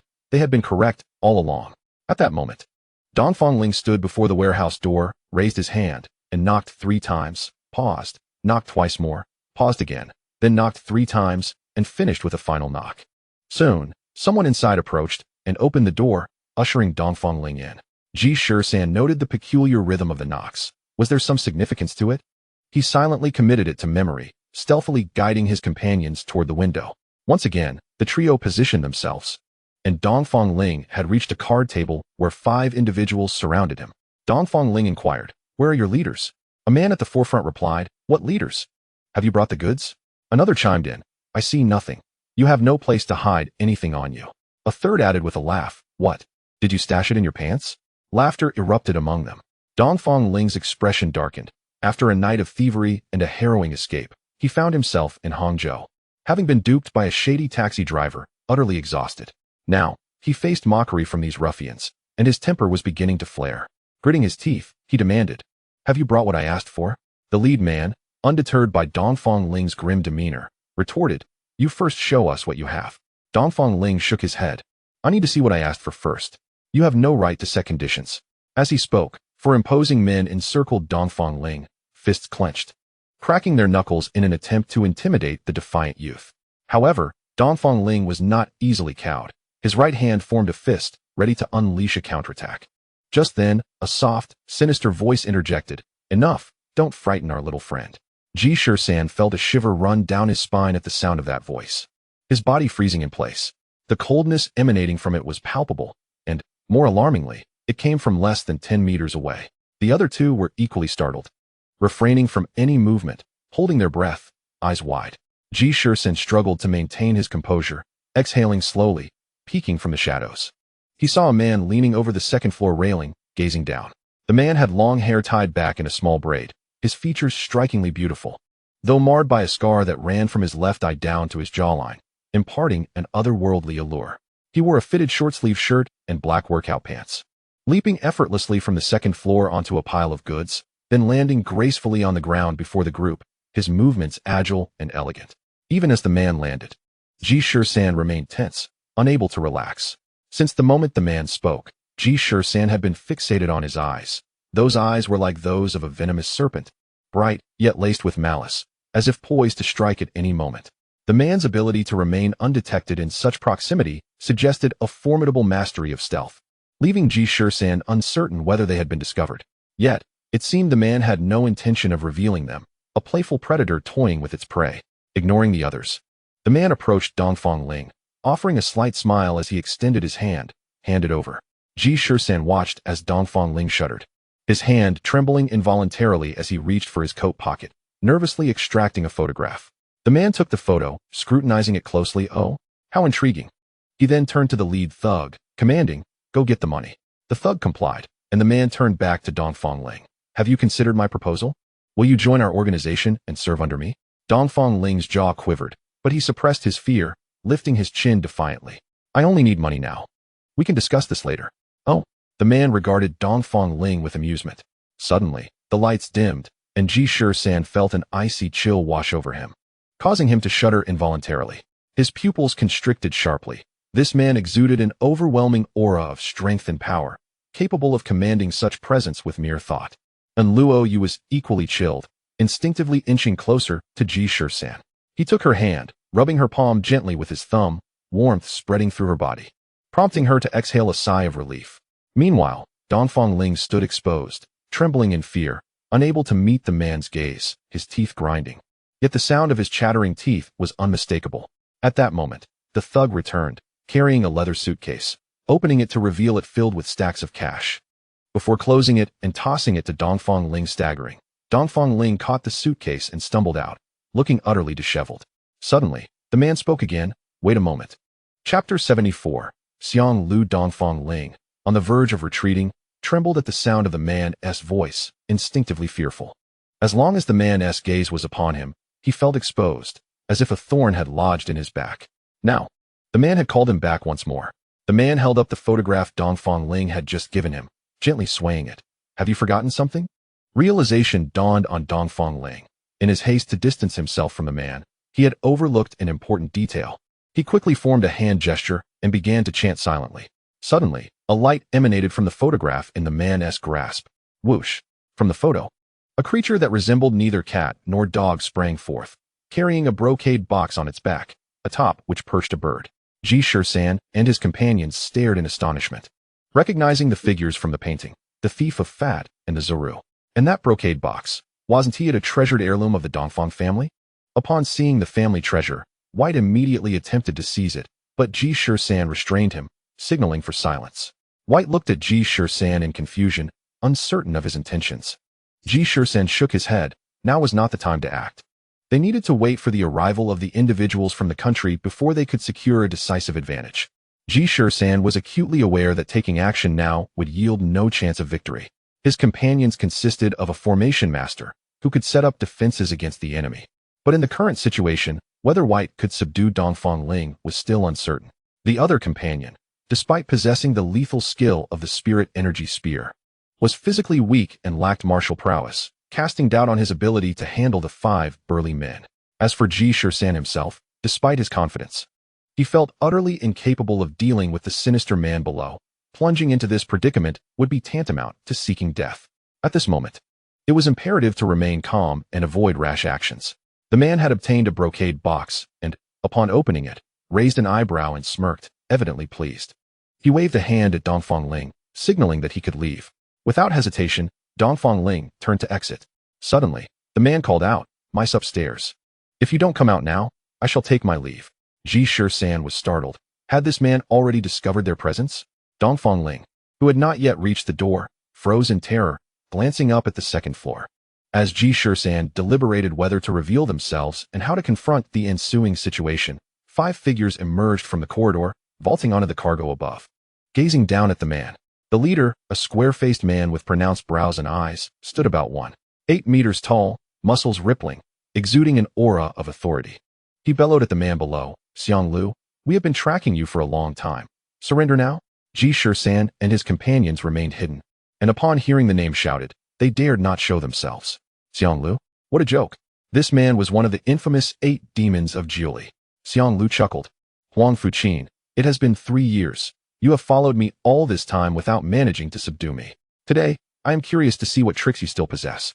Huang Fuqin wasted no words and charged at Xiang Lu, the two clashing in an instant. Huang Fuqin swung a fist, generating a fierce gust towards Xiang Lu's face. Xiang Lu deftly sidestepped, countering with a swift palm strike that forced Huang Fuqin to retreat a few steps to regain his balance. The two exchanged blows, each equally matched, leaving Ji Shisan and his companions on edge. At that moment, Ji Shisan caught a glimpse of a figure, Dongfang Ling. He was stealthily retreating toward the entrance. Ji Shisan nudged his companions, signaling them to exit cautiously. The trio stealthily crawled through the window and hurried toward the doorway. Ji Shisan smirked. If he could not deal with Xiang Lu, surely he could handle Dongfang Ling. Seizing the opportunity amidst the chaos, Dongfang Ling quietly opened the door and prepared to flee. He had no desire to engage in such a large-scale battle. However, at that moment, 3 figures suddenly appeared around the corner, rushing toward him. Dongfang Ling turned and was horrified to see White, Ji Shisan, and the woman approaching. Ji Shisan was the first to strike. Since they were enemies now, there was no need for pleasantries. He attacked directly. Dongfang Ling was taken aback, but quickly adapted, springing into combat mode. White and Liu were equally resolute. Forming a triangular formation that surrounded Dongfang Ling, White grinned and said, "Dongfang Ling, do you think you can escape? Today marks your demise." Realizing his predicament, Dongfang Ling shook his attire, summoning 2 beasts, the Qiezhi and the Zoru. The 2 divine beasts grew rapidly, with Qiezhi transforming to the size of a swan, while Zoru morphed into a creature resembling a tiger the size of a wild boar. Dongfang Ling, outnumbered, took the initiative and lunged at Ji Shisan. Ji Shisan steeled himself, knowing he could not afford to be distracted, and hoped White and Liu could evade the 2 divine beasts. With his feet firmly planted in the Bagua stance, Ji Shisan's punches, enhanced by his refined Wudong long fist and Kongming fist, were now twice as powerful. As Ji Shisan engaged Dongfang Ling, the latter felt his heart sink. Ji Shisan's technique was exceptionally fierce, and he found himself retreating rapidly. However, gritting his teeth, Dongfang Ling switched from claws to fists, launching a barrage of powerful strikes, seemingly determined to compete with Ji Shisan. Yet, Ji Shisan suddenly shifted from offense to defense, as if searching for a flaw. After a brief exchange, Dongfang Ling was alarmed. His every move appeared to be guided by Ji Shisan. Even his positioning seemed increasingly erratic, as if he were ensnared in a vast circle. This baffled him, as during their last encounter, had he not feigned weakness, they should have been evenly matched. Ji Shisan remained composed, reflecting on their previous skirmish in the stairwell, where he aimed merely to vent frustration, not to inflict serious harm, as they were not mortal enemies. The confined space limited his techniques to broad, direct strikes, rather than agile maneuvers. Now, however, the warehouse entrance was expansive, and with the aid of his Bagua footwork, Ji Shisan harnessed the swirling energy of Tai Chi to firmly ensnare Dongfang Ling, within his range of attack. The more Dongfang Ling struggled, the more he felt his movements restricted, as if bound by invisible ropes. A sense of dread overwhelmed him. How had Ji Shisan's strength become so unfathomable? With each clash, his fear intensified, and he felt increasingly powerless. Chapter 75. Capturing Dongfang Ling. Dongfang Ling possessed a certain proficiency in martial arts, with established rules of offense and defense. Yet Ji Shisan's strikes proved more practical, infused with the essence of Taoist Tai Chi and Bagua. Each of Dongfang Ling's moves adhered to conventions, while Ji Shisan's actions flowed seamlessly, leaving no openings. The battle at the warehouse entrance raged for only 10 minutes. Yet Dongfang Ling had already taken several blows. At this point, he hoped his summoned divine beasts could swiftly handle Ji Shisan, allowing him a chance to escape. But a glance at the other two battle sites nearly left him speechless. The Chieji's skirmish had concluded, while Zoru found itself ensnared in a formation, rendering his two supposed allies utterly ineffective. The divine beasts were not truly his companions. They had been lent to him by Jiuli to facilitate theft from the Dongfang family, creating no bond of master and servant. Furthermore, Chieji and Zoru, being gentle creatures, had no intent to harm humans. Instead of holding back their adversaries, they had inadvertently befriended them. Chieji, adept in fire, attempted to intimidate Liu by circling her, but she rolled away from its flames and countered with a volley of energy blasts. The azure projectiles narrowly missed Chieji's wings, and before it could regain its composure, another blast was already aimed at its plump body. Since the incident in Bao village, Liu had diligently trained, having experienced death and teetered on the brink of it, thus cherishing her role and those around her even more. Her dedication over the past months had enabled her to swiftly master the energy projection technique that others struggled to grasp. At that time, on the deserted island of the Dongji Islands, Ji Changfeng expressed astonishment at Liu's ability to shoot energy projectiles with her finger spear. For such a feat is not easily accomplished. If it were, even someone as powerful as Ji Shisan, who possessed more than double Liu's spiritual energy and was well versed in her own meridians, would have been able to do so.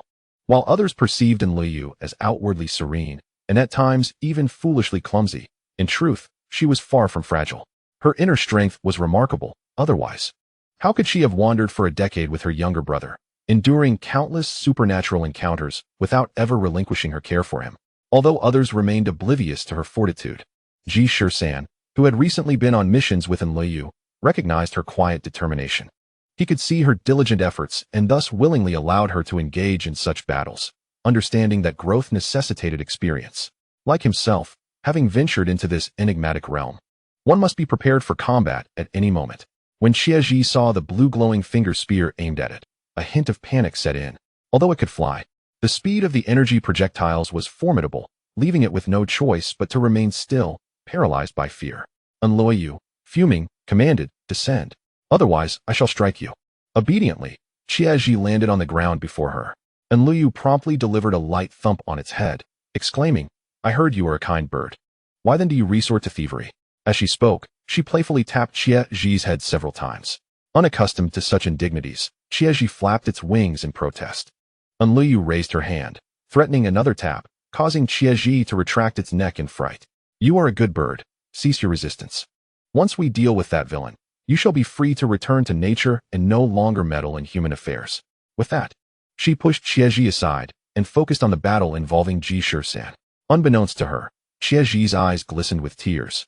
It had never imagined that humans could be so kind. On another front, Huaitei faced little difficulty in his combat, though his physical prowess was lacking. His array formations were undeniably strong. A few magnetic stones were tossed, and the hexagonal magnetic array was swiftly established. It was not designed to inflict harm. Thus, the magnetic array quickly formed several electromagnetic chains. Regardless of how fast the Zuoyu moved, it could not evade the magnetic pull, and before long, it was firmly ensnared. In truth, Huaitei felt a twinge of fear, for it was his first encounter with such a creature and a battle of this nature. His legs trembled slightly. Yet witnessing Ji Shisan and Liu's performance spurred him on to maintain his composure. As the hexagonal magnetic array proved effective, his confidence swelled, and he made a face at the Zuoyu. To his surprise, the creature suddenly surged forth, nearly breaking free from the array's confines, causing Huaitei to fall to the ground in fright, scrambling to deploy the Earth Core Array, the Spiritual Prison, and the Illusion Array. Ji Shisan had often teased Huaitei as inept, a claim Huaitei did not dispute, but insisted on adding protagonist to the label. For his talent in array formations was indeed formidable. Even Dongfang Luyun, observing through surveillance, could not help but commend his prowess, especially now, with multiple arrays layered. The situation was far from simplistic, as adding a subsequent array could easily disrupt the spiritual connections of the previous ones. However, Huaite succeeded, layering 4 arrays in one breath, causing the Zuoyu to foam at the mouth, its eyes nearly rolling back in its head. Meanwhile, Dongfang Ling had only been fighting for 10 minutes when he turned to see his 2 assistants, one pinned to the ground, tongue lolling out, while the other was foolishly trailing behind the enemy, nearly causing him to choke on his anger. He could only resort to his ultimate weapon. Intending to use his array to disrupt Ji Shisan's assault and trap him, he took 2 steps back, tossing 4 spirit stones, which rolled on the ground before transforming into mountainous proportions, bearing down toward Ji Shisan. Startled, Ji Shisan instinctively moved his foot 1 step north, only to be met by the oncoming wave of rocks crashing down upon him. Astonished, Ji Shisan sought to escape, but found his legs suddenly immobilized, confronted by the overwhelming force of the impending onslaught. Had he not merely taken 1 step, and yet the world had turned upside down? Although he lacked understanding of arrays, he was familiar with the Taiji Bagua. The DUI position represented water, clearly corresponding to the illusion released from beneath his feet. Ji Shisan smirked, thinking such a formidable array could be set up so casually. Who did the opponent think they were fooling? He quickly stepped into the Qian and Kuan positions, causing the heavens to change color and the earth to reverse. Even Dongfang Ling, who was straining to maintain the array, coughed up blood and staggered backward. In mere moments, Ji Shisan shattered the hastily arranged array set by Dongfang Ling. This was undeniably due to the latter's hurried construction and the diminutive size of the spirit stones consumed. However, Dongfang Ling had never witnessed someone dismantle an array in such a manner. Clearly, Ji Shisan had discerned the illusion's weakness, Dongfang Ling's insufficient spiritual energy. A typical response would have been to retreat, allowing the stones and waves to crash down, which would terrify many, even if it failed to frighten Ji Shisan. A few steps back would have enabled Dongfang Ling to escape. However, the opponent not only remained steadfast, but also advanced 3 steps into the array. The first step might have been coincidental, as Dongfang Ling could maintain the energy of the illusory waves. Yet the subsequent shifts in the heavens demanded an immense amount of spiritual power. These 2 steps exceeded Dongfang Ling's expectations, resulting in the array failing to draw enough energy from the spirit stones, instead siphoning a significant amount of Dongfang Ling's own spiritual energy, catching him off guard. Seeing the array collapse, Ji Shisan seized the opportunity to press his advantage, leaping forward and delivering a knee strike to Dongfang Ling's abdomen. Dongfang Ling felt an overwhelming force surge through him, as if he were a leaf caught in a tempest, hurtling backward to crash onto the ground. Blood spilling from his mouth, his complexion paling to that of a ghost. Ji Shisan, not yet satisfied, seized Dongfang Ling by the collar, delivering a series of blows, exclaiming, "This is what you get for stealing wallets." Ji Shisan's relentless assault left both Huaite and Enluyu speechless with disbelief. Enluyu stepped forward, pulling him back, saying, "All right, enough. The poor fellow is nearly unconscious." Only then did Ji Shisan rise, delivering a final few kicks, remarking, "Is he so weak against a beating?" Upon hearing this, Dongfang Ling coughed up a mouthful of blood and fainted. Huaite released the Zuoyu from the array, advising, "You two, refrain from mischief in the future. Hurry and leave." Ignoring Ji and Zuoyu, he approached Dongfang Ling, rifling through his pockets and collecting all manner of spirit stones, ores, and array materials, stuffing them into his own belongings, and using his belt to securely bind him. Enluyu inquired, "What shall we do now?" Ji Shisan pondered briefly before responding, "You call Uncle Ma. I will slip inside to see if there are any opportunities." Enluyu hesitated before saying, "Be careful." Ji Shisan acknowledged her concern, disregarding Huaite and Enluyu, and ascended to the 2nd floor, slipping back through the window. Inside, the goods were nearly obliterated, and 3 individuals from each side lay on the ground, their fates uncertain. Xiang Lu stood in confrontation with Huang Fuqin, his once graceful long hair now disheveled. On the opposite side, although Huang Fuqin appeared somewhat disheveled, his attire remained intact, suggesting he had gained some advantage. Xiang Lu broke the silence. "Huang Fuqin, you have pursued me for 3 years without success. Do you not feel ashamed?" Huang Fuqin retorted, "Ashamed? What do I have to be ashamed of? For 3 years. You have been the one fleeing and hiding from me. Shouldn't you feel the shame?" Xiang Lu's lips curled in irritation as he emanated a chilling aura. Even Ji Shisan on the second floor felt the temperature drop significantly, involuntarily shivering. Huang Fuqin chuckled. Xiang Lu, is that all you can do, little snake? Unfazed, Xiang Lu replied. Even with these abilities, you may not be able to defeat me. With a swift toss of his head, his hair surged forth like a swarm of black pythons, lunging at Huang Fuqin. Huang Fuqin showed no fear, with a flash of silver light. He severed 2 of the snake heads. Swiftly dodging the remaining attacks, the hair struck the iron shelves behind him with a resounding crash, denting them considerably. Ji Shisan recalled the legends of Xiang Lu, a servant of the water deity Gonggong. He was said to possess a terrifying appearance with 9 heads, each bearing a human face, feeding on the mountains. His very presence could transform the land into a bitter swamp, rendering the water undrinkable. During floods, he would emerge to wreak havoc, ultimately slain by Tieg Yu to quell the waters. Known for his cunning and venomous nature, it was evident that this Xiang Lu bore similar traits. The 2 exchanged blows without either gaining the upper hand. Suddenly, one of Xiang Lu's subordinates charged at Huang Fuqin from the side. In an instant, Huang Fuqin unleashed a beam of silver light, which the assailant attempted to grasp with both hands. However, another icy glint shot forth, piercing through the man's skull before he could even utter a sound. Collapsing lifelessly to the ground, Xiang Lu, furious, exclaimed, "You, a hulking brute, wield a pen as your spirit weapon? How cunning!" The projectile was indeed a pen, and though the man had grasped its body, he was unprepared for the cap's sudden attack, leading to his untimely demise. Huang Fuqin, however, remained unfazed, shrugging. TSK. Only scholars use pens as weapons. Do you not find me rather refined? Besides, when it comes to cunning, who could rival you? Xiang Lu gritted his teeth, launching his hair once more, but still failing to land a hit. Huang Fuqin, seemingly performing magic, unleashed 2 more icy beams, forcing Xiang Lu to roll and evade as the pins embedded themselves into the ground behind him. Xiang Lu grinned maliciously. Huang Fuqin, I refuse to believe you possess so many pens. At that moment, Huang Fuqin lifted his vest, revealing it brimming with countless pens, and jested, "Would you like an autograph?" He then drew a pen and hurled it at Xiang Lu, shattering 2 of the snake heads formed by Xiang Lu's hair. Huang Fuqin brandished 2 more pens, shaking them towards Xiang Lu. I wonder which is greater, your hair or my collection of pens. In terms of spiritual energy, Huang Fuqin and Xiang Lu were evenly matched, both possessing ample reserves. Thus, over 3 years, neither could claim victory. Yet, Huang Fuqin consistently forced Xiang Lu into retreat due to his versatility. His pens could serve as daggers in close combat or hidden weapons at a distance, both offensive and defensive. Whenever Xiang Lu transformed into a colossal beast, Huang Fuqin would evade, leaving Xiang Lu feeling frustrated. This encounter was no exception. Xiang Lu's ultimate technique, transforming his hair into a multi-headed serpent, could ensnare, bite, and even deliver deadly venom. Yet Huang Fuqin was no novice. His combination of spiritual energy and physical prowess allowed him to sever several snake heads with ease. Although he could not approach Xiang Lu to inflict direct harm, he could certainly keep Xiang Lu at bay.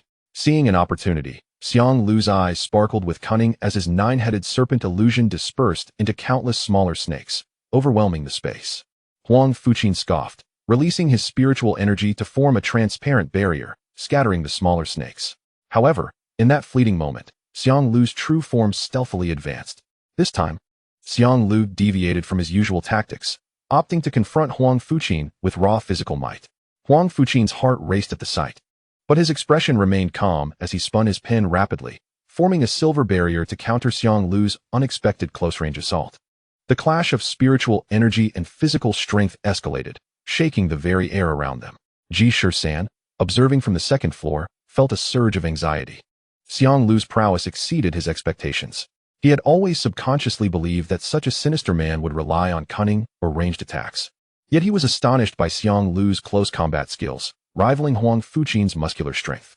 As they exchanged blows, Huang Fuqin found himself at a disadvantage. Meanwhile, the last of Xiang Lu's subordinates engaged with Huang Fuqin's aid, their battle fierce and deadly, not due to noise, but because both employed military combat techniques aimed at killing. In mere moments, both were left bloodied and battered. Ji Shisan, witnessing this, prepared to leap from the second floor to assist his subordinate in dispatching the enemy. But then, an unforeseen event occurred. The small snakes, previously scattered by Huang Fuqin's barrier, had mysteriously regrouped, forming a swirling black vortex that surged towards Huang Fuqin's unguarded aid.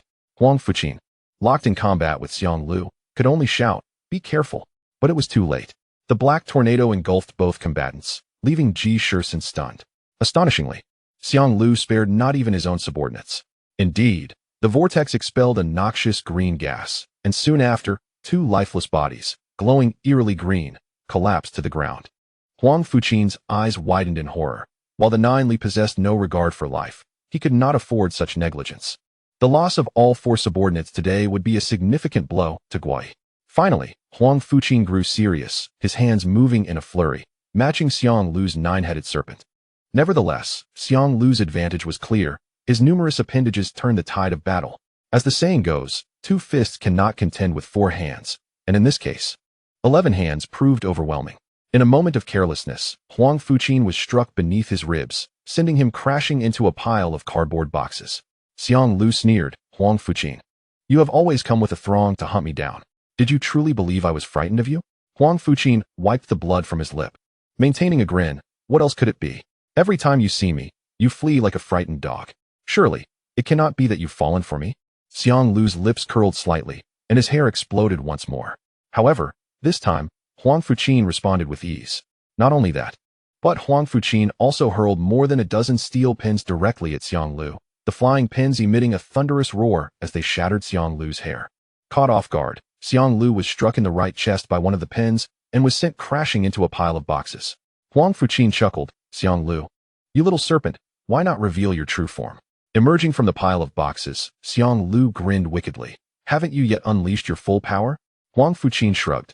"I am awaiting reinforcements. What are you waiting for?" Upon hearing this, Ji Shisan couldn't help but commend Huang Fuqin for his cleverness. Xiang Lu, momentarily taken aback, quickly regained composure and ceased holding back. His body began to swell dramatically, transforming his hair into 9 heads, one of which retained his original visage. His body expanded like that of an elephant, with sturdy limbs and a tail as thick as an adult's thigh, all adorned in a vibrant green hue, capable of crushing surrounding goods with a mere movement. Seeing this, Huang Fuqin's expression grew serious. He swiftly formed hand seals and shouted, "5-element seal, activate." Golden runes erupted from his palms, encircling Xiang Lu in an attempt to restrain his massive form. Ji Shisan watched in awe, the scene far exceeding his expectations. He had long desired to intervene, but knew that Xiang Lu's 9 heads possessed terrifying strength, making it unwise to engage directly. Instead, he had been searching for a weakness, never anticipating that Huang Fuqin had yet to reveal such formidable tools. Subsequently, Huang Fuqin threw a spirit power grenade, aiming to obliterate Xiang Lu's human head. However, Xiang Lu exerted himself fiercely and unexpectedly broke free from the sealing formation, the crimson and golden chains that had bound him shattering one by one. One of Xiang Lu's serpent heads lunged forward, biting down on the grenade. Boom! The grenade exploded, causing the serpent head to burst open, yet in the next moment, a new head emerged from his body as if there was no end to them. The 9 serpent heads of Xiang Lu lifted slightly, drawing back as his upper body contorted into an exaggerated S-shape, signaling an imminent attack. Ji Shisan understood that this posture indicated the serpents were poised to strike. If it were just one head, the trajectory would be predictable, but with 9, Huang Fuqin would surely face challenges. At that moment, several white thread balls were suddenly thrown from the air, landing before the serpent heads. Before they could react, the thread balls exploded, releasing white threads that swiftly ensnared the heads. Simultaneously, a figure descended from the 2nd floor. Upon seeing the graceful descent, Ji Shisan instinctively thought, "Great Dragon of Heaven." Chapter 78. Battle with Xiang Lu in the sweltering August of Hangzhou. Even the deep of night offered little relief from the heat. Yet, a figure emerged clad in a long trench coat, the hem billowing as it moved, exuding an aura of authority akin to a celestial being. This individual was Shi Yu, the director of the Special Operations Department from the state of Wenzhou. Ji Shisan had only seen Shi Yu a few times over the past few months. His aloofness and busyness had limited their interactions. However, upon seeing Shi Yu now, Ji Shisan felt an unexpected warmth, perhaps a reminder of home. Shi Yu descended from the sky, delivering a powerful palm strike to Xiang Lu's forehead, causing him to spew forth a mouthful of blood. With 9 serpent heads momentarily incapacitated by Shi Yu's unexpected white threads, they could not retaliate as Shi Yu struck several heads, causing them to explode into a cloud of blood mist. "Be cautious, it may be toxic," Huang Fuqin warned from behind. Shi Yu stepped onto the white threads he had laid in the air, gliding effortlessly to the ground and evading the expanding blood mist. Xiang Lu appeared severely injured. As the exploded heads did not regenerate, and the blood mist grew thicker, rapidly enveloping the entire area. Both Huang Fuqin and Shi Yu furrowed their brows. If this continued, even the first floor of the warehouse would become untenable. They exchanged a glance, mutual concern evident in their eyes. Fortunately, both possessed ranged attack capabilities. And with a flick of their hands, several beams of light shot toward the crimson mist. The impact produced a series of sounds, as if striking hard objects. Yet Xiang Lu remained unmoved, not even emitting a sound. Ji Shisan observed from the second floor, witnessing the white threads and steel pins strike Xiang Lu directly. But the creature showed no reaction. Suddenly, bubbles began to form on Xiang Lu's massive body, as if his skin were boiling. He contemplated warning them. But noticing Shi Yu and Huang Fuqin were not oblivious. They both produced specially crafted spirit power grenades from the state of Wenzhou and hurled them toward Xiang Lu's form. With a thunderous boom, the grenades detonated, dispersing layers of blood mist. However, the explosion caused Xiang Lu's body to rupture, unleashing even more blood mist that rapidly filled half the warehouse, completely obscuring Xiang Lu's original form. Shi Yu and Huang Fuqin's expressions shifted dramatically as they quickly held their breath and retreated. Yet, the blood mist seemed alive, surging toward them with fervor. Ji Shisan, recognizing the potential danger, hurriedly fled toward the warehouse exit. Who could say if it was toxic? As seasoned members of the Special Operations Department, Shi Yu and Huang Fuqin swiftly swung their hands, launching steel pins and white threads. The pins struck the warehouse's contents, creating explosions that collapsed debris onto Xiang Lu's form. Meanwhile, the white threads rapidly formed a massive spider web, blocking the path between Shi Yu and Xiang Lu. However, both the web and the debris soon emitted hissing sounds, corroded by the blood mist. Alarmed, both men realized they faced a dilemma. Shi Yu glanced upward, signaling Huang Fuqin, and they ascended to the second-floor platform. From this elevated position, they unleashed their most formidable skills. Shi Yu swiftly formed hand seals, chanting incantations as a blue spirit power barrier enveloped the entire second-floor platform. Huang Fuqin produced a small compass that spun rapidly, sending forth golden runes toward the encroaching blood mist. Upon contact, the blood mist hissed as if scalded by boiling water, dissipating partially. Yet, the mist appeared inexhaustible. Even after a portion was eliminated, more surged forth, consuming the golden runes entirely. The state of Wenzhou possessed many peculiar artifacts capable of combating strange supernatural phenomena. Yet they could not carry all their tools at once. Who could have anticipated such bizarre tactics from their opponent? Thus, after expending Shi Yu's barrier and Huang Fuqin's compass, they found themselves without further options. However, both men, endowed with ample spirit power, understood that often the most effective way to confront such supernatural entities was through a battle of attrition. While Xiang Lu might possess slightly more spirit power individually than Huang Fuqin, combined with Shi Yu, they could surely outlast him. Resolutely, they increased their spirit power output, channeling their energy into the threads and steel pins, launching them once more into the blood mist. This method, though seemingly crude, often proved to be the most effective. Maintaining such an expansive blood mist while continuously sustaining damage required immense spirit power. Xiang Lu's strategy hinged on quickly clearing the area while his opponent remained unable to counterattack, providing him the opportunity to breathe. The two sides accelerated their movements, filling the warehouse with a cacophony of sounds. Just as the blood mist threatened to envelop the second floor, Xiang Lu let out a roar. Although he was not exhausted, he realized a troubling fact. His energy was depleting faster than that of his adversaries. Even if he enveloped the entire warehouse in blood mist for a brief respite. What if the opponents had reinforcements? The longer the confrontation dragged on, the more perilous his situation became. At this moment, within his true form, Xiang Lu wore a grim expression. The realm of Guai, he possessed numerous peculiar devices, yet Jiuli lacked such advantages. He had no other trump cards left. All he could rely on was his spiritual energy. In truth, Xiang Lu's real ace was not his physical form.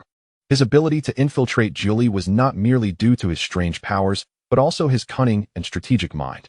His presence here today was a result of a scheme he had laid out long ago. He had long set his sights on the treasure of the Dongfang family and discovered that their younger generation was to undergo a trial. Consequently, he ensnared Dongfang Ling well in advance.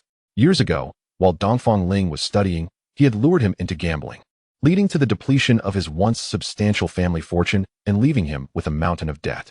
Born into the affluent Dongfang family, Dongfang Ling was accustomed to a life of luxury and could not revert to a life of frugality. Thus, in a nightlife venue, he encountered the elegant master Xiang Lu, who proposed an irresistible offer. With the aid of two extraordinary creatures, they would steal the Dongfang family's treasure. Upon completion, not only would Dongfang Ling's million-dollar gambling debt be erased, but he would also receive a reward of 500,000. Consequently, Dongfang Ling agreed and successfully delivered the treasure into Xiang Lu's hands. Chapter 79. The treasure's might. At this moment, Xiang Lu gritted his teeth. With his skills, he could usually escape from any adversary from Gui Yi, but today, both opponents were adept at countering him. He found himself in a dilemma. Although he had obtained the treasure, he could not yet deliver it. Wait, the treasure? Xiang Lu's eyes gradually brightened. If he could wield the Dongfang family's treasure, defeating the two before him would be a trivial task. Thus, while braving the onslaught outside, Xiang Lu opened the box containing the treasure. Ji Shisan was currently hiding outside on the second floor of the warehouse. As the blood mist began to permeate, he thought it best not to complicate matters further and decided to step outside.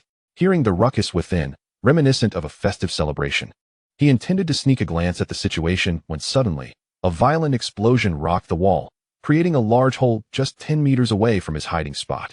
Staring at the smoking opening, Ji Shisan stood aghast. What could possibly create such a massive breach? He contemplated moving closer to investigate, but before he could, the hole flickered with a crimson light before another ferocious explosion sent a figure hurtling out. Fortunately, as the figure approached the ground, it deployed an unknown object that instantly transformed into a large airbag, cushioning the fall. However, the airbag could not withstand the impact, bursting with a loud pop. Yet the figure was propelled back up and landed safely. To his astonishment, it was Huang Fuqin. Huang Fuqin appeared somewhat disheveled, blood trickling from the corner of his mouth, suggesting he had sustained some injuries. He looked up at the gaping hole, seemingly wary. Upon spotting Ji Shisan staring in bewilderment, Huang Fuqin paused for a moment but quickly recognized him, waving for Ji Shisan to come down. Ji Shisan crouched, circumvented the large hole, descended the stairs, and rushed to Huang Fuqin's side, greeting him hurriedly.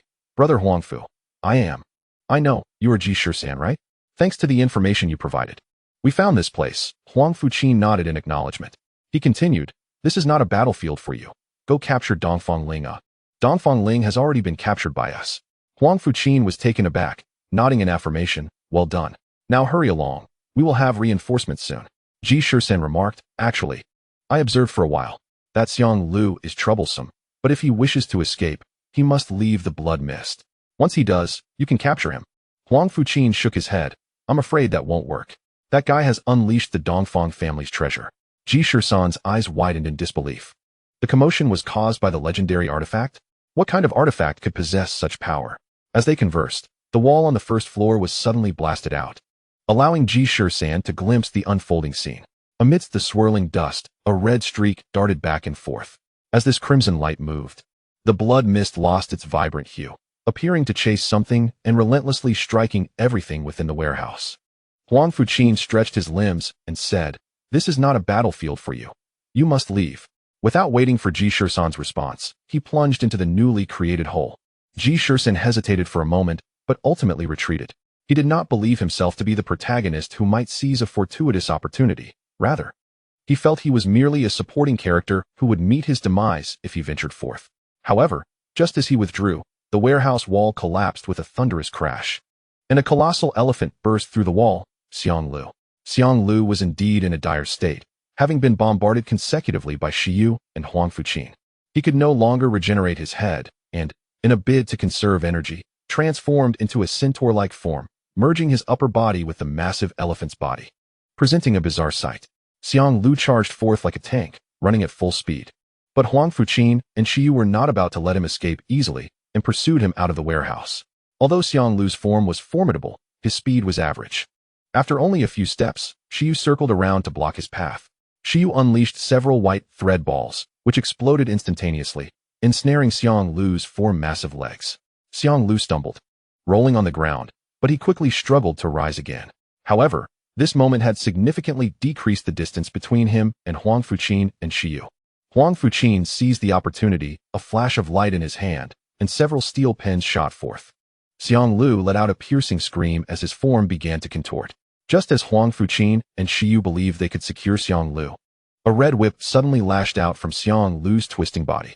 The whip was a vivid crimson, radiating a fierce light, and where it passed, The air seemed to be sucked dry, hurtling towards Huang Fuqin with an unstoppable force. Huang Fuqin's expression changed dramatically, and he barely managed to evade this strike. Seizing the moment, Ji Yu launched a white thread ball, transforming it into a gigantic spider web, intent on ensnaring Xiang Lu. To their surprise, the red whip appeared almost sentient, suddenly twisting back to strike at the web, which ignited as if scorched by flames, rapidly shrinking and disintegrating. Ji Shisan, observing closely, realized that the red whip was covered in intricate patterns, reminiscent of the red strings that had once bound his ankles in childhood. Wounded, Xiang Lu no longer wished to linger in the struggle and swung the whip toward Ji Yu, not aiming to strike him but to ensnare him. No matter how Ji Yu dodged, the red strings seemed to possess a will of their own, wrapping around him as if alive. Alarmed, Ji Yu felt the surge of spiritual energy within him, attempting to break free from the binding, but the red strings tightened with each passing moment, even threatening to burrow into his very being. Huang Fuqin, witnessing the unfolding scene, bit his tongue and spat a drop of his essence onto the steel pen. Instantly, the pen radiated a brilliant light that shot forth towards the red cord. A surge of crimson energy erupted, causing the cord to tremble twice. Seizing the opportunity, Ji Yu retreated into his overcoat, executing a clever maneuver akin to shedding a chrysalis, while the cord took advantage of the moment to shred his coat into tatters. Yet, Ji Yu, undeterred, surged forward, escaping the remnants of his coat and charging directly at Xiang Lu. Huang Fuqin, observing this, coordinated with Ji Yu, both of them racing towards Xiang Lu, leaving the red cord trailing behind them, unable to reach. However, Xiang Lu flung the red cord, which coiled like a dragon, and in an instant ensnared both Huang Fuqin and Ji Yu, binding them in place. This unexpected turn astonished everyone, including Ji Shisan, who had been covertly observing nearby. Ji Shisan, unable to comprehend the nature of this treasure, was well versed in the 8 great divine artifacts, but had never encountered one that could bind individuals like a mere rope. Ji Yu and Huang Fuqin, filled with rage, discovered that the cord could suppress their spiritual powers, rendering them unable to break free or utilize their abilities. A cruel smile finally graced Xiang Lu's pale face as he shed his avatar, reverting to human form, albeit visibly weakened, staggering as he attempted to walk. Ji Shisan, his gaze sharpening, realized that if he did not intervene, Xiang Lu might truly kill the defenseless Huang Fuqin and Ji Yu. Thus, he swiftly picked up a stone from the roadside, infused it with magical energy, and hurled it at Xiang Lu. Xiang Lu, intending to humiliate the two before killing them and displaying their corpses in the center of the town as a warning, was suddenly struck by the stone, which flew towards him like a bullet. Under normal circumstances, Xiang Lu would have 100 methods to deal with such a projectile, but in his weakened state, he failed to notice the little fellow from Guai's approach. He barely managed to gather his spiritual energy and waved his hand to block the stone, which struck his arm with a resounding impact, sending shards of rock flying and momentarily blinding him. Seizing the opportunity, Ji Shisan closed in on Xiang Lu. Before he even arrived, the force of his punch preceded him. Utilizing the empty bright fist in conjunction with the 8 trigram stepping method, he swiftly reduced the distance between them. His fist, charged with spiritual energy, struck Xiang Lu. Though Xiang Lu could not see clearly, he did not dare to underestimate the attack, raising his hands to defend himself. However, Ji Shisan's punch was powerful enough to leave Xiang Lu's arms numb with pain. Xiang Lu, startled and pained, was taken aback by the tenacity of this seemingly inconsequential adversary. He bore through his discomfort, quickly forming hand seals while murmuring incantations, conjuring a black barrier before him. Ji Shisan's fist collided heavily with the barrier, which shattered upon impact, allowing Xiang Lu to create some distance. Yet, the recoil left Ji Shisan's hands tingling, momentarily halting his assault. Nevertheless, his eyes remained resolute, undeterred as he leaped back, landing solidly on his feet. At that moment, Xiang Lu dispersed the dust from the shattered stones, his gaze filled with murderous intent. Under ordinary circumstances, he would have unleashed his 9 serpent heads to confront Ji Shisan. But having sustained serious damage, he could not summon them again. Instead, he transformed his hands into claws, channeling spiritual energy into his fingers, each nail gleaming like daggers imbued with a ghostly light, and lunged at Ji Shisan. Ji Shisan sidestepped, yet still felt the sting of the claws as they tore through his clothing. Aware that he could not afford a direct confrontation, he focused his energy, summoning the currents of air around him. Utilizing the 8 trigram stepping method, his form became elusive, leaving Xiang Lu flailing his hands in a desperate attempt to keep him at bay. Suddenly, Ji Shisan misstepped, appearing directly behind Xiang Lu. He formed hand seals, with his left hand conjuring wind and his right hand summoning thunder, channeling all his spiritual energy into a dual palm strike. Xiang Lu sensed the impending attack from behind and attempted to turn and defend, but it was too late. He was struck squarely by Ji Shisan's palm, sending him flying forward to crash violently to the ground, blood spattering from his mouth. Ji Shisan stood firm, breathing heavily, vigilantly watching Xiang Lu, prepared for his next move. Remaining calm, Ji Shisan knew that despite the severe blow inflicted on Xiang Lu, as an 8th great demon general, killing him outright was but a fanciful dream. Even when Shi Yu and Huang Fuqin teamed up, they could only restrain Xiang Lu but not easily defeat him.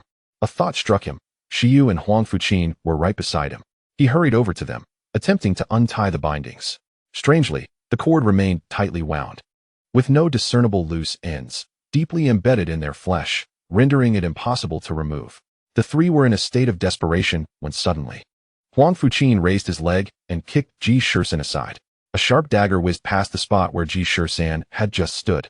Upon looking up, Ji Shisan saw Xiang Lu had risen again, his hair disheveled, his face devoid of color, a trace of crimson lingering at the corner of his mouth. His eyes glowing with an eerie green light, quite unsettling. Xiang Lu laughed maniacally. "You think you can untie this cord? Do you even know how?" His sinister laughter echoed through the desolate midnight streets. Ji Shisan gritted his teeth. While he could not unravel the cord himself, he resolved to stall Xiang Lu until reinforcements from Guai arrived.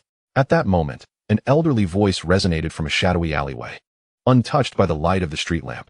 "He cannot untie it, but I can." No sooner had the words been spoken than the red cord binding Huang Fuqin and Shi Yu suddenly fell away, writhing and darting towards the dark alley. The behavior of the cord resembled that of a dog excitedly rushing to its master upon hearing the door open after a long day at home.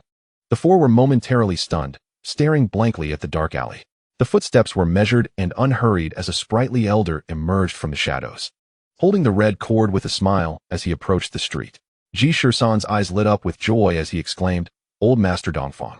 The newcomer was none other than the head of the Dongfang family, Dongfang Luyun. Dongfang Luyun smiled and nodded at Ji Shisan in acknowledgement before turning his attention to Xiang Lu, calmly stating, "Surrender, Xiang Lu." Xiang Lu's expression darkened further, his teeth grinding audibly. Today, his condition was poor, and facing these four formidable opponents, it seemed he would be meeting his end here.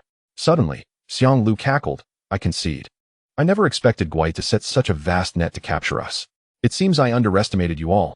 Haha." As he spoke, he dug his sharp claws into the scar on his left eye, carving a deep gash that made his already sinister face appear even more grotesque. "Not good. He's going to escape." Huang Fuqin shouted. Dongfang Luyun was equally swift. The red cord in his hand was immediately summoned, this time glowing with even more vitality than before, darting towards Xiang Lu in the blink of an eye. Xiang Lu, caught off guard, found himself ensnared, transformed into a large rice dumpling. Yet, to the astonishment of all, the bound Xiang Lu's face began to decay rapidly, and he, much like the glutinous rice within the dumpling, was crushed and ultimately dissolved into a puddle of greenish pus. At that moment, Ji Shisan's mind finally grasped the gravity of the situation. Xiang Lu possessed 9 lives, which perhaps was one of his means of survival. Chapter 81. The so-called 9 Li. Watching Xiang Lu slip away, Ji Shisan felt a profound sense of futility. This opportunity was rare, perfectly aligned with Xiang Lu's intent to ensnare the Dongfang family, and it could have been a chance for a counterstrike. If not for the timely arrival of Ji Shisan and his companions, Xiang Lu might have succeeded in his scheme. However, when Ji Shisan turned to the other 3, he was met with their relaxed expressions, their faces reflecting an unusual calmness. Was there perhaps more to this than met the eye? Only Ji Shisan managed to suppress his urge to inquire further at that moment. He approached Dongfang Luyun and offered a respectful bow, then nodded at Shi Yu and Huang Fuqin, acknowledging their presence. Before long, the logistics team from the National Anomaly Bureau arrived, commencing the cleanup of the site and soothing the nearby residents. Amusingly, given how close the battle was to the residential area, one could easily mistake the commotion for the outbreak of modern warfare. At that moment, Shi Yu and Huang Fuqin were receiving treatment beside an ambulance, and Ji Shisan stepped closer. "Qinggu, that Shang Liu has escaped. You seem rather at ease," he remarked. "Ha ha ha. Do you think it was that easy for him to flee? If everyone could master such a technique for escape, it would be quite alarming." Huang Fuqin replied, noticing Ji Shisan's confusion. He continued to elucidate. This is the Shangliu's substitution technique, wherein a pre-prepared corpse is used to stand in for oneself in death. Ji Shisan expressed astonishment. Is it truly that impressive? If he has enough corpses prepared, wouldn't he be invincible? Invincible? Just guess how we came to learn of this substitution method, Huang Fuqin said, smiling knowingly. Ji Shisan paused. You don't mean that the Shangliu himself revealed it to you, do you? Indeed. What? No way. Did he really inform you himself? Not exactly. It was the previous generation of Shangliu who disclosed it. At this revelation, Ji Shisan was taken aback. What do you mean by the previous generation of Shangliu? Are there several generations of Shangliu? Huang Fuqin patted his shoulder, explaining. The National Anomaly Bureau has only been established for around 50 years, but the Jiuli has existed in Huaxia for hundreds, if not thousands, of years. Had the Jiuli not been so intent on subverting the current world, and had its members not harbored ulterior motives, they might not exist as a disjointed entity. Huang Fuqin elaborated on the history and current state of the Jiuli in the Huaxia continent, and Ji Shisan finally grasped the nature of this so-called Jiuli organization. Following the suppression and annihilation of Tieg Yu by the Yellow Emperor and Emperor Yan, the entire tribe was slaughtered and driven away. Yet, the Jiuli, once the most formidable tribe, continued to resist the pursuit of the Yellow Emperor and other tribes, even after Tieg Yu's demise, thanks to their superior weaponry. They were expelled from the fertile Yellow River Basin, with various branches scattered along the coast and into the southern hills and deep forests. The Jiuli people had never truly perished. During the spring and autumn and warring states periods, most were part of the Dongyi group, actively participating in various feudal states. In the Wei, Jin, and northern and southern dynasties, they were referred to as the Baiwei, dispersed throughout the mountains of the Xinzhou continent. During the Ming and Qing dynasties, the Miao ethnic group emerged as the largest faction of the Jiuli. Therefore, the Jiuli is not merely a synonym for evil, it is a community that, even in modern times, contributed to the resistance against foreign invasions, thus forming an integral part of Huaxia's heritage. However, the Jiuli organization has consistently pursued the restoration of Tieg Yu's reign, engaging in acts of destruction. Throughout their lengthy history, numerous leaders and formidable figures have arisen within the Jiuli, each inheriting titles and unique abilities, with the previous generation of Shangliu being one such example. The title of Shangliu is particularly unique. Unlike other titles that can be earned through personal merit or bestowed by the leader Tieg Yu, the title of Shangliu can only be inherited by slaying the previous Shangliu. Consequently, the last Shangliu sought out the National Anomaly Bureau just before his death, revealing many secrets of the Jiuli. At that time, the prior Shangliu was gravely poisoned and terminally ill. In exchange for the antidote, although he lost his spiritual power, he was allowed to live out his remaining years peacefully. The National Anomaly Bureau obtained valuable intelligence from him, including the identities of key Jiuli personnel and the abilities of several formidable figures, thus learning about the substitution technique. Indeed, while the substitution technique is formidable, it has significant drawbacks. Firstly, it consumes one's lifespan. Each use drains 5 to 10 years of life. Lifespan is a remarkable concept. One may feel they possess ample years, yet one day, without warning, they may reach their end. Hence, only in dire circumstances would anyone gamble with their own longevity. Secondly, each time Shangliu employs the substitution technique, the body utilized truly dies. Everything attached to that body, save for the soul, dissipates, including spiritual energy. Therefore, when the Shangliu is reborn, he is, in theory, indistinguishable from an ordinary person, possessing only the residual spiritual energy of the substitute body, which is nearly depleted. Thus, Shangliu often has to begin his training anew. Even with access to core cultivation methods, regaining his former vitality requires considerable time.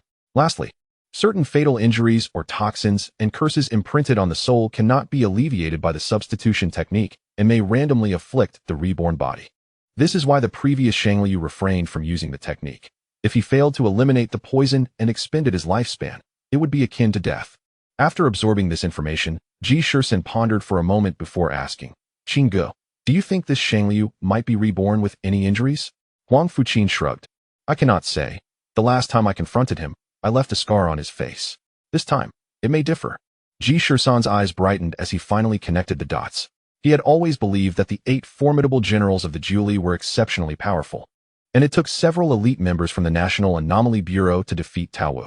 Yet Shangliu had been vanquished by Shi Yu and Huang Fuqin. Now he understood. 3 years prior, Shangliu had already died once, and the current Shangliu had not fully regained his peak condition. Moreover, Shangliu was known for his intellect and schemes. The entire operation had been meticulously orchestrated by him. Ji Shisan now comprehended the intent behind Shang Liu's last act.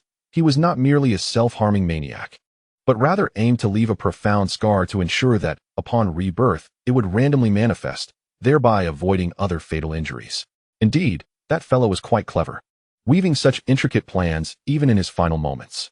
Chapter 82. The Old Fox. After conversing with Huang Fuqin, Ji Shisan finally gained a profound understanding of the Jiuli organization. However, he became aware of another peculiar question and asked Huang Fuqin, "Qinggu, earlier you mentioned the previous Shang Liu approached the National Anomaly Bureau and divulged the Jiuli organization's secrets. Why didn't the Bureau take the opportunity to eliminate the Jiuli?" "That is because the Jiuli is inherently a loose organization. Many leaders possess normal identities, and although they have methods of communication, each city and region operates independently. For instance, the subordinates of the 8 formidable generals may not even know each other, only meeting during specific operations, making complete eradication impossible," Huang Fuqin explained. He then smirked slightly. "Moreover, who told you that we at the National Anomaly Bureau did not take action?" Ji Shisan was taken aback. Did Huang Fuqin imply that they had indeed acted against the Jiuli? Observing Ji Shisan's reaction, Huang Fuqin appeared pleased and chuckled. 10 years ago, the National Anomaly Bureau organized a major sweep, targeting the Jiuli strongholds in the first-tier cities of Huhai, Jinghai, and Shanghai, although it came at a significant cost. That battle resulted in the elimination of 2 formidable generals and over 100 Jiuli spiritual practitioners, nearly uprooting the Jiuli's long-accumulated foundation. It can be said to have been a resounding victory. Those formidable generals were actually defeated by us, Ji Shisan exclaimed in disbelief. Indeed, it was a case of being prepared and catching them off guard. We had prepared numerous countermeasures against them, which facilitated our success, though we did lose many comrades in the process. Yet you did not capture Tieg Yu? Huang Fuqin's lips twitched as he pondered. If we had captured Tieg Yu, wouldn't the Jiuli tribe have been eradicated long ago? During that incident when Tieg Yu was absent, we were left in the dark about the reasons. Perhaps he had foreseen the danger and concealed himself.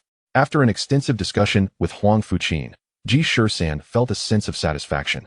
Having uncovered these secrets and gained insight into the Jiuli tribe and the Ministry of National Affairs, he rose and walked over to a black car parked at a distance, where Dongfang Luyuan was resting inside, with the driver being none other than the butler, Old Zhang. Dongfang Luyuan gestured for Ji Shisan to join him in the car. Ji Shisan greeted Old Zhang before settling into the back seat. "Old sir, what brings you here?" he asked. "Haha, Ma Weidong sent me," replied Old Zhang. "Uncle Ma, did he predict the situation here in advance?" Ji Shisan inquired. "Not exactly. He merely mentioned that you would come to assist me in capturing the traitor and suggested I collaborate with the Ministry of National Affairs to confront the Jiuli tribe." Ji Shisan nodded, but suddenly he looked up and asked, "Old sir, what did you just say? Uncle Ma wants me to help you apprehend a traitor?" "No, wait. This. It dawned on Ji Shisan that something was amiss. He and his companions had brought a message to seek Dongfang Liyuan's assistance in luring out the Jiuli tribe, not to capture a traitor. It was then that Dongfang Liyuan chuckled and explained the entire situation. It turned out that Ma Weidong had used Ji Shisan's delivery of the message as a ruse, as the letter merely introduced Ji Shisan and An Liu, serving as a form of identification. As for dealing with the Jiuli tribe, Ma Weidong had already contacted Dongfang Liyuan beforehand, given the connections between the Ministry of National Affairs and the 4 great families. Indeed, 10 years ago, during the battle against the Jiuli at Huhai, the Dongfang family had contributed significantly. After their conversation, Dongfang Liyuan set things in motion, with the 2 cunning old foxes pretending nothing was amiss, placing the family's treasured relic in the 3rd stage of the assessment. Meanwhile, personnel from the Ministry of National Affairs had already been ambushed near the Dongfang family's vicinity. Should the Jiuli attempt to seize the relic, they could be captured in one fell swoop. However, it was unexpected that Dongfang Ling would steal the treasure using the stolen Ji and Zhou Yu, catching everyone off guard. Nevertheless, Dongfang Liyuan acted swiftly, contacting Ma Weidong. Since the Jiuli did not make an appearance, they would trace their whereabouts, leading to Dongfang Ling's safe arrival in Hangzhou. Yet, the unexpected twist with the black car driver could have complicated matters, had it not been for Ji Shisan's quick thinking. Locating the Jiuli tribe would have proven to be a convoluted task. Why convoluted rather than impossible? Because the Dongfang family's relic was not easily stolen. It was an artifact bound to the soul of each generation of the Dongfang family. In truth, Dongfang Liyuan had always been able to sense the relic's location, simply trailing behind discreetly. At this point, Ji Shisan finally grasped the situation. He had thought himself clever, but compared to the likes of Xiang Lu, Ma Weidong, or Dongfang Luyun, he realized he was merely employing petty cunning. These individuals were truly wise. Ji Shisan smirked, feeling bemused. Dongfang Luyun patted his shoulder, offering reassurance. 13. Regarding this matter, Xiao Ma stated you should be credited for your contribution. Old sir, please do not exaggerate. Compared to you all, I feel like a headless chicken running about aimlessly. Ji Shisan responded with a roll of his eyes. Haha, not at all. Without the information disclosed by the captured Jiuli and Wenzhou, we wouldn't have been able to set a trap in advance. Nor could we have turned the tables on them. Even after the theft, we would have had to go through great lengths to search for it. What if they possessed some secret method to shield their soul perception? Then the binding celestial rope would indeed have been stolen. Suddenly, Ji Shisan turned to Dongfang Luyun, curious. Old sir, what exactly is the Dongfang family's treasure? The binding celestial rope? Ji Shisan exclaimed in astonishment. The binding celestial rope? Why isn't it one of the 8 divine artifacts? Haha, who told you that the Dongfang family's treasure is one of the 8 divine artifacts? Dongfang Luyun mischievously winked at Ji Shisan.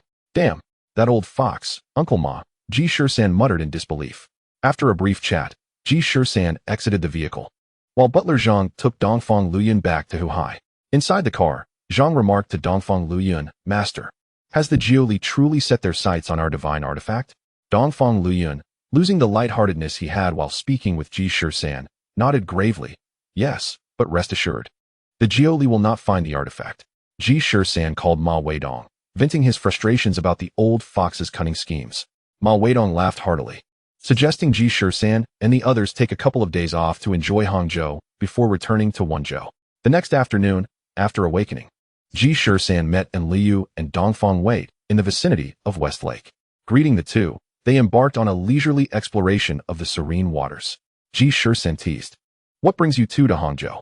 My old man said I could take a 2-day break. After resting, I'll begin my journey to reclaim my protagonist status. Liu replied. Ji Shisan rolled his eyes and pointed to the small bird perched on Liu's shoulder and the kitten cradled in Wait's arms. And what about these two? Are they following you out of fear? Chapter 83. Vacation. The little bird and the kitten bared their teeth at Ji Shisan, expressing their displeasure. Liu shot Ji Shisan a glare, saying, Qiuqiu and Dudu are good kids. We let them go yesterday, but they chose to follow us. Wait, what do you call the Ji on your shoulder? Ji Shisan asked. Qiuqiu. It sounds adorable. Chirp chirp. Qiuqiu isn't that a penguin? Ji Shisan quipped. Ji. Understanding Ji Shisan's jest, flew over to peck at his eyes, but was swatted away by Ji Shisan. Turning to Wait, Ji Shisan inquired.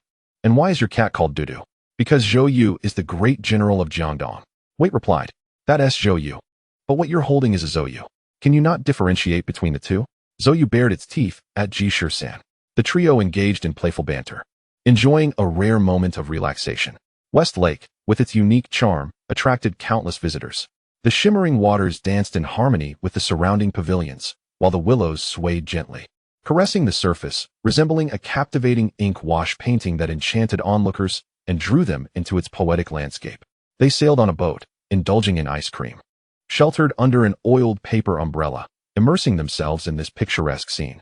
Along the banks of West Lake stood a row of willows known as Lulang, where people, in an effort to preserve the ecological environment, had released many wild squirrels. Tourists often brought corn to feed them, and Liu bought a cob, watching joyfully as a charming squirrel happily gnawed on it. The squirrel then leaped down from the branch, bounding across a vast lawn, seemingly intent on delivering its food to a beloved companion in the distant woods. Still lost in her affectionate reverie, Liu remarked, The environment here is so beautiful. And that squirrel is too cute, truly a paradise on earth. Startled by the commotion, Ji Shisan turned to see an eagle swooping down, snatching the squirrel mid-leap. This shocking scene startled not only the three but also the nearby tourists. Infuriated, Liu exclaimed, Damn it, and raised her hand, seemingly ready to unleash a psychic blast at the eagle. Ji Shisan reacted swiftly, grabbing Liu to restrain her. Whoa, big sister, are you crazy? This is a tourist area. Whoa, I don't care. What does it matter if it's a tourist area? That poor little squirrel. Liu stammered in distress. Ji Shisan clung to her tightly, leaning closer to her ear. Big sister, these are all ordinary people. Quickly retract your powers. Whoa. Does it not matter if it's a tourist area? What does it matter? That squirrel is merely a protected species, but that eagle is a nationally protected species. If you act, the authorities will intervene. After listening to Ji Shisan explain that the eagle was a protected animal, Enlil finally withdrew her hand. However, the nearby tourists were immensely curious about the glowing finger of this woman. Ji Shisan and White hurriedly pulled Enlil away from the shores of West Lake, redirecting their path to a nearby scenic area. Subsequently, the trio arrived at Ling Temple, located close to West Lake. The temple was bustling with incense offerings, and the sound of bells resonated in the air as devotees came and went in a continuous stream. They leisurely wandered through the towering ancient trees of the temple, immersing themselves in its tranquility and solemnity.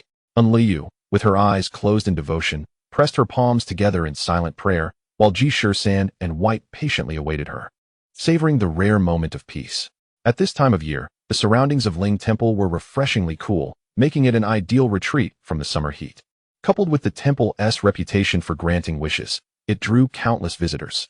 The trio decided to bypass the main hall, opting instead to follow a narrow path that led deeper into the mountain, where they found an increasingly secluded area, allowing them a rare chance to rest. After walking for over half an hour, they stumbled upon several serene courtyards nestled along a shaded path behind the expansive temple grounds. Conveniently, there was a long stone bench beside the courtyard, where they settled down. The coolness of the stone bench provided relief to Ji Shisan, who had been panting from the heat. Meanwhile, Enlil fed dried meat to Tieg Yu. Her gaze lifted towards the pristine sky, and she suddenly inquired, 13. I noticed you haven't even set foot inside a Buddhist temple. Is there such a significant rift between Taoism and Buddhism? Ji Shisan paused, taken aback by Enlil's question. He nodded, then shook his head, saying, Are you aware of the 3 philosophical systems that have been passed down in Huaxia for 5,000 years? Both White and Enlil shook their heads. Ji Shisan elaborated. These 3 schools are Confucianism, Buddhism, and Taoism. In essence, there is no real rift or enmity among them, as each has its own philosophies and ways of life. He began to share his understanding with the two. Confucianism originated during the spring and autumn period, represented by Confucius. Its teachings emphasize personal moral cultivation and social responsibility, profoundly influencing politics, education, and family ethics throughout Huaxia's history. Buddhism, which emerged in the 6th century BCE in India, emphasizes the principles of cause and effect and the cycle of rebirth, advocating for inner peace and liberation through practice. It has significantly shaped Huaxia's philosophy, art, literature, and social ethics. As for Taoism, many believe it originated during the spring and autumn and warring states periods, represented by Laozi and Zhuangzi, with its core concept being the Tao. However, this Tao differs from what we pursue in our practices, leading many to seek its origins.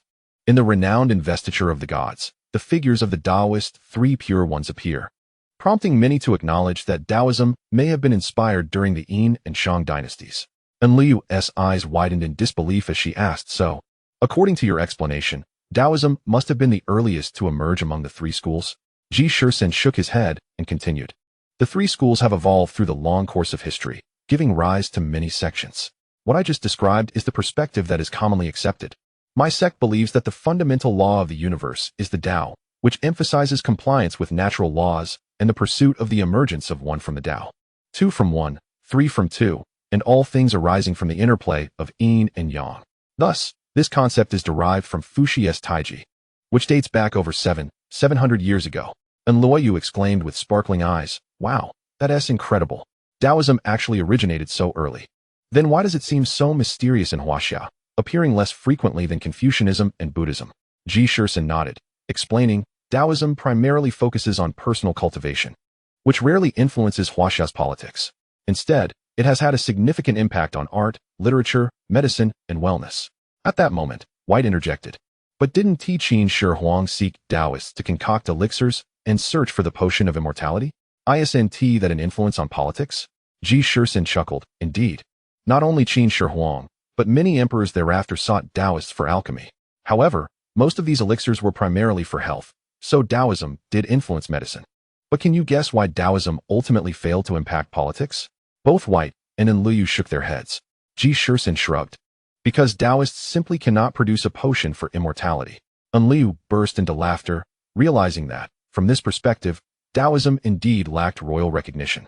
Ji Shisan leaned back on the stone bench, gazing up at the sky, and said softly, Actually, there is a more crucial issue. What is it? Enlil asked. As for Confucianism, It is the result of guidance by politicians and rulers, with a core philosophy of engaging with the world.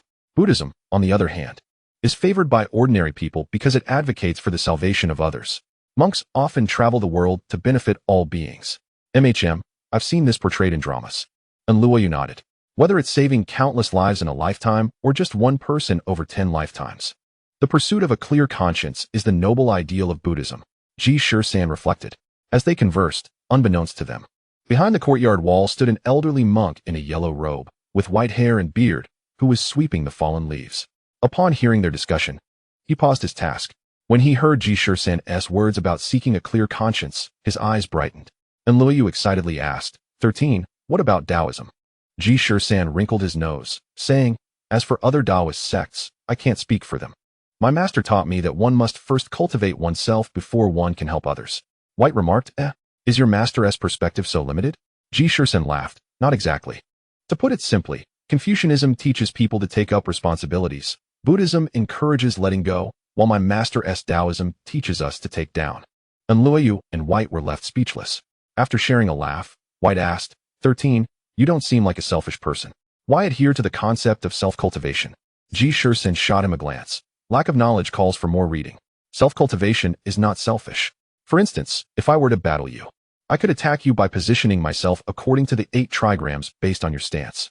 However, if I attain mastery, I could manipulate the energies and spirits of heaven and earth to influence you according to my own positioning. That is the essence of self-cultivation. White shook his head, expressing confusion, while Enlil nodded thoughtfully. So in the end, everything revolves around oneself. Is that the idea? Exactly. Therefore, my master taught us to first cultivate ourselves before helping others. And Luoyu continued, by the way, 13, do you have any senior brothers or sisters? You've never mentioned them. Could you share some stories about your training? I have one senior brother and one senior sister. When I was young, there was nothing particularly special. My senior brother practiced swordplay daily. My senior sister focused on talisman crafting, while I simply wandered around aimlessly. Ji Shisan shrugged. Oh, don't be stingy. Tell me about your experiences in the mountains. You've spent so many years there. Surely you have some interesting stories. And Liu playfully pleaded. Her words prompted Ji Shisan to reminisce, realizing that having spent 20 years in the mountains, he indeed had many amusing tales to share, and thus, during this moment of leisure, he began recounting his experiences to Enlil and White. Ji Shisan's sect was located on Longhu Mountain in Jiangxi, which is home to a famous Taoist temple known as the Tianshi Mansion, belonging to the Jiuli Sect. However, Ji Shisan and his companions did not belong to the Tianshi Mansion or the Jiuli Sect. His master had built a small courtyard in a secluded corner behind the Tianshi Mansion, where the central hall was dedicated to Fuxi. The courtyard had 3 rooms at each end. The 2 rooms on the left were for his master, his senior brother, and Ji Shisan, along with a study. On the right side of the courtyard, there are 3 rooms. One is the kitchen, another belongs to the second senior sister, and the last serves as a warehouse. In the center of the yard lies a vast open space, where several individuals practice martial arts daily. Each morning, Ji Shisan engages in his training, fetching water, while in the afternoon, he reads and catches insects. The second senior sister diligently prepares meals on time, often sending the eldest senior brother to search the hills for Ji Shisan, bringing him back to dine together with the others in the grand hall of their ancestor, Fuxi. Such days can be described as carefree and idyllic. And Luoyu, intrigued by Ji Shisan's senior brothers and sisters, inquired, 13, what are your senior brothers and sisters like? Ji Shisan pondered for a moment before responding, the eldest brother? His name is Shun Wui. He is somewhat taciturn, rarely speaking more than 5 words. However, he possesses a remarkable talent for sarcasm, capable of delivering the most cutting remarks with just a few concise words. As for the second senior sister, her name is Chu Yunrong, and she is quite formidable. At the mere mention of her, Ji Shisan shivered slightly, clearly recalling the torment he had endured at her hands. One of Ji Shisan's most vivid memories was when he discovered a treasure trove, a gathering place for a troop of rhesus macaques. These monkeys had a peculiar habit of hoarding the fruits they gathered during the summer, allowing them to survive the winter months with ease. In his youth, Ji Shisan was not particularly diligent. Upon spotting the monkeys storing their hard-earned fruits in a tree hollow, he would wait until they scampered away before climbing up to pilfer their bounty. This became a frequent pastime for him, though he learned the hard way that one cannot frolic near the river without getting their feet wet. The monkeys would often forget about their stored provisions, leading to a delightful fermentation of their hoarded fruits, resulting in a potent concoction known as monkey brew. This brew, a pure form of fermented liquor, was a favorite among the monkeys, often leading them to drunken escapades. However, such an opportunity was rare, relying on the right conditions, a sufficiently large tree hollow, resilient bark, and a warm winter that would leave the monkeys forgetful. One fateful day, Ji Shisan stumbled upon a tree hollow containing this coveted monkey brew. Ecstatic, he indulged in the sweet, intoxicating fruits that melted in his mouth. Unbeknownst to him, the brew's potency soon overwhelmed him, causing the world to spin. Before he could react, he collapsed onto a high tree branch, drooling in slumber, the remnants of the monkey brew still clutched in his hand. Chapter 85, Ji Shisan's Childhood. Part 2. As per his usual routine, Shen Wui headed straight to Ji Shisan's treasure location. Normally, a loud call of Ji Shisan from him would summon the boy like a wild monkey swinging through the trees. However, today, after calling out numerous times without a response, Shen Wui grew increasingly anxious.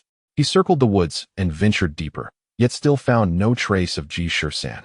As dusk approached, his concern mounted, prompting him to return to the courtyard to seek Chu Yunrong's assistance. Along the way, he encountered her. Worried by their prolonged absence, she had followed his trail. 13 is missing, Shen Wui stated. Chu Yunrong noted the brevity of his words, but nodded in acknowledgement, asking, "Eldest brother, where does he usually wander? Let us search together." "Over there," Shen Wui replied, leading the way. As they traversed the dense forest, Chu Yunrong retrieved a piece of talisman paper and a vermilion brush, preparing to inscribe a charm. Her brush, specially crafted with a mixture of foam and glutinous rice, was more resilient than traditional brushes, allowing for swift and portable writing. With a few swift strokes, she completed the charm, and upon channeling her spiritual energy, it began to flutter in the wind. Shen Wui and Chu Yunrong followed the drifting charm at a rapid pace, their youthful vigor propelling them through even the most untrodden paths. Within 20 minutes, they arrived at the base of a towering tree, around 25 to 26 meters high. Scattered on the ground were remnants of shredded fabric, unmistakably belonging to Ji Shisan. Shen Wui's heart tightened as he approached, noticing faint drag marks on the ground, suggesting someone had been pulled away. Chu Yunrong furrowed her brow, affixing the charm to the tree trunk and whispering, "Track." The charm glowed brightly, directing them deeper into the forest. Residing in a secluded corner of Longhu Mountain, Shen Wui, Chu Yunrong, and Ji Shisan had little interaction with outsiders. Aside from occasional visits from fellow disciples bringing supplies, they were seldom disturbed. Since their master's departure, only the three of them remained, managing their own affairs. Lunchtime had long passed, and they had spent most of the day searching. Twilight was approaching, and while the mountain nights were typically long, only the dim sunlight filtered through the trees. With no one else to turn to for help, Shen Wui and Chu Yunrong steeled themselves and ventured deeper into the jungle. To claim they were unafraid would be a lie. After all, they were still children. However, having lived together for a decade, they were as close as siblings, and it was unthinkable to abandon Ji Shisan. As they walked, they called out his name, hoping he would hear and respond. The whispering winds in the forest seemed to echo their calls, heightening their anxiety. Shen Wui was aware that a white-haired ape ruled this region, a leader among the monkeys, said to be a worthy adversary of their master. Growing increasingly anxious, he unsheathed the wooden sword he carried, a tool he had trained with daily, now repurposed for clearing thorns. Chu Yunrong, seeing her eldest brother draw his sword, rummaged through her large bag, filled with various items. Aside from her talismans, she found little else of use. They pressed on for about half an hour when they suddenly heard a series of shrill calls nearby. Exchanging glances, they realized they had encroached upon the territory of the monkeys. 13 might be there, Shen Wui remarked, his intent clear. Chu Yunrong nodded, swiftly inscribing another talisman. Channeling her energy, they felt their presence masked, as if hidden from sight, becoming mere indistinct silhouettes. Approaching quietly, they finally spotted the monkeys, over 20 of them leaping among the branches, chasing after the very talisman that had guided them. The monkeys of Longhu Mountain belonged to the rhesus lineage, known for their agility and intelligence, often troubling visitors from below. Shen Wui pointed to a large tree on the opposite side. Chu Yunrong followed his gaze and noticed a figure suspended by vines. A closer look revealed it was indeed Ji Shisan, albeit battered and bruised, with his eyes shut and mouth slightly ajar, leaving one to wonder if he were alive. Chu Yunrong's eyes filled with tears. Her fists clenched as she prepared to spring into action. Shen Wui grasped her arm, gently shaking his head, attract their attention. The two individuals displayed an extraordinary level of understanding. Shen Wui rarely spoke more than 5 words, yet Chu Yunrong quickly grasped the situation. Contemplating for a moment, She withdrew several sheets of talisman paper from her waist pouch and began to inscribe them. Before long, a talisman was prepared, and Chu Yunrong nodded at Shen Wui. Ready to take action. Shen Wui reminded her, do not forget to escape. Chu Yunrong paused, understanding the gravity of the situation, and resumed inscribing talismans. 4, 5, 6, ultimately crafting 7 or 8 distinct talismans. Her breath became uneven, and beads of sweat formed on her forehead. Shen Wui allowed her a brief respite, then stealthily approached the grand tree, nodding towards Chu Yunrong. With a flick of her wrist, Chu Yunrong released the first talisman. It soared gracefully, as if imbued with a spirit of its own, carried aloft by the wind towards the white-furred giant ape, which was scratching its backside. Suddenly, it noticed the floating talisman and snatched it out of the air. With a resounding bang, the talisman exploded, releasing a dense fog that enveloped the entire branch. The white-furred giant ape, startled, leapt up several branches higher. Simultaneously, a streak of azure light shot from beneath the tree. It was the wooden sword. With a swift motion, the sword severed the vines on the branch, and Ji Shisan fell from a height of 10 meters, landing perfectly into Shen Wui's waiting arms. Without a backward glance, Shen Wui secured Ji Shisan onto his back, deftly caught the returning wooden sword, and bolted away. This sequence of actions flowed seamlessly, as if rehearsed countless times. Chu Yunrong wasted no time in launching another talisman. The combined effects of the dense fog and the concealment talisman rendered the trio invisible amidst the wilderness. The white-furred giant ape, alarmed by the fog, retreated a considerable distance, while the other monkeys gathered, chattering excitedly as if a stone had been cast into a tranquil lake. Stirring chaos, a gentle breeze occasionally swept through the mountains, soon dispersing the fog, revealing the monkeys' frantic realization that the thief who had pilfered their food had vanished. The white-furred giant ape emitted a raucous cry, and the surrounding monkeys immediately responded, their howls resonating throughout the forest. The giant ape, highly intelligent, scanned its surroundings and noticed a patch of fog lingering on the ground in the distance. A glimmer of understanding flickered in its blue eyes. It deduced that the humans had rescued the little one. Thus, the escape route must lead towards the front mountain. It uttered another commanding call, directing the monkey troop towards the jungle's entrance. Not far ahead, Shen Wui and Chu Yunrong's expressions shifted dramatically, as they realized that the white-furred giant ape had detected their presence. The monkeys were preparing to launch an attack. The troops swiftly darted through the trees. And even though Shen Wui and the others had a head start, it was merely a matter of time before the monkeys caught up, given the correct direction. As the cacophony of screeches grew ever closer, Shen Wui and Chu Yunrong's concern deepened.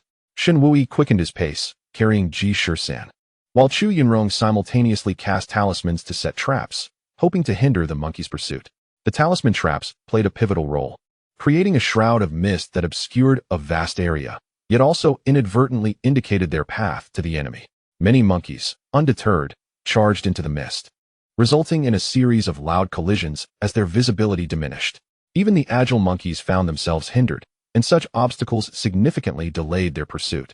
However, the monkeys were accustomed to crashing into trees, and they quickly adjusted their course to circumvent the mist and resumed their chase. Seizing the opportunity presented by the monkeys' confusion, the duo managed to cover a considerable distance. Their earlier venture into the jungle had consumed over half an hour, yet their frantic escape took less than 20 minutes. Having honed their breath control, spiritual energy, and physical skills from a young age, their endurance surpassed that of ordinary individuals. Shen Wui, carrying Ji Shisan, exhibited little sign of fatigue, while they swiftly traversed the forest towards the front mountain. Yet, given their current speed, it would still take them at least half an hour to reach the front mountain, particularly as the path was steep and rugged. Unlike the relatively flat terrain of the jungle, for humans, this journey was exceedingly arduous, but for the monkeys, it presented no such challenge. The troop adeptly navigated through the mist and burst forth from the jungle. They scaled the rocky cliffs with ease, rapidly closing the distance between themselves and the two fleeing humans. The monkeys had a clear understanding of the front and back mountains. Typically, they avoided the temples on the front mountain due to previous encounters with formidable practitioners of spiritual energy. Although these practitioners did not engage in indiscriminate slaughter, they were known to administer punishment when provoked. Over time, the region beyond Wangquitten was deemed off-limits for the monkeys. Shen Wui and Chu Yunrong were acutely aware of this. Yet Shen Wui felt a growing anxiety. Their distance from Wangquitten was significant, and unless they could scale the walls as the monkeys did, they risked being caught. Chu Yunrong cast several more talismans, this time transforming them into droplets of rain that fell from the sky. Such talismans, capable of summoning wind and rain, were within her abilities, albeit taxing on her spiritual energy. Given the dire circumstances, she could not afford to consider the expenditure of energy and hurled the talismans, while she herself gasped for breath, trailing behind her senior brother. Though they had traversed many mountain paths before, the current situation, one carrying another, both physically and spiritually drained, significantly slowed their pace. Fortunately, the raindroplet talismans proved remarkably effective. The surrounding cliffs became slick, causing the monkeys to slip and tumble, sustaining injuries in their falls. The white-furred giant ape, now closing in from behind, let out an enraged roar and abandoned its ascent of the cliffs, instead charging directly along the mountain path. With the sky still aglow with the waning light of the setting sun, Shen Wui and Chu Yunrong glimpsed the furious white-furred creature, baring its teeth in pursuit, prompting them to quicken their steps once more. Shen Wui lamented inwardly. The white-furred giant ape was evidently no ordinary foe. Should it catch up, both he and Chu Yunrong would likely meet their demise.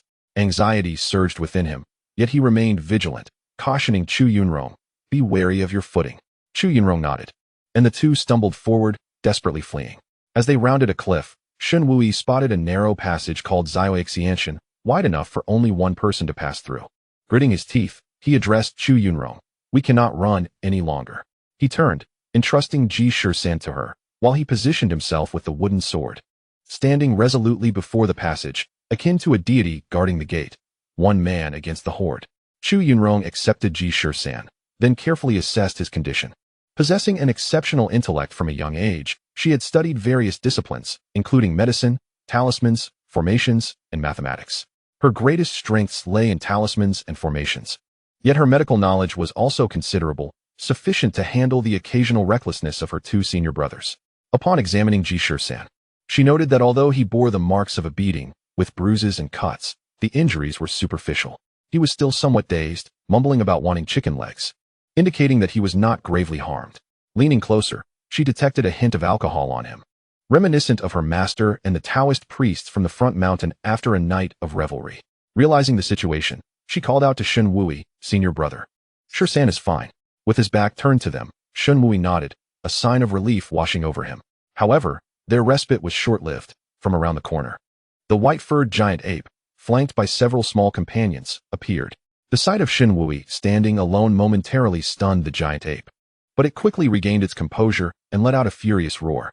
Clenching the wooden sword, Shen Wui noticed a glimmer of blue light emanating from its tip. He pointed towards the white-furred giant ape and declared, "Come." With that, he propelled himself forward, charging at the giant ape like a bolt from a crossbow. The Taoist priest of Jingyi possesses a formidable presence among the troop of monkeys. Typically, these monkeys may bully tourists with impunity. However, when a Taoist is nearby, they rarely dare to act. There was even an incident where a macaque snatched a tourist's camera, and at the sound of a Taoist's bellow from a distance, the macaque promptly returned the camera. At this moment, Shen Wui soared down from a height, exerting considerable influence over the monkey horde, aside from the white-haired giant ape. The rest of the monkeys fled in panic. The white-haired giant ape, however, was unwilling to tolerate this intrusion. It thought to itself, "We have kept our distance, but you humans have bullied my kin on the front mountain. Now, you wish to continue your tyranny on the back mountain?" Thus, with a powerful leap, it charged forward. In the forest, the white-haired giant ape roared, and its fists rained down upon Shen Wui like a tempest. Shen Wui, with an ethereal grace and a striking sword technique, unleashed a dazzling display of sword light that ignited a breathtaking duel with the giant ape. Although the wooden sword bore no edge, it was infused with spiritual energy, striking the giant ape like a whip, causing it to howl in pain. However, the giant ape was not easily subdued. It possessed immense strength, and the terrain posed no hindrance to its agility as it leaped and kicked, leaving Shen Wui scrambling to defend himself. Just as the battle reached a stalemate, Shen Wui suddenly pivoted, leveraging the cliff behind him to propel himself several meters into the air. With all his spiritual might concentrated in his wooden sword, he struck down towards the giant ape's crown with the force of thunder. The blow sent the giant ape staggering back 10 paces, and it lost its footing, tumbling down the path. Regaining its stance, the giant ape, now battered and bruised, was filled with anger, yet also a newfound sense of caution. It found it perplexing that, in the past, it had fought to a standstill with a certain Taoist, ultimately forcing that Taoist to retreat. Yet today, it was being overwhelmed by this young priest, leaving it to wonder if it had grown complacent with age. The surrounding monkeys, witnessing their leader's defeat, were too intimidated to advance, resorting instead to squeaking and throwing stones. The stones, hefty and forceful, posed a considerable threat, compelling Shen Wui to rely on his wooden sword to deflect them as he strategically retreated towards a narrow passage. Shen Wui called out to Chu Yunrong, urging her to leave. Together, they carefully carried Ji Shisan as they slowly withdrew. Once they noticed that the giant ape had ceased its pursuit, Shen Wui finally exhaled in relief. Pondering the words of his master who had once claimed that the giant ape was evenly matched with him, it seemed that today, the giant ape had indeed lost its edge. When Ji Shisan awakened, he found his second senior sister by his bedside, tending to his wounds. As he attempted to rise, an intense pain coursed through his body, reminiscent of being mercilessly whipped by countless vines during his slumber. Seeing him awake, Chu Yunrong felt a sense of relief and called out to the door, "Senior brother, 13 is awake." She then turned to Ji Shisan with a fierce glare, admonishing, "You rascal, off gallivanting in the mountains again." Instinctively, Ji Shisan flipped onto his knees, exclaiming, "Genius second sister, I was wrong." His instinctive response stemmed from an incident years ago when, as a playful 7-year-old, he had been punished by Chu Yunrong, who had yanked his ear. In retaliation, he had slyly slipped a caterpillar into her waist pouch. When she discovered it and casually discarded the creature, she shot him a look that sent shivers down his spine. That night, during a trip to the restroom, Ji Shisan found himself ensnared by Chu Yunrong's enchantment, crying out until he uttered, "Genius second sister, I was wrong." At which point she finally released him. From that moment on, this phrase had become his saving grace. Although he dared not provoke his fierce second sister again, his mischievous antics often led him to kneel and utter this phrase as a precaution. This instance was no different, regardless of the circumstances. As soon as Chu Yunrong glared at him, he relied on this tried-and-true tactic. However, this time, he was taken aback by the unexpected pain that rendered him unable to kneel properly, instead collapsing onto the bed. To his surprise, Chu Yunrong did not deliver her customary reprimand, but rather gently patted his head, urging him to lie flat as she continued to tend to his wounds. Meanwhile, Enliu and White were thoroughly entertained by the unfolding drama. Enliu inquired, 13, was that white-haired giant ape truly so formidable? Not quite. Ji Shisan replied with a shrug. Compared to spirit beings, it is merely a large monkey. However, it is certainly more agile and stronger than an ordinary person. Adept at climbing trees. Enliu, intrigued, asked, "Isn't Longhu Mountain imbued with rich spiritual energy? Wouldn't that attract more mountain spirits and demons?" White chuckled, "Not at all. Did you not hear 13? The mountain is the stronghold of the Jiuli Sect, filled with Taoists. Even the likes of Oxhead and Horseface would need to pay their respects here. Those spirits and demons would hardly dare to approach." Enliu pouted, clearly unconvinced, but found no counter-argument to offer, muttering, "But Oxhead and Horseface aren't familiar with the Taoists. Why would they bow? I've seen those Taoists summon spirits and capture demons on television, and they always seem to pay homage to Oxhead and Horseface." Ji Shisan laughed. "It's not quite that exaggerated. However, the connection between Oxhead and Horseface and the Taoists might indeed be more intimate than one might think, as many Taoist leaders or enlightened beings, upon their passing, are said to ascend to the underworld to serve as judges or similar roles, even taking on positions in Yama's court." Enliu's excitement was palpable as she leaned in, asking, "Is that true? How would I know? I've never been to the underworld." Ji Shisan replied, "Then you should go someday," she teased. "Humph. When I return, I'll haunt your dreams every night. In that case, I'll have Sister Jian take you away." As the trio bantered, an elderly monk clad in a yellow robe emerged from a courtyard, wielding a broom and dustpan, diligently sweeping the fallen leaves that had accumulated outside. Upon noticing the three, the monk chanted a Buddhist incantation, saying, "Esteemed guests, this is not a sightseeing area. If you wish to pay your respects, please proceed down the mountain."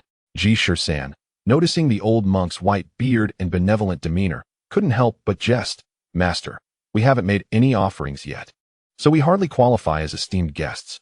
Enliu, exasperated by Ji Shisan's antics, elbowed him and turned to the monk, bowing respectfully. "We apologize, Master. We were merely wandering and did not mean to disturb you. We will leave now." The old monk looked up, smiling benignly at the group, preparing to recite another incantation when he suddenly paused, exclaiming, "Oh." As Ji Shisan and the others turned to descend the mountain, they were puzzled and looked back. Ji Shisan asked, "Master, is there something you need?"